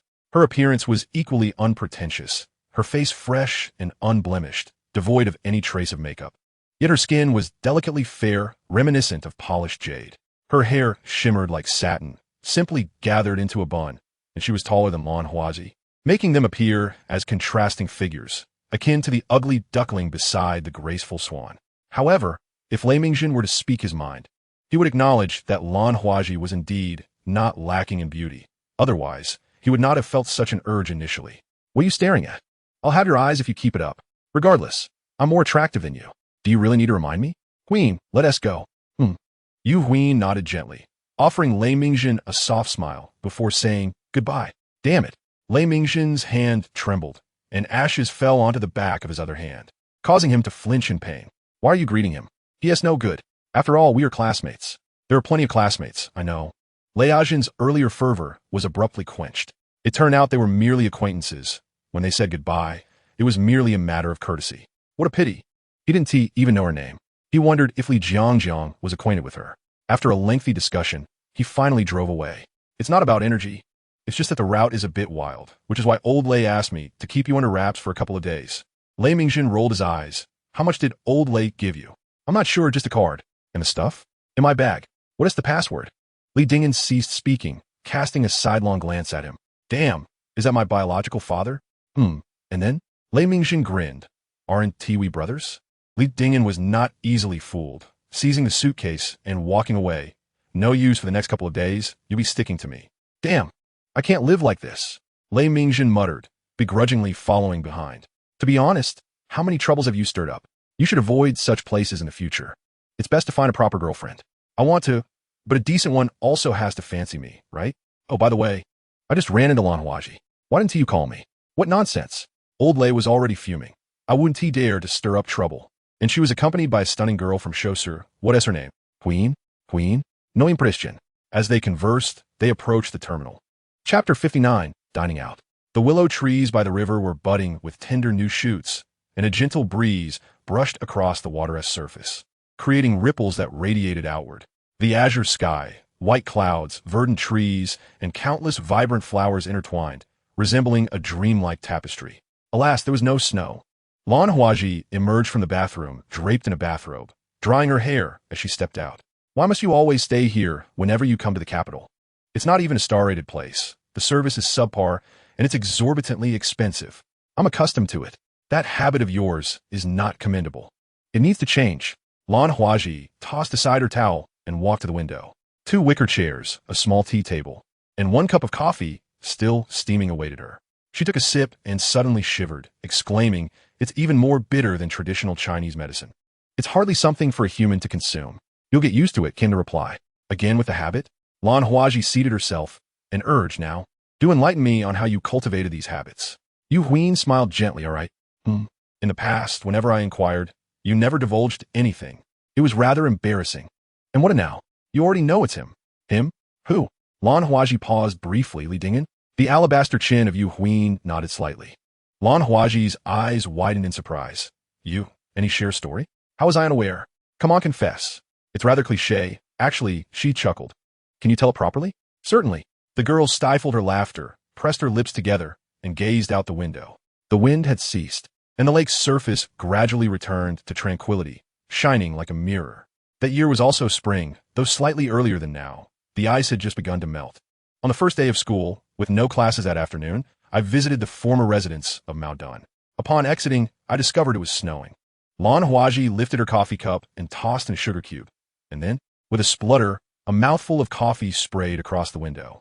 Lan Huaji hastily grabbed a towel and wiped vigorously. "I'm so sorry." "Oh, did Li Dingen save you?" "Yes. I had consumed an immense amount of water. I truly thought I was going to die, filled with regret and despair, when suddenly I was embraced by someone. He swam for quite a while before rescuing me. When we surfaced, his down jacket and phone were gone, leaving only a scarf and a cup of hot coffee he had just purchased from the nearby cafe, which he gave entirely to me." Lan Huaji was momentarily taken aback, instinctively leaning forward. The willow trees by the lake stood closely together, and through their sparse branches, one could just glimpse the entrance of the cafe. She lowered her gaze to the coffee cup in her hands. "No wonder as soon as you arrived in the capital, you stayed at the Lakeside Hotel, and whenever you invited me to dine, it was always at the cafe. Furthermore, this bitter concoction, back then, that cup of coffee had no sugar, did it?" "Indeed. And what happened next?" "He took me to the hospital and notified the school. However, I had fainted, and when I regained consciousness, he was gone, leaving only the teacher behind, and he hadn't left any contact information." "At that time, you didn't know him?" Yu Huin gently shook her head. "That year I was a junior." "You were a junior, and I was too. At that time, he was still in high school. Then, merely half a year later, no, for months, he enrolled in our university." "My goodness, what a significant fate." The girl nodded lightly, her eyes crescent-shaped with delight. "I thought I would never see him again. Yet unexpectedly, I spotted him at the welcome party. It was quite wonderful." "Did you not seek him out?" "I informed my mother, and on the third day, she came to the school. I was just about to submit my thesis, so I couldn't go. Perhaps I said something that led to a misunderstanding, and we nearly quarreled." Lan Huaji's face lit up with intrigue. "The more I think about it, the more I sense there's a juicy story here. Yu Hui's mother possesses a rather amiable disposition, characterized by a certain refinement and a delightful sense of humor. However, she does exhibit a hint of arrogance, typical of a person from Shanghai. It is likely that a misunderstanding arose from something said incorrectly, perhaps regarding monetary matters. Given Li Dingen's temperament, he would certainly refrain from quarreling. Yet, when he harbors animosity, his tone, expressions, and gaze can be unbearable, especially for someone like Yu Hui's mother. Thus, you did not dare to approach him again. He remains blissfully unaware that it was you he saved, nor does he realize the depth of your feelings for him, which are unrequited." "What nonsense are you saying?" The girl blushed. "My silly girl, how long will you continue to deceive yourself? Do you not know that I am nearly sick from dining at Shuiqianiji with you?" Lan Huaji sighed. "And then what happened?" "I finally understand. So the wealthy benefactor Li Dingen sought out was you?" Lan Huaji nodded and picked up Yu Hui's phone. "What are you doing?" "What am I doing? Naturally, I'm calling him. After all, the top sponsor who generously gifted over 100,000 has come to the capital. He must treat us to a meal, right?" "Oh, don't say that." "Well, it is only fair that he treats me. Let me count how many meals he owes me. Certainly not fewer than 7 or 8, if not 10. Enough with the excuses. Let us go to Shuiqianiji." "No." Yu Huin lunged to snatch the phone back, but Lan Huaji swiftly jumped onto the bed, contemplating Li Dingen's phone number. Suddenly, a series of chimes echoed from the phone. Upon closer inspection, it was a video call request, displaying the two characters, Anji. Haha, he cannot resist being mentioned, just as I was about to call him. He calls first? You even have his WeChat. She casually tapped to accept the call, but then let out a startled scream, causing the phone to drop to the ground. It was Lan Huaji who cried out. In her fluster, Yu Huian accidentally tugged off her bathrobe. Li Dingen gazed at the screen, a contemplative expression crossing his face. What was that flash of white? It was white again, but merely the ceiling. Judging by the chandelier's design, it seemed to be in a hotel. Hello, you, speak. Her voice trembled, and the phone was lifted again, only for the screen to abruptly turn black, leaving only the voice call active. Is it truly so difficult to meet you?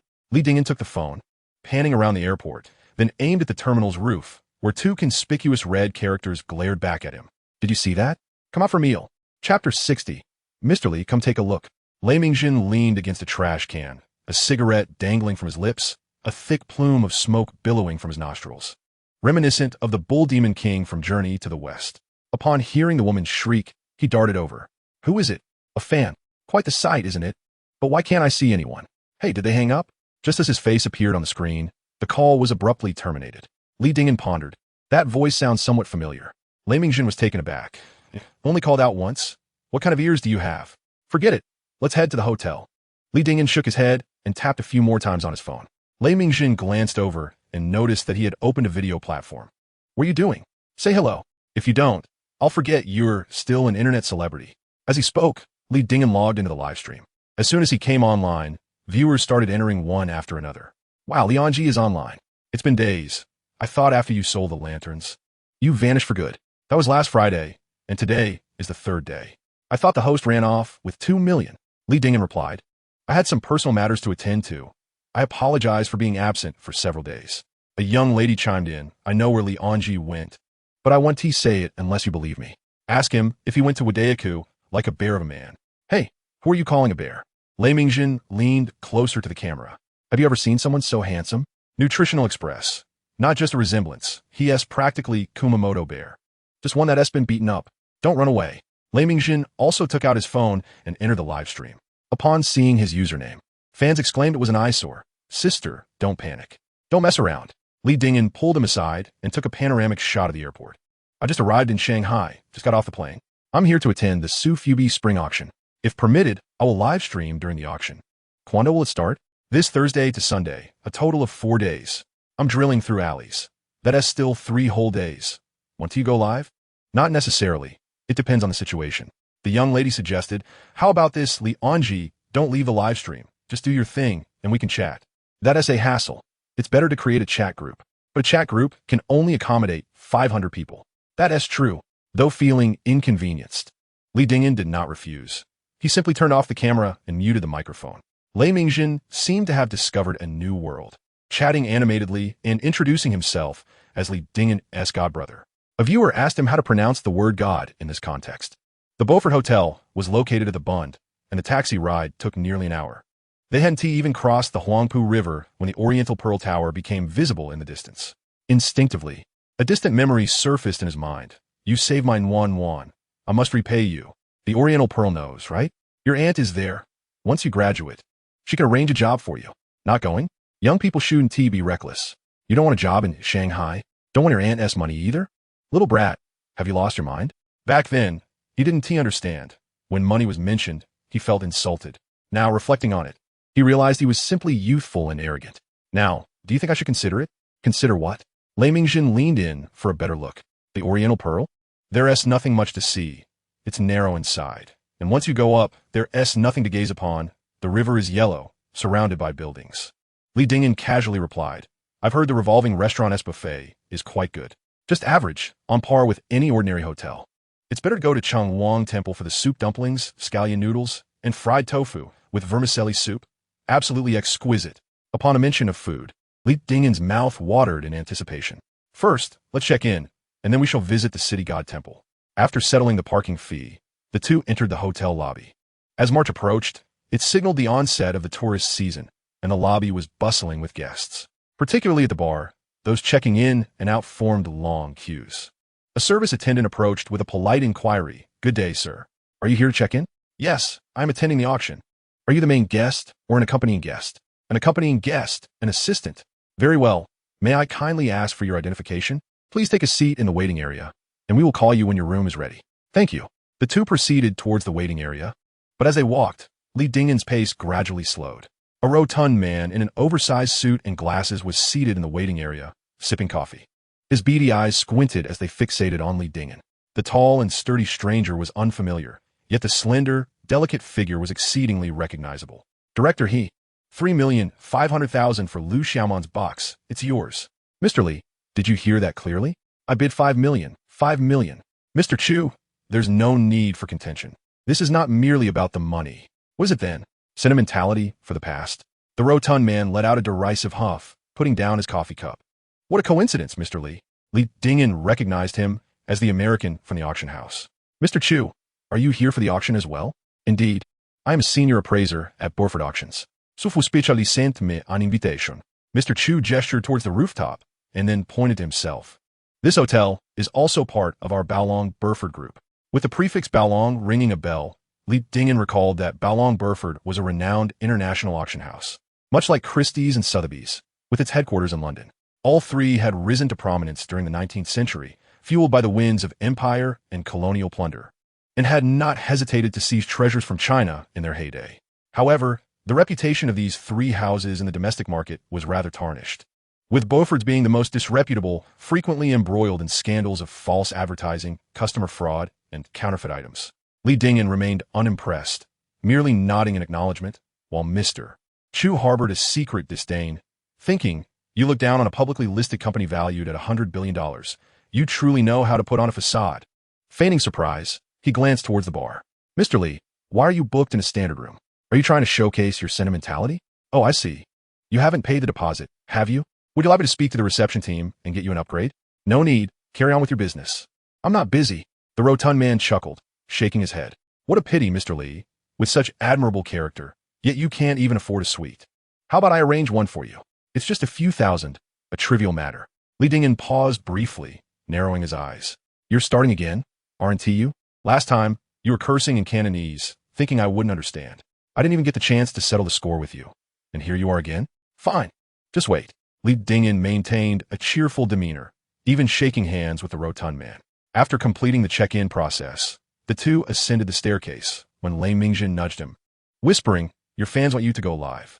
Go live for what? Look, Li Dingyan cast a glance, observing the live stream where everyone was berating the portly fellow. His phone remained nestled in his pocket, the camera off, and the microphone muted. How could the fans know?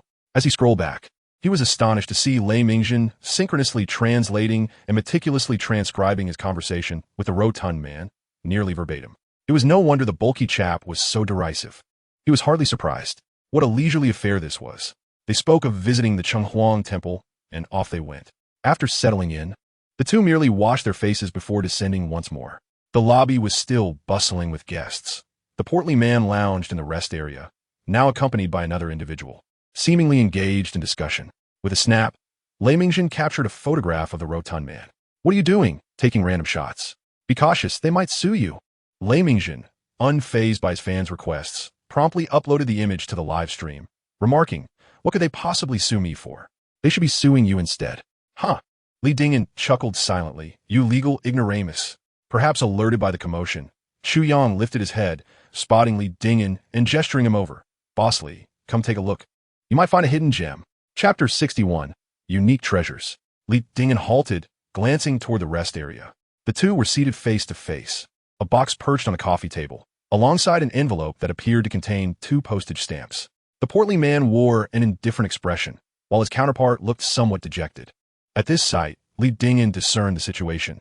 They were likely negotiating the stamps, but the deal had fallen through. Thus, the rotund man had deliberately beckoned him over for a look. Indeed, stamps were quite rare. He had never encountered such items before. After a brief contemplation, he turned and strode toward the rest area. Hey, are you really going? That portly fellow is just trying to annoy you. I know.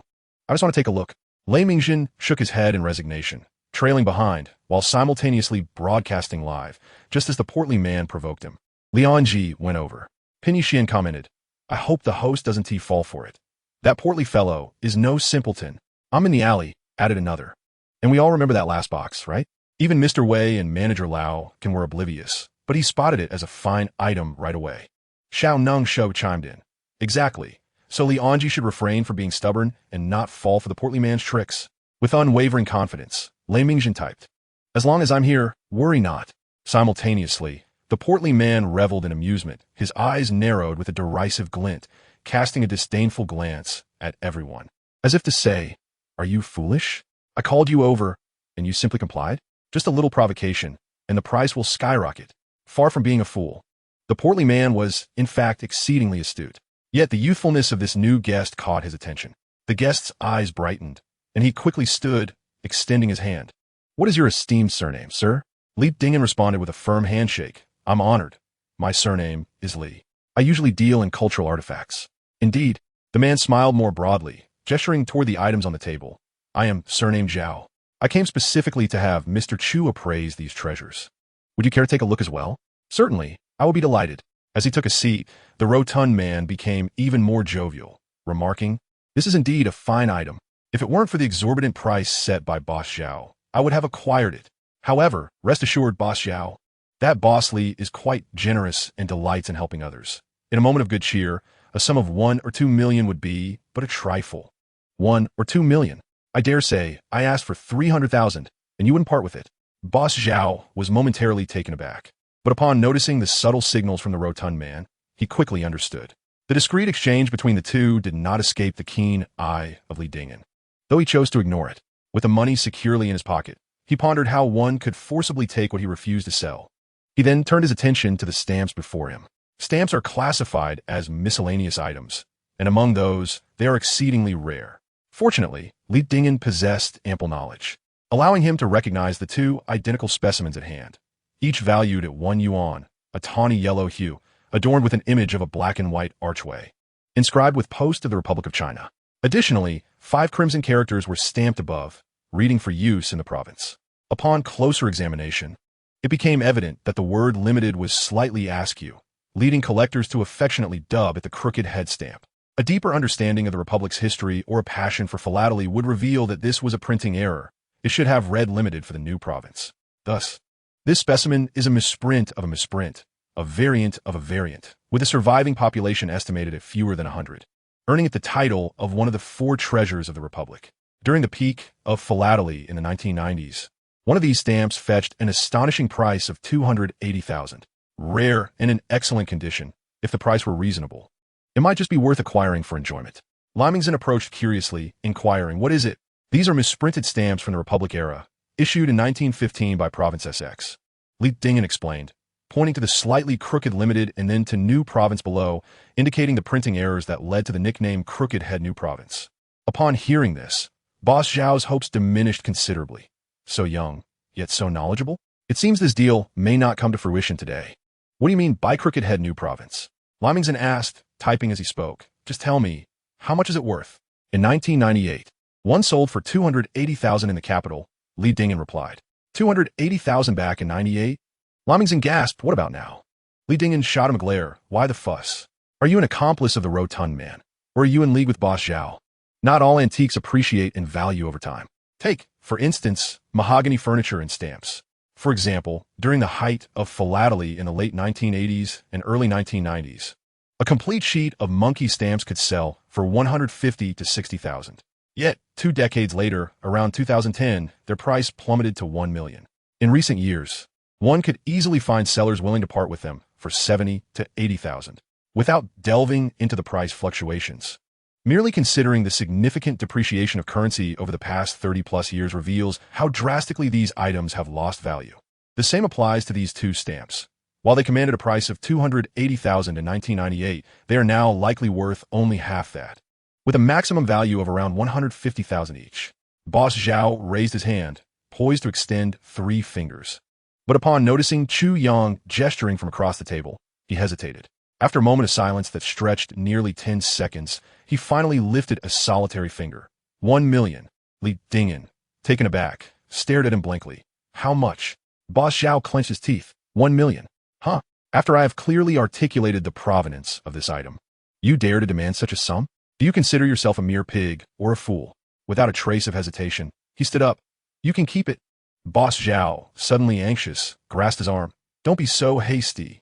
Why not negotiate? If you are not sincerely selling, how can I bargain? Li Dingen chuckled, glancing at Chu Yang. Are you brave enough to reveal how much President Chu offered you just now? Ah, that doesn't concern me. I have already stated that I no longer want it. Chu Yang leisurely lifted his teacup, appearing utterly indifferent. He sighed and pondered. Then let be 500,000. Too high. What do you deem appropriate? How much is suitable? Li Dingyan contemplated and sat back down. Let me examine it further. His personal valuation placed the two stamps at a maximum of 300,000. He surmised the seller held a similar mindset. Else the price would not have dropped from 1 million to 500,000 so abruptly. Should I utilize skill points to appraise it? Yet it seemed unwise. Just having purchased 10 points for an absurd item, each costing a staggering 100,000, while these two stamps combined were worth significantly less. Li Dingyan hesitated, casually picking up the stamps. I will take a closer look, and if I remain uncertain, I shall reconsider. The typography appeared flawless, in standard regular script, with no characters missing a stroke. The imagery was also intact, lacking any overprints or underprints. The perforations were correct, with no missing or connected teeth. The cancellation mark was accurate, undoubtedly from the Republic era. Indeed, it was a genuine treasure, potentially worth 30,000. Initially intending to haggle further with Boss Zhao, Li Dingyan set the stamps down. Coincidentally, the glass revolving door of the hall spun, casting a beam of light that illuminated the stamps. Li Dingyan squinted involuntarily. Why did it suddenly seem as though something was amiss? At the bottom of the stamp, it appeared that some text was missing from the print. Upon closer inspection, it was indeed the case. It wasn't wear, but rather a genuine misprint. With this thought, Li Dingyan's heart skipped a beat. What does a misprint signify? It undoubtedly indicates a variant, perhaps even a rare edition. In simpler terms, this is a misprint among misprints, certainly worth far more than 150,000. He lifted the stamp once more. Observing his seriousness, Chu Yang smirked. Boss Li, would you like me to fetch you a microscope? Conversely, Boss Zhao felt a flicker of hope. In the antique trade, never fear a buyer's earnestness.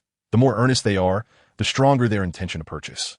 Thus, he shot Chu Yang an annoyed glance, clearly signaling, if you are not buying, refrain from speaking unnecessarily. Meanwhile, viewers in the dimly lit live chat grew increasingly anxious. How curious. When have you ever seen Li Onji scrutinizing something for this long? Previously, he would merely glance and touch briefly, moving as swiftly as the wind.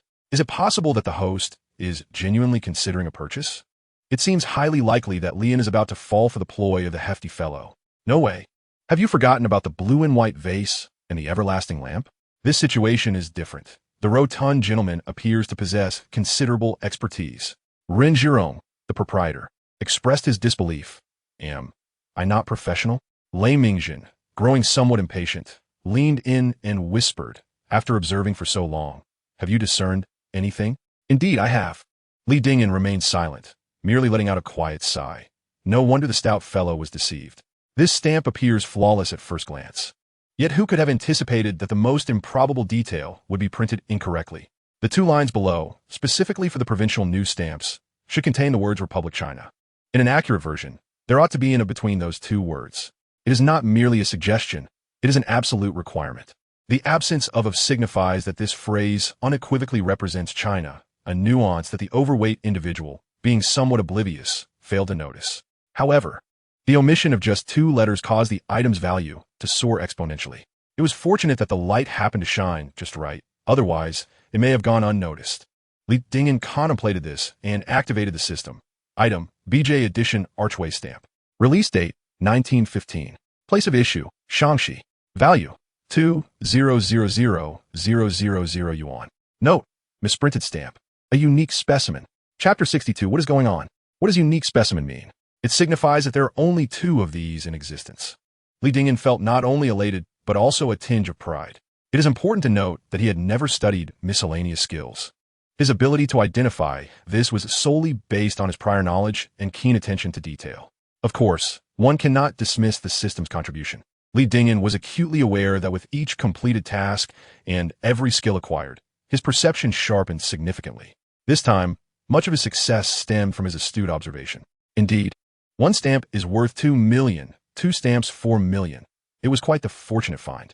He straightened up and said, Boss Zhao, please make me a reasonable offer. 400,000.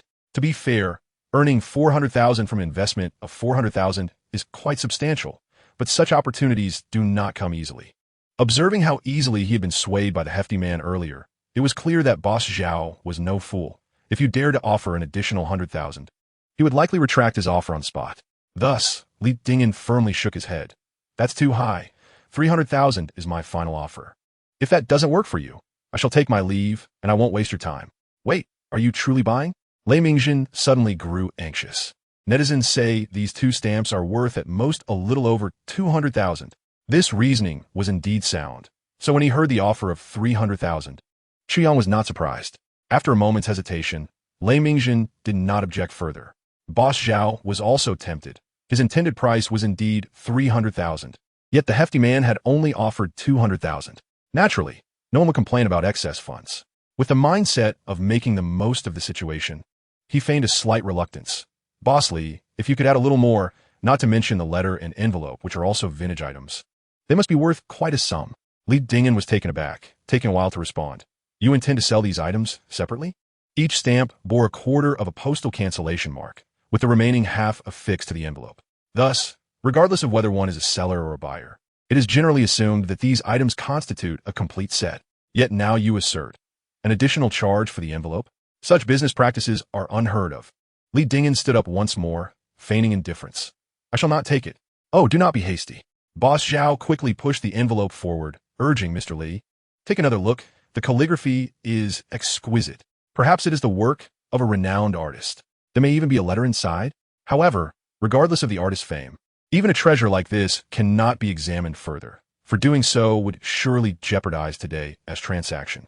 Li Dingen resolutely shook his head. I shall not inspect it. Boss Zhao, merely state whether you're selling it or not. Sighing, Zhao replied, very well, I shall sell it. He sighed deeply and retrieved his phone to scan the QR code. 300,000 it is. Yet Li Dingen did not scan it. Instead, he took the postage stamps and the envelope, leaning back gently against the sofa. There is no rush. I would appreciate it if you could first provide me with a receipt detailing these two stamps, the envelope, and the letter within. The rotund man could not contain his laughter. Boss Zhao was momentarily taken aback. I have never heard of such a request. Have you ever encountered a situation where a complete set is sold separately? It is no wonder Li Dingen was cautious. It was evident that this Zhao was not a trustworthy individual. For the sake of prudence, it was best to leave a written record, thus avoiding future disputes. Clearly, he intended that without the receipt, Li Dingen would withhold payment. Reluctantly, Zhao asked the front desk for paper and a pen, complying with the request to write a receipt. The transaction was finalized with a note stating that the items were sold, with payment received and no returns accepted, precisely like the arrangement for that blue and white vase. After completing the receipt, scanning the code, and finalizing the payment, the rotund man began to speak sarcastically. Mr. Li, how ungracious. What kind of business compels a seller to write a guarantee? Li Dingen remained silent, pondering whether the rotund man would still be laughing if he knew those two stamps were worth 4 million. He shook his head and began to pack the items. First the stamps, then the envelope. Upon holding the envelope, he instinctively glanced at it. His curiosity was piqued by Boss Zhao's comment about the beautiful handwriting. Perhaps it belonged to a renowned calligrapher. Then he froze. The script seemed oddly familiar. When had he seen it? It appeared to be just a couple of days ago. Whose was it? Unable to recall, he thumped his head and pulled out the letter to examine it. The writing was in standard small regular script, yet bore a certain vigor within the lines. There was a hint of softness and warmth. It seemed to be written by a woman, yet the tone suggested a man.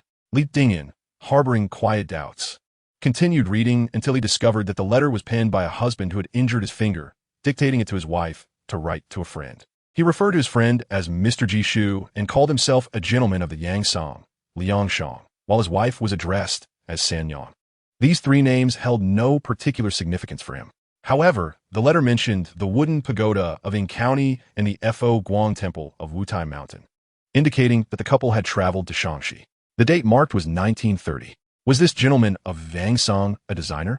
In 1930, how many establishments in Beijing could provide accommodation for students and could be regarded as buildings of merit?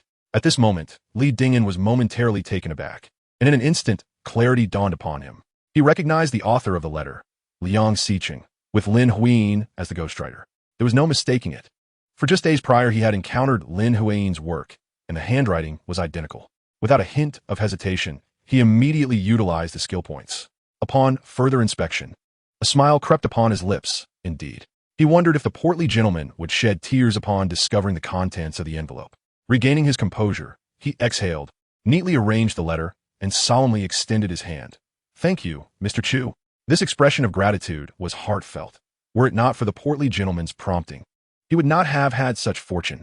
Thus, in a sense, the portly gentleman was indeed a benefactor. Yet the gentleman scoffed, refusing to extend his hand. How pretentious.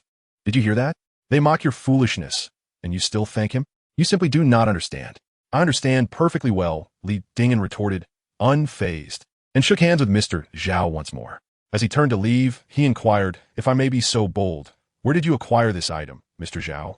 The transaction had been completed, and there was nothing left unsaid. Mr. Zhao pondered for a moment. From the city god temple. Li Dingyan mused. The city god temple also has an antique market? I have never heard of it. Indeed, it exists. It merely depends on your ability to discover it. Mr. Zhao replied with a smile. Mr. Li, shall we meet again? Li Dingyan comprehended that aside from this transaction, their relationship held little depth. What reason did Mr. Zhao have to divulge potential hidden treasures? The mere mention of the city god temple was already generous. Thank you, Mr. Zhao. Until we meet again, the two bid farewell, and Li Dingyan made his way toward the elevator. Was he supposed to be heading to the city god temple for a meal? Why ascend once more? Perhaps to indulge in instant noodles, which were readily available in his room, or to order takeout and discuss matters further. He sighed deeply, speaking as he went. Lei Ming was utterly perplexed. What is happening? Chapter 63, Lost for Words. The live stream remained unaware of the unfolding events. As Lei Ming's broadcast had paused at the moment Mr. Zhao finished writing the receipt and departed. Yet some viewers had already begun to react. Nutritional Express. Does anyone else find this scene eerily familiar? Little Handy. Are you referring to those two gambling fools and their blue and white vase? Indeed, it is strikingly similar. Li Anji clearly seized an opportunity, fearing the individual would renege. Hence the receipt was written. Pin Yixian, it's not the same. The blue and white vase concealed something beneath, which is why Li Anji could take advantage. These two stamps are so small and thin. What could they possibly conceal? Facing the wind for 3,000 miles. Exactly.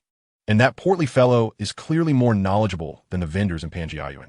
Is there an opportunity he would overlook? Young lady, stop arguing. We can simply ask Li Anji later. Big guy. Oh no, brother Lei. Could you persuade Li Anji to go live? As soon as the message was sent, the screen suddenly illuminated. The host was online. The camera was directly facing a window, where ample light illuminated a small tea table adorned with two stamps and an envelope. Unable to see anyone, yet the sound of slurping filled the air, as if someone were indulging in a meal. Suddenly, something flashed onto the screen, an eerie visage with a ghastly grin reminiscent of a specter. Then, an even more terrifying scene unfolded as this apparition abruptly opened its gaping maw, causing the viewers to collectively recoil in shock, while the timid among them shivered in fright. Oh, dear God, could you please step back from the camera? I nearly believed the host had transcended time to the Jurassic period. How are you speaking? Do not cause disruptions. Li Dingyan shoved Lei Mingzhen forward, continuing to slurp his instant noodles. You all must have guessed. We VE struck gold again. Have we truly struck gold? Just tell us its worth. Li Dingyan swallowed a mouthful of noodles, teasingly stating, allow me to keep you in suspense. I shall reveal the price at the end. This implied that, although we had indeed found a treasure, it was not a fortune. Even a modest find is remarkable. After all, that hefty fellow is an expert. And to unearth treasure right under his nose is quite astonishing. Astonishing indeed. A female viewer exclaimed, I wish to make a donation. But why has the donation feature been disabled? Li Anji, please enable it. Enable it. 1, 2, 1 million. Everyone, please refrain from spamming. We can't see the stamps. Yes, let us quietly listen to the host's justifications. To be frank, that hefty man appeared exceedingly shrewd, and I too doubted the host could find anything in his presence. Nutritional Express commented, the person upstairs seems to be new and unaware. Li Anji usually doesn't go hungry. If he is, you could bet he has found something significant. Unbelievable. Is it really true? The jade, the blue and white vase, Lu Xiaomon's box, the perpetual lamp. Was there ever a time he was too busy to eat? A nimble commentator remarked, impressive, quite meticulous. I hadn't noticed. Another female viewer interjected, I've already said, no spamming. The live chat erupted in chaos. Yet Li Dingyan remained unfazed, leisurely finishing his noodles. After taking his time to brew a cup of tea, he finally lifted his phone, directing it towards two stamps. Those who collect stamps should recognize these.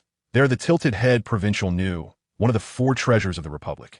Pausing briefly, the screen filled with a uniform response of, but. He chuckled softly. However, few can identify that these are the error stamps among error stamps.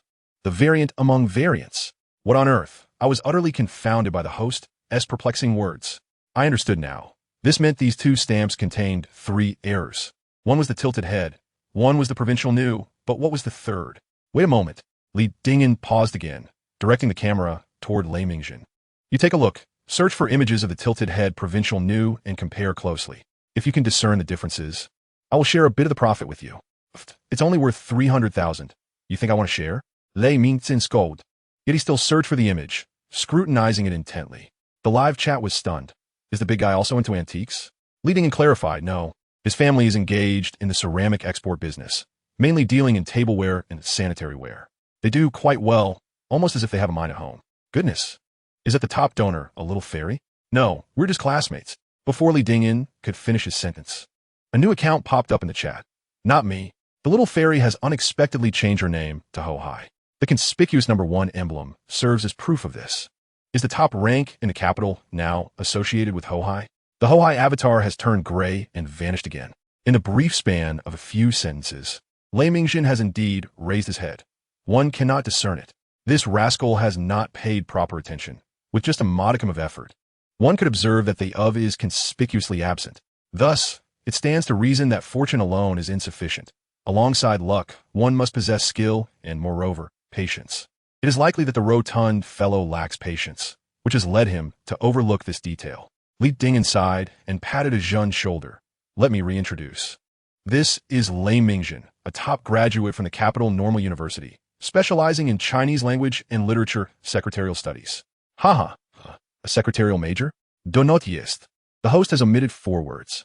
The full title should be Advanced Foreign Affairs Secretarial Studies in Chinese Language and Literature. This individual must be proficient in at least 3 foreign languages. Otherwise, graduation would be unattainable. You truly did not notice? What relevance do these 2 stamps have? You are mistaken. The hostess point was about the incorrect English on the stamp. Am I wrong? What is wrong? It seems indeed incorrect. No, it is not merely seeming. If you scrutinize closely, is there not an of missing beneath the lettering? Could there possibly exist an original version without it? Pinyi Xian, absolutely not.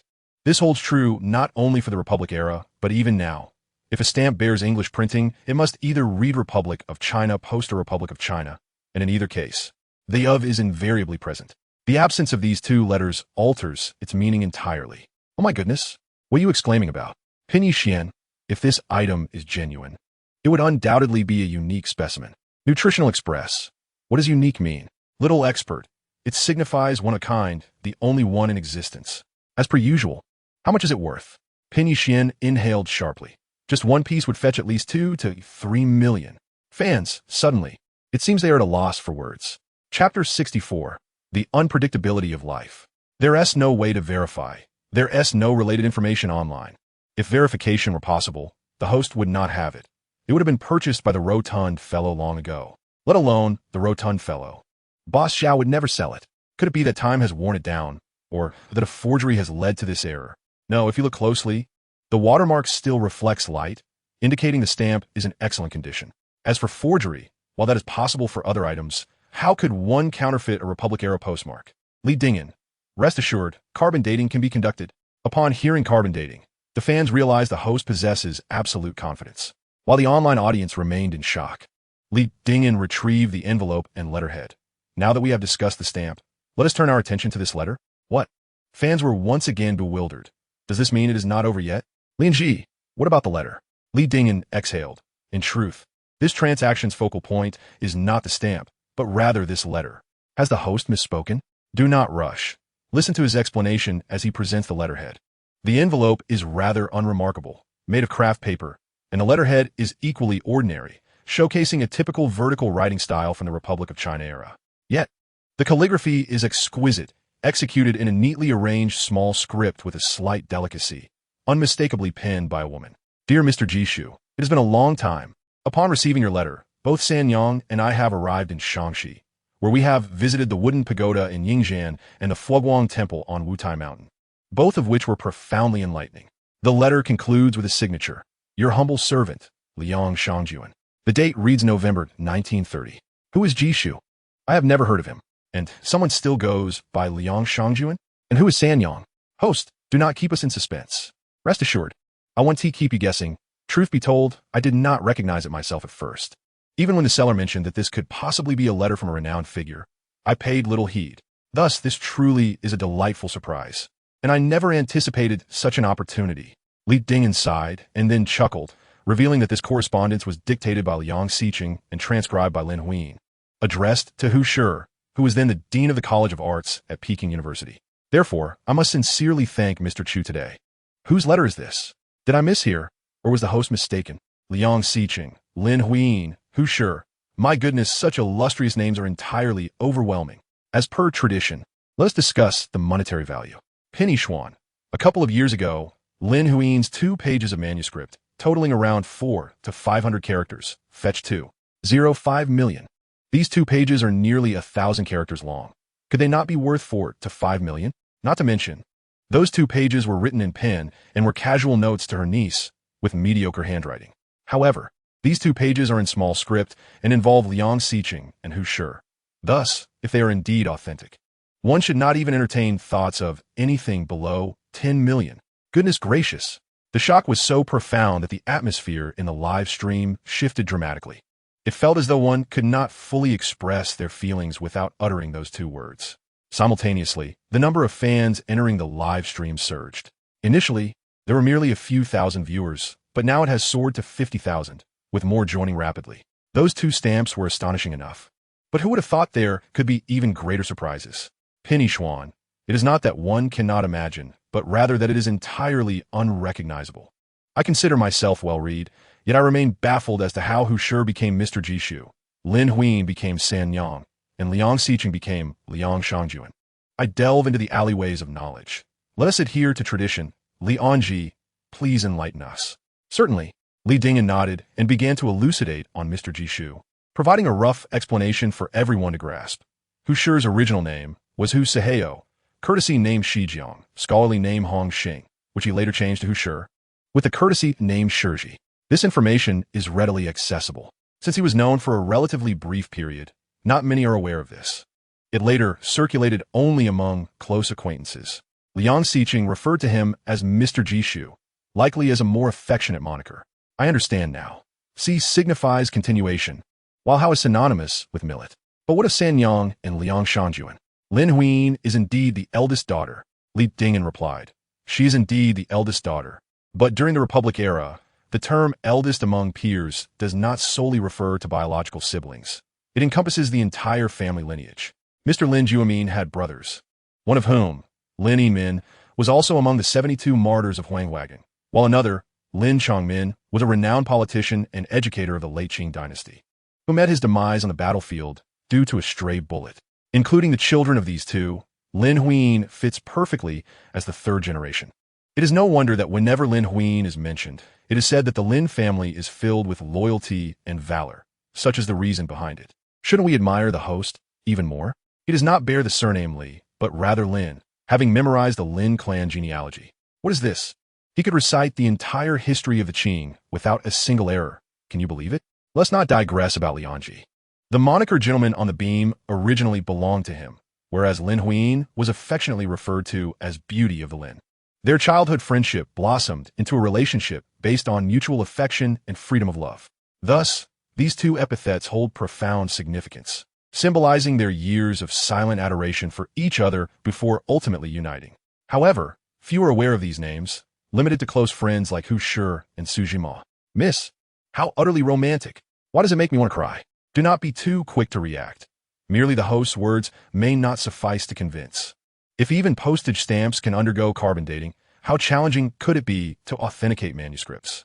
Although Lin Huiying's manuscripts are rare, they certainly exist. Upon uttering this statement, the live stream fell into sudden silence. Indeed, it is possible to authenticate handwriting. Moreover, the paper, envelopes, postmarks, and even the ink used can all be examined with scientific instruments. Just as with the Sheeping Stone classics and the ever-burning lantern. Are we now to scrutinize stamps and handwritten notes? Upon reflection, it becomes clear Li Anji is no ordinary individual. Who else could consistently find loopholes under the watchful eyes of experts? Why does the thought of the chubby fellow come to mind again? I think of him too. I never expected this. Adding in the stamps, it must be worth over 10 million. Though it may not rival Boss Run, it is not far off. I wonder if the chubby fellow would faint in the restroom upon hearing this? Upon such contemplation, it seems he has personally delivered these 2 items into Lianji's hands. If I were the chubby fellow, I wouldn't just cry. I would feel like smashing my head against a wall. Nutritional Express. If you hadn't mentioned it, I wouldn't have recalled the little fairy. Little expert, miss, I'm lost in thought. Come forth, everyone. Who was it that suggested I abandon the restaurant business and take up fortune-telling beneath the overpass? I said that chubby fellow was destined for misfortune, and you all doubted me. See for yourselves. Indeed, your words have been blessed by Leonji. How was it blessed? Pray, share the details. It sounded impressive. As the netizens playfully teased him, the conversation veered off course. Li Dingyan ceased to participate, instead gazing blankly at the ceiling, lost in thought. There were no notifications, nor did any tasks trigger. He simply sat in a state of contemplation. What a coincidence! Just over a week ago, he had sold that box to the National Museum. Even more fortuitously, it was because of that box that he watched videos about Lin Huiying and Liang Xiqing, subsequently delving into Lin Huiying's calligraphy and fine art. It is a remarkable twist of fate that this very box led to his acquaintance with Xu Yang, which ultimately resulted in their enmity. It is precisely for this reason that today, Xu Yang greeted him and beckoned him over, leading him to discover 2 stamps in this letter. One can only say that the whims of fate are unpredictable. Chapter 65, Too Late. Just as he was reflecting on this, his phone buzzed again. Li Dingyan sighed and glanced at the screen. Bong, what can I do for you, boss? Don't rush to sell the items. I'll be there in a couple of days. Watching a live stream during work hours again? What are you watching? Oh, I see. You're too busy boasting to realize you've made it to the trending list? Trending list? Li Dingyan was taken aback, looking at the number of online viewers. His eyelids twitching. Goodness, how did it increase so much? While he was busy explaining things to his fans, and then lost in thought, the number of people in a live stream had already exceeded 600,000. Bong scoffed. Just because you're not working doesn't mean others won't seize the opportunity. After a moment's reflection, Li Dingyan understood. It must have been Su Fubi trying to leverage the auction to generate more buzz. It is human nature, understandable, and can be seen as mutually beneficial. Don't worry. I assure you I won't make a move until you arrive. All right, see you another day. Just as he hung up, another call came in. This time, it was Professor Wu. Professor Wu, I've seen the items, and there's absolutely no issue. Just put them up for auction, and there will surely be bidders. Professor Wu was concise, but Li Dingyan understood immediately. Kyoto University also desires this letter. However, since no netizens inquired, Li Dingyan chose not to mention it. Nevertheless, this letter holds immense commemorative significance for Kyoto University. All right, Professor Wu, I understand. As soon as Professor Wu hung up, a text message arrived, marked from Little Fairy, now referred to as Hohai. Could you help me take a few photos? Li Dingyan, of course. Little Fairy, thank you. Li Dingyan, you're welcome. What is wrong with you? Hey, I'm talking to you. Have you zoned out? Lei Mingjin. After calling out several times, Lei Mingjin finally snapped back to reality, shaking himself awake. I must have definitely missed something. What are you babbling about? Missed what? I told you before. Our teacher has definitely overlooked teaching me. You still want to admit it? It seemed like Lei Mingjin was on the verge of tears. Otherwise, how could you recognize the rare stamp in Lin Huiying's letter? Why can't I recognize them? Nonsense. Is this a matter of being overlooked in teaching? You think a minute is too much time to spend? Just like the stamps, did you even examine them closely? Yes, he gulped audibly. And you just said you'd share a bit with me? What good fortune do you think you're after? I've reminded you multiple times to take a good look. What were you doing? Lei Mingjin froze, leaning back stiffly and collapsing onto the carpet. I regret it so much. That is several 100,000. After letting out a cry, he suddenly sprang up. Teach me how to spot good deals. Teach me how to make money. Li Dingyan glanced at him sidelong. It's not that he looks down on others. With Lei Mingjin's patience, if he can endure for 3 days, he would dare to change his surname to Lei. Furthermore, he doesn't lack those trifles. He was merely too stunned to express his feelings, hence his playful antics. If offered money, just see if he would accept it. Though their relationship was amicable, Asian possessed her own sense of dignity. Just as I was about to jest about him, the phone rang once more. Wu Weiman? Goodness, the interruptions are relentless. I completely forgot to inform him. He must have seen the trending news and called specifically to inquire. Li Dingyan, we must leave immediately. You cannot stay here any longer. We must change hotels. Li Dingyan looked utterly bewildered. Why? Is there a problem with the items? There is nothing wrong with the items, but the vendor is the issue. That Zhao boss has already caused a ruckus at the hotel. Well, as long as the items are fine. Li Dingyan sighed in relief. I had him write a receipt. It's pointless for him to cause a scene now. It's not about you. It's about Su Fu Bai. My apologies for not clarifying. This auction was actually initiated by Bo Fu De, but due to its poor reputation domestically, they invited Su Fu Bai to co-host. The public announcement was solely attributed to Su Fu Bai. Chu Yang is a senior appraiser for Bo Fuda and also serves as the deputy head of the auction's appraisal team. However, he wishes to remain under the radar, which is why he concealed his identity from Zhao Boss. Zhao Boss firmly insists that this is a setup orchestrated by Su Fu Bai. Moreover, this individual is exceedingly cunning. When he instigated the disturbance, he concealed a miniature camera on his person, deliberately luring security into a blind spot, then provoking them to strike him. Subsequently, he crafted a narrative, compiling previous WeChat voice messages and text with the hefty individual and disseminated it online, even purchasing trending status. Upon hearing the term under the radar, Li Dingyan comprehended everything. It implied that an employee was covertly conducting transactions behind the boss's back. The public would not concern themselves with Bo Fuda or any undercover dealings. They would merely perceive the hefty individual as a subordinate of Su Fu Bai, likely of considerable rank. This situation was akin to a mishap of monumental proportions. If only they had foreseen this outcome. Su Fu Bai would never have sought trending status. It would have been too late to conceal it. The hefty individual was at fault.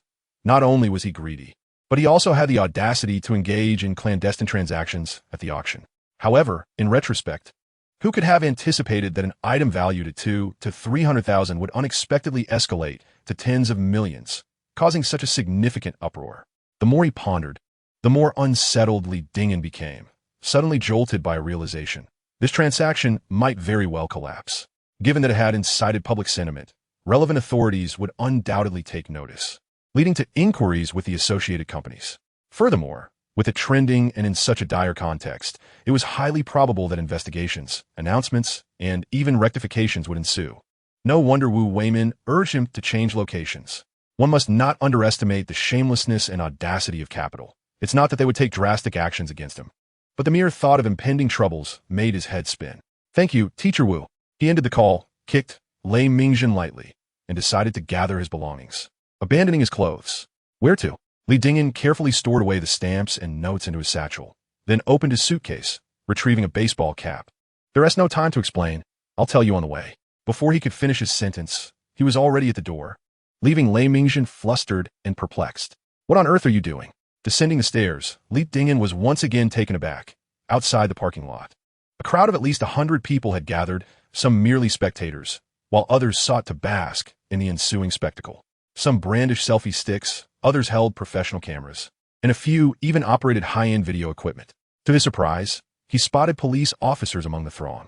Fortunately, the hotel entrance remained open, allowing guests to come and go freely. Li Dingyan pressed down his hat's brim and exited the lobby. Damn, that foolish pig.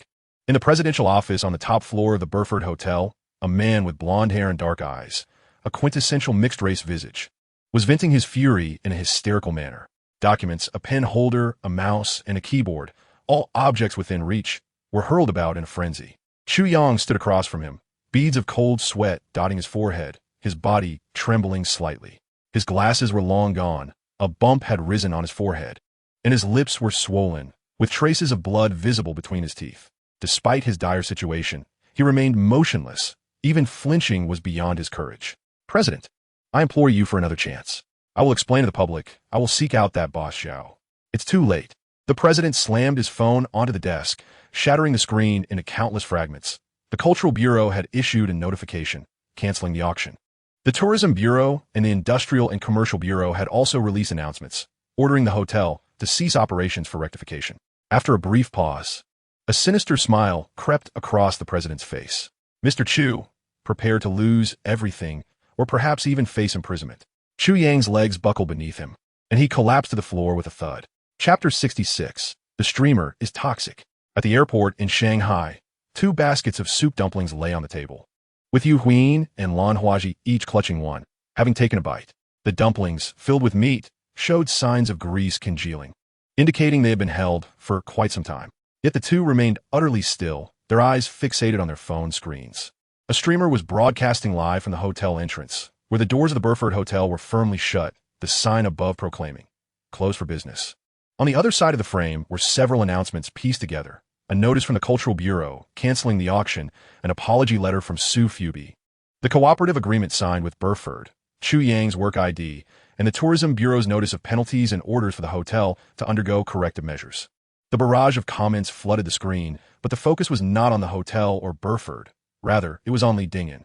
Lian is incredible, single-handedly ruining a massive auction. What is this? Have you not seen? This hotel is bound to suffer the same fate. Damn, this streamer is toxic. Lan Huaji found herself questioning if she had somehow traversed time. In just a single day, Li Dingyan had stirred up such a monumental uproar. At the very least, this auction must incur losses in the billions, she thought, her breath caught in astonishment. How is it that he, like Conan, brings disaster wherever he goes? I am here for you, not for him. Besides, how could Li Dingyan act so swiftly?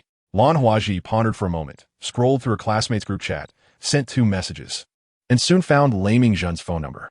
She called directly. This is Lan Huaji. Where's Li Dingyan? How would I know? Fine, if he gets expelled from Peking University, it will be your fault. Damn it. It felt as though someone had struck her. Li Dingyan's voice came through the phone. Sister Lan, just a few more days. Is there something you need? Dei building. What kind of place is that?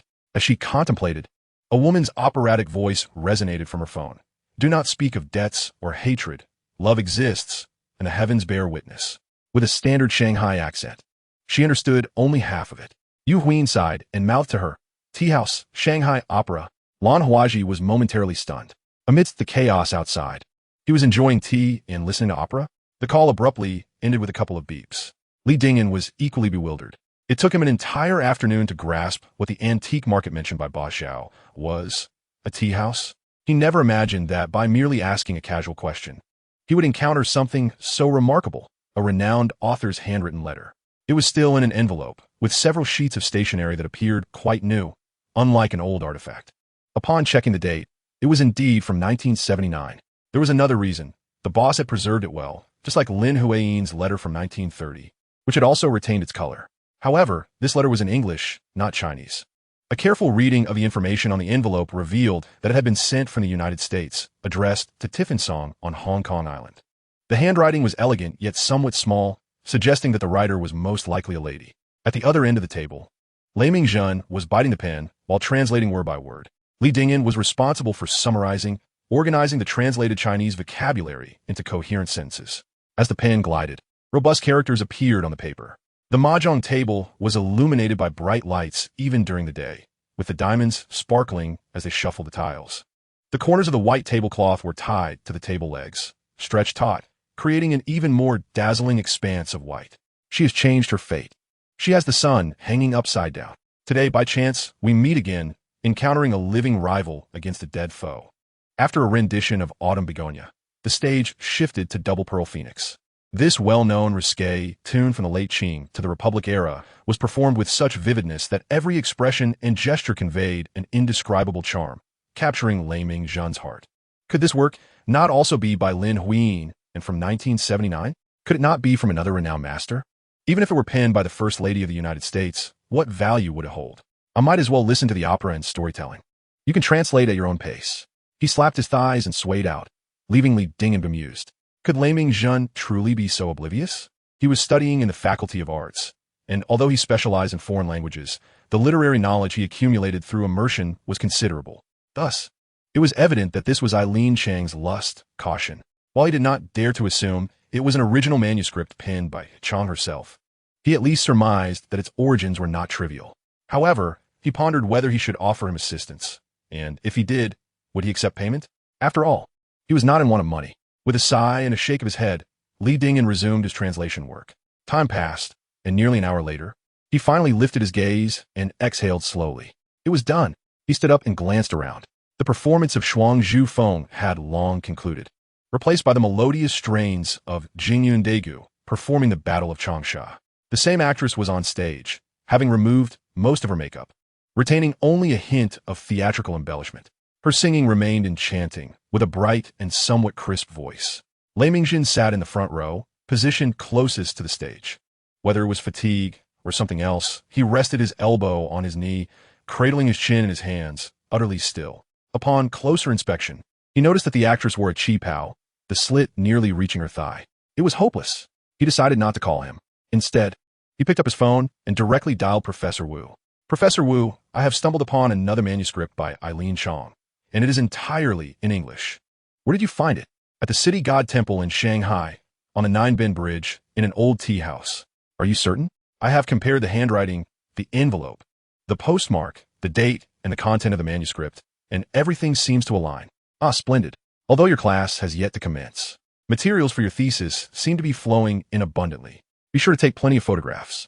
Professor Wu, that is not my intention, Li Dingen chuckled. I merely wish to inquire if the school is interested. If not, I shall consider selling it. Is the school interested? Eileen Chong is indeed a renowned figure. An exceptional modern female writer. Her manuscripts, if privately collected, would undoubtedly hold significant value. However, she has no connections with Peking University. So in comparison to the previous letter, this one may not hold the same importance for the school. Yet, considering this, Li Dingen would not have asked without reason. Professor Wu countered with a question. What specific manuscript is it? It is Lust, Caution, sent from America to Hong Kong in 1979, addressed to someone named Tiffin Song. Huh? Professor Wu exclaimed in surprise. Tiffin Song, is that Song Chi? It should be. Not should be, but certainly, as long as you can confirm this, is an original manuscript by Eileen Chong. And it is Lust, Caution, addressed to Tiffin Song, then it is undoubtedly Song Chi. If it were merely a commonplace manuscript by Eileen Chong, it would naturally lack collectible value. However, if it is Lust, Caution, sent to Song Chi, that makes all the difference.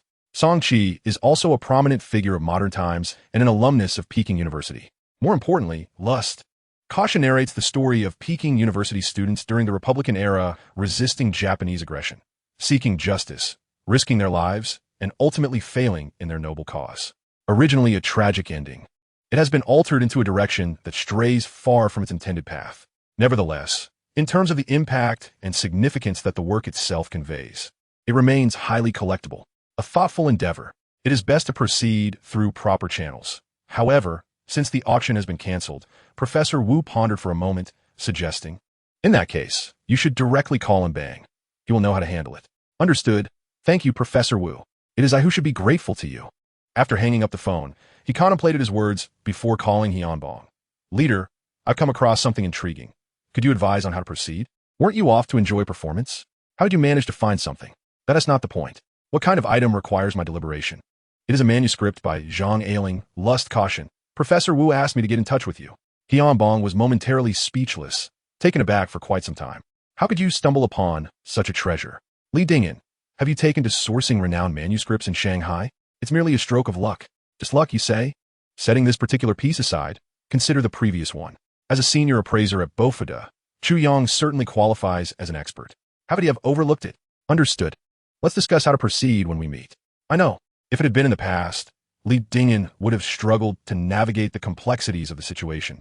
But now he could discern some of the nuances. When the time is right, one must seize opportunities for profit.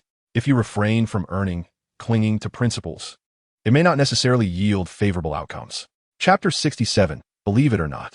As noon approached, rain began to fall from the heavens, gentle yet persistent.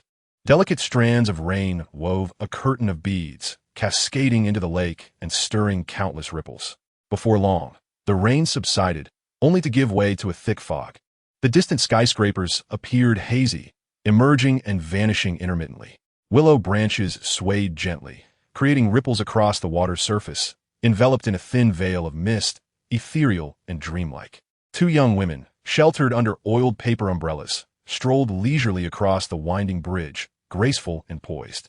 The flat sandals they wore tapped rhythmically against the bridge, producing a crisp sound. With the umbrella slightly askew, a crescent-shaped glimpse of their brows was revealed as a gentle breeze fluttered the edges of their skirts, revealing skin as smooth and radiant as ivory. Suddenly, Li Dingen recalled a line of poetry. Delicate brows like autumn waters, jade skin accompanied by a gentle wind. Well done. Li Dingen, growing ever more pretentious. Lei Ming, casually leaning against the railing with a cigarette in hand, observed the beautiful ladies. Are you now composing poetry at the sight of a beauty? What else is there to do? With that thought, I find myself wide awake. Of course. First we discuss life, then our aspirations. And then, Lei Ming exhaled a smoke ring, wearing a look of indifference. Pay up. Li Dingen. Indeed. That aligns perfectly with his usual demeanor. Well, at least their figures are commendable. Lei Ming raised an eyebrow, questioning, which one is Ho-Hai, or both? Li Dingen slowly shook his head. I cannot say. In truth, he knew at least which one was not. The winding bridge is not particularly long, yet the girl draws nearer with each step. Lei Mingjin, shedding his nonchalant demeanor, rubs his cheeks, and forces a smile he believes to be the epitome of propriety. After all, she is a person of significance to Li Dingyan. He must not lose face. As the two girls ascend the steps, they simultaneously retract their paper umbrellas, at which point Lei Mingzhen's pupils dilate dramatically, as if confronted by something truly terrifying. What on earth is happening? With a sudden clap, the paper umbrella comes crashing down. Lei Ajin, who do you call a ghost? He halts abruptly, a flicker of doubt crossing his eyes. You're a fairy, aren't you? Where did you procure the funds to reward Li Jiangjiang? Why should that concern you? Lan Hudi Vito, brandishing the tip of her umbrella to indicate he should keep his distance. She then approaches Li Dingyan, inquiring, surprised? Unexpected? Li Dingyan nods solemnly. Indeed, quite unexpected. Yet, the problem lies in his lack of any semblance of surprise. This is not what one would anticipate. In his mind, Li Dingyan should be astonished to the point of dropping his eyes to the ground, much like Lei Ajin had just moments prior. Li Dingyan, why are you not surprised? I already said I am surprised. What sort of surprise is that? It's as though you knew all along I wasn't in Hohai. That you were aware I would accompany Hohai. But how could you possibly know that? Lan Huaji scrutinizes Li Dingyan, glancing from side to side. Li Dingyan remains unmoving, smiling amiably, allowing her to inspect him. Something feels amiss. His smile seems peculiar. A memory resurfaces. That day, when Yu Huin video called him, inadvertently disrobing her bathrobe. He had seen it. He had undoubtedly seen it. Gradually, Lan Huaji's face flushes, as if kissed by rouge. Lei Mingzhen, akin to a discoverer of a new world, blinks in astonished recognition, alternating his gaze between Li Dingyan and Lan Huaji, his expression more animated than before. What are you staring at? She scolds, the tip of her umbrella jabbing towards him. What have I done to deserve this? The two pursue along the corridor bridge, with Lei Ajin clutching his head in a panic, circling a pillar, but after only a couple of laps, he comes to a halt. That girl, he recognizes her. On the day Li Dingyan arrived in Shanghai, at the airport, Lan Huaji had also been there. Hoai, Queen is what you call her. I assent it? Why is that? Forget it. You should remain silent. Yu Huin presses her lips together, revealing a gentle smile. Hello, Li Dingyan. He recalls that snowy evening, the tree before the water. In thoughts of Hohai, he vividly remembers the girl, clad in a thick down jacket, bouncing like a clumsy duck upon the lake's surface. Also, that cup of hot coffee and that scarf. He thinks of the library at school, the corner of the public classroom, and the willow-lined shores of the Literature Institute's lake, where she would always smile softly, whether by chance or coincidence. He reminisces about Jiang Xiaoying, now in her 40s, yet still regal and elegant. Imbued with a hint of youthful pride, understanding dawns upon him. He exhales quietly, lifts his head, and smiles gently. Long time no see, senior you. Yu Huiyin's eyes widen, a glint of confusion shimmering within her pupils. Why, you recognize me? Isn't it rather early to recognize him? He saved her. How often does one encounter such an event in a lifetime? Moreover, her mother sought him out, driven by curiosity to discover the identity of the person who had rescued her daughter. Thus, he had long been aware of who she was. However, he never anticipated that she would watch his live stream, nor did he connect the dots between the Huayin he encountered at the airport and Yu Huayin herself. Yu Huayin also realized this, biting her lip and lowering her head. He had known all along. Lei Mingzhen was left bewildered. What was going on? Yu turned red upon seeing Li Dingyan. She blushed at the sight of Li Dingyan as well. What on earth transpired among the three of you? Were you hiding away to watch a film? Keep your unsightly remarks to yourself. What is the matter? We flew thousands of kilometers, and you don't even extend an invitation? If anyone should invite, it would be Li Dingyan. Shouldn't we order first? It's Yu Shiji's responsibility to order. What does that have to do with you? Is your head filled with steel and concrete? Lan Huaji tugged at Lei Mingzhen's sleeve, pulling him forward. Have you ever been in a relationship? Of course. He is famously known as the Prince of Gondi. I'm in a serious relationship. Naturally. I refer to that incident by the lakeside. Why did you break up? Are you keeping it for the new year? I was literally thrown into the lake by you, and she just ran away? Serves you right. We were merely classmates. What could there possibly be between us? Do you think I'm blind? Indeed, I am blind. I've been spending time with Li Jiangjiang daily, and I had no idea. They had known each other for 5 years. Where were you back then? 5 years ago. I was in my senior year. What nonsense are you talking? Believe it or not. Chapter 68, Such Prowess. Upon crossing the corridor bridge, one is greeted by the entirety of Yuanyang Lake, where several small buildings made of brick and would stand in the center. The azure gray brackets and the ancient upturned eaves create a picturesque scene, with water droplets cascading like pearls. Many of these structures boast over a century of history. Revered as the premier tea house of the sea, also known as the Lakeside Pavilion Tea House. Stepping over the threshold, the orange-hued light is slightly dim, and the melody of night blooming jasmine lingers in the air, enveloping one in a wave of nostalgia. The red lacquered square tables, bamboo, thermoses, vintage telephones, and dressing tables adorned with red plums evoke a sense of the past. Two bookshelves stand against the wall, filled with a myriad of treasures: newspapers from the late Qing era, biscuit bags from the Beiyang period, cigarette boxes from the Republic of China, advertising prints, alongside numerous works by renowned calligraphers, painters, and manuscript drafts. Lan Huaji curiously surveyed the surroundings. "Is this where you discovered Zhang Ailing's manuscript?" "Indeed." Li Dingyan gestured towards the cabinet housing the newspapers. It was placed right there. At that time, he had merely hoped for a stroke of luck, an attitude of trying his hand at something without expectations. However, after visiting the Chengwang Temple and exploring antique shops, he found several intriguing items but could not locate the specialized collections of renowned calligraphy and paintings that Boss Xiao had mentioned. Eventually, he inquired with a local elder in Shanghai, who informed him that the tea houses around Yuanyang Lake all curated and sold antiques, each considered a store of cultural relics, albeit limited to items from the late Qing dynasty onwards, which is why they lacked significant renown. First, I visited Wenxin Yuan, then I went to Wanzai Xian, and finally to Bomuzhai. I encountered numerous esteemed works, such as the paintings of Lu Jiyu, the calligraphy of Zhu Ranzhong, and the manuscript of a novel by Haishang Shushi. However, the prices were rather steep. It wasn't until I arrived at Deilu that I came across Zhang Ailing's lust. Caution, it was casually displayed, not due to poor preservation, but rather a lack of security measures, nestled among an assortment of biscuit wrappers, cigarette boxes, and newspapers. When I inquired about the object, the proprietor mentioned it was an English letter, though he could not ascertain the author. Upon asking the price, he replied it was modest, just 1,000. The system's valuation was 3.5 million.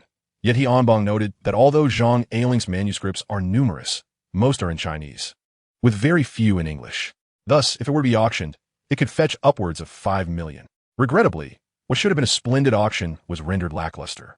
Li Dingyan sighed, opened his satchel, and retrieved 2 envelopes. Fortunately, apart from himself, everyone else was a novice. Had Wu Xiang or He Onbong been present, they would likely have berated him for his nonchalance. He opened the envelopes and spread the contents on the table. One was merely 2 pages.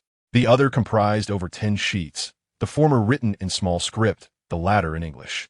Both women were exceptionally talented modern literary figures, and to stumble upon the handwritten works of either was an extraordinary stroke of luck. Yet on that very day, he encountered 2 such precious letters, priced absurdly low. Lin Huayin's letter was practically a gift, while Zhang Ailing's manuscript cost merely 1,000. The improbability of it all was astonishing. Lan Huaji and Yu Huyin, both literature scholars and women, were naturally enamored with these manuscripts. Particularly Yu Huyin, whose name echoed that of Lin Huyin, idolized her to the utmost. She gently caressed the edges of the letter, hesitant to touch the words, her eyes sparkling with excitement. "Do you like it?" Li Dingyan asked, to which she nodded softly. "Yes. Unfortunately, I have already promised it to Professor Wu, but rest assured, if I encounter another, I will certainly gift it to you," Li Dingyan replied with casual assurance. "Don't worry, you will come across one." Yu Huyin paused, then smiled brightly. "All right." Lei Mingjin was taken aback, exclaiming, "Wow, this is Lin Huayin's letter, worth millions." It seems to Li Dingyan like mere cabbage. The irony was clear. It was evident he was making empty promises, yet Yu Huyin appeared to genuinely believe him. Li Dingyan was quite cunning. How had I not noticed this before? Lan Huaji glared at him. "What are you daydreaming about?" Lei Mingjin remained silent, merely smirking. Lan Huaji kicked him lightly, then turned to leave. "Damn it, I'm usually the one being admired. I too can shine brightly." He followed her out, feeling helpless. The room fell into a tranquil silence as Li Dingyan sat quietly, while Yu Huyin meticulously read the letters, taking detailed photographs, capturing dozens of images. After nearly half an hour, she finally paused, wiping the sweat from her forehead. "Thank you," she expressed gratefully. "No need for formality," he replied. Li Dingyan poured her a glass of water and hesitated momentarily before tentatively inquiring about her parents' professions. His curiosity stemmed from genuine interest rather than any ulterior motives. Previously, Jiang Xiaoying had mentioned that she worked at the Oriental Pearl, but there were at least 20 to 30 organizations within that establishment. Her father had been employed in a state-owned enterprise before transitioning to a central enterprise, while her mother worked at Oriental Media. Yu Ween lifted her gaze to meet Li Dingen's. Her grandfather had been a businessman, and as her mother was an only child, so too was she. Li Dingen remained dumbfounded for quite some time. This family was anything but ordinary. Yet, if one were to question the situation, there seemed to be no apparent discrepancies. Her parents indeed held positions within the system, and their wealth was undeniably present, though it was inherited from the previous generation. As he pondered, his phone rang again. It was Heon Bong, truly a name that could not be forgotten. Prepare yourself. By tomorrow at the latest, deliver both pieces of the manuscript to Sue Fuby, or it will go to auction this weekend. Isn't it canceled? Huh. You underestimate the power of capital. Really? It's that impressive? Chapter 69, The Severance Fee. By the banks of the Suzhou River, at the headquarters of Sue Fuby, Tang Yin's authentic work? Nonsense. How could an original piece be displayed here? It was auctioned off this morning. True. What a pity old Guan isn't here, otherwise he could appreciate it. While conversing, a man entered the reception room with a creak. He was tall, wearing a baseball cap and a mask. Upon a closer look, it was none other than Li Dingen. Good heavens, you finally dared to show your face. Honorable teachers, I sincerely apologize. Li Dingen removed his mask and performed a bow. I have caused you both trouble these past few days. Not at all. Wu Weimin waved his hand. Thanks to you, these past days have been a feast for me and Lao Fong. We have been treated like lords. Following the incident, Sue Fuby had to employ every means of public relations available. To untie the knot, one must find the one who tied it. Naturally, they sought out Li Dingen, the instigator. Unfortunately, he had already fled. Having established a rapport, they felt no shame in their dealings, and understanding Li Dingen's character, they had even communicated with him privately. Thus, the trio was guilt-free in their indulgence and justified in their public relations fees. Indeed, as they claimed, they had been living quite well these past few days. Well then, Li Dingen took a seat. I thought the auction was cancelled, yet it appears it will proceed as planned. How did Sue Fuby manage that? Wu Weimin raised an eyebrow. Do not speak frivolously. It is the Perfeud auction that has been cancelled, not Sue Fuby's. See, once money is involved, things are different. Simultaneously, they donated $10 million to a charity fund, promising to hold a special auction for Sue Fuby again this week. With all commissions and previous donations allocated for the construction of a nursing home in Shanghai. With such a series of maneuvers, the public sentiment shifted dramatically, turning against Perfeud. In truth, the items for the weekend auction were still those previous collections. Wow, Sue Fuby is quite ruthless. Li Dingen mused, shaking his head. And what of that boss Zhao? I've heard he has already filed a lawsuit, primarily against Perfeud and secondarily against Sue Fuby. It seems it will be quite a legal battle. ISNT he suing me? Suing you? How would he do that? Boss Zhao understood the situation clearly. The written words were explicit, and even if taken to the United Nations, victory was unattainable. Wu Weimin sighed, saying, If I possessed your caution, I would not have stumbled so greatly over the everlasting lamp. You are too kind, esteemed teachers. Let's not linger on trivialities. I shall make a call to have someone come. Wu Weimin produced his phone. Do you have the items? Indeed.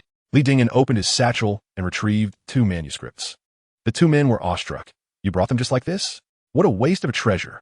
In a moment of distraction, Li Dingen laid the items upon the coffee table. One was an expert in porcelain, while the other specialized in ancient coins, yet both shared an admiration for exquisite manuscripts. Lin Huiyin's handwriting was exceptionally beautiful, marked by elegant strokes that flowed naturally, much like her character, sharp yet imbued with warmth, serene yet exuding grace. In contrast, the other manuscript felt considerably lacking. Admittedly, this might have been due to the English language, and moreover, Zhang Ailing was not primarily known for her calligraphy. However, it must be noted that Lin Huiyin's greatest talents did not lie solely in her penmanship.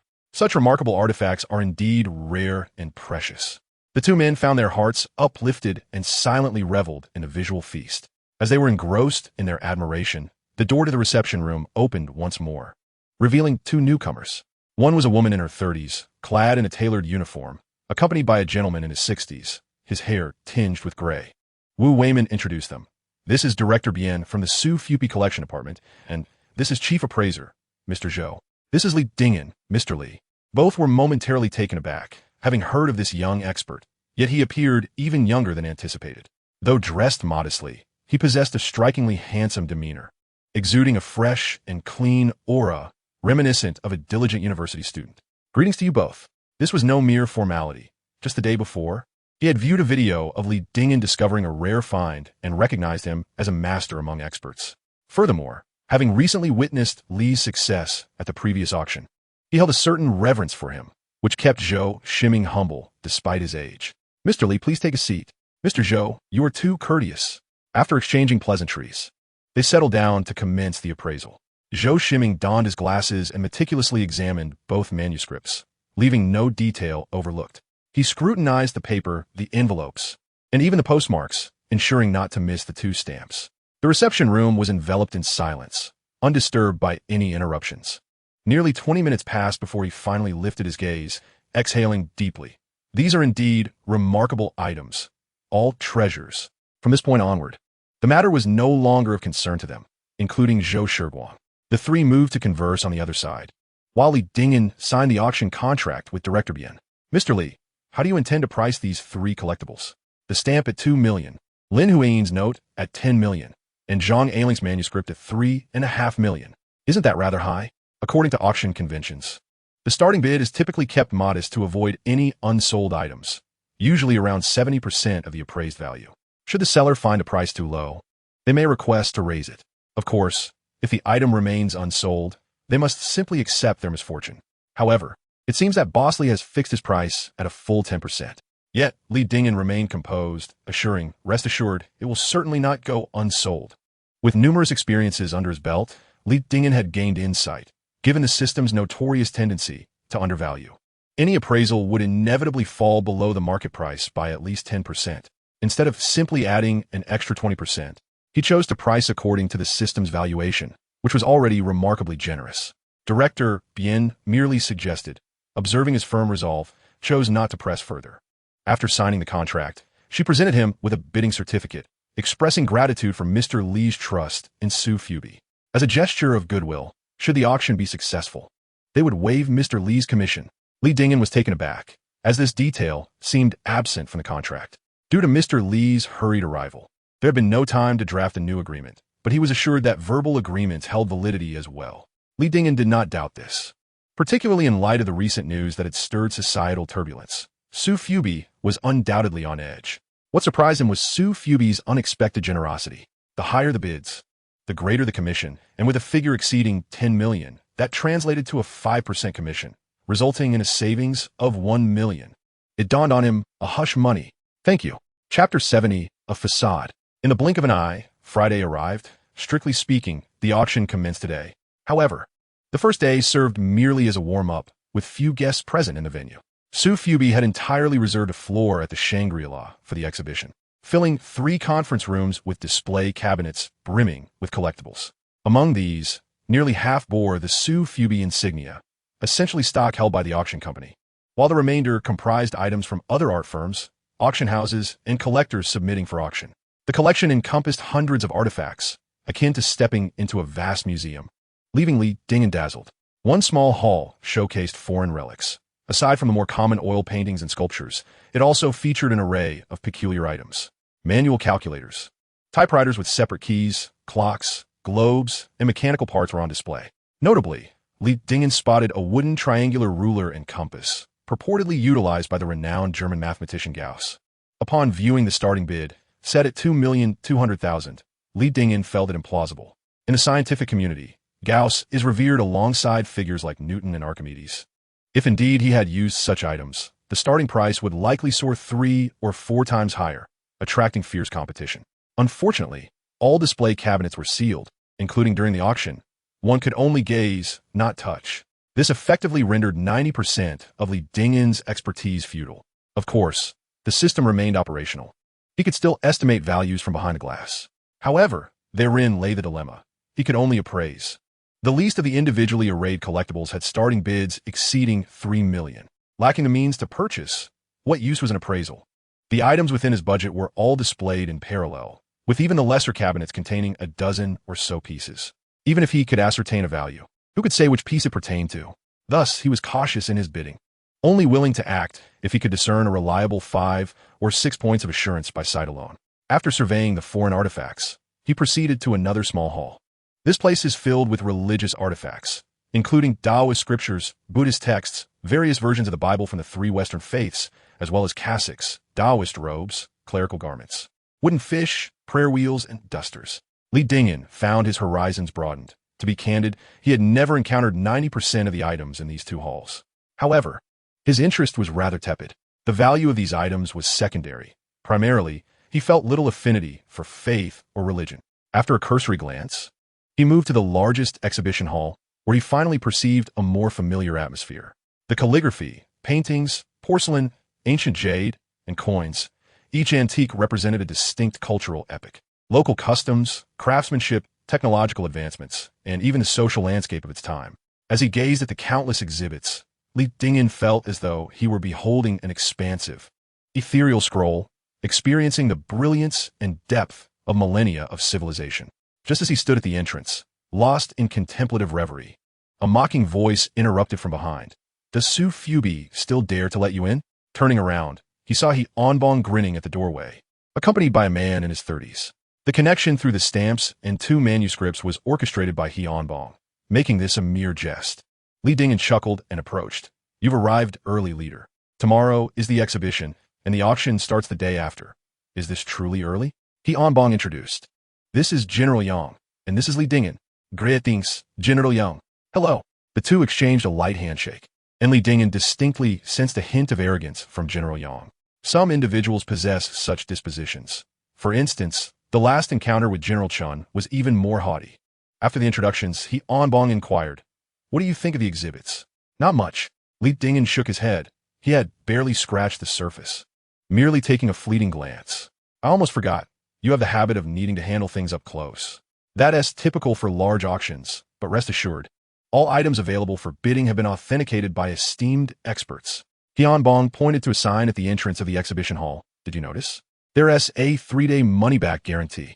Li Dingyan paused, scrutinizing the details.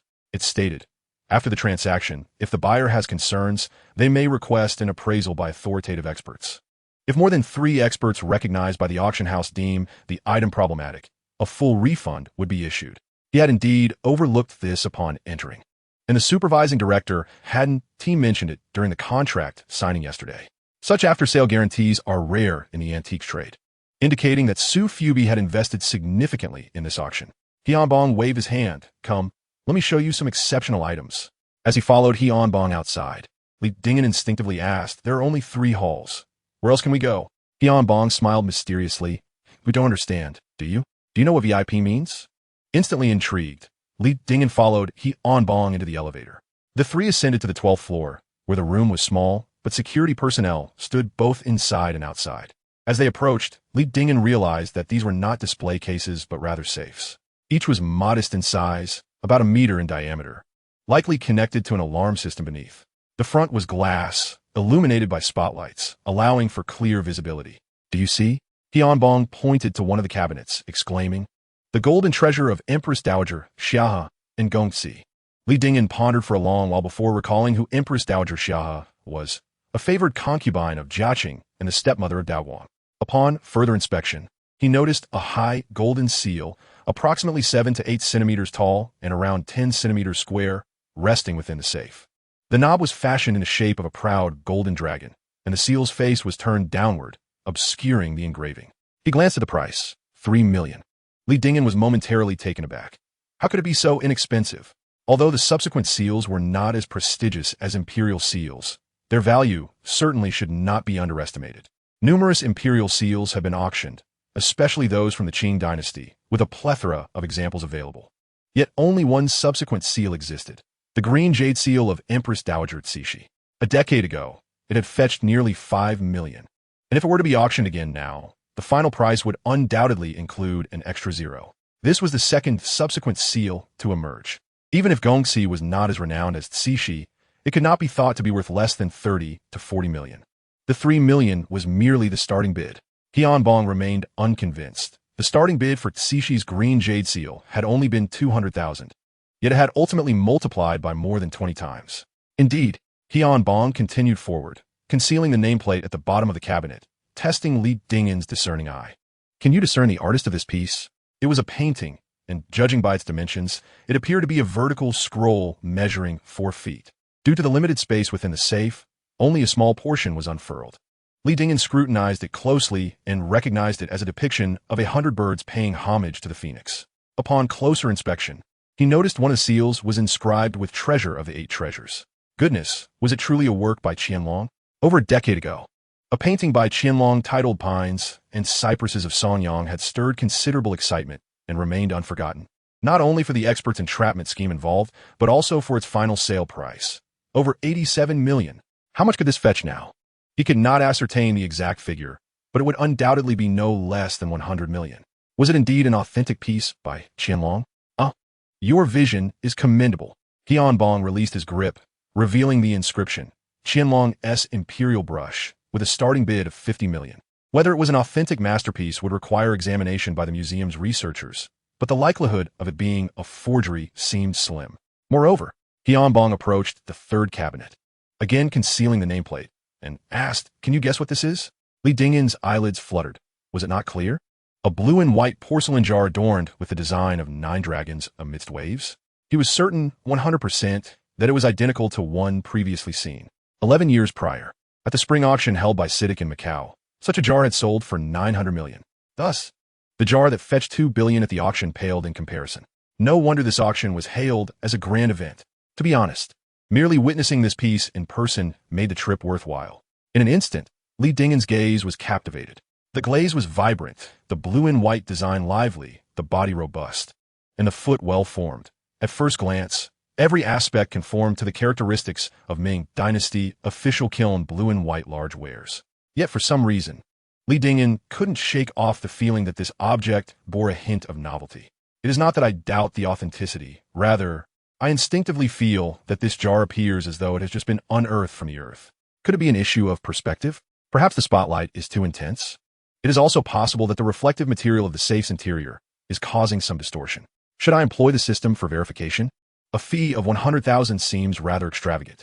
Moreover, given the magnitude of this auction, particularly with this being a treasure of the town, there should be no cause for concern, should there? Yet, on the contrary, since I am here, I hesitate for a moment before ultimately placing my hand on the safe. Then, Li Dingyan was utterly flabbergasted. This time, it was not merely a twitch of the eyelid. His heart raced. With the safe obstructing the view, he could not ascertain specific details, only the price.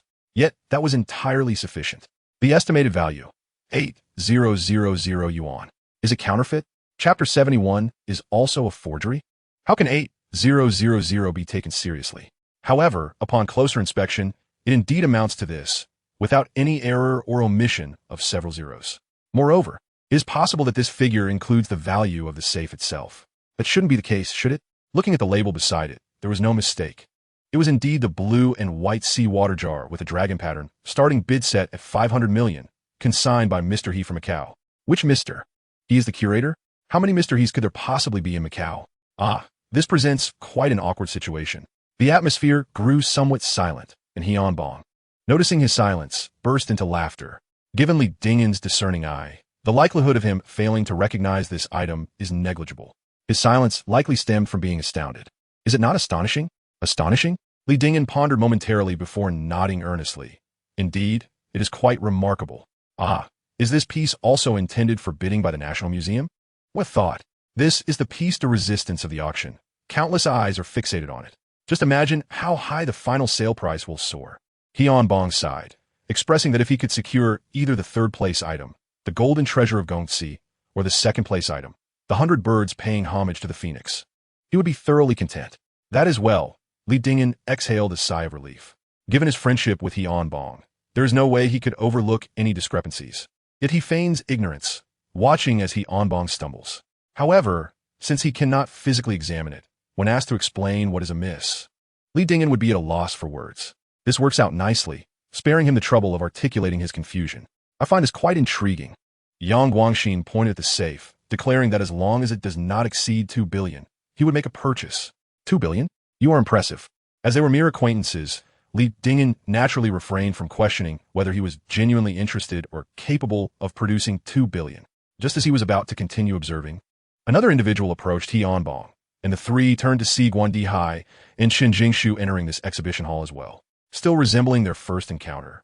Chen Jingshu remained beautiful, elegant, and languid. Dressed in a simple white gown and soft-soled light shoes, she stood gracefully, exuding an air of understated natural beauty. Just as before, upon seeing Li Dingyan, she gently nodded her head. Li Dingyan reciprocated in kind. When did Director He arrive? In the morning. Mr. Yang has also come. Indeed. Dingyan, what do you think? I'm currently assessing. Guan Dihai, exuberant yet composed, greeted several individuals.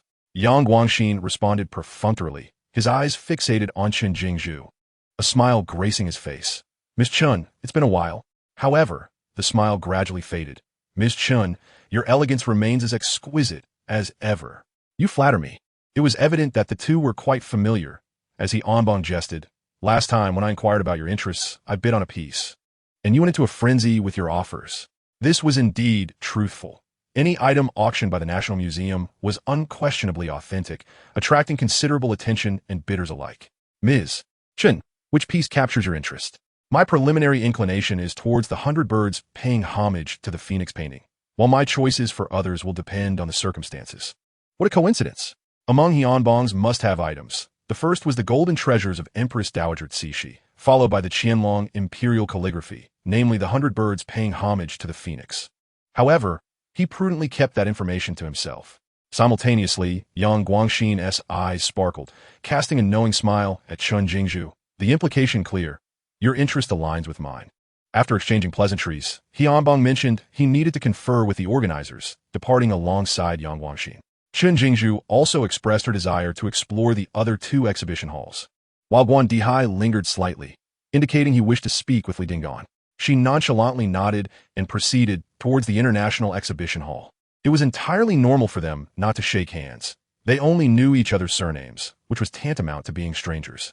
However, the same could be said for her encounter with He Anbang, which was somewhat remarkable. Despite the National Museum being merely a public institution, it stood at the pinnacle of the collecting realm. Her demeanor, inherently aloof, would become clearer upon familiarity. She treated everyone in a similar manner. Of course, she was no ordinary individual. The vice president of Boli Art Company's business department. Li Dingyan expressed mild surprise. Such a significant background? And that Mr. Yang? A shareholder of Huijia International. Well then, each of them possesses the financial clout to make substantial purchases. What about you? Which piece captures your interest? Li Dingyan shook his head, restricted from handling the items, so I can't assess them accurately. What about Mr. Guan? There are indeed many pieces of interest. Should the prices be reasonable, I might bid on a few. My primary purpose for attending is to assist Ms. Chun in appraising the 100 birds paying homage to the Phoenix. It seems Chen Jingzhu is determined to acquire it. Yet, judging by the expressions of He Anbang and Yang Guangxin, they appear to share similar intentions. This promises to be an intriguing spectacle. Once it is secured, do assist in reviewing it, will you? Guan Dihai pointed towards the largest safe, including the dragon-patterned large jar and the treasured golden seal of Empress Dowager Cixi. What's wrong? Oh, nothing. I meant to say Ms. Chun is exceptionally formidable. She aims to procure the 3 most valuable treasures in one sweep. The nature of Boli is different. Guan Dihai hesitated momentarily, lowering his voice. Ms. Chun has prepared so much this time. His fingers swept through the air. Could it possibly be just a mere 50 cents? All right. If anything arises, contact me via phone. I shall take my leave. Guan Dihai proceeded directly, disappearing from sight, yet he remained somewhat disoriented. Spending billions on a counterfeit item? The very thought seemed absurd. He placed his hand upon the safe once more. Indeed, it was still 8,000. The system could not be mistaken. This was undoubtedly a forgery. The dilemma was that he could not ascertain the counterfeit's flaws, and Li Dingyan had no idea where the deception lay. He had resolved that if, by some twist of fate, the auction indeed concluded successfully, he would certainly approach Guan Dihai to examine the item. After perusing the 3 treasures of the town, everything else appeared suddenly mundane. If the dragon pattern jar was a fake, what could be said of the second item in this auction, the Qianlong imperial calligraphy, or the third, the Gongxi gold treasure? This time, Li Dingyan approached the safe containing the later print with a mindset of skepticism. A string of questions lingered without concrete answers, and upon glancing at the estimated value at the bottom, 1,520,000, acceptable, although it was merely half of the initial bidding price. At least it did not spring forth with an 8,000 like the dragon pattern jar. Pondering this, Li Dingyan released his grip, yet almost immediately his eyes widened, and he inhaled sharply. What was acceptable about this? He recalled what He Anbang had just mentioned. This later print was crafted from pure gold, weighing 3 kilograms. By such calculations, the value of the gold alone should approximate 1,500,000. What a farce. This item, too, must be a forgery. Chapter 72. It is not without its maneuverability. Declared to be worth 100 billion and heralded by the collecting community as a once-in-3-year spectacle. The spring auction of Su Fubi revealed that not a single one of its 3 most valuable treasures was authentic. Such a revelation would surely drop jaws everywhere. Li Dingyan even began to doubt whether the system had encountered a glitch. Lei Mingjin, having tossed aside his phone upon Li Dingyan's entrance, sat upright. He stared intently at Li Dingyan, scrutinizing him from head to toe, then back again. Where's the item? What item? You've starved me all day, and now you ask about what item? I forgot. I was still mindful of it when leaving the exhibition hall. But after handling the Gongxi gold treasure and the Qianlong imperial calligraphy, he had forgotten even to eat. Just as he turned to leave, he felt it was amiss. Why should your hunger concern me? Have you no mouth or legs? Lei Mingjin was taken aback, staring blankly for quite some time, before leaping up and grasping Li Dingyan by the neck. Li Jiangji, are you doing this on purpose? I am completely broke. Do you expect me to sell myself? Haha. Li Dingyan forced a smile, dodging while pulling out his phone to order food. In a moment of distraction, I truly forgot. Worried about Lei Aijin causing mischief in his absence, such as ordering dubious services, Li Dingyan called the front desk to halt any room charges. Without his consent, Lei Mingjin wouldn't even be able to have instant noodles delivered. In just half an hour, the order arrived in their room, and the two began to eat and converse. What about Lan Huaji? Has she left? A rather ordinary question suddenly caused Lei Mingjin to pause his chopsticks. Staring blankly at the ceiling, Li Jiangji, I want a drink. Why on earth would we drink? I find myself heartbroken, and yet I cannot indulge in a drink? You experienced a heartbreak? Li Dingyan was momentarily taken aback, and the soup he had just sipped spewed forth. Fortunately, he turned his head just in time, or Lei Mingjin would have been the unfortunate recipient of a faceful of soup. You once again confess your feelings to Lan Huaji? What do you mean by once again? This was my initial attempt, if you will. If we disregard the previous attempt, what about this time? She told me to take a good look in the mirror. Li Dingyan stifled a laugh, truly struggling to contain his amusement. Lan Huaji is not one of those socialites, those women of society, who lose their sense of direction upon encountering wealth. It is entirely normal for her to decline. Let us not revisit the previous incident where you invited her to dinner only to stand her up. It is one thing to stand someone up, but to then embrace another girl beneath the willows by the lake, only to be caught in the act? What does it matter if you were kicked into the lake? Given Lan Huaji's temperament, it is fortunate she did not take out a knife on the spot. Fine, let us set those matters aside. What have you been up to in school over the past 4 years? She is well aware of your actions, yet you insist on butting your head against a stone wall? Lei Aijin has brought this upon himself. No worries, after all, you often find yourself heartbroken. Nonsense. Can it be compared? That was merely physical pleasure, a mutual arrangement. Without Zhang San, there is always Li Si. This is a matter of emotional solace. All right, will you allow me to accompany you for a drink? If this continues, we will reach a dead end. Li Dingyan quickly interjected, but not now. We must wait until the auction is over. You said it.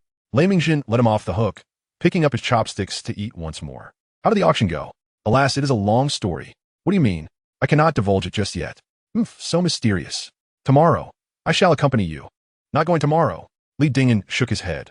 I will participate in the auction the day after. To be frank, the shock from today has been quite overwhelming, and I fear I may not be able to resist the urge to inspect all the safes. However, the skill points are too costly, and it hardly seems worth it to satiate mere curiosity. Furthermore, if I exhaust them all, what shall I do when the auction commences the day after? If I encounter something valuable and am uncertain, I would be left grasping at straws. Suit yourself. Lei Mingjin was indifferent and continued to eat voraciously. If you say you want tea go, then you want tea go. The next day, Li Dingyan stayed in the hotel, diligently poring over catalogs, researching information, and analyzing the system, repeatedly comparing the 3 items. Yet, no matter how he examined them, he could not discern where the issue lay. Of course, he was not alone in this. The Gongxi Jinbao and the Qianlong Imperial Brush are another matter, as it is their first time at auction. Although several appraisers from the auction house have issued certificates, their professionalism remains open to debate. However, the large jar adorned with 9 dragon patterns has been scrutinized by renowned experts in the field, researchers from the National Museum and the Palace Museum, and even subjected to tests with carbon-14 and other scientific instruments. Both the experts and the instruments unanimously affirm its authenticity. Yet, Why does it appear counterfeit when it comes to my inspection? Li Dingyan concluded that the likelihood of a system bug is minimal. This leaves only two possibilities. Either the esteemed experts, researchers from the National Museum and the Palace Museum, have collectively overlooked something, or the scientific instruments have malfunctioned. Either way, this magnificent large jar adorned with the 9 dragons motif is not the one that was auctioned for $890 million in Macau 13 years ago. As I ponder this, the likelihood of the latter seems increasingly plausible. Li Dingyan's anticipation grows. Ideally, it would indeed be the case that Bali successfully acquired it, granting him the opportunity to engage directly and glimpse the mysteries within. Whether or not to inform Guan Dihai is secondary. The chance to participate in the appraisal, or even to deliberate on a treasure whose final price could potentially reach billions, is an opportunity that comes but a few times in a lifetime. It is imperative not to miss it. Early the next morning, he resolutely dragged Lei Ajing from her warm bed, and the two hurried to the venue. Upon reaching the 8th floor, they discovered the exhibition hall was tightly closed, with a multitude of participating guests already gathered at the entrance. See? Everyone said it was too early. Why did you insist on arriving at 8? Better early than late. In truth, Li Dingyan had taken the opportunity to examine other collectibles the day before and had stumbled upon several intriguing items. Mr. Wu, Mr. Fong, why isn't the exhibition hall opened yet? It's nearly 8:30. Oh, there has been a bit of a situation. Yesterday, institutions such as the National Museum, the Palace Museum, Bali, and Huijia jointly advised the organizers. Merely viewing with the naked eye reveals nothing substantial. They requested that the display cases be open for public viewing. Su Fupi worked through the night to unpack the boxes, and it is estimated that he has yet to complete the task, though it should be finished soon. Had he truly missed just one day, and such a significant development occurred? Li Dingyan's eyes brightened. If that is the case, wouldn't he be able to engage directly? What am I thinking? If everything is opened up, wouldn't it descend into chaos? Leaving aside the larger items, there are indeed numerous small objects that could easily be pocketed. What would happen if a few were pilfered? Wu Weimin smiled amiably at him. It is only limited to larger items, and there are designated personnel overseeing them. The opportunity for hands-on appraisal is restricted to a select few institutions with guarantees exceeding 1 billion. Which institutions are those? Not surprisingly, the National Museum, the Palace Museum, Bali, and Huijia. The National Museum and Bali? It seems feasible to navigate that, Li Dingyan mused, rolling his eyes as he took out his phone. Chapter 73, Temporary Guests. In the small conference room on the 18th floor, a dozen men and women sat around an O-shaped table. Before each individual lay a document. The header reading, Guest List for Temporary Exhibition Admission. The meeting was nearing its conclusion when Chun Jingshu wrote down several names and ultimately passed the list to her secretary. This is settled. Please relay it to the organizers promptly. Understood, Ms. Chun, please hold on. A middle-aged man seated beside Guan Dihai rose. Ms. Chun, are you really not considering this further? Chun Jingshu paused. What is there to consider? After all, I'm a senior appraiser at the company. Why should Lao Zhu and Lao Lin attend while I cannot? Mr. Xing, are you certain you wish to know the reason? Indeed. Chun Jingshu reflected briefly, her tone calm. I've heard you intend to resign and join Huijia. The man was taken aback, a flush creeping to his cheeks. Miss Chun, you've misunderstood. That is merely a rumor. I have not misunderstood. Let be as it is. She stood once more, her secretary swiftly organizing the documents. The remaining attendees exchanged glances, bewildered. Such an opportunity is rare, occurring only once in a decade. Merely securing entry, even if just to catch a glimpse, would significantly enhance one's credentials. Yet, this woman has gone so far as to revoke Mr. Xing's qualification to participate in the appraisal of a 9 dragons pattern jar based on mere hearsay. She is exceedingly domineering. However, any dissent remained unvoiced in the silent conference room. Just as I stepped away from the conference table, Guan Dihai's phone vibrated twice. While he was stuffing documents into his bag, he inadvertently activated the speakerphone while retrieving his mobile device. Mr. Guan, oh Dingyan, speak. I've just heard that Su Fubi has temporarily established an exhibition hall, showcasing collectibles that may sell for over 100 million. But access has been restricted to certain organizations and a limited number of attendees. I was wondering if you could assist in adding me to the expert list for Bali Company? Guan Dihai's expression stiffened. He felt an overwhelming urge to smash his phone, or even his own hand. Why are you panicking? Couldn't you have organized your documents before answering the call? And why? Of all things, did you have to activate the speakerphone? How embarrassing. Anyone with a modicum of sense could discern that this was a request for backdoor assistance. Just as he was about to decline, the words "it's possible" floated into his ears. What? Guan Dihai's scalp tingled. How could this be feasible? It seemed that it was indeed plausible. While others may not recognize Li Dingen's caliber, he certainly did.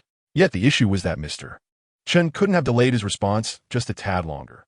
Couldn't he have waited until they were in the elevator or out of the conference room? As he glanced around, everyone looked as though they had seen a ghost. The awkwardness escalated. Nevertheless, it was too late for regrets. Mr. Chen had said possible. After responding, Guan Dihai pocketed his phone and stepped into the elevator, not daring to look back. The moment the doors closed, a loud bang echoed from the conference room. I quit. So easy? A growing crowd gathered at the exhibition entrance, buzzing with chatter. This was quite an eye-opener, witnessing a public exhibition of collectibles worth over 100 million for the first time. Hence, the restrictions on organizations and personnel. Rumor had it that the National Museum and the Palace Museum had each granted only 6 guest slots. This was due to their already limited attendees. Yet, Baoli had brought an entire team, including assistants and secretaries, totaling over 30 individuals, and only 5 were allowed entry. 5 was already generous. Huijia was permitted only 3. Does Guan Dihai command such influence? Lei Ming inquired as he approached. I have no idea. Li Dingen shook his head, pressing the elevator button. By chance. Someone must have pressed the down button earlier, as the elevator arrived at the 10th floor with a whoosh and the doors opened. Then, four pairs of eyes met. Mr. Chun? Mr. Guan. Chun Jingzhu nodded slightly and glanced at his attire. You look quite dapper. What did that imply?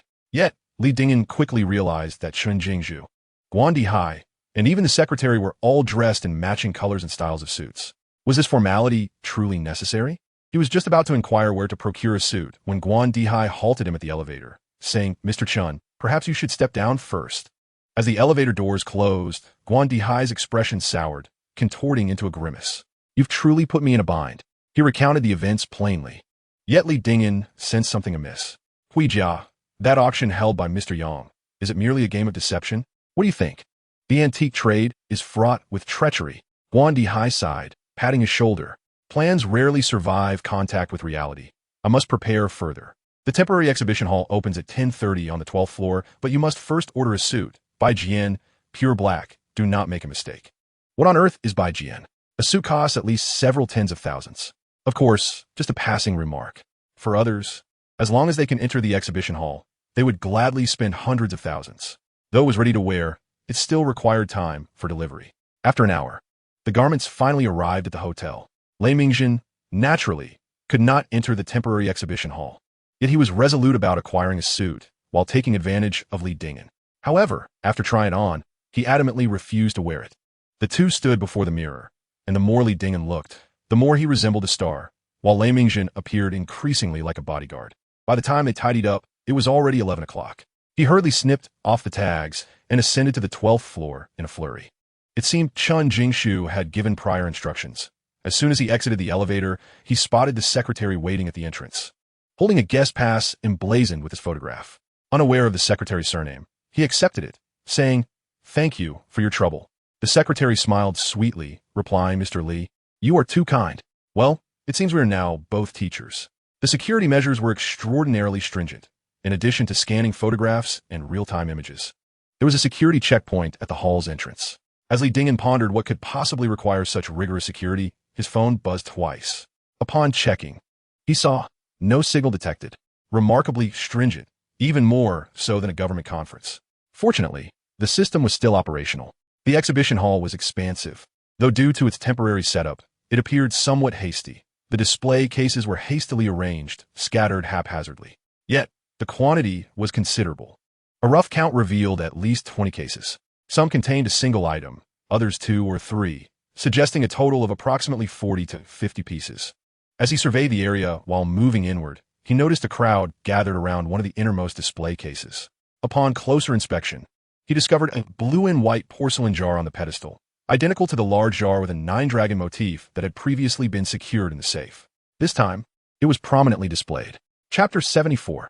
Are the experts blind? The crowd was substantial, with some standing and others crouching to get a better view.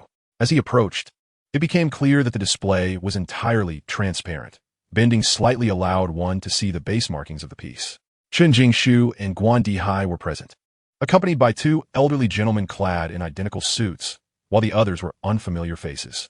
The Mr. Yang he had encountered 2 days prior was absent, as was Hian Bong, likely to arrive shortly. Upon spotting Li Dingyan, Guan Dihai appeared somewhat taken aback. How had he never noticed before that this fellow had such a polished appearance? Indeed, one's attire can greatly enhance one's presence. Chen Jingshu's eyes sparkled with a newfound brightness.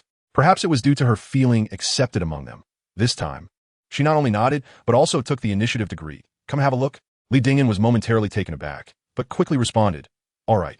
The two individuals beside her exchanged surprised glances, their expressions shifting in unison. Was this the renowned figure who had displaced old Xing?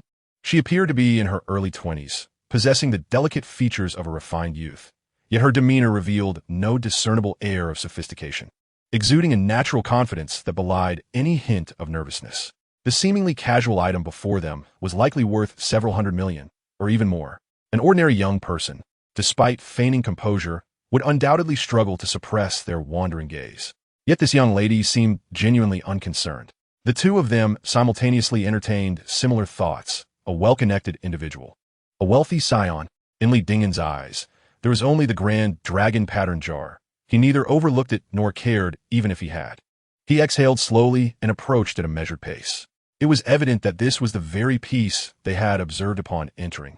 Having scrutinized every detail and engaged in animated discussions, the glaze was smooth and lustrous, the colors vibrant and pristine. The dragon motif was opulent, with a robust body and sharp claws, indeed characteristic of post-Yongle style. The lines of the ocean wave patterns were vividly expressive, immediately conveying a sense of surging tides interspersed with frothy crests. The blue and white painting was meticulously executed, a hallmark of fine artistry. The air was filled with commendations, and no one dared to challenge the piece's authenticity. Li Dingyan nodded discreetly, allowing himself to take a closer look. To be frank, this jar was indeed a significant upgrade from the blue and white vase he had previously sold for 1,800,000. The observations made by those around him were astutely accurate. The glaze, the body, the base, the foot, as well as the artistic style, coloration, patterns, and lines all bore the unmistakable hallmark of mid-Ming official kiln blue and white wares. In earlier times, Li Dingyan would have been among those who lavished praise without hesitation. However, in the present context, he was acutely aware that there were issues with this jar. Recognizing the rarity of such learning opportunities, he refrained from immediately applying his skills and instead sought to discern the flaws through his own discerning eye and judgment. Maintaining his composure, he glanced at Guan Dihai, inquiring, have you had a chance to examine this, Teacher Guan? Such a rare find in a decade. How could I miss it? Of course. I was merely here for the spectacle. Guan Dihai chuckled self-deprecatingly. Both Teacher Zhu and Teacher Lin have seen it. There are no concerns with the item. It was only at that moment that Li Dingyan remembered he had yet to greet the two figures behind Chen Jingshu. He quickly smiled and said, my apologies, esteemed teachers. I was so engrossed in examining the dragon pattern jar upon entering. It was unclear if the two had conspired to respond in kind. One merely nodded, while the other grunted affirmatively. Guan Dihai sighed, I knew it would come to this. Why bother extending warmth to those who remain indifferent? He shook his head and drew closer to the display. This time, there was no safe, no glass barrier, nor spotlight, allowing for a clear view. Consequently, the sensation of the piece resonated even deeper. Li Dingyan increasingly felt that this object appeared excessively new. He pondered for a moment before turning to the staff beside him. Hello, may I have a try? Certainly, sir. The staff member nodded and handed him a pair of gloves, reminding him that he could only touch but not grasp. Touching is sufficient. He accepted the gloves and deftly donned them. The onlookers observed him with a mixture of astonishment and skepticism, their curiosity evident as if they were silently questioning, who is this student that has appeared? Li Dingyan paid no mind to their gazes. He began to examine the object closely. Indeed, it bore a resemblance to newly unearthed artifacts. Upon further inspection, he noted a slight color discrepancy, albeit imperceptible unless under the right light and angle. Looking again, he discerned faint horizontal patterns etched upon the surface. As he continued to explore with his hands, a subtle frown creased his brow. There was a slight roughness to the texture, akin to the sensation of a minor insect bite, barely noticeable unless one was particularly attentive. These were bubbles within the porcelain, a common occurrence in such materials, though in this particular jar, they were more concentrated, reminiscent of rheumatism manifesting as linear patterns on the skin. Relatively speaking, these imperfections were understandable, For instance, newly excavated porcelain can exhibit not only freshness but also minute burrs, resembling items just removed from the kiln. Regarding color discrepancies, if the artisan was inattentive while painting, some areas would appear heavier while others lighter. Horizontal markings were not uncommon either, typically resulting from the rapid rotation during the molding process, causing friction between the clay and air.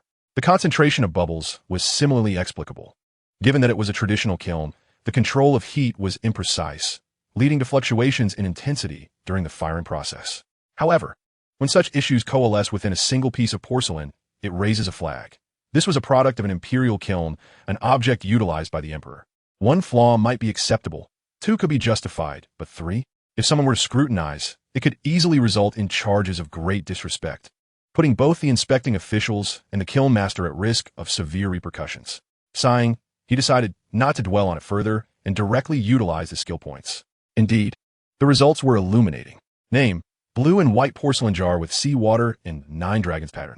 Attributes: craftwork. Era: 2022. Origin: Jingda Jun. Value: 5,000 yuan. 2022. 5,000? Upon seeing these figures, Li Dingen let out a deep sigh. That 8,000 truly does include that safe. His earlier conjecture was correct. This item was indeed modeled after the one that had previously fetched 8.9 billion. He stood there, seemingly frozen, his eyes vacant as if in a trance. Yet, strangely, he wore a grimace reminiscent of a toothache. Guandi Hai could no longer contain himself and gently prodded him. How is it?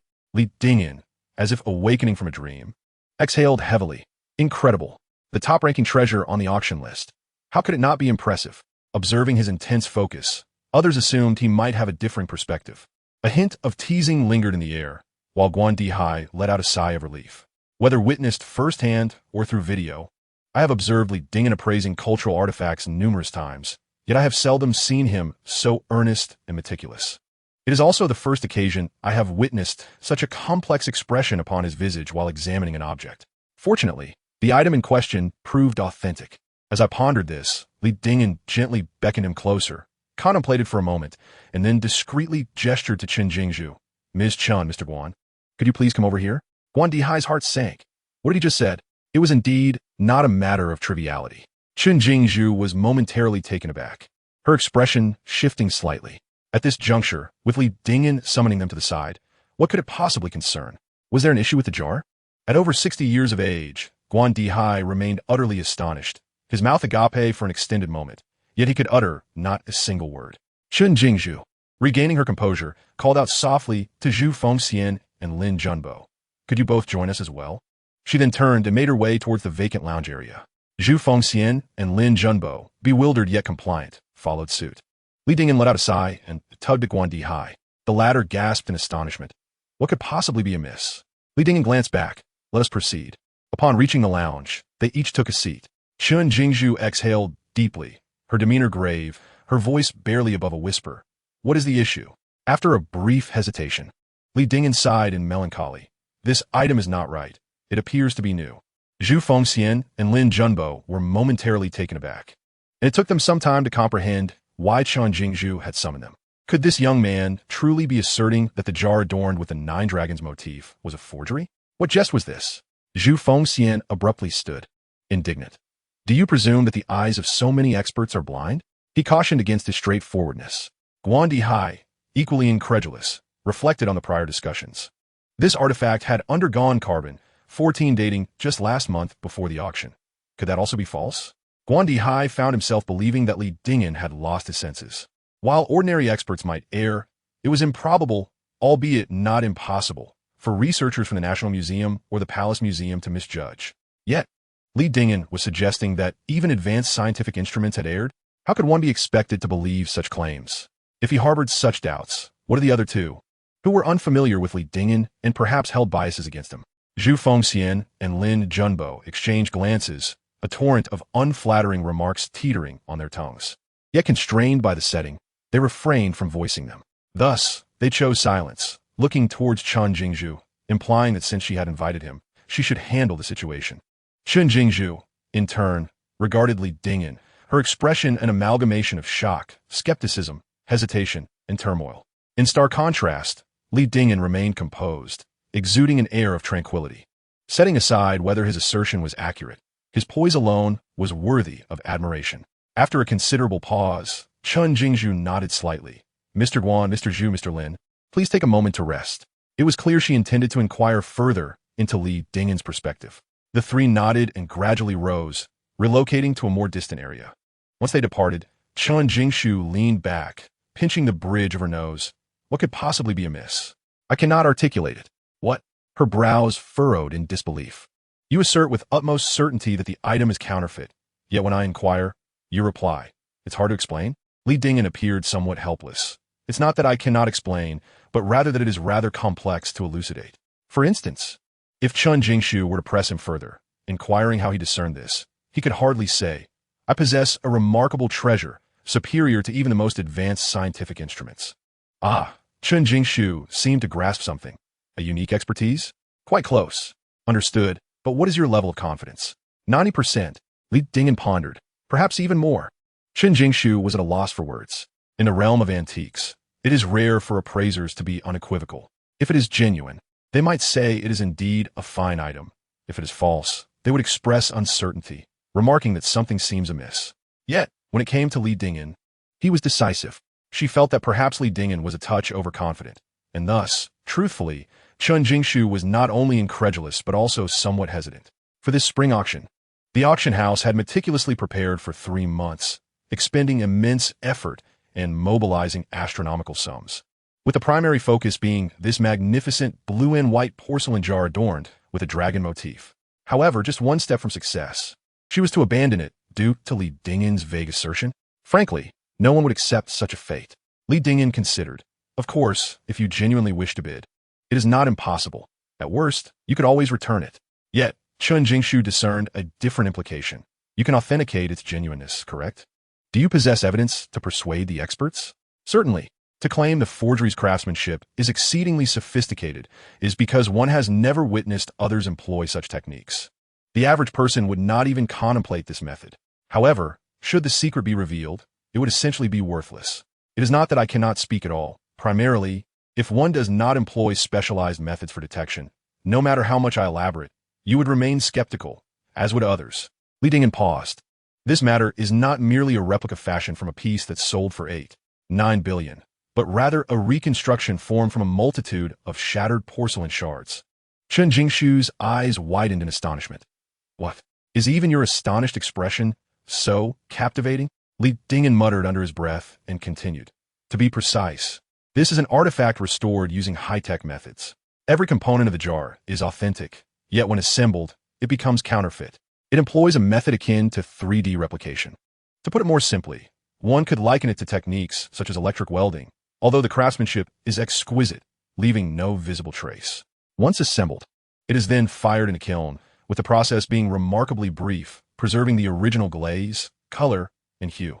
The materials used to fill gaps and repair surfaces are scraped from contemporaneous porcelain. Furthermore, C14 dating can only provide a chronological estimate. Thus, even if one were to test a minuscule amount of powder, or even the entire jar, it would yield no conclusive results. So, how then can authenticity be determined? The simplest method is to shatter it, and the truth would be immediately apparent. There are also less drastic methods, albeit more intricate. Send it to a laboratory for testing with other instruments. However, it can only detect suspicious points, thus requiring validation from scholarly experts. Chun Jingzhu was left in awe, her mouth agape in an A shape. Why would you share this with me? Huh? I meant the unique secret. What constitutes a secret here? Perhaps it counts. Li Dingen pondered his words. To authenticate artifacts valued in the billions is a rare occurrence, perhaps once in a decade. Hence, I am truly grateful to you, General Chun. This was no mere politeness. Recalling the earlier Mr. Xing, he felt the weight of his words. I understand. Chun Jingzhu sighed deeply, pausing for a long moment, her expression growing serious. For safety's sake, the details we discussed should not be disclosed yet, and I will inform Teacher Guan and the others.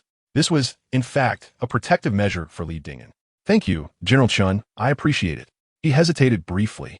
What about the 9-dragon pattern vat? Will it still be auctioned? Chun Jingzhu paused slightly, casting him a glare. Knowing it's a forgery, why would you still want to auction it? Li Dingen was taken aback. Not auctioning it then?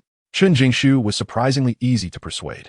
As if sensing his confusion, she reflected, I have watched all your videos on artifact appraisal.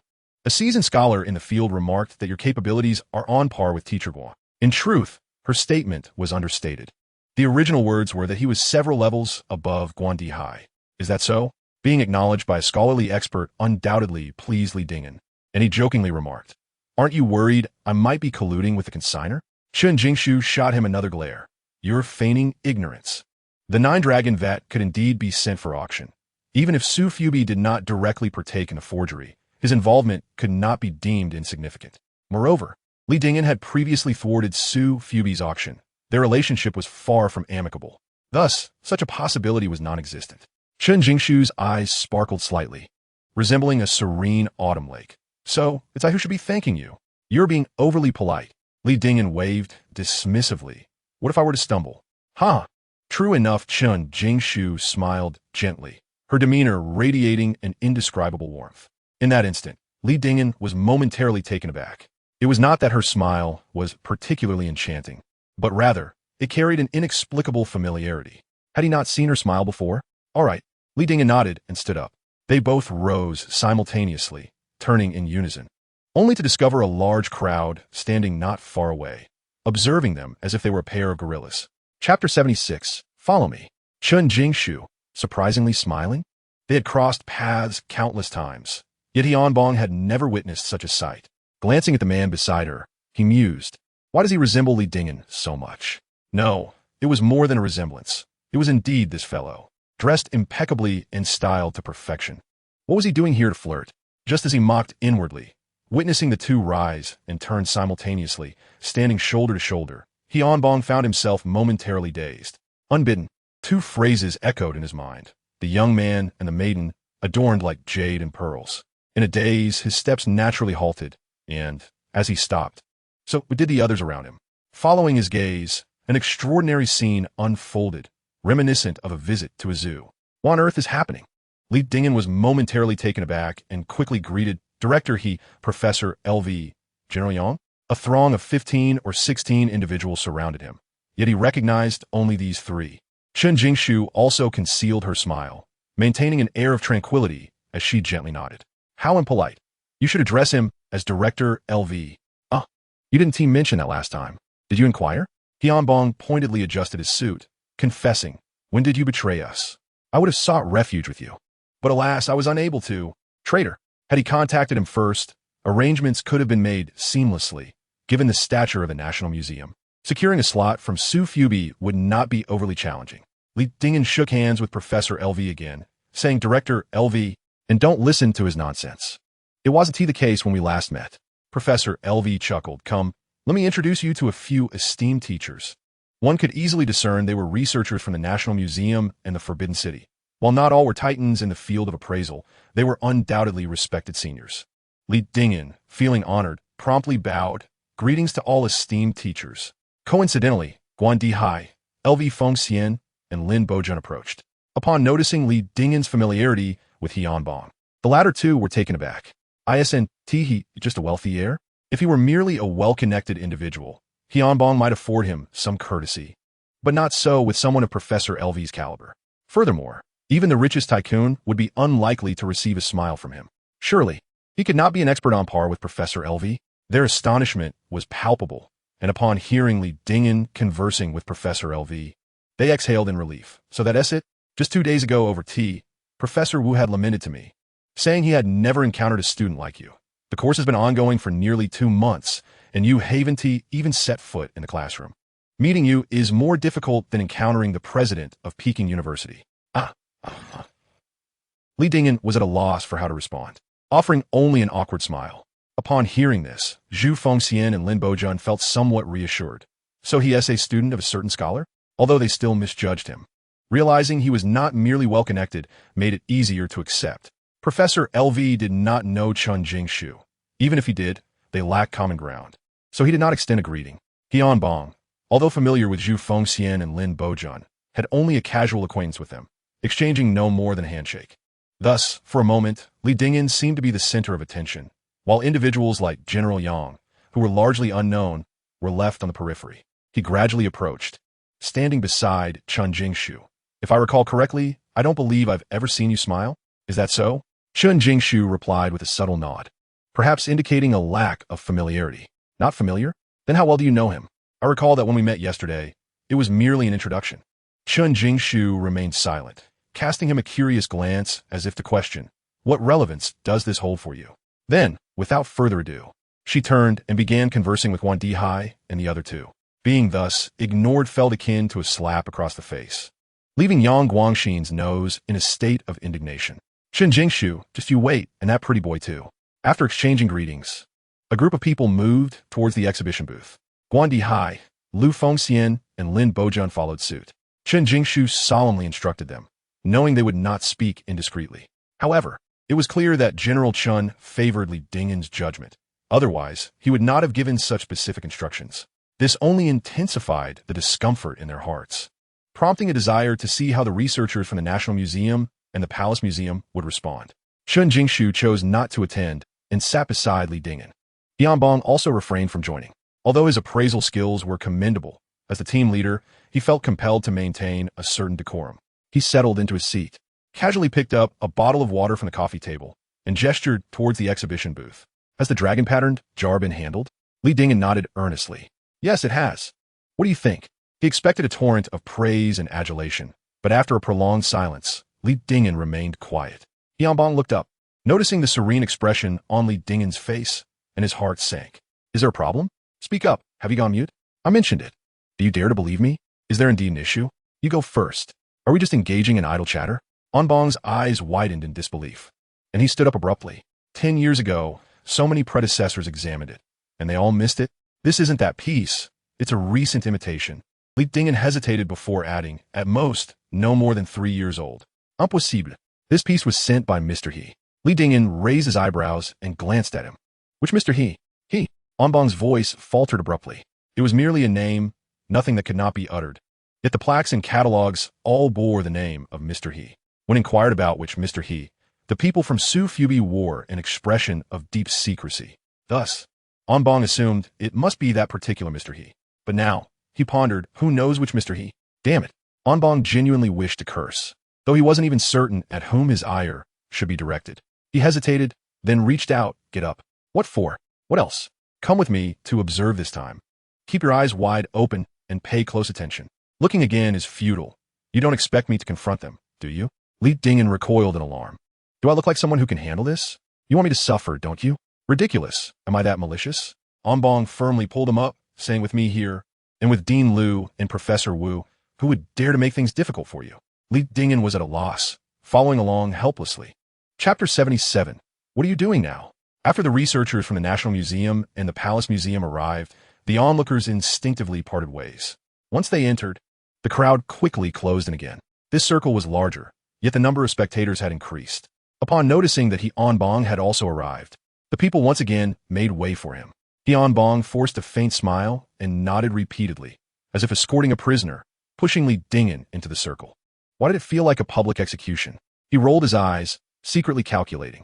What happens in private stays in private, even if Onbong does not inquire. He would voluntarily disclose it. If Professor Liu were to ask, he would respond. However, to voice such matters in front of outsiders? Dream on. If he dared to speak out here, it wouldn't take half an hour before it became a trending topic. The outcome would only lead to yet another auction being ruined by him. Others may not know, but if it were Li Dingen instead of Su Fupi, it would undoubtedly cut straight to the heart of the matter. Thus, regardless of who inquired next, he would merely utter 2 words, quite well. Upon entering, all researchers had likely already taken their turns.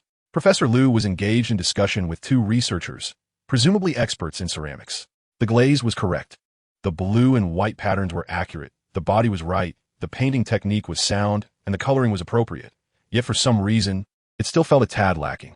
The base was fine, the mark was correct, and the foot was satisfactory. One researcher grimaced, noting that the areas felt a bit rough. Professor Liu pondered. Could it be that it seems too new? Hearing this, Li Dingen nearly laughed out loud.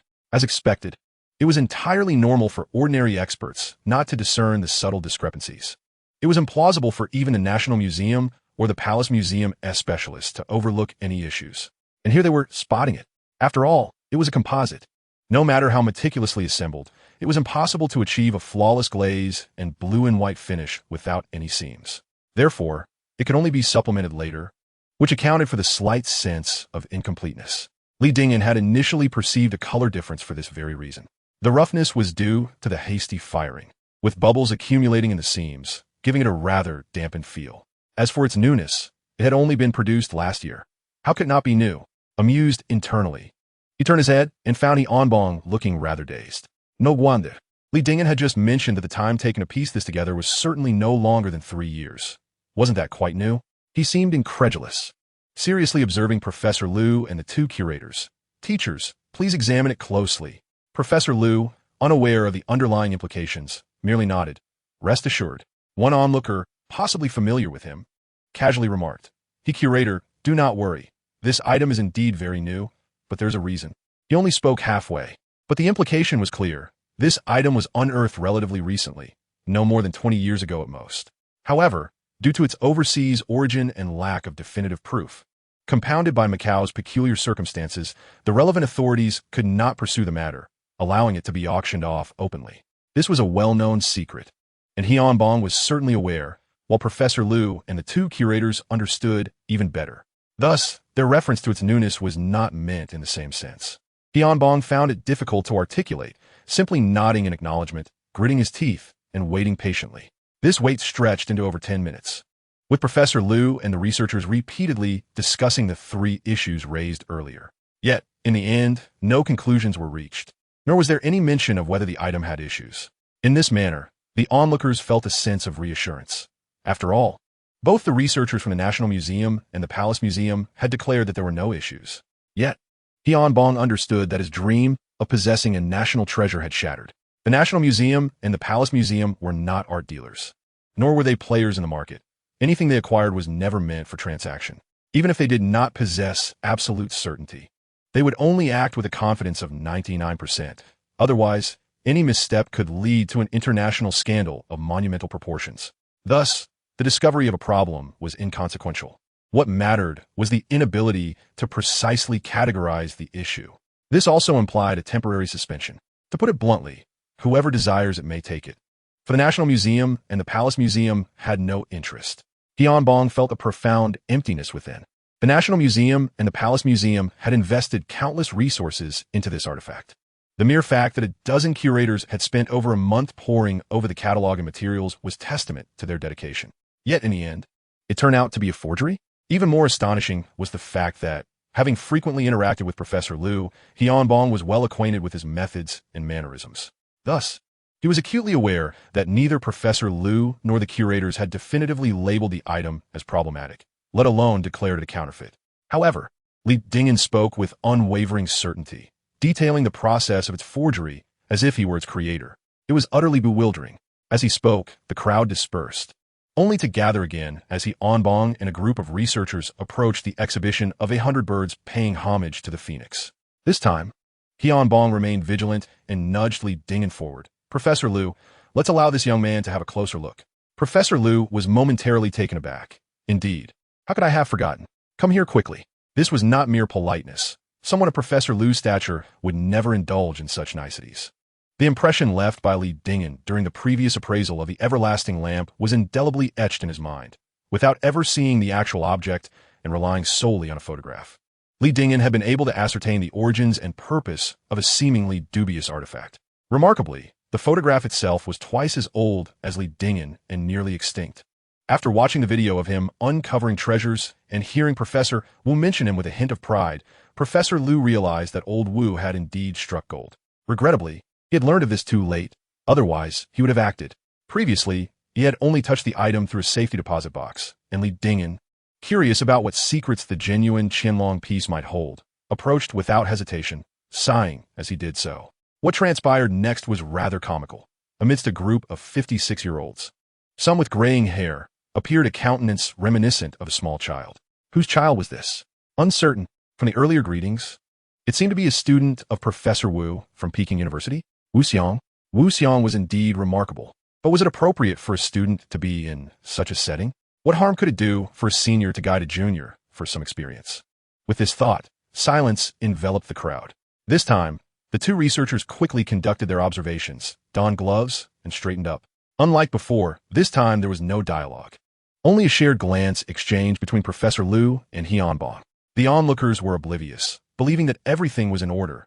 Hence the two researchers felt no need for words. Only Li Dingyan, secretly impressed, thought, if everything were fine, why the long face on Hyunbong? Surely, the dream of a national treasure had been shattered once more. Amused, Li Dingyan approached and donned gloves to examine the piece. Indeed, it was yet another imitation. However, one must admit, despite being a replica, the artistry was commendable, crafted by a renowned master. Of course, in terms of value, one resided in the heavens, while the other languished beneath. Contemplating this, Li Dingyan refrained from further discourse, preparing to follow Professor Liu to inspect the golden seal. Startled, Li Dingyan exclaimed, "What are you doing?" Chapter 78. Unique Mastery. Hyunbong pulled him aside. "Did you know all along?" "Know what?" "That the 100 birds facing the phoenix painting also has issues." "Stop talking nonsense. Don't feign ignorance. If you truly didn't know, why are you not the least bit surprised?" Li Dingyan was taken aback. "Huh, you can detect flaws from that? What kind of eyes does Hyunbong possess?" "Wait, you're not even looking at the piece. Why are you staring at me?" "I believe it to be authentic, hence my lack of surprise." "Are you joking?" Today, Hyunbong was particularly irritable. "Speak honestly. Is there a problem with the golden seal as well?" Li Dingyan was stunned. "Why not ask Professor Liu or the research staff? Why ask me? If I dare to ask, it is for a reason. Do you have any idea of the immense pressure I am under for this spring auction?"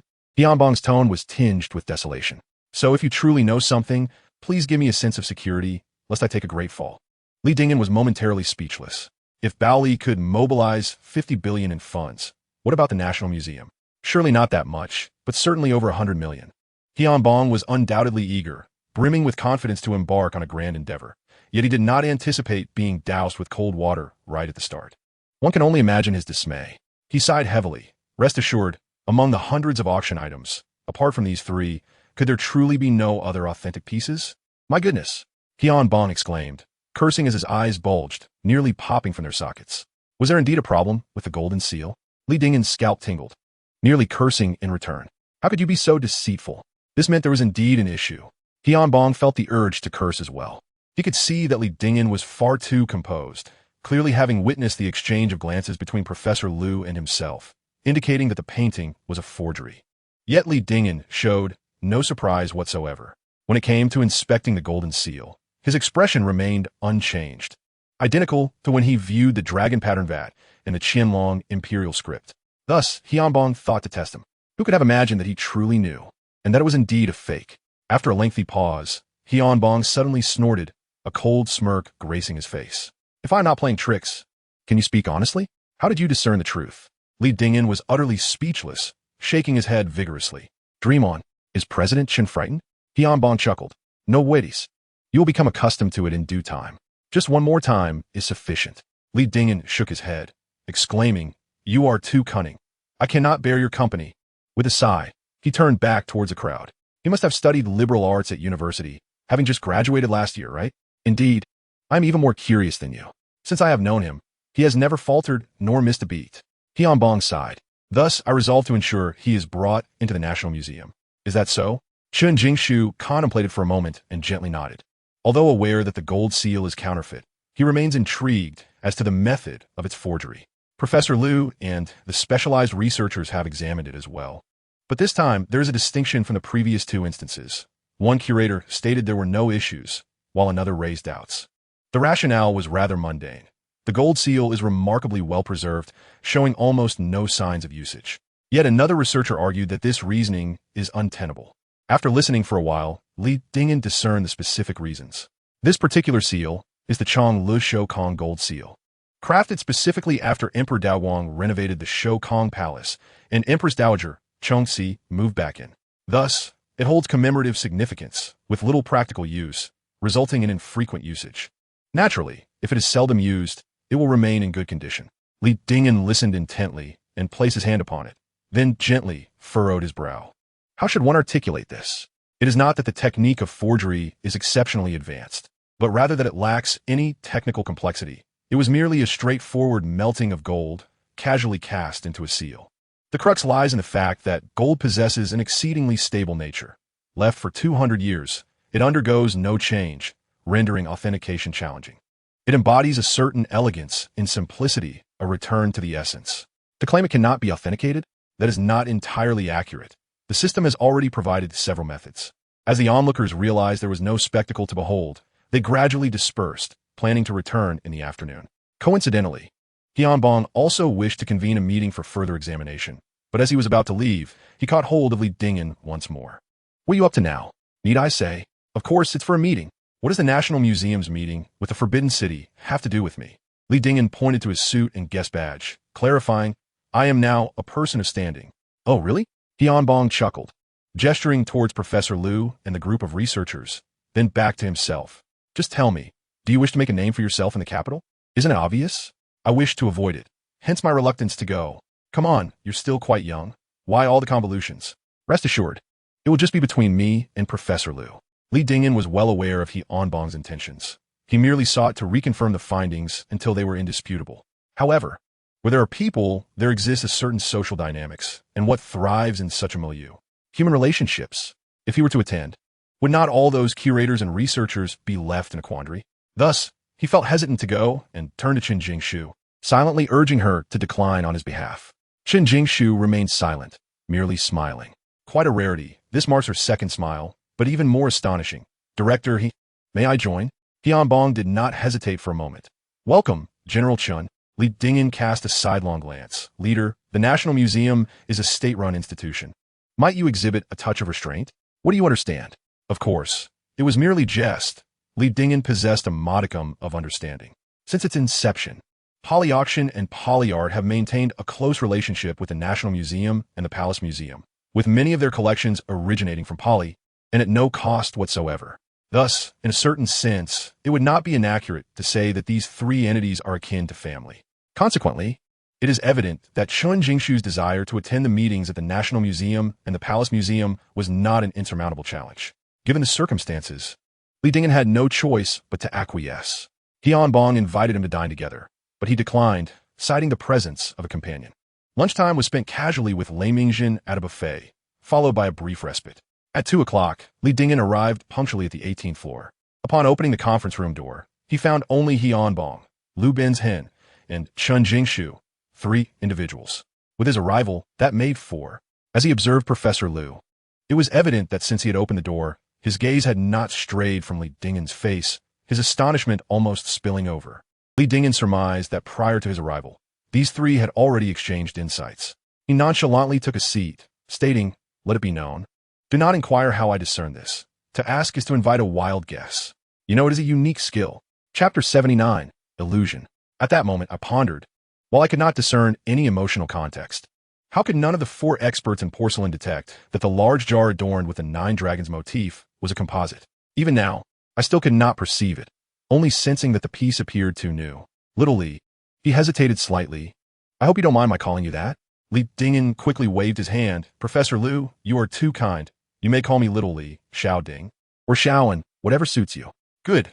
Well then, I would like to invite you to elaborate, to enlighten the old man sitting here. We are all familiar faces, so please do not hold back. Feel free to speak candidly. Rest assured, Professor Liu, I understand. Li Dingen opened the catalog, noting that many issues had already been identified by you and the research fellows. For instance, the rough texture, the slight discrepancies in the painted patterns, and the fact that it appears new. If the esteemed professors were to conduct a bit more analysis, they could reach the conclusion that the piece is indeed a forgery. To illustrate, it is akin to a layer of window paper. A gentle poke with a finger would easily rupture it. Professor Liu tapped the table and smiled. Nodding at him, I have reiterated, do not hold back. Ah, then I shall speak plainly. Please point out any inaccuracies. Li Dingen smiled, explaining that the rough texture resulted from excessive firing, causing bubbles to be trapped within the crevices, with insufficient time to dissipate, leading to numerous minute protrusions. The discrepancies in the painted patterns arose from the need to retouch the areas where the seams were visible, thereby creating an impression of disarray. As for its newness, it had been refired and, in fact, was a recent acquisition from overseas, having only been unearthed in the past 2 years. He concluded his remarks in one breath, leaving the 3 of them momentarily astonished, including Chen Jingshu, who had already heard a substantial portion of his explanation. Bubbles in the crevices? The painted patterns had been retouched, the items were refired, and they were originally product from overseas shopping? With so many doubts and issues, how could one fail to notice? It was not just oneself, but also the 2 others present, along with the 10 researchers from the National Museum and the Palace Museum, not to mention the dozens of experts who were there at the time. Suddenly, the atmosphere fell into a heavy silence. Chen Jingshu's eyes sparkled as she fixed her gaze on Li Dingyan for quite some time. When he finally noticed, she abruptly lowered her head. Tianbong sighed deeply. But before he could fully exhale, Professor LV burst into laughter, exclaiming, "Ha ha ha! I understand now. I finally understand." The three were initially startled, then relieved. It was akin to encountering a particularly challenging problem during school. Just a slight nudge would lead to the answer. Yet it felt as though one's brain cells were exhausted, unable to recall it. When inspiration strikes suddenly, the fog dissipates in an instant, and clarity emerges, leading one to exclaim, "So that is how it is." The closer one gets to the truth, the deeper the sensation. Thus, it was evident that He Anbong and Chun Jingshu were slightly behind Professor LV in understanding. After laughing for a while, Professor LV finally calmed down, wiped his tears, and looked at Li Dingyan with a complex expression. Indeed, there was merely a thin layer of paper separating them, yet for 99 people, this layer remains unbroken throughout their lives. Consequently, the vast majority spend their lives as mere enthusiasts, with only a select few earning the title of expert, and an even smaller group achieving the status of scholar. Old Wu had not merely stumbled upon a treasure. He had discovered a mountain of gold. Tianbong could no longer contain himself. "How did you discern that? I told you not to ask, and yet you still do?" Li Dingyan shot him a sidelong glance, stating that he had seen it with his own eyes, and that it was not only him. Professor LV and several researchers had also recognized it. Tianbong paused, looking at Li Dingyan with mockery. "All right then, we've barely exchanged a few words, and now the titles have already changed. Am I receiving the same treatment?" "Good." Li Dingyan ignored him. "I'm unsure whether it was already broken or if it got damaged during retrieval. In any case, it is broken, likely severely so, reduced to numerous fragments. Perhaps someone recognized it at the time, or it was only during the reconstruction that they identified it as the blue and white sea water with a dragon pattern large jar, leading to ulterior motives. Thus, a fine antique was ruined." The other three let out a collective sigh. Being professionals, they understood well. As long as the original piece is a treasure or unique item, even a pile of fragments would retain considerable value. For instance, a piece of Ru ware, no larger than a palm, could fetch millions. If it could be reassembled into a complete piece, even if just a remnant, its worth would still be enough to make one's heart race. A piece once auctioned by Polly was the Ming Changhua Imperial Dotsai jar with a dragon and melon pattern, discovered as a heap of broken porcelain, later restored by the National Museum and the Palace Museum, ultimately fetching 19 million. However, regardless of the original material, its historical significance, or the finesse of its reconstruction, once it is refired, it can only be deemed anew. Thus, the system concluded that it was worth merely 5,000. After a moment of contemplation, Tianbong let out a sigh. What technique was employed? High-tech welding, 3D replication, rapid firing, and electric kills. Even if it were not one of these three, it would still fall within a similar scope. The first two methods must have originated from abroad, capable of flawlessly reconstructing the object without leaving conspicuous traces. However, the firing process undoubtedly took place in Jingdezhen. Elsewhere, achieving such perfection would be utterly impossible. The three of them were momentarily taken aback. No wonder he had emphasized repeatedly that it was not his reluctance to explain, but rather the methods of forgery were so novel and sophisticated that even if he divulged them, no one would believe him. Truth be told, this was even more astonishing than the previous bubble, touch-up, and cross-border shopping. Setting aside the latter two for now, the high-tech welding and 3D replication truly exceeded their realm of expertise. Even having heard Li Dingyan articulate this for the second time, Tianbong and Chen Jingshu still felt an odd sense of bewilderment. How could Li Dingyan possess such clarity? Was he the one who fabricated this? Chapter 80.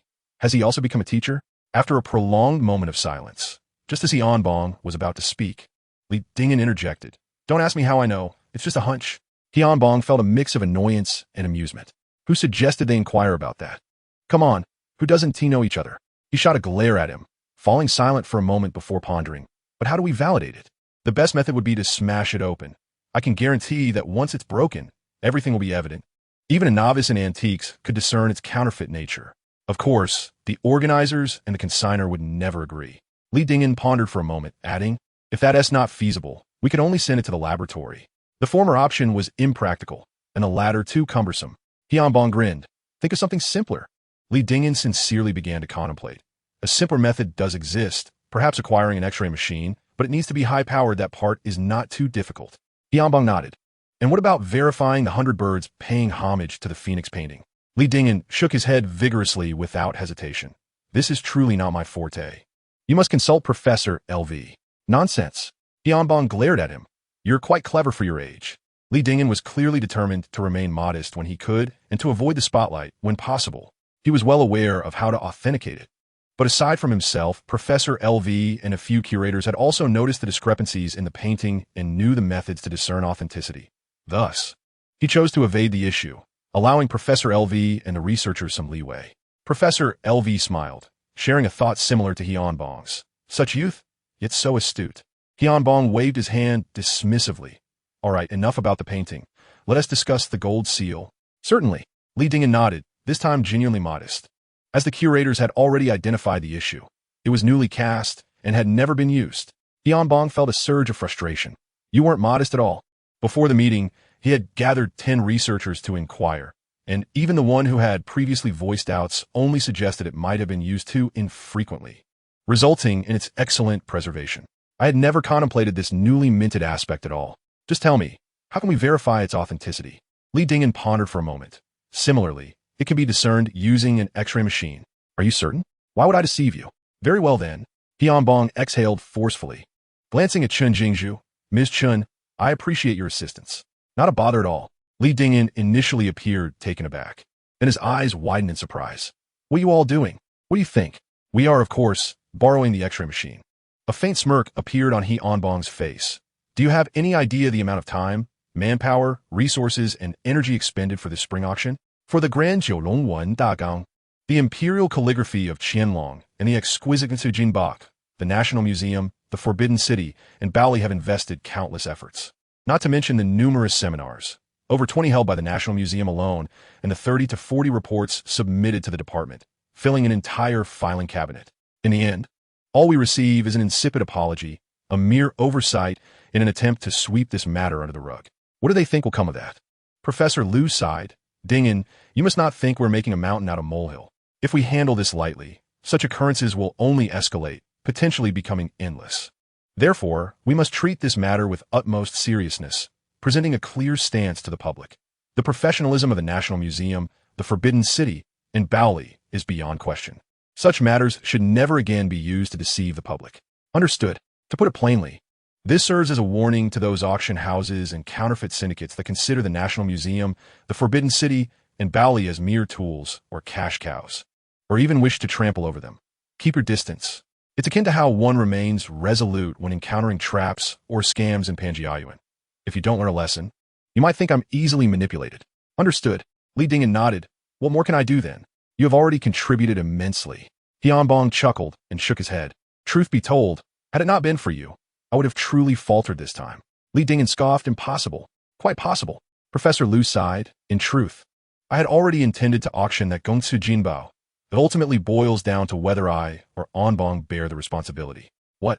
Is that true? At first glance, it seemed implausible, as the forgery techniques for the 3 treasured items are rudimentary. Yet upon further contemplation, it appeared that the gold seal indeed looked the most authentic.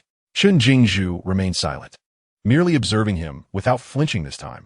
Li Dingyan felt a bit embarrassed under their gaze. You all are too courteous. Whether or not they were courteous, the 3 of them were well aware. Tianbong gently patted Li Dingyan on the shoulder. Take a moment to rest. Once the X-ray machine arrives, we shall settle accounts together. Just observe and refrain from speaking. Rest assured, outside the exhibition hall, a crowd had gathered once more.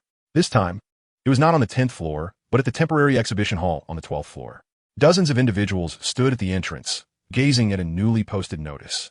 Due to special circumstances, the temporary exhibition hall is closed for visits. The reopening time will be announced later. It was perfectly fine just this morning.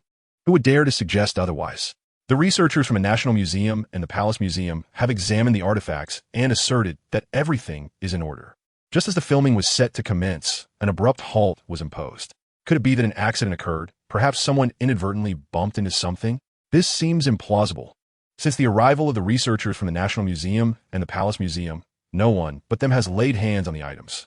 Everything was perfectly fine at that moment. Who witnessed any mishap? The only explanation that remains is the intrusion of a thief. Furthermore, it is utterly absurd to suggest otherwise. Su Fubi has employed a professional security company, and even now, there are still over a dozen individuals stationed inside. A cacophony of voices filled the air, with everyone voicing their conjectures.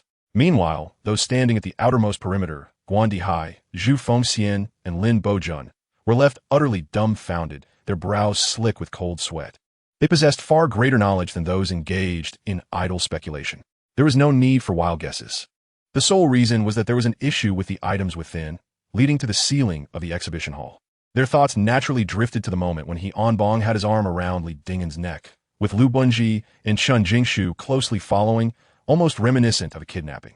Thus, the problematic item was discovered by Li Dingen, namely, the dragon-patterned large vat. Subsequently, President Chun mentioned a meeting with the National Museum and the Palace Museum. What could there possibly be to discuss? Certainly, it was to demand an explanation from Su Fubi. At this thought, Zhu Fengxian suddenly jolted. Teacher Guan? Oh. Guan Dihai stirred from his reverie, exhaling sharply. Zhu Laosher, do tell. That young man. Oh no, Lili Laosher, what is his background? Guan Dihai appeared momentarily bewildered. So Li Dingen is now considered a teacher? No, wait. He truly deserves to be addressed as such. Chapter 81 Go. President Chun. Teacher Guan, please proceed to the first floor, then ascend via the fire escape to the 12th floor and enter the exhibition hall through the back entrance. Remember to summon Teacher Zhu and Teacher Lin. Guan Dihai was suddenly taken aback. Is there someone in the exhibition hall? Understood, President Chun. The front door was locked, yet the rear door stood ajar. Upon his arrival, Guan Dihai discovered not only were there individuals present, but an overwhelming number of them. Qianbong, Lu Bunji, Chun Jingshu, Li Dingen, along with the researchers from the National Museum and the Palace Museum were all gathered. Conversely, there were even more people opposite them, nearly 30, a mix of men and women, tall and short alike. The two factions, separated by the exhibition stage, resembled a scene of impending conflict. These individuals comprised the upper echelons and appraisers from Su Fubi's team, including mid-level personnel from the publicity and legal departments. Moreover, at either end of the exhibition stage, cameras were positioned. Correspondingly, the expressions of both groups were far from pleasant. In the center of the hall, several installation personnel were busy adjusting a machine about the height of a person, resembling a large photocopier. After some tinkering, a series of faint buzzing sounds emerged, prompting the lead technician to approach Chun Jingshu. President Chun, it's ready. Chun Jingshu nodded, and the installation personnel began to depart in succession. Meanwhile, Qianbong nearby tugged at the corner of his mouth, a knowing smirk etched across his face. Maintain solid evidence and reserve the right to pursue legal action against the opposing party. Surrounded by a throng of individuals, the foreigner turned to his assistant and spoke in a voice that carried.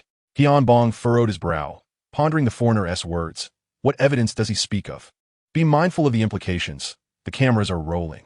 It is not merely a foreigner. He has a name, Logan, the president of Sotheby's Asia Pacific. Li Dingen quietly reminded him to instruct the assistant to preserve evidence and retain the right to pursue legal action.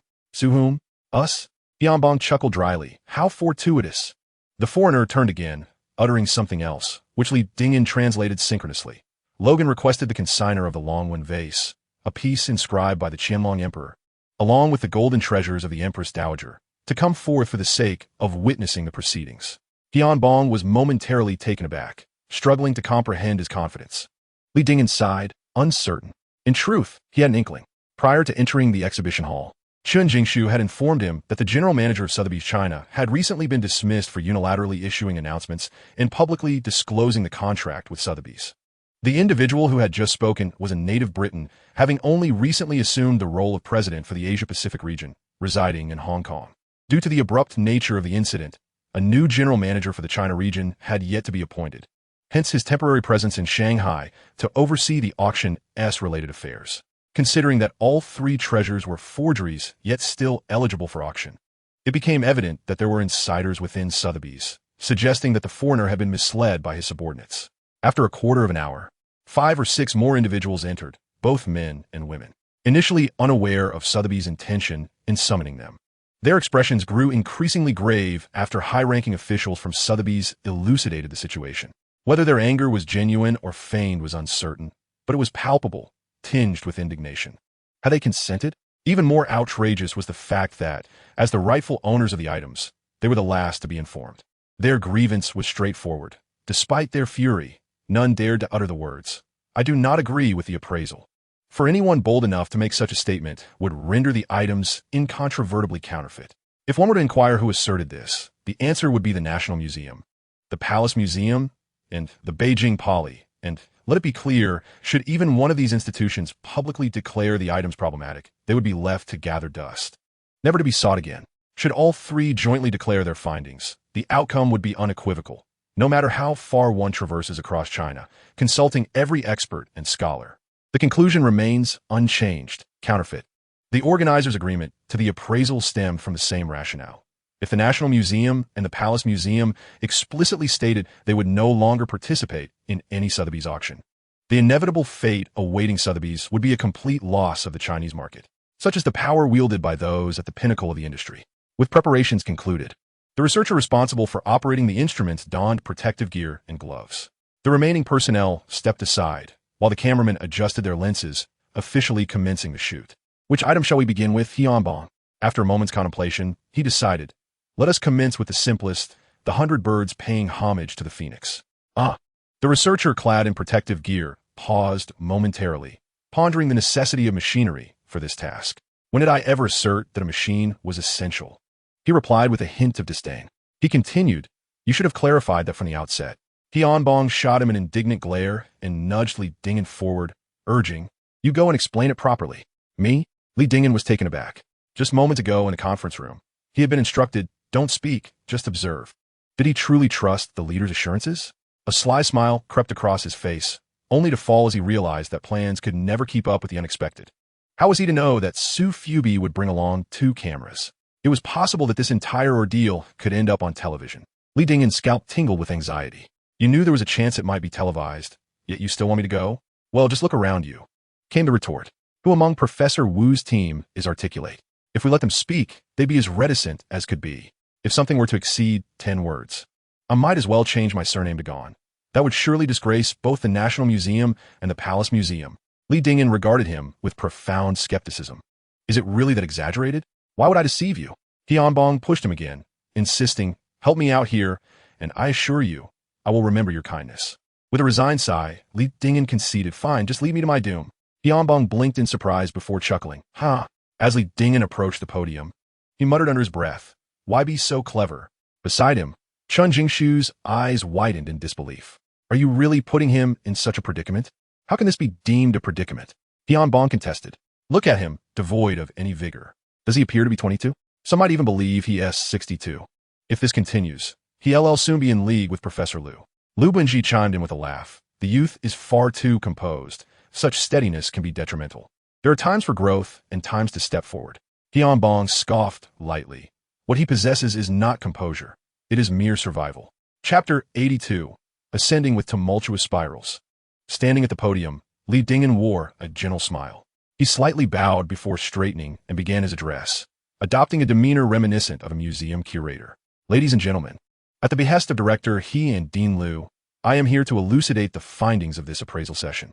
He continued, "The content I present is the result of collaborative discussions among Director He, Dean Liu, and 10 researchers from the National Museum and the Palace Museum. So please rest assured." Hianbong scoffed. What a futile endeavor, a case of burying one's head in the sand. Dean Liu shook his head in disapproval, while Chun Jingshu smiled softly, observing, "He doesn't even dare to state his name." After the introduction, Li Dingen surveyed the audience once more. "May I ask who is the individual responsible for submitting the 100 birds facing the Phoenix painting?" A woman in her 40s raised her hand. "Madam, if necessary, might you come forward to take a closer look?" Li Dingen gestured invitingly, donned his gloves, and carefully unfurled the scroll. The woman hesitated, but then approached alongside a younger man.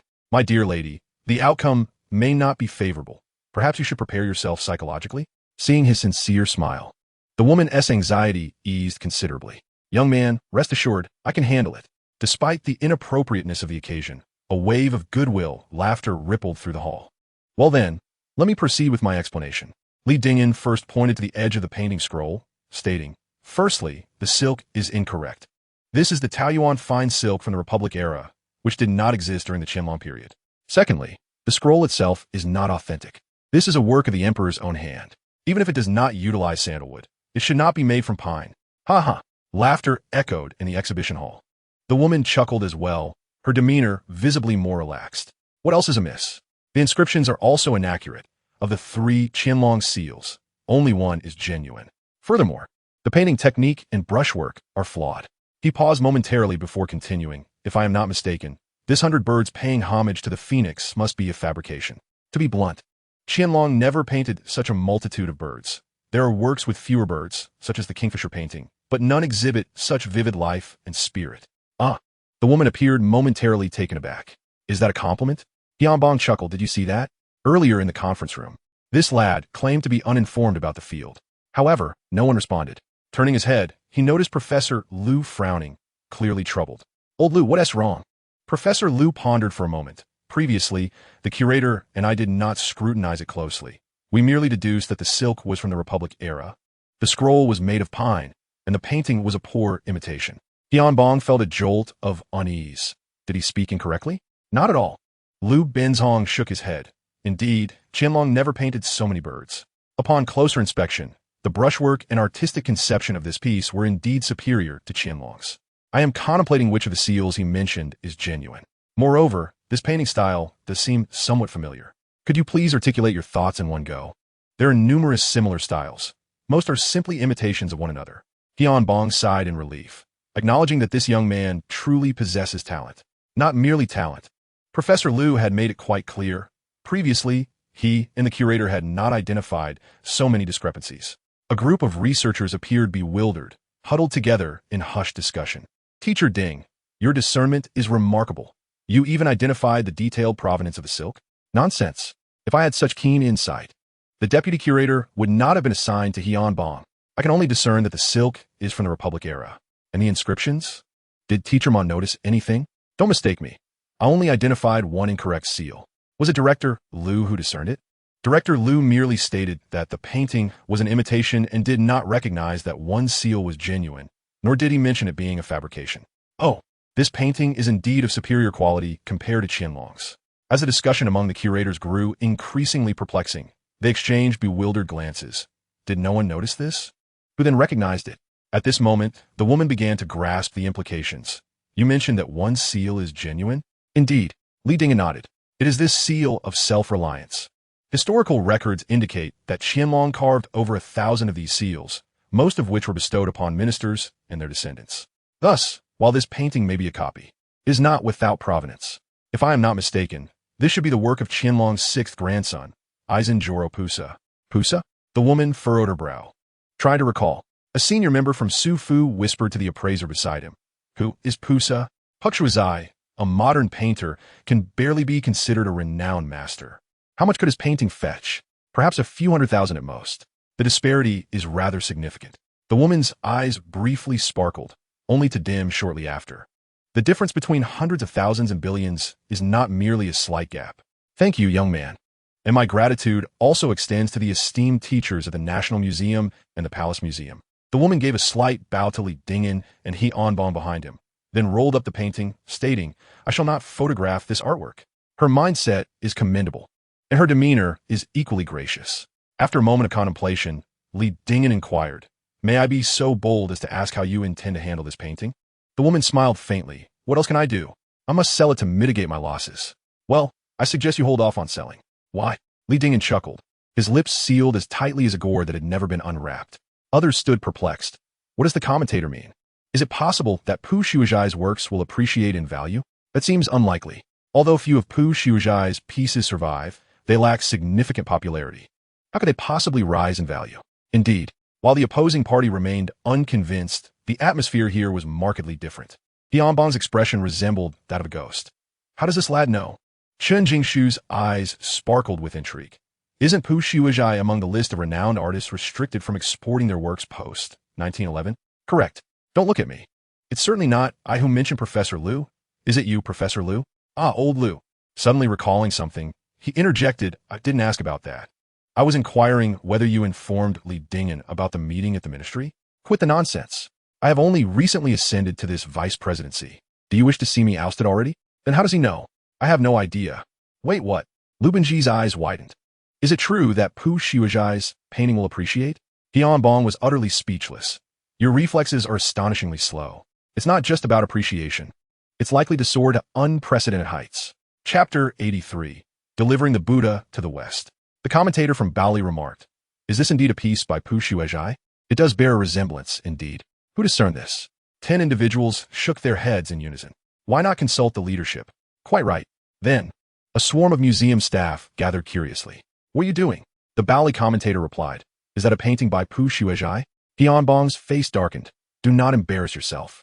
Who told you that was the Bali commentator? Does it matter if he is or isn't? The staff remained undeterred, smiling cheerfully. We simply want to know who recognized it. Was it you or Vice President Liu? Silence. Tianbong's countenance grew darker. Do you wish to humiliate yourselves in front of your elders? All were top-tier researchers, none lacking in intellect, and, in an instant, they comprehended the implication of his words.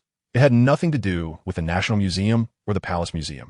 In that moment, the atmosphere grew suddenly solemn. Then who is it?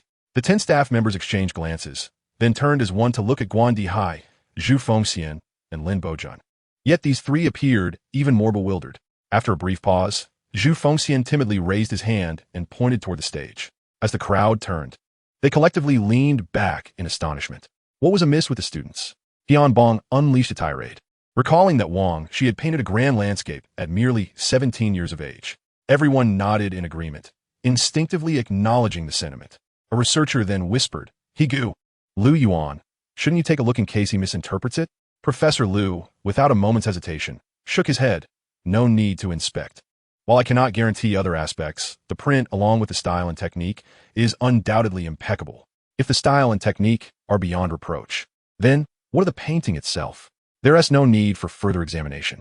Tianbong scoffed, "A bunch of inept fools." This elicited a chorus of at least 20, if not 22, eye rolls, including that of Lu Benji. They had spent countless hours together in research, their camaraderie so profound that their banter often exceeded this. Yet, if one were to speak candidly, Tianbong had not entirely erred, though he must also include himself in that assessment. Upon deeper reflection, it became evident that no expert, nor researcher, specialized solely in the works of a single master. On the contrary, the more specialized one became, the greater the repository of knowledge accumulated, leading to a plethora of artistic styles and techniques from various eras and masters. Thus, the more proficient individuals were, the more likely they were to falter when confronted with the works of renowned artists. At first glance, they might merely feel a sense of familiarity, akin to Professor Wu's sudden recognition of the painting.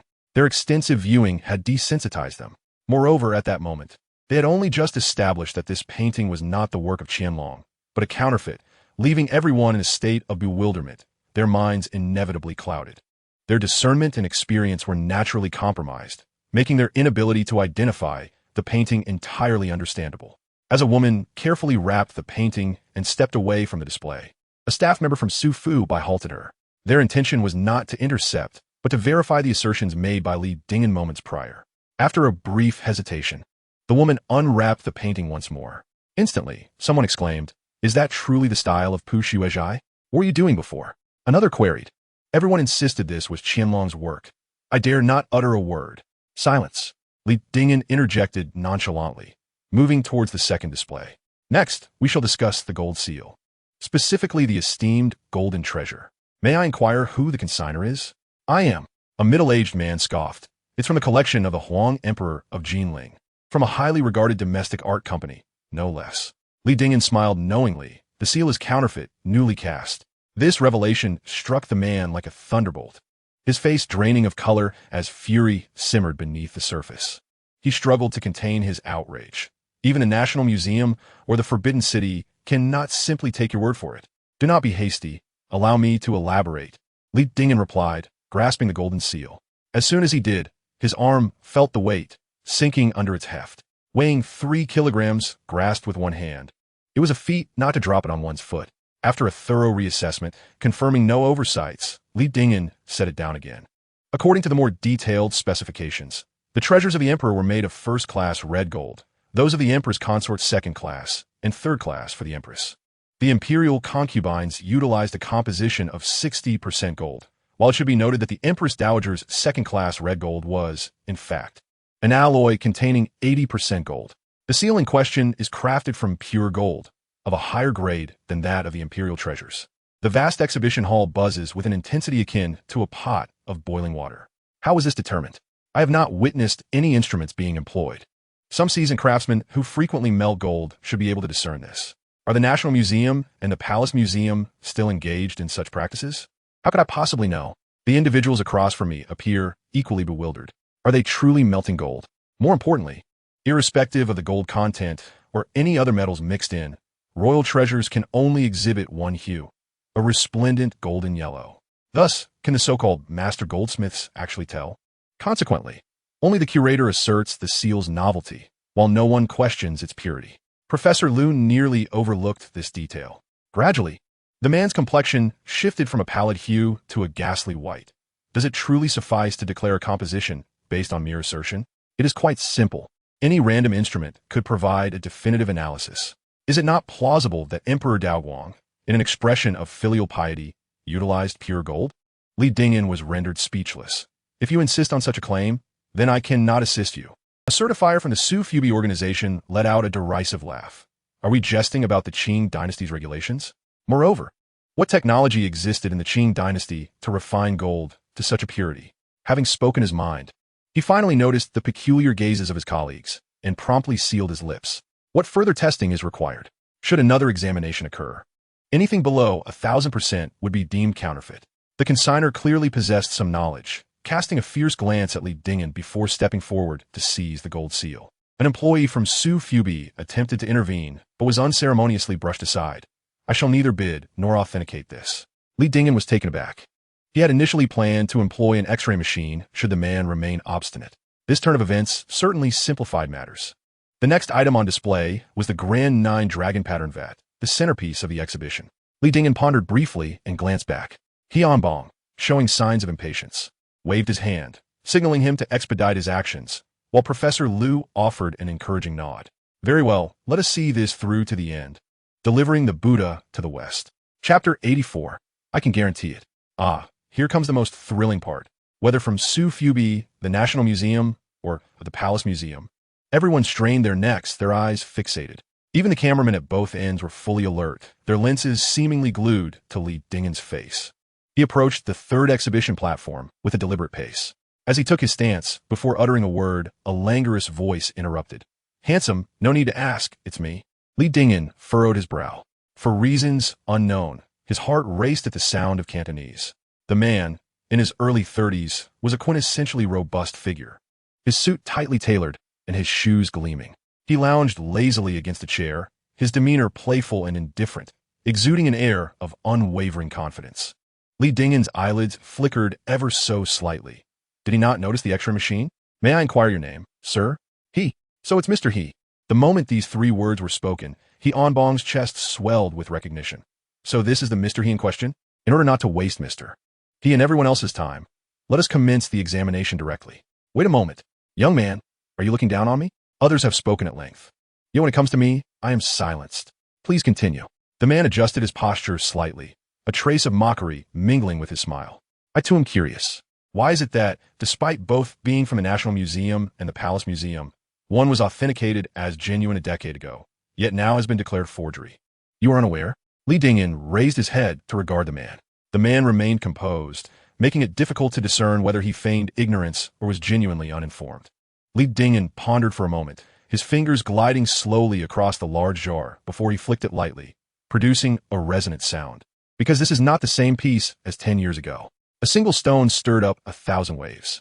A cacophony of gasps surged towards the exhibition stand from all directions, causing the dragon pattern jar to tremble slightly, emitting a low hum. Is this the second dragon pattern jar? No, it has been declared a forgery. Who authenticated it? Naturally, it was the National Museum and the Palace Museum. Isn't that a contradiction? Ah, indeed. The group surrounding Su Fubi began to murmur, while those from the National Museum and the Palace Museum fell silent, utterly perplexed. The 10 curators exchanged glances, each face bearing the same 4 characters. Who authenticated it? Not I, nor I. Then who? Upon seeing Hianbong, Lu Bunji, and Chen Jingzhu remain unflustered. An eerie familiarity washed over them. Why does this scene seem so recognizable? Then, all eyes turned towards Li Dingyan at the edge of the exhibition stand. The man maintained his composure, raising a hand to signal Li Dingyan to proceed. Li Dingin nodded. This jar excavated, no, recovered from water, was unearthed not long ago, approximately within the last 2 years. When it was retrieved, it was merely a collection of fragments, which underwent a series of advanced technological processes, including bonding, repainting, retouching, and refiring, resulting in the blue and white sea dragon pattern jar that everyone sees now. Strictly speaking, the degree of restoration has reached at least 70%. However, high technology is still just that. No matter how meticulously it is assembled or how seamlessly it is glued, and even if it bears a striking resemblance, it remains a forgery. What does that mean? A mere imitation. Yes, it appears that it truly is the second dragon pattern jar. However, the fragments of the dragon pattern jar are merely part of an entire set, restored and refired. What technology could restore it to such a degree? Indeed, there are no discernible traces at all. Nonsense. Are you trying to deceive us? Listen closely. They employed advanced technology with 3D replication printing. Ever heard of it? That cannot be possible. The unfortunate President Logan had only mastered a handful of Chinese vocabulary, understanding 9.5 out of 10 sentences. He looked around anxiously, bewildered. What? Why? His secretary offered a brief explanation, leading the president to become even more confounded. Oh my God! Thus, no one dared to speak up. And as a result, beads of sweat began to form on everyone's foreheads. Guan Dihai, Zhu Fengxian, and Lin Bojun were even more reticent, exchanging glances filled with apprehension. The man's expression finally shifted, his smile notably diminished. He tilted his head in contemplation, just as someone behind him raised a hand, inquiring, how can we prove this? Indeed, how do we validate it? Li Dingin gestured toward the nearby X-ray machine. We can utilize instruments, such as an X-ray machine. Any restored artifact will reveal distinct shadow patterns in the imagery. Is it possible to detect porcelain in such a manner? Your ignorance is evident. This method has indeed been employed long before. Li Dingin's gaze hardly strayed from him, even while conversing with others. Observing his demeanor, he felt a twitch in his eyelid. Was this troublesome? Yet, the arrow was already drawn. Could it remain unfired? He exhaled deeply. I wonder if Mr. He would concur? I certainly agree, but I have a stipulation before the appraisal. The man paused, his smile widening. If the appraisal proves authentic, what will you do then? What else could we do?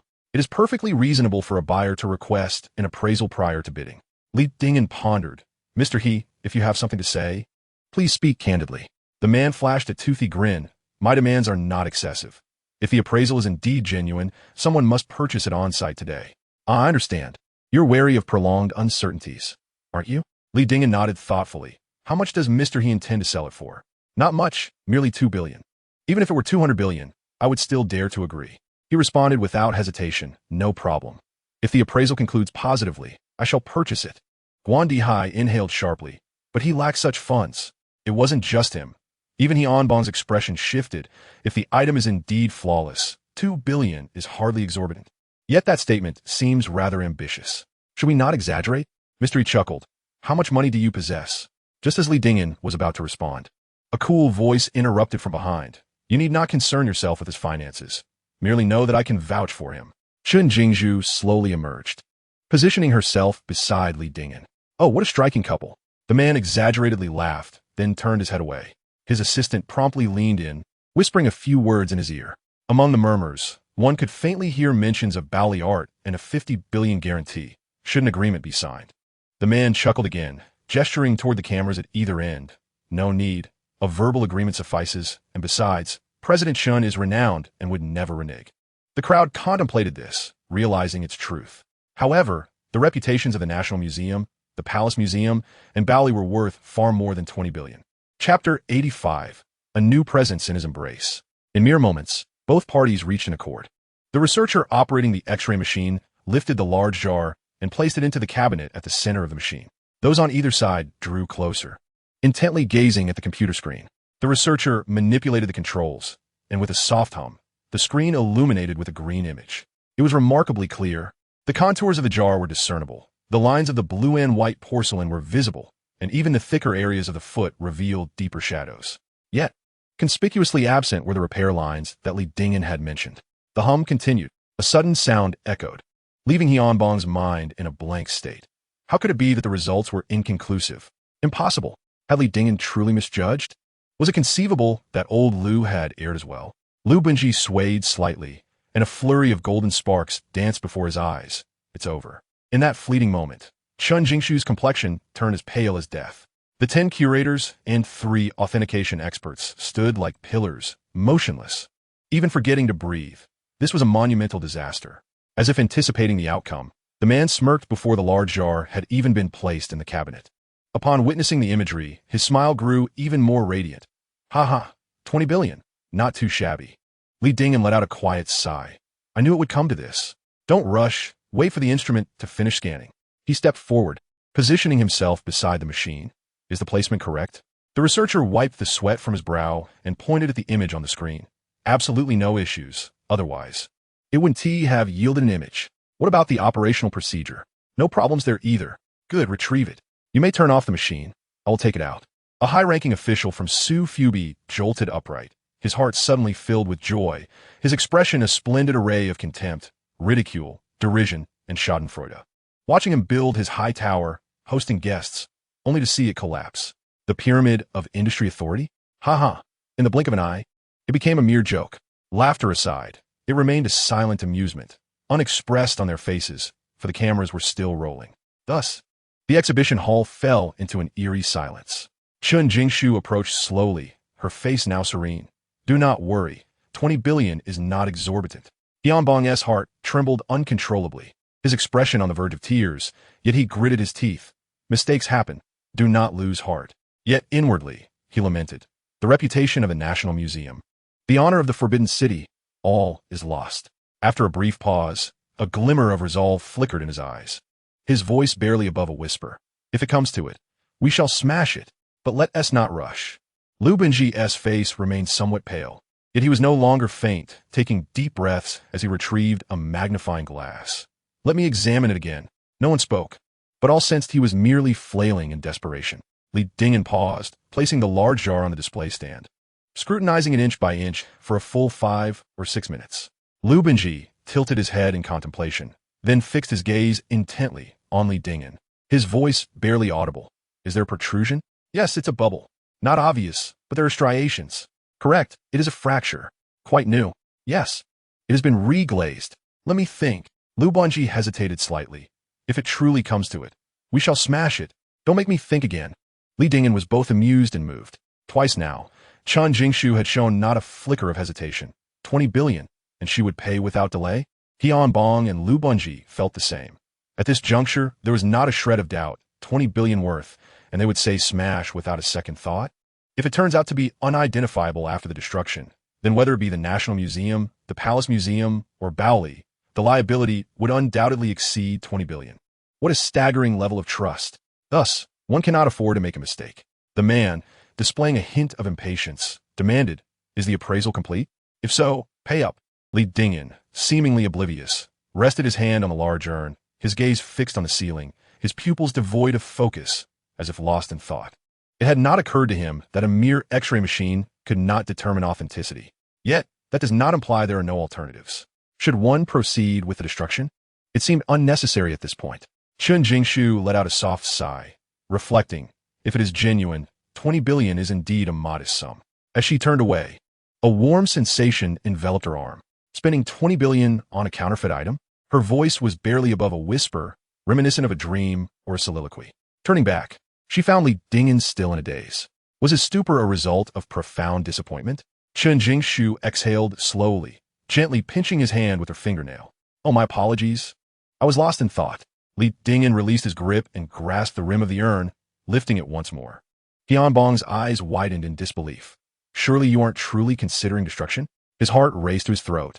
Yet Li Dingyan merely spun the urn in his hands and sighed wistfully. The adhesion and glaze repairs utilize composite materials, did they not? Hence, the X-ray machine is rendered ineffective. The man's smile faltered momentarily. What are you talking about, you fool? You don't know? Li Dingyan regarded him earnestly. Are you aware of the prison term for fraud? Do you comprehend that salvaging artifact from coastal waters is tantamount to tomb raiding? Do you realize the severity of the charges associated with 20 billion? The man's expression fell into stunned silence. In truth, if one truly wished to ascertain authenticity, numerous methods abound. Your techniques are indeed sophisticated and meticulous. C14 testing fails to yield results, and even X-rays cannot penetrate the truth. Quite impressive indeed. Li Dingyan's fingers glided over the urn as he sighed softly. Since you possess such understanding, let me share a bit of knowledge.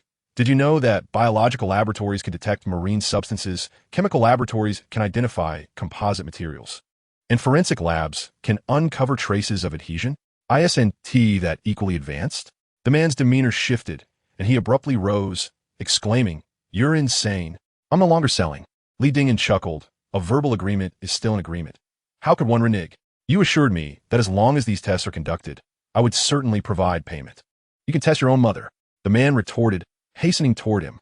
It is no longer a matter of whether you will sell or not, Li Dingyan interjected, stepping aside with the urn, gesturing toward the cameras and the numerous security personnel stationed against the walls. Do you truly believe you can exit this exhibition hall today? Even if you make it out to the lobby, where could you possibly escape? The authorities would issue an arrest warrant far quicker than you could book a flight. The man froze momentarily, then like a madman, lunged at Li Dingyan, shouting, "You lunatic!" As Li Dingyan uttered a few words, the scoundrel was unexpectedly exposed as a fraud. Indeed, he was the one who had orchestrated everything. If he was not a con artist or a grave robber, then what was he? Hyunbong, realizing the gravity of the situation, bellowed, "Quick, call the police." The 10 museum staff behind him, along with the 3 security personnel and the senior executives of Su Fubi across the room, were all left in a state of bewilderment. The turn of events had transpired so rapidly that it seemed almost surreal. Just a minute ago, everyone had been lamenting how the National Museum and the Forbidden City had fallen from industry benchmarks to public ridicule. Their hearts were filled with a mix of nostalgia, scorn, sorrow, and unwillingness, yet in the blink of an eye, everything had changed. As several security personnel approached to intervene, the supervisor suddenly shot a glance, warning them against interference. Do you dare to stop? If 20 billion worth of antiques were to be damaged, who would take the blame? Thus, a frantic game of cat and mouse unfolded between the 2 men amidst the exhibition hall. Li Dingyan dodged once more, but then the man stumbled and crashed into the display case with a resounding thud. Overcome with pain and fury, the man's vision turned red, and with a primal roar, he forcefully overturned a nearly 2-meter-tall metal display cabinet. In a swift motion, he seized a stainless steel support pole, wielding it like a sword. Li Dingyan barely had time to think before instinct propelled him into action. He leapt forward, extending his left hand while raising his right high. Chun Jingshu felt herself lifted as if she were soaring. In an instant, the man's colossal hand vanished from her sight, replaced by the slender shoulder of Li Dingyan. With a whoosh, a large jar sliced through the air and struck the man squarely on the head. A cacophony of sounds ensued as the man dropped to the ground, bewildered, blinking vacantly as he surveyed his surroundings. Li Dingyan was taken aback. Astonishingly, the man seemed merely dazed, his head unscathed, as if not a single bruise marred his skin. Upon closer inspection, all that remained in his grasp was a ring, with shards of porcelain scattered across the floor. The fragments varied in size, yet each broken edge revealed fine black lines, twisted and densely packed. Li Dingyan stood there, momentarily stunned, before bursting into laughter. "Huh, I told you, once we break it open, the truth will be unmistakable. Director He, Professor Wu, come quickly and see. It's too obvious." The 2 men remained silent, their expressions peculiarly intense as they stared at him in disbelief. What was with their astonished faces? Capturing a criminal was merely routine for him. There was no need for such astonishment. At that moment, a cool voice interrupted from his embrace. "How long do you intend to hold on?" Haha, em sorry. When did I end up with someone in my arms?" Chapter 86. The police arrive. "Well, I'll be. This isn't the waist, is it? I've grabbed the wrong place." It was no wonder that Hyunbong and Lu Bunji wore expressions as if they had seen a ghost. Li Dingyan quickly released his grip. Chun Jingshu remained motionless, standing in place, gazing intently at him. Her expression, though still cold and aloof, gradually flushed with a hint of pink, and her eyes seemed to glisten with a misty sheen. Li Dingyan, feeling a twinge of unease, averted his gaze. It was unintentional. In that fleeting moment, a loud clatter echoed nearby, followed by Hyunbong's urgent shout, "Be careful." Suddenly looking up, he noticed the burly man had risen, shaking his head and retrieving the stainless steel support. Coming again? The security personnel finally ceased their observation, rushing over to subdue the man. It was only at this moment that the crowd seemed to awaken from their stupor, staring blankly at Li Dingyan. As the man was restrained, Li Dingyan let out a sigh.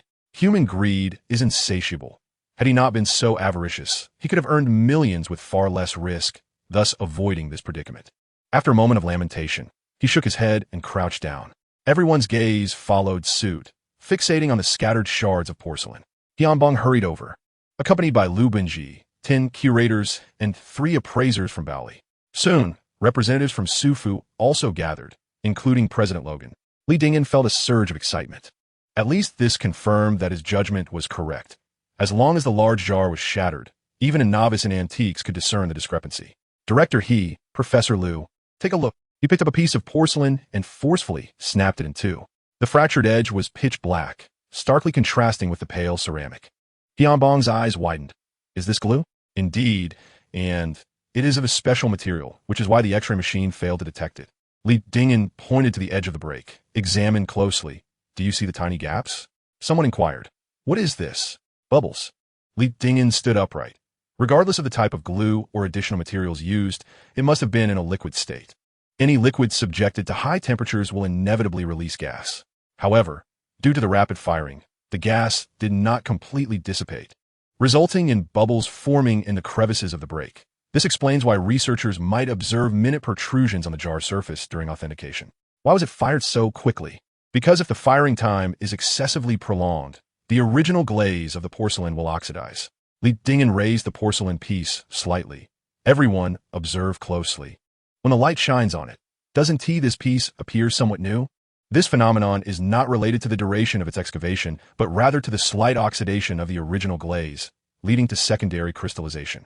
However, due to the rapid firing, the oxidation was minimal, rendering it less noticeable. Is there more? Yes. Li Dingyan nodded, indicating the fine lines on the surface of the porcelain. These are striations, also known as fracture lines. In school, if one makes a mistake while writing, how does one rectify it? Either with correction fluid or correction tape. Yet, regardless of the method employed, the altered text will always appear incongruous. Similarly, no matter how skilled a forger may be in restoration, once they reapply color or retouch, traces will inevitably remain, such as these fracture lines. Is that insufficient? A genuine novice in antiques has appeared. Li Dingyan pondered seriously for a moment before nodding emphatically. Yes. He then scratched at a bubble with his fingernail, only to find it immovable. Lowering his gaze, he picked up another piece of porcelain and scraped it twice. With a couple of hissing sounds, his palm was dusted with a fine blue powder. Yet intriguingly, the surface of the blue and white design remained intact. Not merely intact, but beneath the first layer of blue and white, there existed another identical layer. The two layers appeared indistinguishable to the naked eye. Suddenly, an exclamation pierced the air. Oh my God! Instinctively, Li Dingyan lifted his head. President Logan's eyes were wide, his mouth agape, as if he could fit an egg inside. Beside him, the translator offered an apologetic smile to Li Dingyan.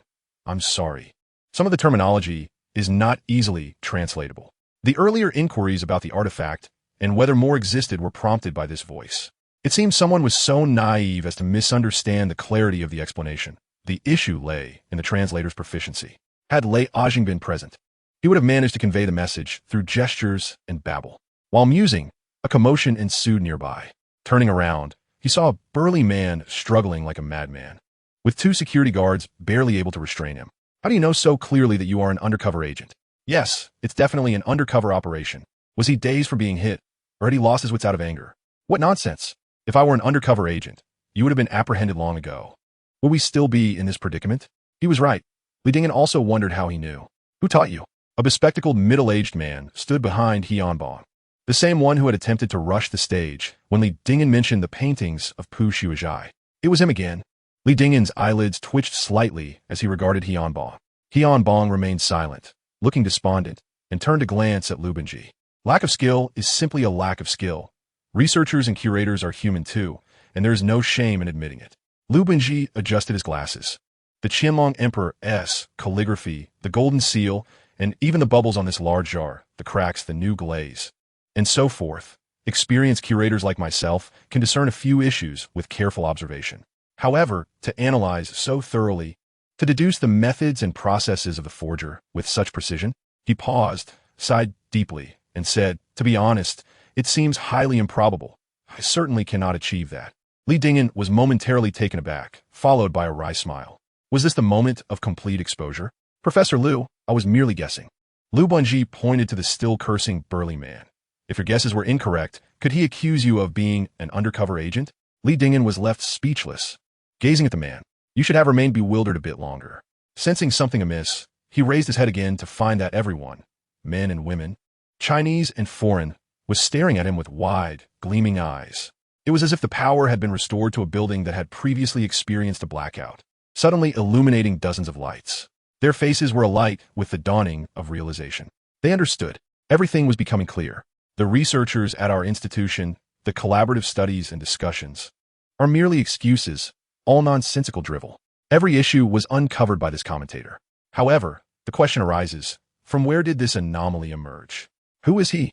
I have heard he is a student of Professor Wu from Peking University. It is not that I doubt Wu Xiang's prowess, but merely being a student of Professor Wu does not automatically confer exceptional talent, does it?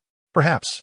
For Professor Wu's expertise in modern literature and cultural relics is indeed highly esteemed.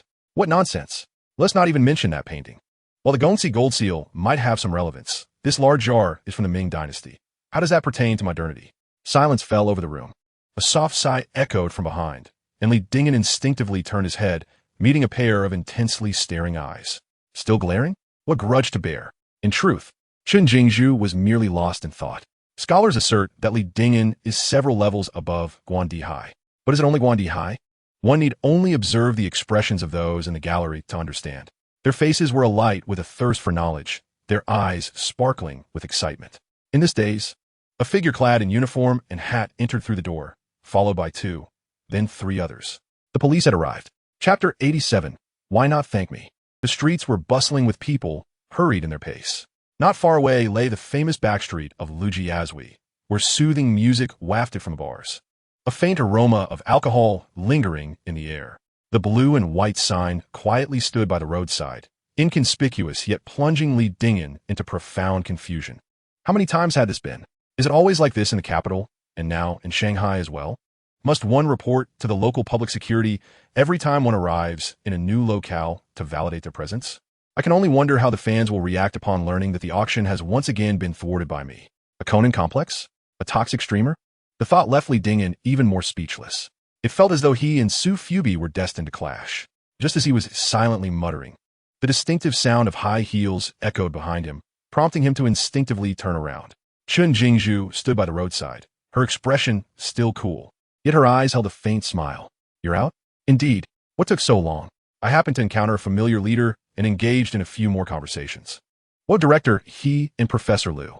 They are in the conference room with the district leaders and Su Fubi as president, Logan, having tea. It was too warm inside, so I stepped out first. The district leaders?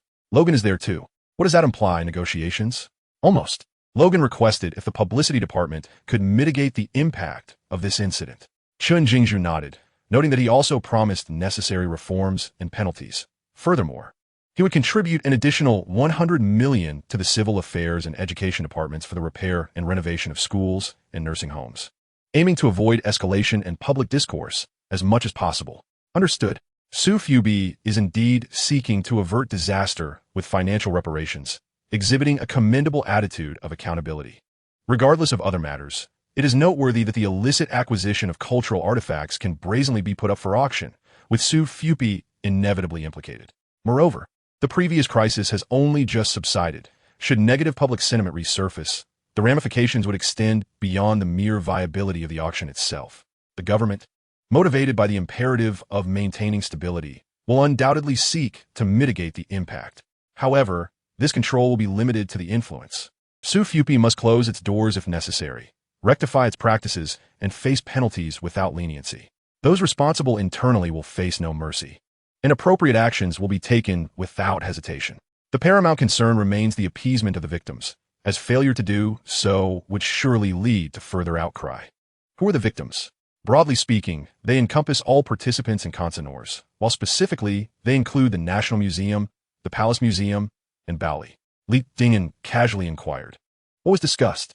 Logan assured that by next week at the latest, he would gradually donate a selection of artifacts to the National Museum, the Palace Museum, and Baoli, which could also include items from the auction collection. This foreigner possesses quite the audacity, does he not? It remains uncertain. But among the porcelain and paintings marked with Su Fubi labels in the exhibition hall, there appear to be several pieces of exceptional value. While billions may be an exaggeration, tens of millions is certainly plausible.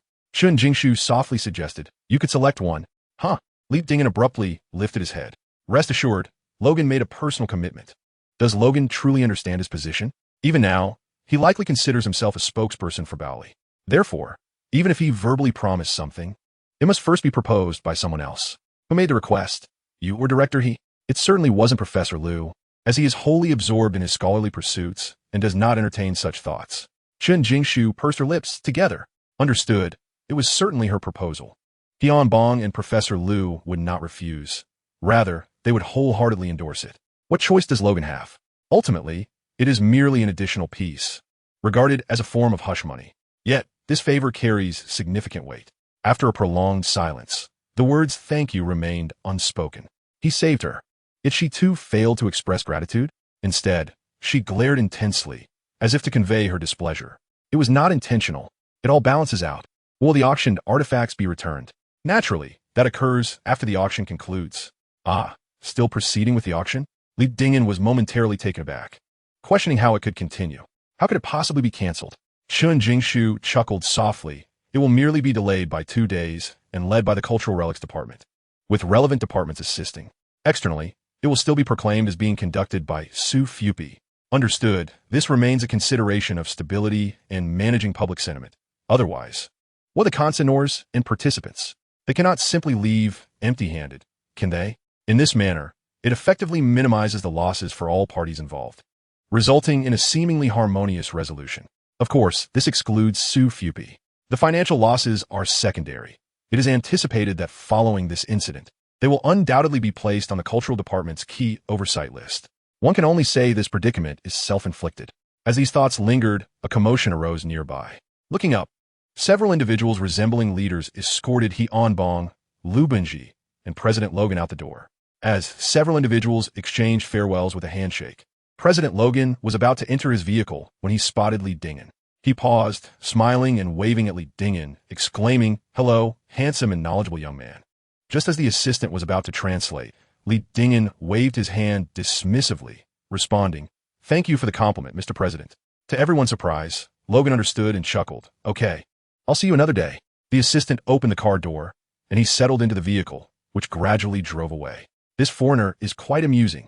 Tianbong approached, and upon hearing that a gift would be sent to you as well, he exhibited even more enthusiasm than I did, incessantly saying, "No problem, no problem." Thanks to Director He and Professor LV, He Anbong paused, looking at Chen Jingzhu. "Didn't he mention it?" "I did." She pouted. "I said it would be together." "Oomph." He Anbong scoffed. He is sharper than a hairless monkey. How could he not guess? Such feigned politeness. Thanking Director He and Professor LV, Li Dingin remained silent, merely smiling, as Chen Jingzhu and LV Bunji joined in the laughter. I never anticipated that President Chan would devise such a thoughtful plan, nor did I expect that the foreigner would not hesitate at all. Consequently, we are spared the need to draft a report, so when filming commences the day after tomorrow, feel free to choose. Go ahead and select the most expensive items. Therefore, we must extend our gratitude to Director He and Professor LV. He Anbong patted his shoulder again. Between us, there's no need for such formality. Otherwise, I'd be exhausted just thanking you. LV Bunji chuckled again, nodding in agreement. Chen Jingzhu said nothing, glaring at the back of his head. Why thank them exclusively, and not me? Chapter 88. There's something amiss. The room was dimly lit, with a small light by the door casting a faint glow. Suddenly, the curtains were drawn wide open, and a torrent of brilliant sunlight flooded in. Li Dingin turned over, still half asleep. In his hazy state, he sensed something approaching, peering in, reminiscent of a bear emerging from its den in search of food. Fully awake now, he opened his eyes. "Asian, what are you doing?" "Get up, you lazy bum," Lei Mingjin grinned wickedly, pulling off the covers and demanding, "Were you gallivanting last night?" A chill swept over him as Li Dingin rubbed his eyes. "What gallivanting are you talking about?" By the time He Anbong and LV Bunji emerged from the police station, it was already 11 o'clock. Both were still eager to converse further, and Chen Jingzhu mentioned feeling a bit hungry, leading the four of them to the renowned roadside stall in Lujiazui. "Still trying to deceive me?" With a swift motion, Lei Mingjin seized the suit jacket Li Dingin had tossed on the bedside table, placing it under his nose to sniff. "You were with a woman, aged between 25 and 30, who is sharp, refined, luxurious, and exceedingly wealthy." Li Dingin was taken aback. Who could be more refined than Chen Jingzhu? As for luxury and wealth, that was undeniable. Her annual salary alone exceeded $1 million. How do you know? Do you think my reputation as the Prince of Gongdi is merely fanciful? Lei Mingjin wore a triumphant smile, holding the orchid perfume by Nanai Ko, a fragrance that epitomizes understated elegance, tradition, intellect, and grace, yet possesses such a faint scent that it is nearly imperceptible. Which young girl would choose this? Moreover, it is exorbitantly priced. A mere 200 milliliter bottle costs over 60,000. It is undoubtedly a case of paying a tax on one's intelligence for those who admire it, which suggests that one would need considerable wealth to indulge in such a luxury. This absurdity is compounded by the fact that this fellow seems to revel in the nightlife, claiming to have gained experience from it. Although the temperature in Shanghai is high, it is still only March, and the nights remain quite cool. I anticipated that Lei Aijin had such a keen sense of smell. It startled me. Li Dingen shot him a glare before rising to wash up in the restroom. Lei Mingjin followed closely behind him. Hey, take it easy, don't capsize. What do you mean by capsize? Li Dingen retorted. You think I need your concern? He muttered as he turned on the faucet. Lei Mingjin, undeterred, questioned. Didn't you say we were filming today? But when I went downstairs, several exhibition halls were locked. Oh, it's been postponed. Li Dingen explained as he washed his face and brushed his teeth. Once he was done, he noticed silence outside. Peering out, he saw Lei Aijin frozen in place. What are you freaking out about? Lei Mingjin exclaimed, bewildered. Did the auction get cancelled again? Postponed. Can't you understand that? Lei Mingjin stared in disbelief, genuinely puzzled. What does it mean when the relevant authorities intervene and take charge? Isn't it just another way of saying it's cancelled? Not entirely cancelled, perhaps, but at least half of it is. With a case value of $2 billion, it is hardly a trivial matter, which is why the authorities have intervened. The postponement, of course, allows time for cultural, public security, and even smuggling and inspection departments to conduct their checks. At the very least, all the artifacts in several halls must be scrutinized. Moreover, companies like Su Fubi, with their headquarters abroad and recognized as international commercial groups, thrive on navigating the gray areas.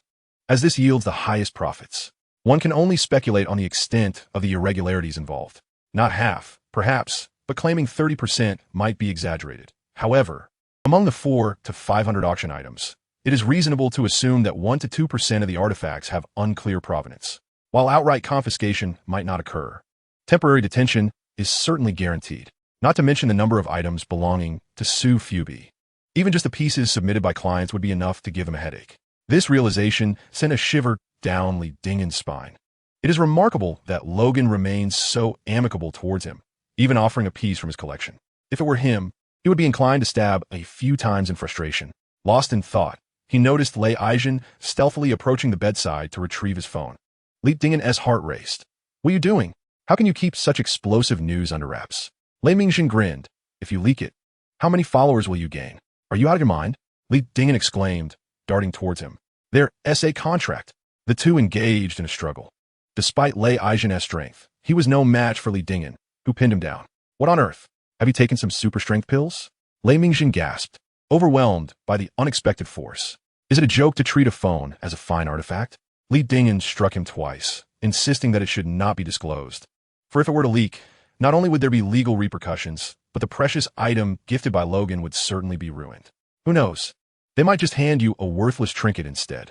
Not given, but selected by me. Lei Mingjin paused, falling silent. He had personally witnessed Li Dingen's discerning eye. One could not dare to claim that selecting an item worth millions was effortless. Truly a stroke of luck. The two sat up, and Li Dingen began to dress. Just as he was about to inquire where Lei Aijin planned to wander today, his phone rang again. Lei Mingjin glanced at it. Who is Mr. Chun? Don't pry. Li Dingen donned his t-shirt and answered the call. Are you up? Yes. Then head to the Western restaurant.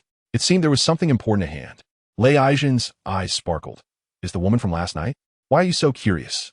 Li Dingen ignored him, finished dressing, and picked up his phone again. I might have matters to attend to today, so I want to be able to accompany you. I'll transfer you 5,000. Enjoy yourself. Only 5,000? Lei Mingjin scoffed. Why not take me along? Li Dingen pondered. It wouldn't be appropriate. Chen Jingzhu's demeanor was too reserved and aloof, and they were certainly discussing serious matters. Bringing Lei Aijin along would indeed be somewhat inappropriate. TSK. Lei Aijin shot him a middle finger. Yet he found himself pondering. He didn't say it was inappropriate when Yu Huyin came last time. There must be some intrigue. Shortly after Li Dingen left, he exited the room as well. Chapter 89. A Lifetime of Regret. It was barely past 10, and the Western restaurant had few patrons. Chun Jingzhu sat quietly in a corner, perusing the menu. Eating and chatting, what do you like? Li Dingyan had only a casual preference for Western cuisine and thought for a moment. An iced coffee, no sugar. A vegetable salad, a medium-rare steak, a squid ink pasta, and perhaps a chicken consomme. How did this meal, comprising drinks, cold dishes, hot dishes, staples, soup, and fruit, increasingly resemble a Chinese meal? Chun Jingzhu looked at him curiously. Can you eat that much? Growing, it's not surprising. Growing? Uncertain of her thoughts, Chun Jingzhu shot him another glance. The waiter collected the menu and brought their drinks. She too ordered coffee, but hers was hot. After adding a cube of sugar, Chun Jingzhu stirred it gently. Her tone formal. Are you interested in joining the Boli? Join Boli? Why did she suddenly have such an idea? It's not conflicting. Chun Jingzhu took a sip of her coffee. Boli Art, as headquarters, is in the capital. Typically, you would only need to hold a position without needing to come daily. So it wouldn't interfere with your studies. Moreover, I have looked into it. She paused slightly. Your main aspiration is to enter the department as Cultural Heritage Center, and Boli has openings. How do you know all this? Well, it's likely that he Anbong let it slip. Li Dingyan contemplated for a moment, but ultimately shook his head. I still wish to focus on learning. Chun Jingzhu was taken aback. She understood then that for him, money was merely secondary, perhaps even an afterthought. His ultimate aspiration is to become a scholar-level expert. No matter how formidable the commercial conglomerate may be, its professionalism and academic ambience cannot possibly rival that of the National Museum or the Palace Museum. If he were to go anywhere, it would undoubtedly be to one of these two establishments. She nodded, then sighed. In that case, will you help me in the future, or will you refuse? Certainly not. Li Dingyan boisterously waved his hand, affirming their camaraderie through thick and thin. Feel free to call me. Through thick and thin? Chun Jingzhu pressed her lips together and smiled. All right. Before long, the dishes were served, and Li Dingyan eagerly dug in. Chun Jingzhu ordered only a portion of vegetable noodles and grilled mushrooms. Whether due to a small appetite or a lack of flavor, she barely touched her meal. After a while, she paused to observe Li Dingyan eat. As he neared the end of his meal, she softly inquired, Is that enough? Plenty. Li Dingyan mumbled, I'm stuffed. That's good. She smiled. Rising to her feet, I'll take care of the bill. All right. Just as the wind swept through, someone behind them exclaimed in surprise. Li Dingyan? He instinctively turned his head. What a coincidence to encounter a classmate in Shanghai. It was a young man in his 20s, looking quite spirited, dressed in a suit with a tie, and carrying a bag, a quintessential white-collar elite. Monkey brother? Hongo. The man emphasized, biting his tongue.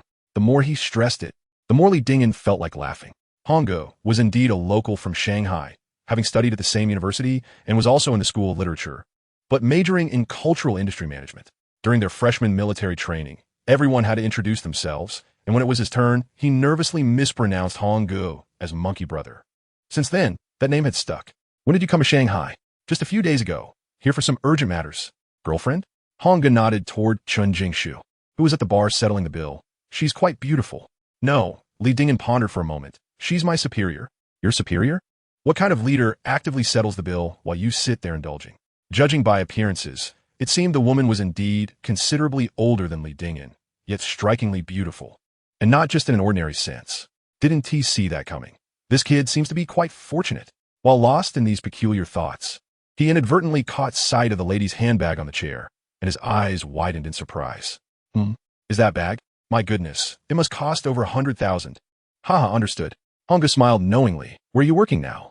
Li Dingyan contemplated again. Still pursuing my master's, and you? Oh, not far. Hongo gestured toward the window, his smile tinged with a hint of modesty. Bali, you know? Bali? What a coincidence. However, Bali has numerous subsidiaries, with over 2,000 wholly owned and directly controlled enterprises all bearing the Bali prefix. Just within the Bali Tower, there are hundreds of companies. Thus, Li Dingyan did not indulge in wild assumptions, but simply nodded gently. That is quite good. Just quite good.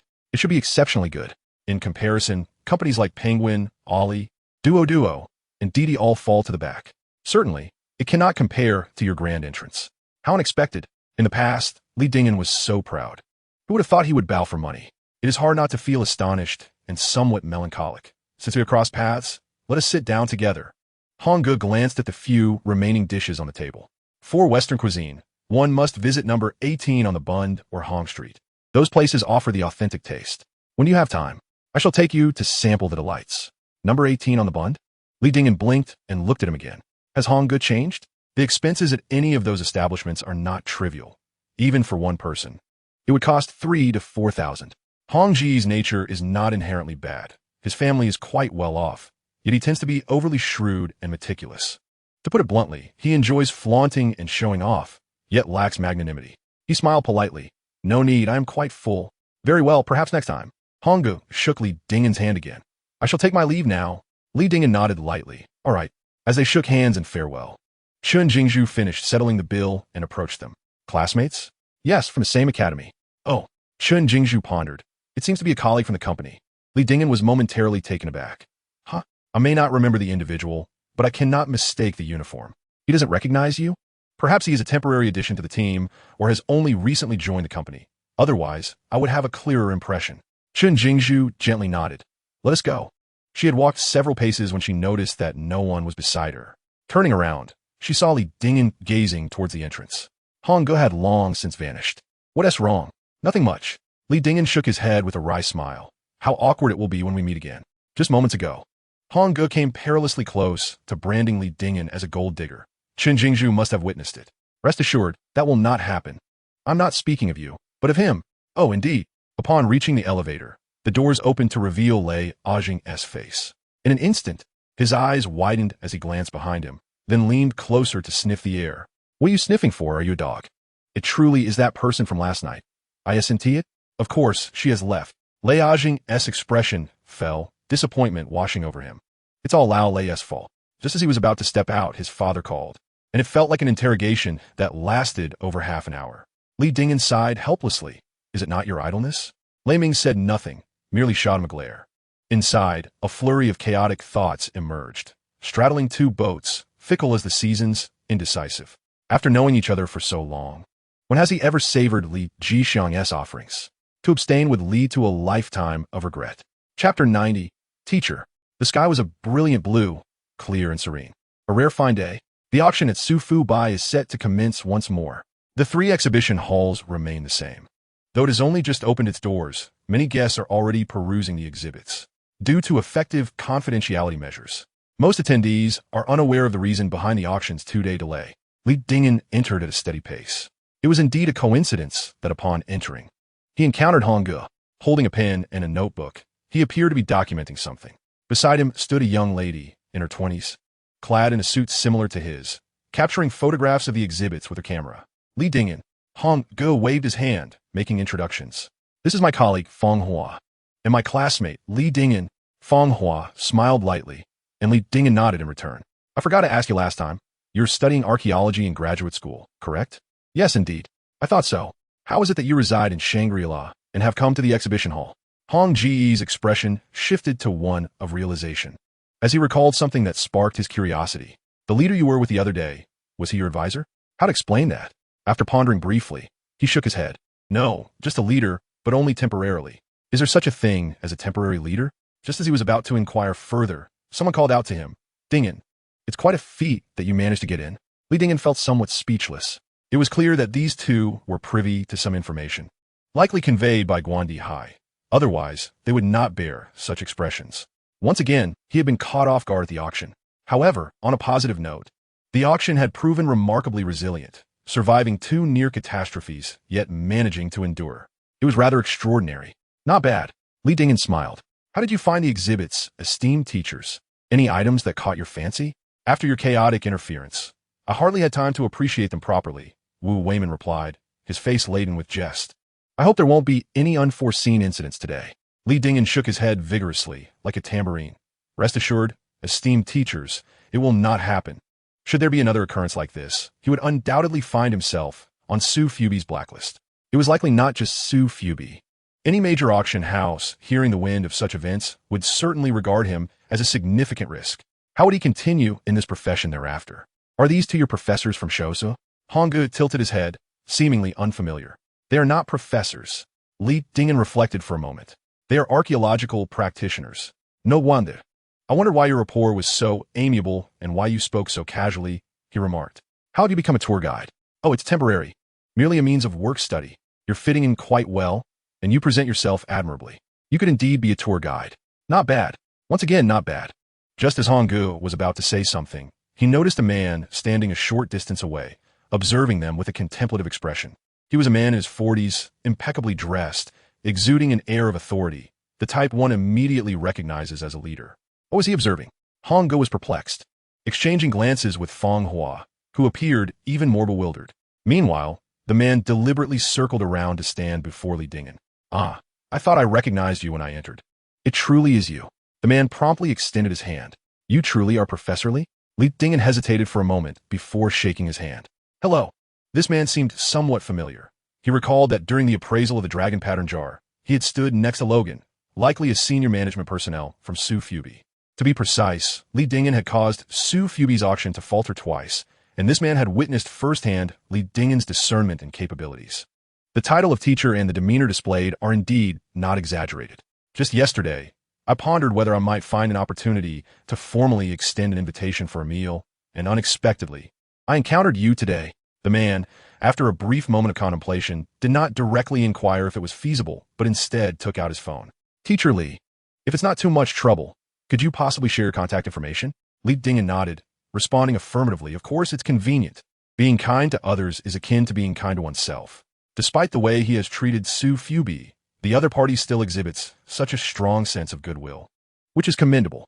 Moreover, cultivating friendships can certainly broaden one's horizons. The two exchanged numbers and engaged in polite conversation before the man bid farewell and entered the exhibition hall. Hong Ge was increasingly perplexed. Wasn't he just a guide? How did he become a teacher once again? Ah, the honorific. Nevertheless, even with an honorific, one cannot casually address someone as teacher. At most, one would refer to them as sir or boss. This individual possesses a certain charisma. Is he perhaps the hotel manager? No, he is a staff member of Su Fubi, though his exact role remains unclear. Hong Ge's eyes widened in surprise. The man called you teacher and even intends to invite you to dinner. Yet you do not even know what he does? This seems amiss. Clearly, he is not an ordinary person. If he is indeed a staff member of Su Fubi, he must at least hold a managerial position. But upon encountering Li Dingyan, he exhibited a degree of initiative. How peculiar. At that moment, Feng Hua swiftly appeared. Although she continued walking, her pace quickened, and in the blink of an eye, she reached the entrance. She bent slightly at the waist, her face adorned with a smile, clearly having just met a superior. "Hello, Teacher Zhu." "Hello, Teacher Lin." "Are they employees of the company?" "It seems so. I recall they are from the data group." As they conversed, the two nodded towards Feng Hua. Upon entering the hall, they inadvertently spotted Li Dingyan not far away, and their eyes lit up, their steps quickening. "Teacher Li, he is the senior appraiser of the company. Although he does not engage in management, his status is quite elevated. Employees like Feng Hua, who have been with the company for 3 to 4 years, can approach and greet him, while newcomers like Hong Ge have yet to earn the privilege to even say hello. However, these two, much like the middle-aged man before, addressed him as teacher upon meeting him and even took the initiative to approach, extending their hands before they reached him. There seems to be a slight subservience in their posture. As for Li Dingyan, he maintained his usual demeanor, calm and unperturbed. He did step forward a couple of paces, yet his expression remained one of gentle amusement. "Teacher Zhu." "Teacher Lin." At this moment, Hong Ge was not merely confused but astonished. "Has Teacher Li just arrived?" "Yes, and you too as well?" "Indeed, we came by company vehicle." "What about Teacher Guan?" "Oh, he has a matter to attend to and will arrive a little later." Their attitudes were exceedingly polite. It was evident that Li Dingyan was somewhat reserved. This was not a pretense. Their relationship was genuinely quite ordinary, merely at the stage of recent acquaintance. After a few pleasantries, as Zhu Fengxian and Lin Bojun were about to enter, Li Dingyan's phone vibrated with a buzz. Hong Ge inadvertently cast a glance and noticed the name President Chun displayed on his phone screen. Just as Li Dingyan was about to answer, the call was abruptly terminated. Instinctively, he looked up and saw Chun Jingzhu had exited the elevator. Feng Hua, quick-witted, promptly stepped aside and slightly bowed, greeting, "Good morning, President Chun." Zhu Fengxian and Lin Bojun also turned around, sequentially offering their greetings. "Good morning, President Chun." Chun Jingzhu lightly nodded, putting away her phone. "I was just about to call you. Is there something you need?" "Previously, I mentioned that Logan had agreed to let us take a look at a few pieces of art." "All right." Li Dingyan nodded gently, and the two of them walked side by side towards the exhibition booth. Zhu Fengxian and Lin Bojun also entered, albeit in a different direction. Feng Hua let out a sigh of relief. President Chen's aura is simply too formidable. I wonder when I might possess such presence. Muttering to himself, He turned around only to find Hong Ge seemingly in a daze. "What is wrong with you, Hong Ge?" "Oh, it's nothing," he replied, though his expression betrayed him, resembling someone on the verge of tears. Why does President Chen look so different from her photos? It must be the angle or perhaps excessive beautification. She is even more stunning than in the pictures. At that moment, Hong Ge couldn't care less about Chen Jingzhu's beauty. His mind was consumed by the scene at the Western restaurant. "She must be your girlfriend. Quite lovely." "I assent, she." "Li Dingyan, you are quite fortunate." "Wow, this bag?" "Haha, I see." Additionally, there was the indifferent glance Chen Jingzhu cast his way before leaving. The more Hong Ge thought about it, the more awkward he felt, wishing he could burrow through the floor with his 10 toes. Why was he so nosy and idle? How could he possibly continue to navigate his career at the company? Yet, resigning was out of the question. Where else could he find an internship paying nearly 10,000? Hong Ge gritted his teeth and glanced at Li Dingyan not far away. After all, they were classmates. Perhaps he could plead for his favor. But would that not be akin to revealing his hand, making matters worse? Yet why was their relationship so close? Li Dingyan hadn't even called her present Chen. Anxious, irritated, and regretful, the entirety of the day felt like a dream to Hong Ge. The two strolled leisurely until they arrived at an exhibition case. Inside hung a painting, and after examining the artwork and its inscription, Li Dingyan was taken aback. "Goodness, is that a shrimp by Qi Baishe?" Instantly, he understood Chen Jingzhu's intent in summoning him. Could I possibly refrain from viewing it?" Chen Jingzhu paused slightly, shooting him a glare. "I haven't even instructed you on what to do. Nor have I asked you to look? Why do you say you don't want to?" Tian Bong was indeed correct. Some individuals are too clever for their own good. Logan was not that generous. This piece was not among the items designated for gifting. But over the past few years, the emergence of Qi Baishe's shrimps has dwindled. Hence the company's intention to auction. Chen Jingzhu paused momentarily. "As for the appraisal fee, feel free to name any amount. It's not about the appraisal fee. If you truly want me to look, I wouldn't accept a single cent." Chen Jingzhu chuckled. "And why is that? Is it somewhat offensive?" Li Dingyan shook his head and sighed. "It's not just me. It's you as well. Wherever there are people, there exists a world of intricacies, woven with the threads of human relationships and societal norms.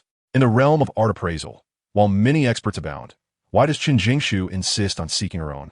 What thoughts might those appraisers entertain later? Chen, what is your intention? This is one aspect. Another is Guan Dihai, who is renowned for his expertise in calligraphy and painting, thus prompting Chen Jingzhu to pay a premium for his services. Yet, in the end, how much will he truly contribute? What reflections will Chen Jingzhu and Guan Dihai harbor then? It seems to boil down to a matter of returning favors, does it not? Regardless of whether it is feasible, the question has been posed, rendering it unavoidable. As for who owes whom a debt of gratitude, that remains nebulous. Setting aside other matters, Chen Jingzhu's request for Logan to select a piece for himself will undoubtedly weigh heavily on Li Dingyan, who must remember this significant favor. He nods earnestly. "Very well." A smile brightens Chen Jingzhu's face as she tucks a stray strand of hair behind her ear. "When shall we view it?" "That'll be fine, though it would be prudent to handle it first. You may examine it first, and after that, I shall make a request." It appears that Chen Jingzhu is quite confident that he will be permitted to authenticate the piece, and thus, Li Dingyan feels equally assured. Otherwise, if it turns out to be a counterfeit like the dragon pattern jar, he would be a loss for words. In quiet contemplation, he lowers his head and begins to scrutinize the artwork. First, the painting. At first glance, it seems deceptively simple, composed of only a few strokes. The ink is faint, with the shrimp's body rendered in an elegant gray-white, while the head and eyes possess a deeper, almost blackened hue. Examining the technique, one finds a balance between the ethereal and the substantial, a simplicity that conveys both softness and strength, as if the forms are both fragmented and continuous. Particularly striking is the gray-white shrimp body, which captures the essence of transparency with remarkable clarity, despite the absence of vibrant colors. There's an illusion that the shrimp naturally appears this way. Next, considering the overall form and essence of the painting. Although it depicts a group of shrimp, each possesses distinct characteristics. Though seemingly static, there's a lively, agile, and almost spirited vitality present. Despite their apparent bulkiness, a subtle grace and keen sensitivity shine through, effectively bringing the shrimp to life. Thus, Qi Baishe is rightly celebrated as the foremost shrimp painter in history.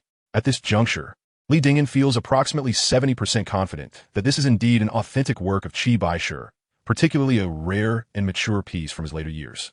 The remaining details are yet to be determined. After examining the painting, he shifts his focus to the paper. It is not silk, but rather a relatively rare and precious Goryeo paper. This type of paper, crafted from silkworms and cotton, boasts exceptional quality and was renowned from the Ming Dynasty through the early Republic of China, making it an excellent choice for painting. Next, he inspects the mounting. It is not wood, but rather made from cow horn. While it may not match the value of rosewood or jade, it is certainly more valuable than pine or cypress. Coincidentally, this aligns with the historical context of Qi Baishi's later years, coinciding with the nascent period following the establishment of the Republic, during which he served as the president of the Chinese Artists Association.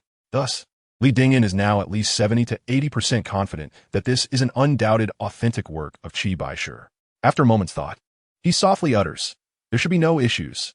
Chen Jingshu's eyes glimmer with anticipation. Just as she is about to speak, a cold scoff emanates from behind. "You traitor."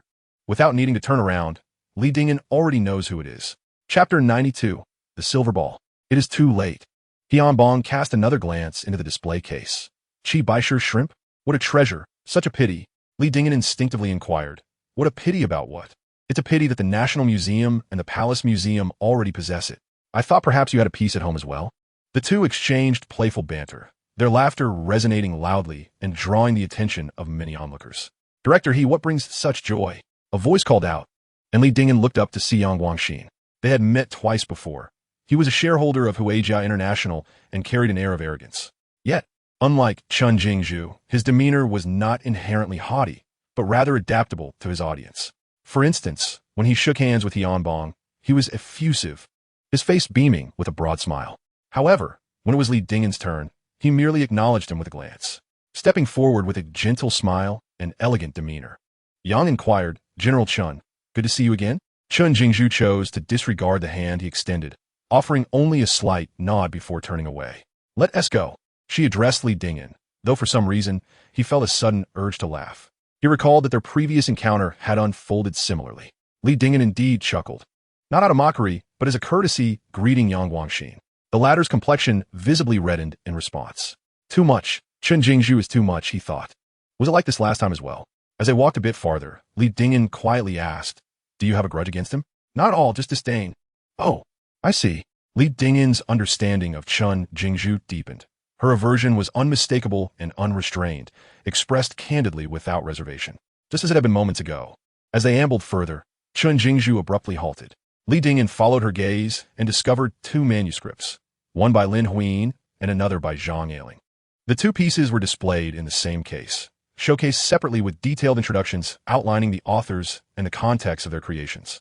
It was evident that Su Fubi placed great importance on them. Involuntarily, Chen Jingzhu recalled a remark made by Guandi Hai.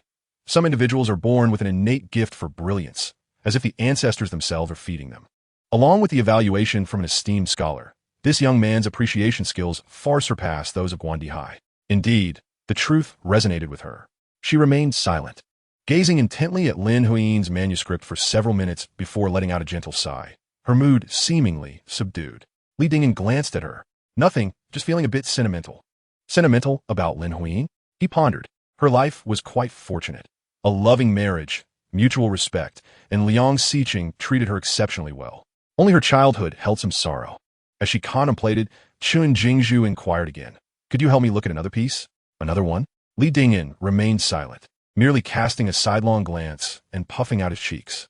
Perhaps his comical gesture struck her as amusing, for Chen Jingzhu burst into laughter. Li Dingyan paused slightly, taken aback by the radiant joy on her face, a sight he had never witnessed before. It was unrelated to the company. As she composed herself, she clarified, "It's something I wish to photograph myself." So that was the case? In that instance, it mattered little. "Where is it?" She smiled softly. "Follow me." Initially assuming it to be located in the exhibition hall, Li Dingyan paid little heed until they neared the exit, at which point he sensed something amiss. The direction they were heading appeared to lead them to a small hall showcasing religious artifacts.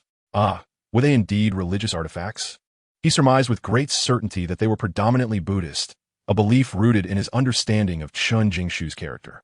He thought to himself that if she donned a monk's robe, she could effortlessly embody a venerable nun, no acting required, simply sitting there would suffice.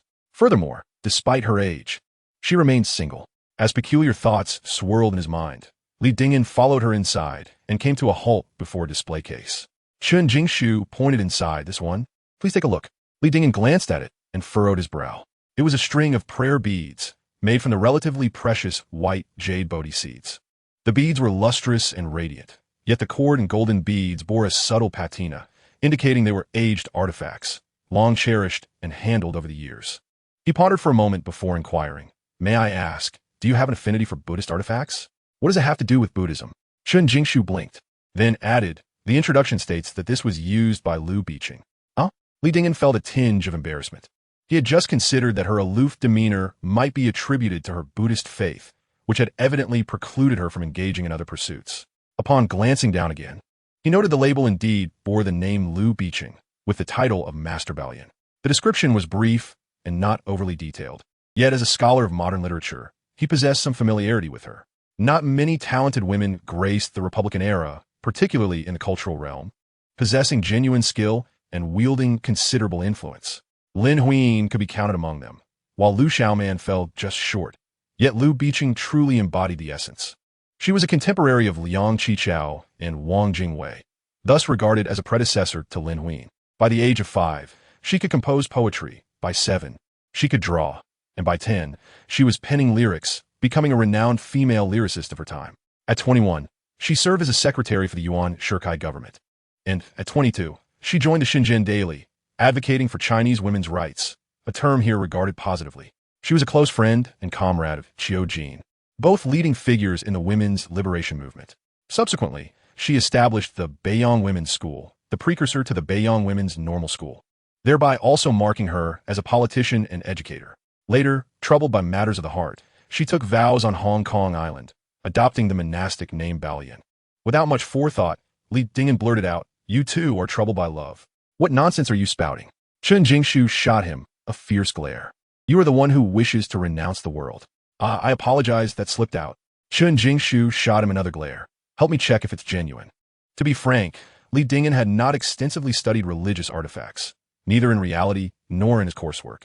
Thus, when truly called upon to assess it, he found himself somewhat at a loss. Yet, it posed no challenge to him. He could simply utilize his skill points.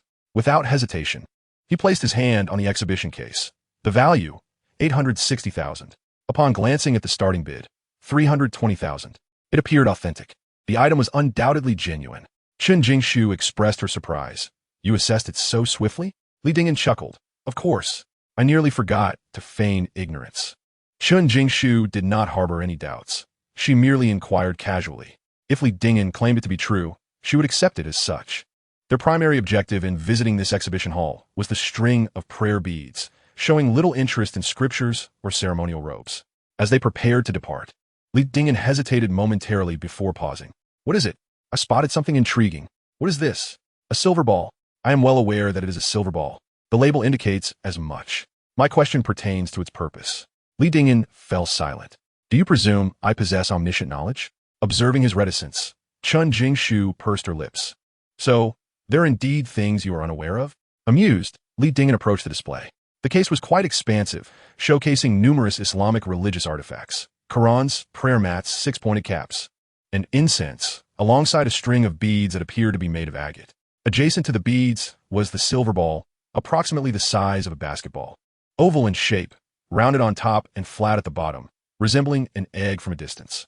It seemed to possess considerable age, exhibiting significant oxidation. Its surface a grimy gray-black, with certain areas encrusted in thick patina. Yet, faintly, intricate vine-like patterns were discernible upon the silver surface. Additionally, stars and a crescent moon, inlaid with gold and lapis lazuli, gleamed brightly. This item embodied classic Arab style. However, intriguingly, it bore an inscription in Chinese, Hinuri Sun, the rite of sacred conduct. Respectfully presented by Zahai, in the 7th month of the Zhengwu year. Who are Nuri and Zahai? Uncertain? And what is the rite of sacred conduct? Li Dingyan paused. Are you certain you wish to know? Chun Jingshu pondered, perhaps recalling something, her face slightly flushed. Then, she shot Li Dingyan a glare. This is on you. It was you who initiated the inquiry. Li Dingyan disregarded her, inspecting the accompanying description. It noted that the silver ball's Arabic name was deemed a religious relic, thus commanding a considerable price, starting at 300,000. Chun Jingshu pointed to the Arabic text. What does this word signify? The meaning of speech? Are you guessing? Li Dingyan chuckled, choosing silence. Chen Jingshu decisively retrieved her phone, capturing a photograph of a label, then copying and pasting it into a search bar. Immediately, a translation application provided an explanation. Speech, the act of speaking. Along with the phonetic pronunciation, polyman. She appeared taken aback. How did you know? Li Dingyan continued to smile, remaining silent. Liaojan's primary subject was Arabic. Yet this rogue was preoccupied with courting and gaming, leaving no time for assignments. Thus, Li Dingyan had no choice but to reluctantly assist him. Naturally, he profited handsomely. Over time, he had indeed acquired a considerable vocabulary of Arabic terms. Is there a problem? Li Dingyan shook his head, expressing mere curiosity. Indeed, it was a curiosity that stirred within him. This silver artifact exhibited the quintessential style of the traditional Arab mold hammering technique, leaving no doubt regarding its origin. Most likely Saudi Arabia, perhaps even Mecca. Yet, curiously, it bore an inscription in Chinese characters, specifically in traditional script. Upon examining the silver globe's quality and patina, it was evident that its history exceeded 50 years. Therefore, this July of the Zhengwu year likely corresponded to 1930, during the Republic era. With so many unanswered questions, Li Dingyan found himself puzzled, hence his intrigue. However, after scrutinizing it for some time, he could not discern any clarity, only confirming that the line of Chinese characters was an addition and carved rather crudely. After a moment of contemplation, he turned to the staff. Hello, may I take a closer look? A staff member approached. Which piece would you like to examine, sir? Li Dingyan pointed to the silver globe. This one? That is certainly possible, but please be cautious. It appears to be solid and quite heavy. Solid? One absurd notion. The density of silver is 1049 gcm. A sphere of this size must weigh at least 200 pounds. The glass display case would have crumbled under such weight. It could not remain so stable. Consequently, his curiosity deepened. Rest assured, if I were to damage anything, I would certainly compensate. Very well. The staff member nodded and opened the cabinet. Each level of the display was designed for sliding, and the staff member pulled out the stand, stabilizing it with one hand while gesturing towards Li Dingyan. Li Dingyan stepped forward and embraced the globe. How could it possibly weigh over 100 kilograms? At most, it was 50 or 60 pounds, confirming it was not solid.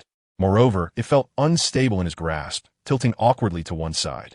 He shook it gently, but heard no sound, then set it down and tapped around its surface.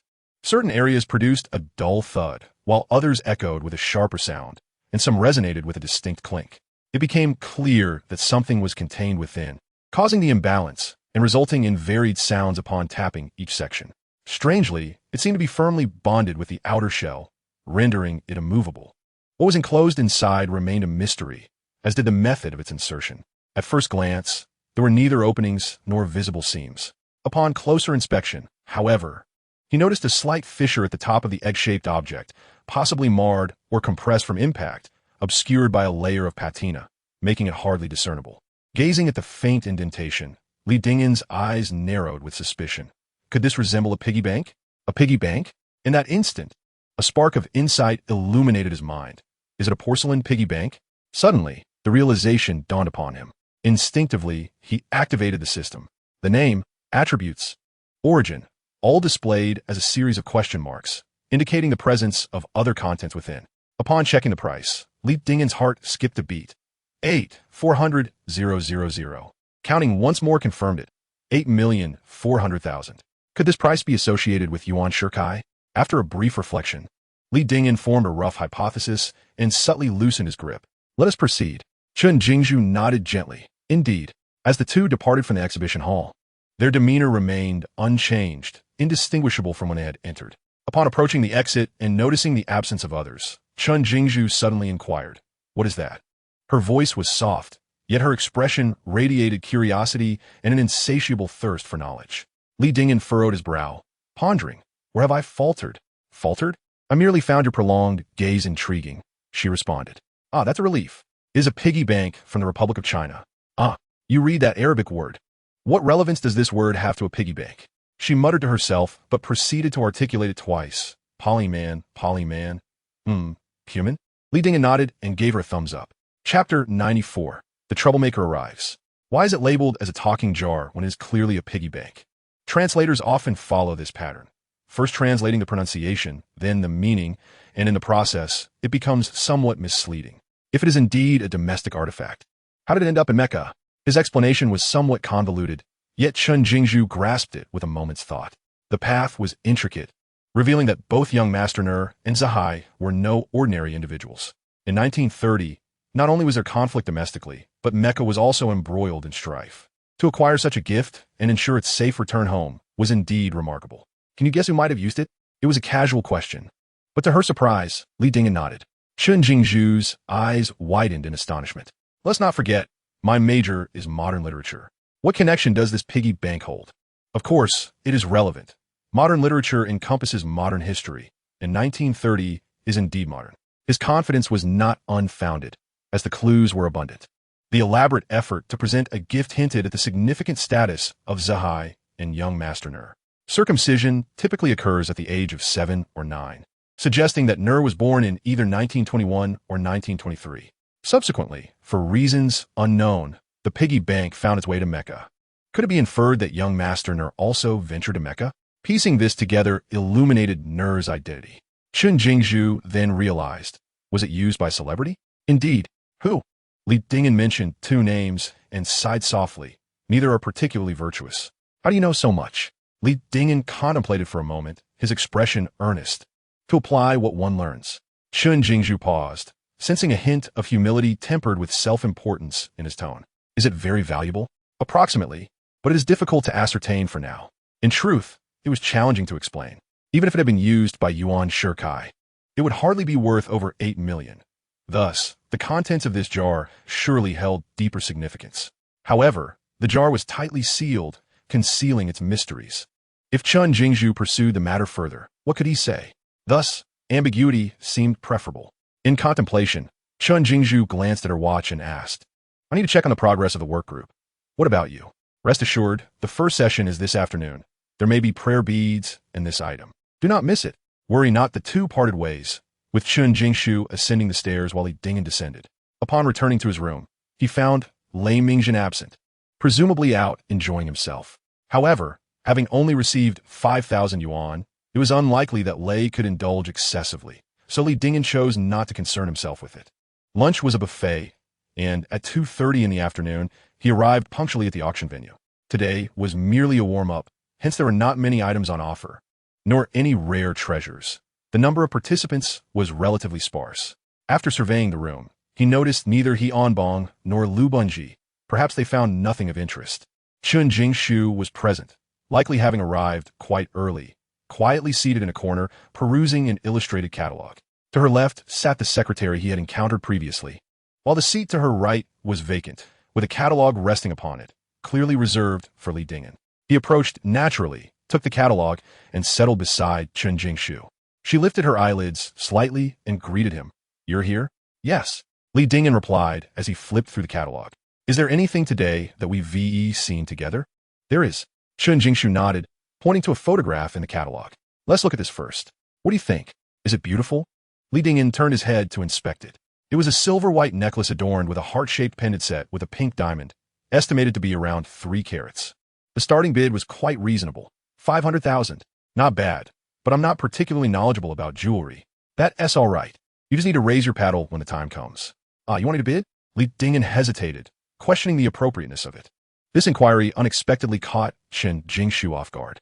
The secretary, too, seemed momentarily taken aback, but she quickly blinked and lowered her head again.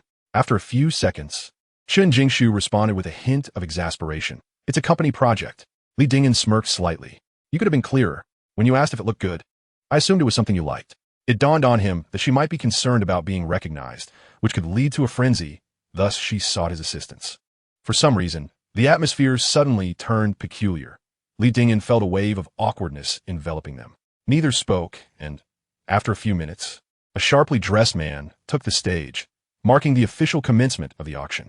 The sound of a door closing echoed from behind, and out of instinct, Li Dingyan glanced in that direction. His eyes narrowed slightly. Young Guangxin? When did he arrive? He was seated just behind them, separated by only a row of chairs. Meeting Li Dingyan's gaze, Yang Guangxin curled his lips into a smirk, his expression ambiguous. What does that mean? That slight smile ignited a sense of foreboding within Li Dingyan. He pondered for a moment, nudged Chen Jingzhu's arm, and gestured towards the back. Chen Jingzhu turned her head, her expression shifting slightly. Troublemakers are here. Is Yang Guangxin here for you? Not necessarily. It could also be for you. What does that have to do with me? Li Dingyan dismissed the thought. But upon raising his gaze, he noticed Chen Jingshu's expression was quite playful. Deep within her eyes, a hint of a smile lingered, almost imperceptible. After a moment of contemplation, he wisely chose to remain silent. No wonder Yang Guangxin smiled at him. It certainly was not out of politeness, but rather a manifestation of disdain, mockery, and derision. Upon reflection, it seemed that Yang's animosity towards him surpassed even that of Chen Jingshu. What an outrageous injustice! He sighed, realizing that Yang was indeed there to disrupt matters. It was certain that both he and others would be affected, as Yang would meddle in whatever was happening. You have a grudge against him. I have not wronged him. Why should I be dragged into this? Is that even a question? Chen Jingshu shot him a glare. You do remember the long-standing feud between Baoli Art and Huijia International, don't you? It was he who infiltrated Baoli as a corporate spy. Li Dingyan paused, recollecting the events. Ah, yes. It was after Chen Jingshu expelled that teacher Xing from Baoli's expert group that he was fortunate enough to enter the high-end exhibition hall and behold the grandeur of the dragon pattern jar. No wonder Chen Jingshu harbored such sentiments towards Yang Guangxin. What will you do? Nothing. We shall rely solely on our capabilities. A glimmer of confidence sparkled in Chen Jingshu's eyes. We can forego capturing anything else, but that necklace must become ours. Li Dingyan's interest was piqued. Do elaboraci. It was produced by Chopard in 1951, crafted under the skilled hands of the renowned French designer Pierre Sterle. In 1952, during her third visit to the United States, Madame Song met with First Lady Mamie Eisenhower, who personally gifted her this exquisite necklace. Chen Jingshu paused briefly, her voice dropping. Next month, company leaders will visit the U.S. to meet with dignitaries, and his wife is the granddaughter of President Eisenhower. Ah, I see. It's a matter of reciprocity. The value is secondary, while the commemorative significance is paramount. Thus, this necklace is undoubtedly the optimal choice. However, it was also clear that if Yang Guangxin chose to cause trouble, the starting bid of 500,000 might still escalate, rendering it unattainable. I guess I will also need to consider that piggy bank I have my eye on. Yang. Oh, Yang, did I provoke you, or have you set your sights on me? Yet to utter the word give up was out of the question. Li Dingyan fell into a contemplative silence, releasing a deep sigh. Yang Guangxin, you are compelling me to unveil my most formidable strategies. Will the necklace be presented during the latter half? And the piggy bank? It will also appear in the latter half. Very well, there's still ample time. Aside from the necklace, is there anything else from Baoli Company slated for auction? There is a pearl opera crown, reputedly worn by Mei Lanfang, but I suspect its final price will be steep. Hence my hesitation. Does Yang Guangxin know that you are participating in the auction? He should be aware. That is reassuring. And what about you? Are there any items that capture your fancy? Chen Jingshu pondered for a moment. Aside from Liu Biqing's prayer beads, there's also a first edition of the Jiangsu Dehan Daily, founded by Zhang Majuan. Zhang Majuan, yet another member of the Tongmenghui, a champion of democracy, and a talented woman of the Republic. She not only published newspapers, but also established schools, standing alongside Qiu Jin and Liu Biqing as pioneers of the women's liberation movement in China. Upon reflection, it seems somewhat peculiar that Chen Jingshu was drawn to such items. With peculiar thoughts swirling in his mind, he rose to his feet. Find a way to let me see the treasures in the backstage area, he declared. Chen Jingshu looked up in surprise. What do you intend to do? He responded cryptically, a diversion, luring you into a trap. Chen Jingshu was only half comprehending. By the time she registered his words, Li Dingyan had already exited the aisle. After a brief hesitation, she swiftly sent a text message. Li Dingyan had never doubted the capabilities of Baoli, nor questioned whether he could gain access to the backstage, yet he was taken aback by the efficiency of it all. Just as he arrived at the side entrance of the stage, someone approached him. Are you Mr. Li from Baoli? Indeed. The leadership just called. Please follow me. All right. Li Dingyan replied succinctly, following the staff inside. The backstage was merely the rear half of the hall, separated from the guests by a steel-structured stage and screen. The front was filled with attendees, while the back housed staff and the treasures soon to be auctioned. A substantial crowd of 2 to 3 dozen people gathered there, most of whom were beautiful women clad in kipeos, showcasing their legs. They were indeed striking. Regrettably, Lei Ajin was absent. Contemplating this, he moved further back, maneuvering past the hostesses to behold a long line of boxes. All were made of transparent material, cushioned with foam or soft fabric beneath, providing excellent protection for the items within. There were plenty of treasures, around 70 to 80 pieces, nearly half of which were foreign and religious artifacts. The The remainder comprised various porcelain, paintings, coins, and niche jewelry, such as hairpins and gold hairpins. Among them was a theatrical crown, also encased in a transparent box. From a distance, one could perceive a prominent phoenix at its center, clutching a string of pearl tassels in its beak. The rest of the adornments included decorations fashioned from kingfisher feathers and pearl strings, densely arranged, both beautiful and eye-catching. As the saying goes, one wears a crown appropriate to the role one plays. Thus, it was unmistakably the grand phoenix crown worn by Mei Lanfang during his performance of the Drunken Concubine. Upon glancing at the price, he noted the starting bid was 3 million. If authentic, that price was indeed reasonable, as there had been previous sales records. A few years prior, a complete set of Mei Lanfang's costumes had fetched over 6 million, making a valuation exceeding 10 million plausible. This was precisely why Qin Jingshu was wavering. With the auction already underway, time was of the essence. Li Dingyan directly placed his hand atop the crown. The gesture was casual, his expression unassuming. He merely wished to gauge the item's value, potentially to engage in a contest of wits with Yang Guangxin.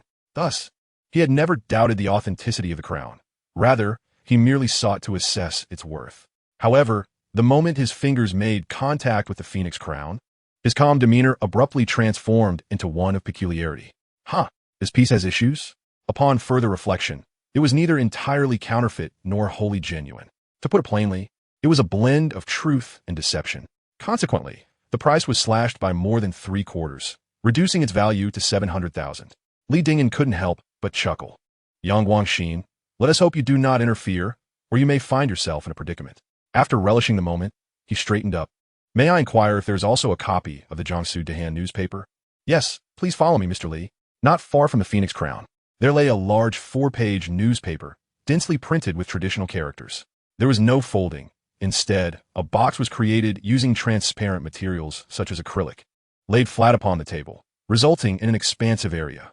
The starting bid was set at 200,000, later appraised at 320,000. The authenticity of the items was beyond question, yet only 2 pieces were present, which seemed somewhat lacking. Chapter 96, Author, Zhang Daqian. Nonetheless, Mr. Yang is a shareholder in an international commercial conglomerate, and his wealth is likely immeasurable. Therefore, he would surely not be concerned about acquiring another piece. As he surveyed the surroundings, his gaze fell upon an oil painting titled Scenery of Westlake, created by Kai William. This individual was also a legendary figure from the Republican era, the daughter of the esteemed Kai Yuanpei. She graduated from the Brussels Academy of Fine Arts, and her works possess significant artistic value. However, as an oil painting, its acceptance within the domestic market is relatively low, and thus, its price remains modest. To refer to her as a talented woman of the Republican era is indeed fitting, and moreover, she participated in the women's rights movement. Although she did not establish any educational institutions, she taught in various schools during that period, making the title of educator far from an exaggeration. Furthermore, her father was a renowned revolutionary and educator. With this in mind, it seems that all the attributes that Qin Jingshu admires have aligned perfectly. This would be the one. Li Dingyan reached out once more, only to feel a slight twitch in his eye. A forgery? In that moment, he was at a loss whether to laugh or to weep. This was a grand international auction claiming to be worth billions. The previous dragon-patterned large jar.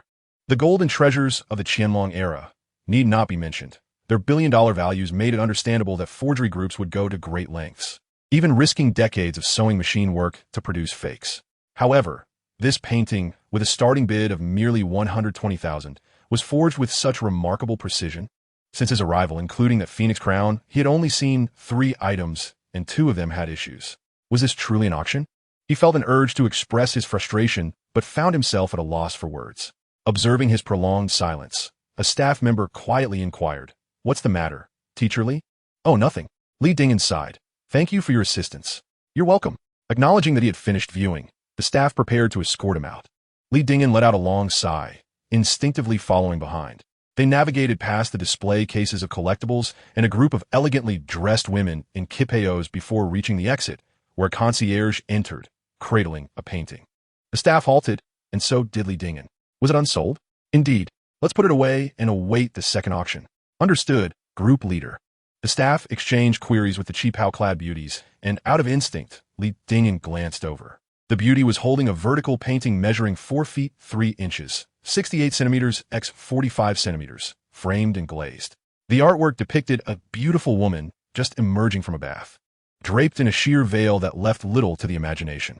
Her Eastern features were unmistakable, and upon her forehead was a faint mark that, at first glance, resembled a swastika. Yet, upon closer inspection, it was a number 10. Further scrutiny revealed that the woman's right eye was a vertical pupil. The painting is exquisite, embodying the quintessential style of meticulous brushwork. The lines are gracefully intricate, delicate, and ethereal, while the colors are rich yet subtly refined. Just by examining the brushwork, one can discern the artist's profound skill. Furthermore, the overall image and ambience of the piece vividly capture the multifaceted allure of womanhood, along with the tantalizing charm of flirtation, making it exceedingly captivating. It would not be an exaggeration to say that if Lei Ajing were present, she could easily gaze at this painting for 10 minutes. As for the price, it is surprisingly modest, merely 100,000. How could that be?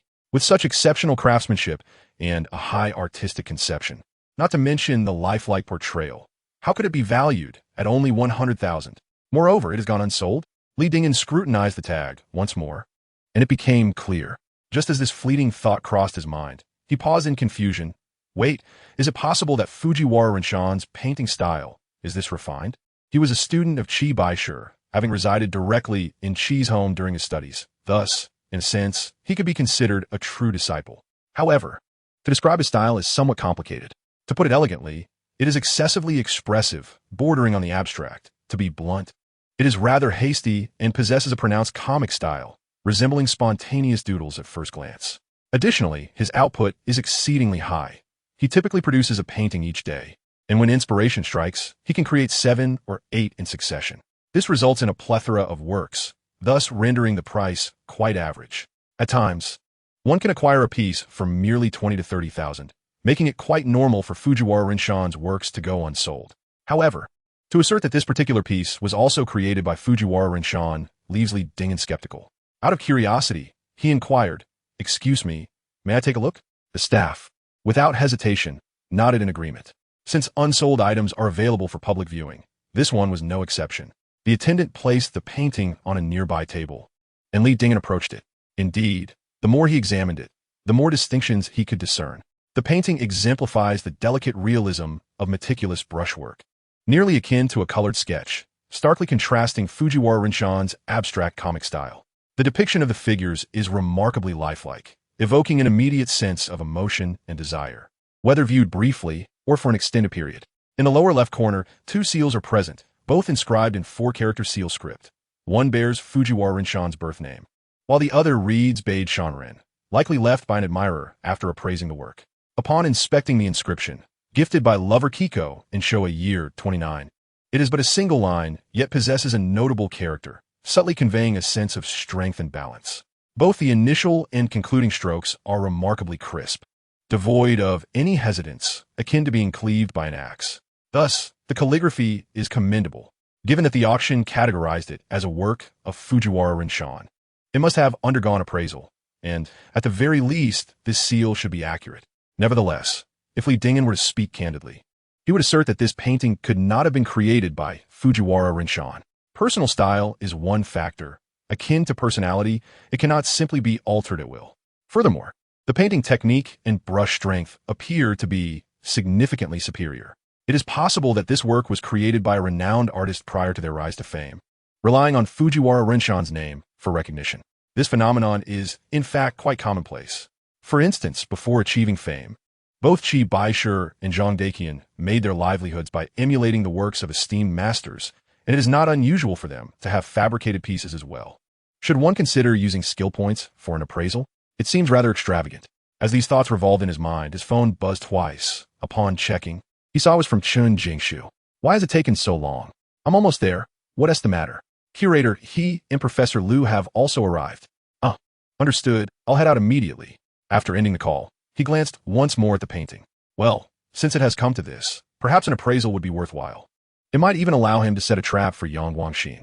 Maintaining his casual demeanor, he casually draped his hand over the painting. Yet in an instant, his mind was engulfed by a revelation. Author, Zhang Daqian,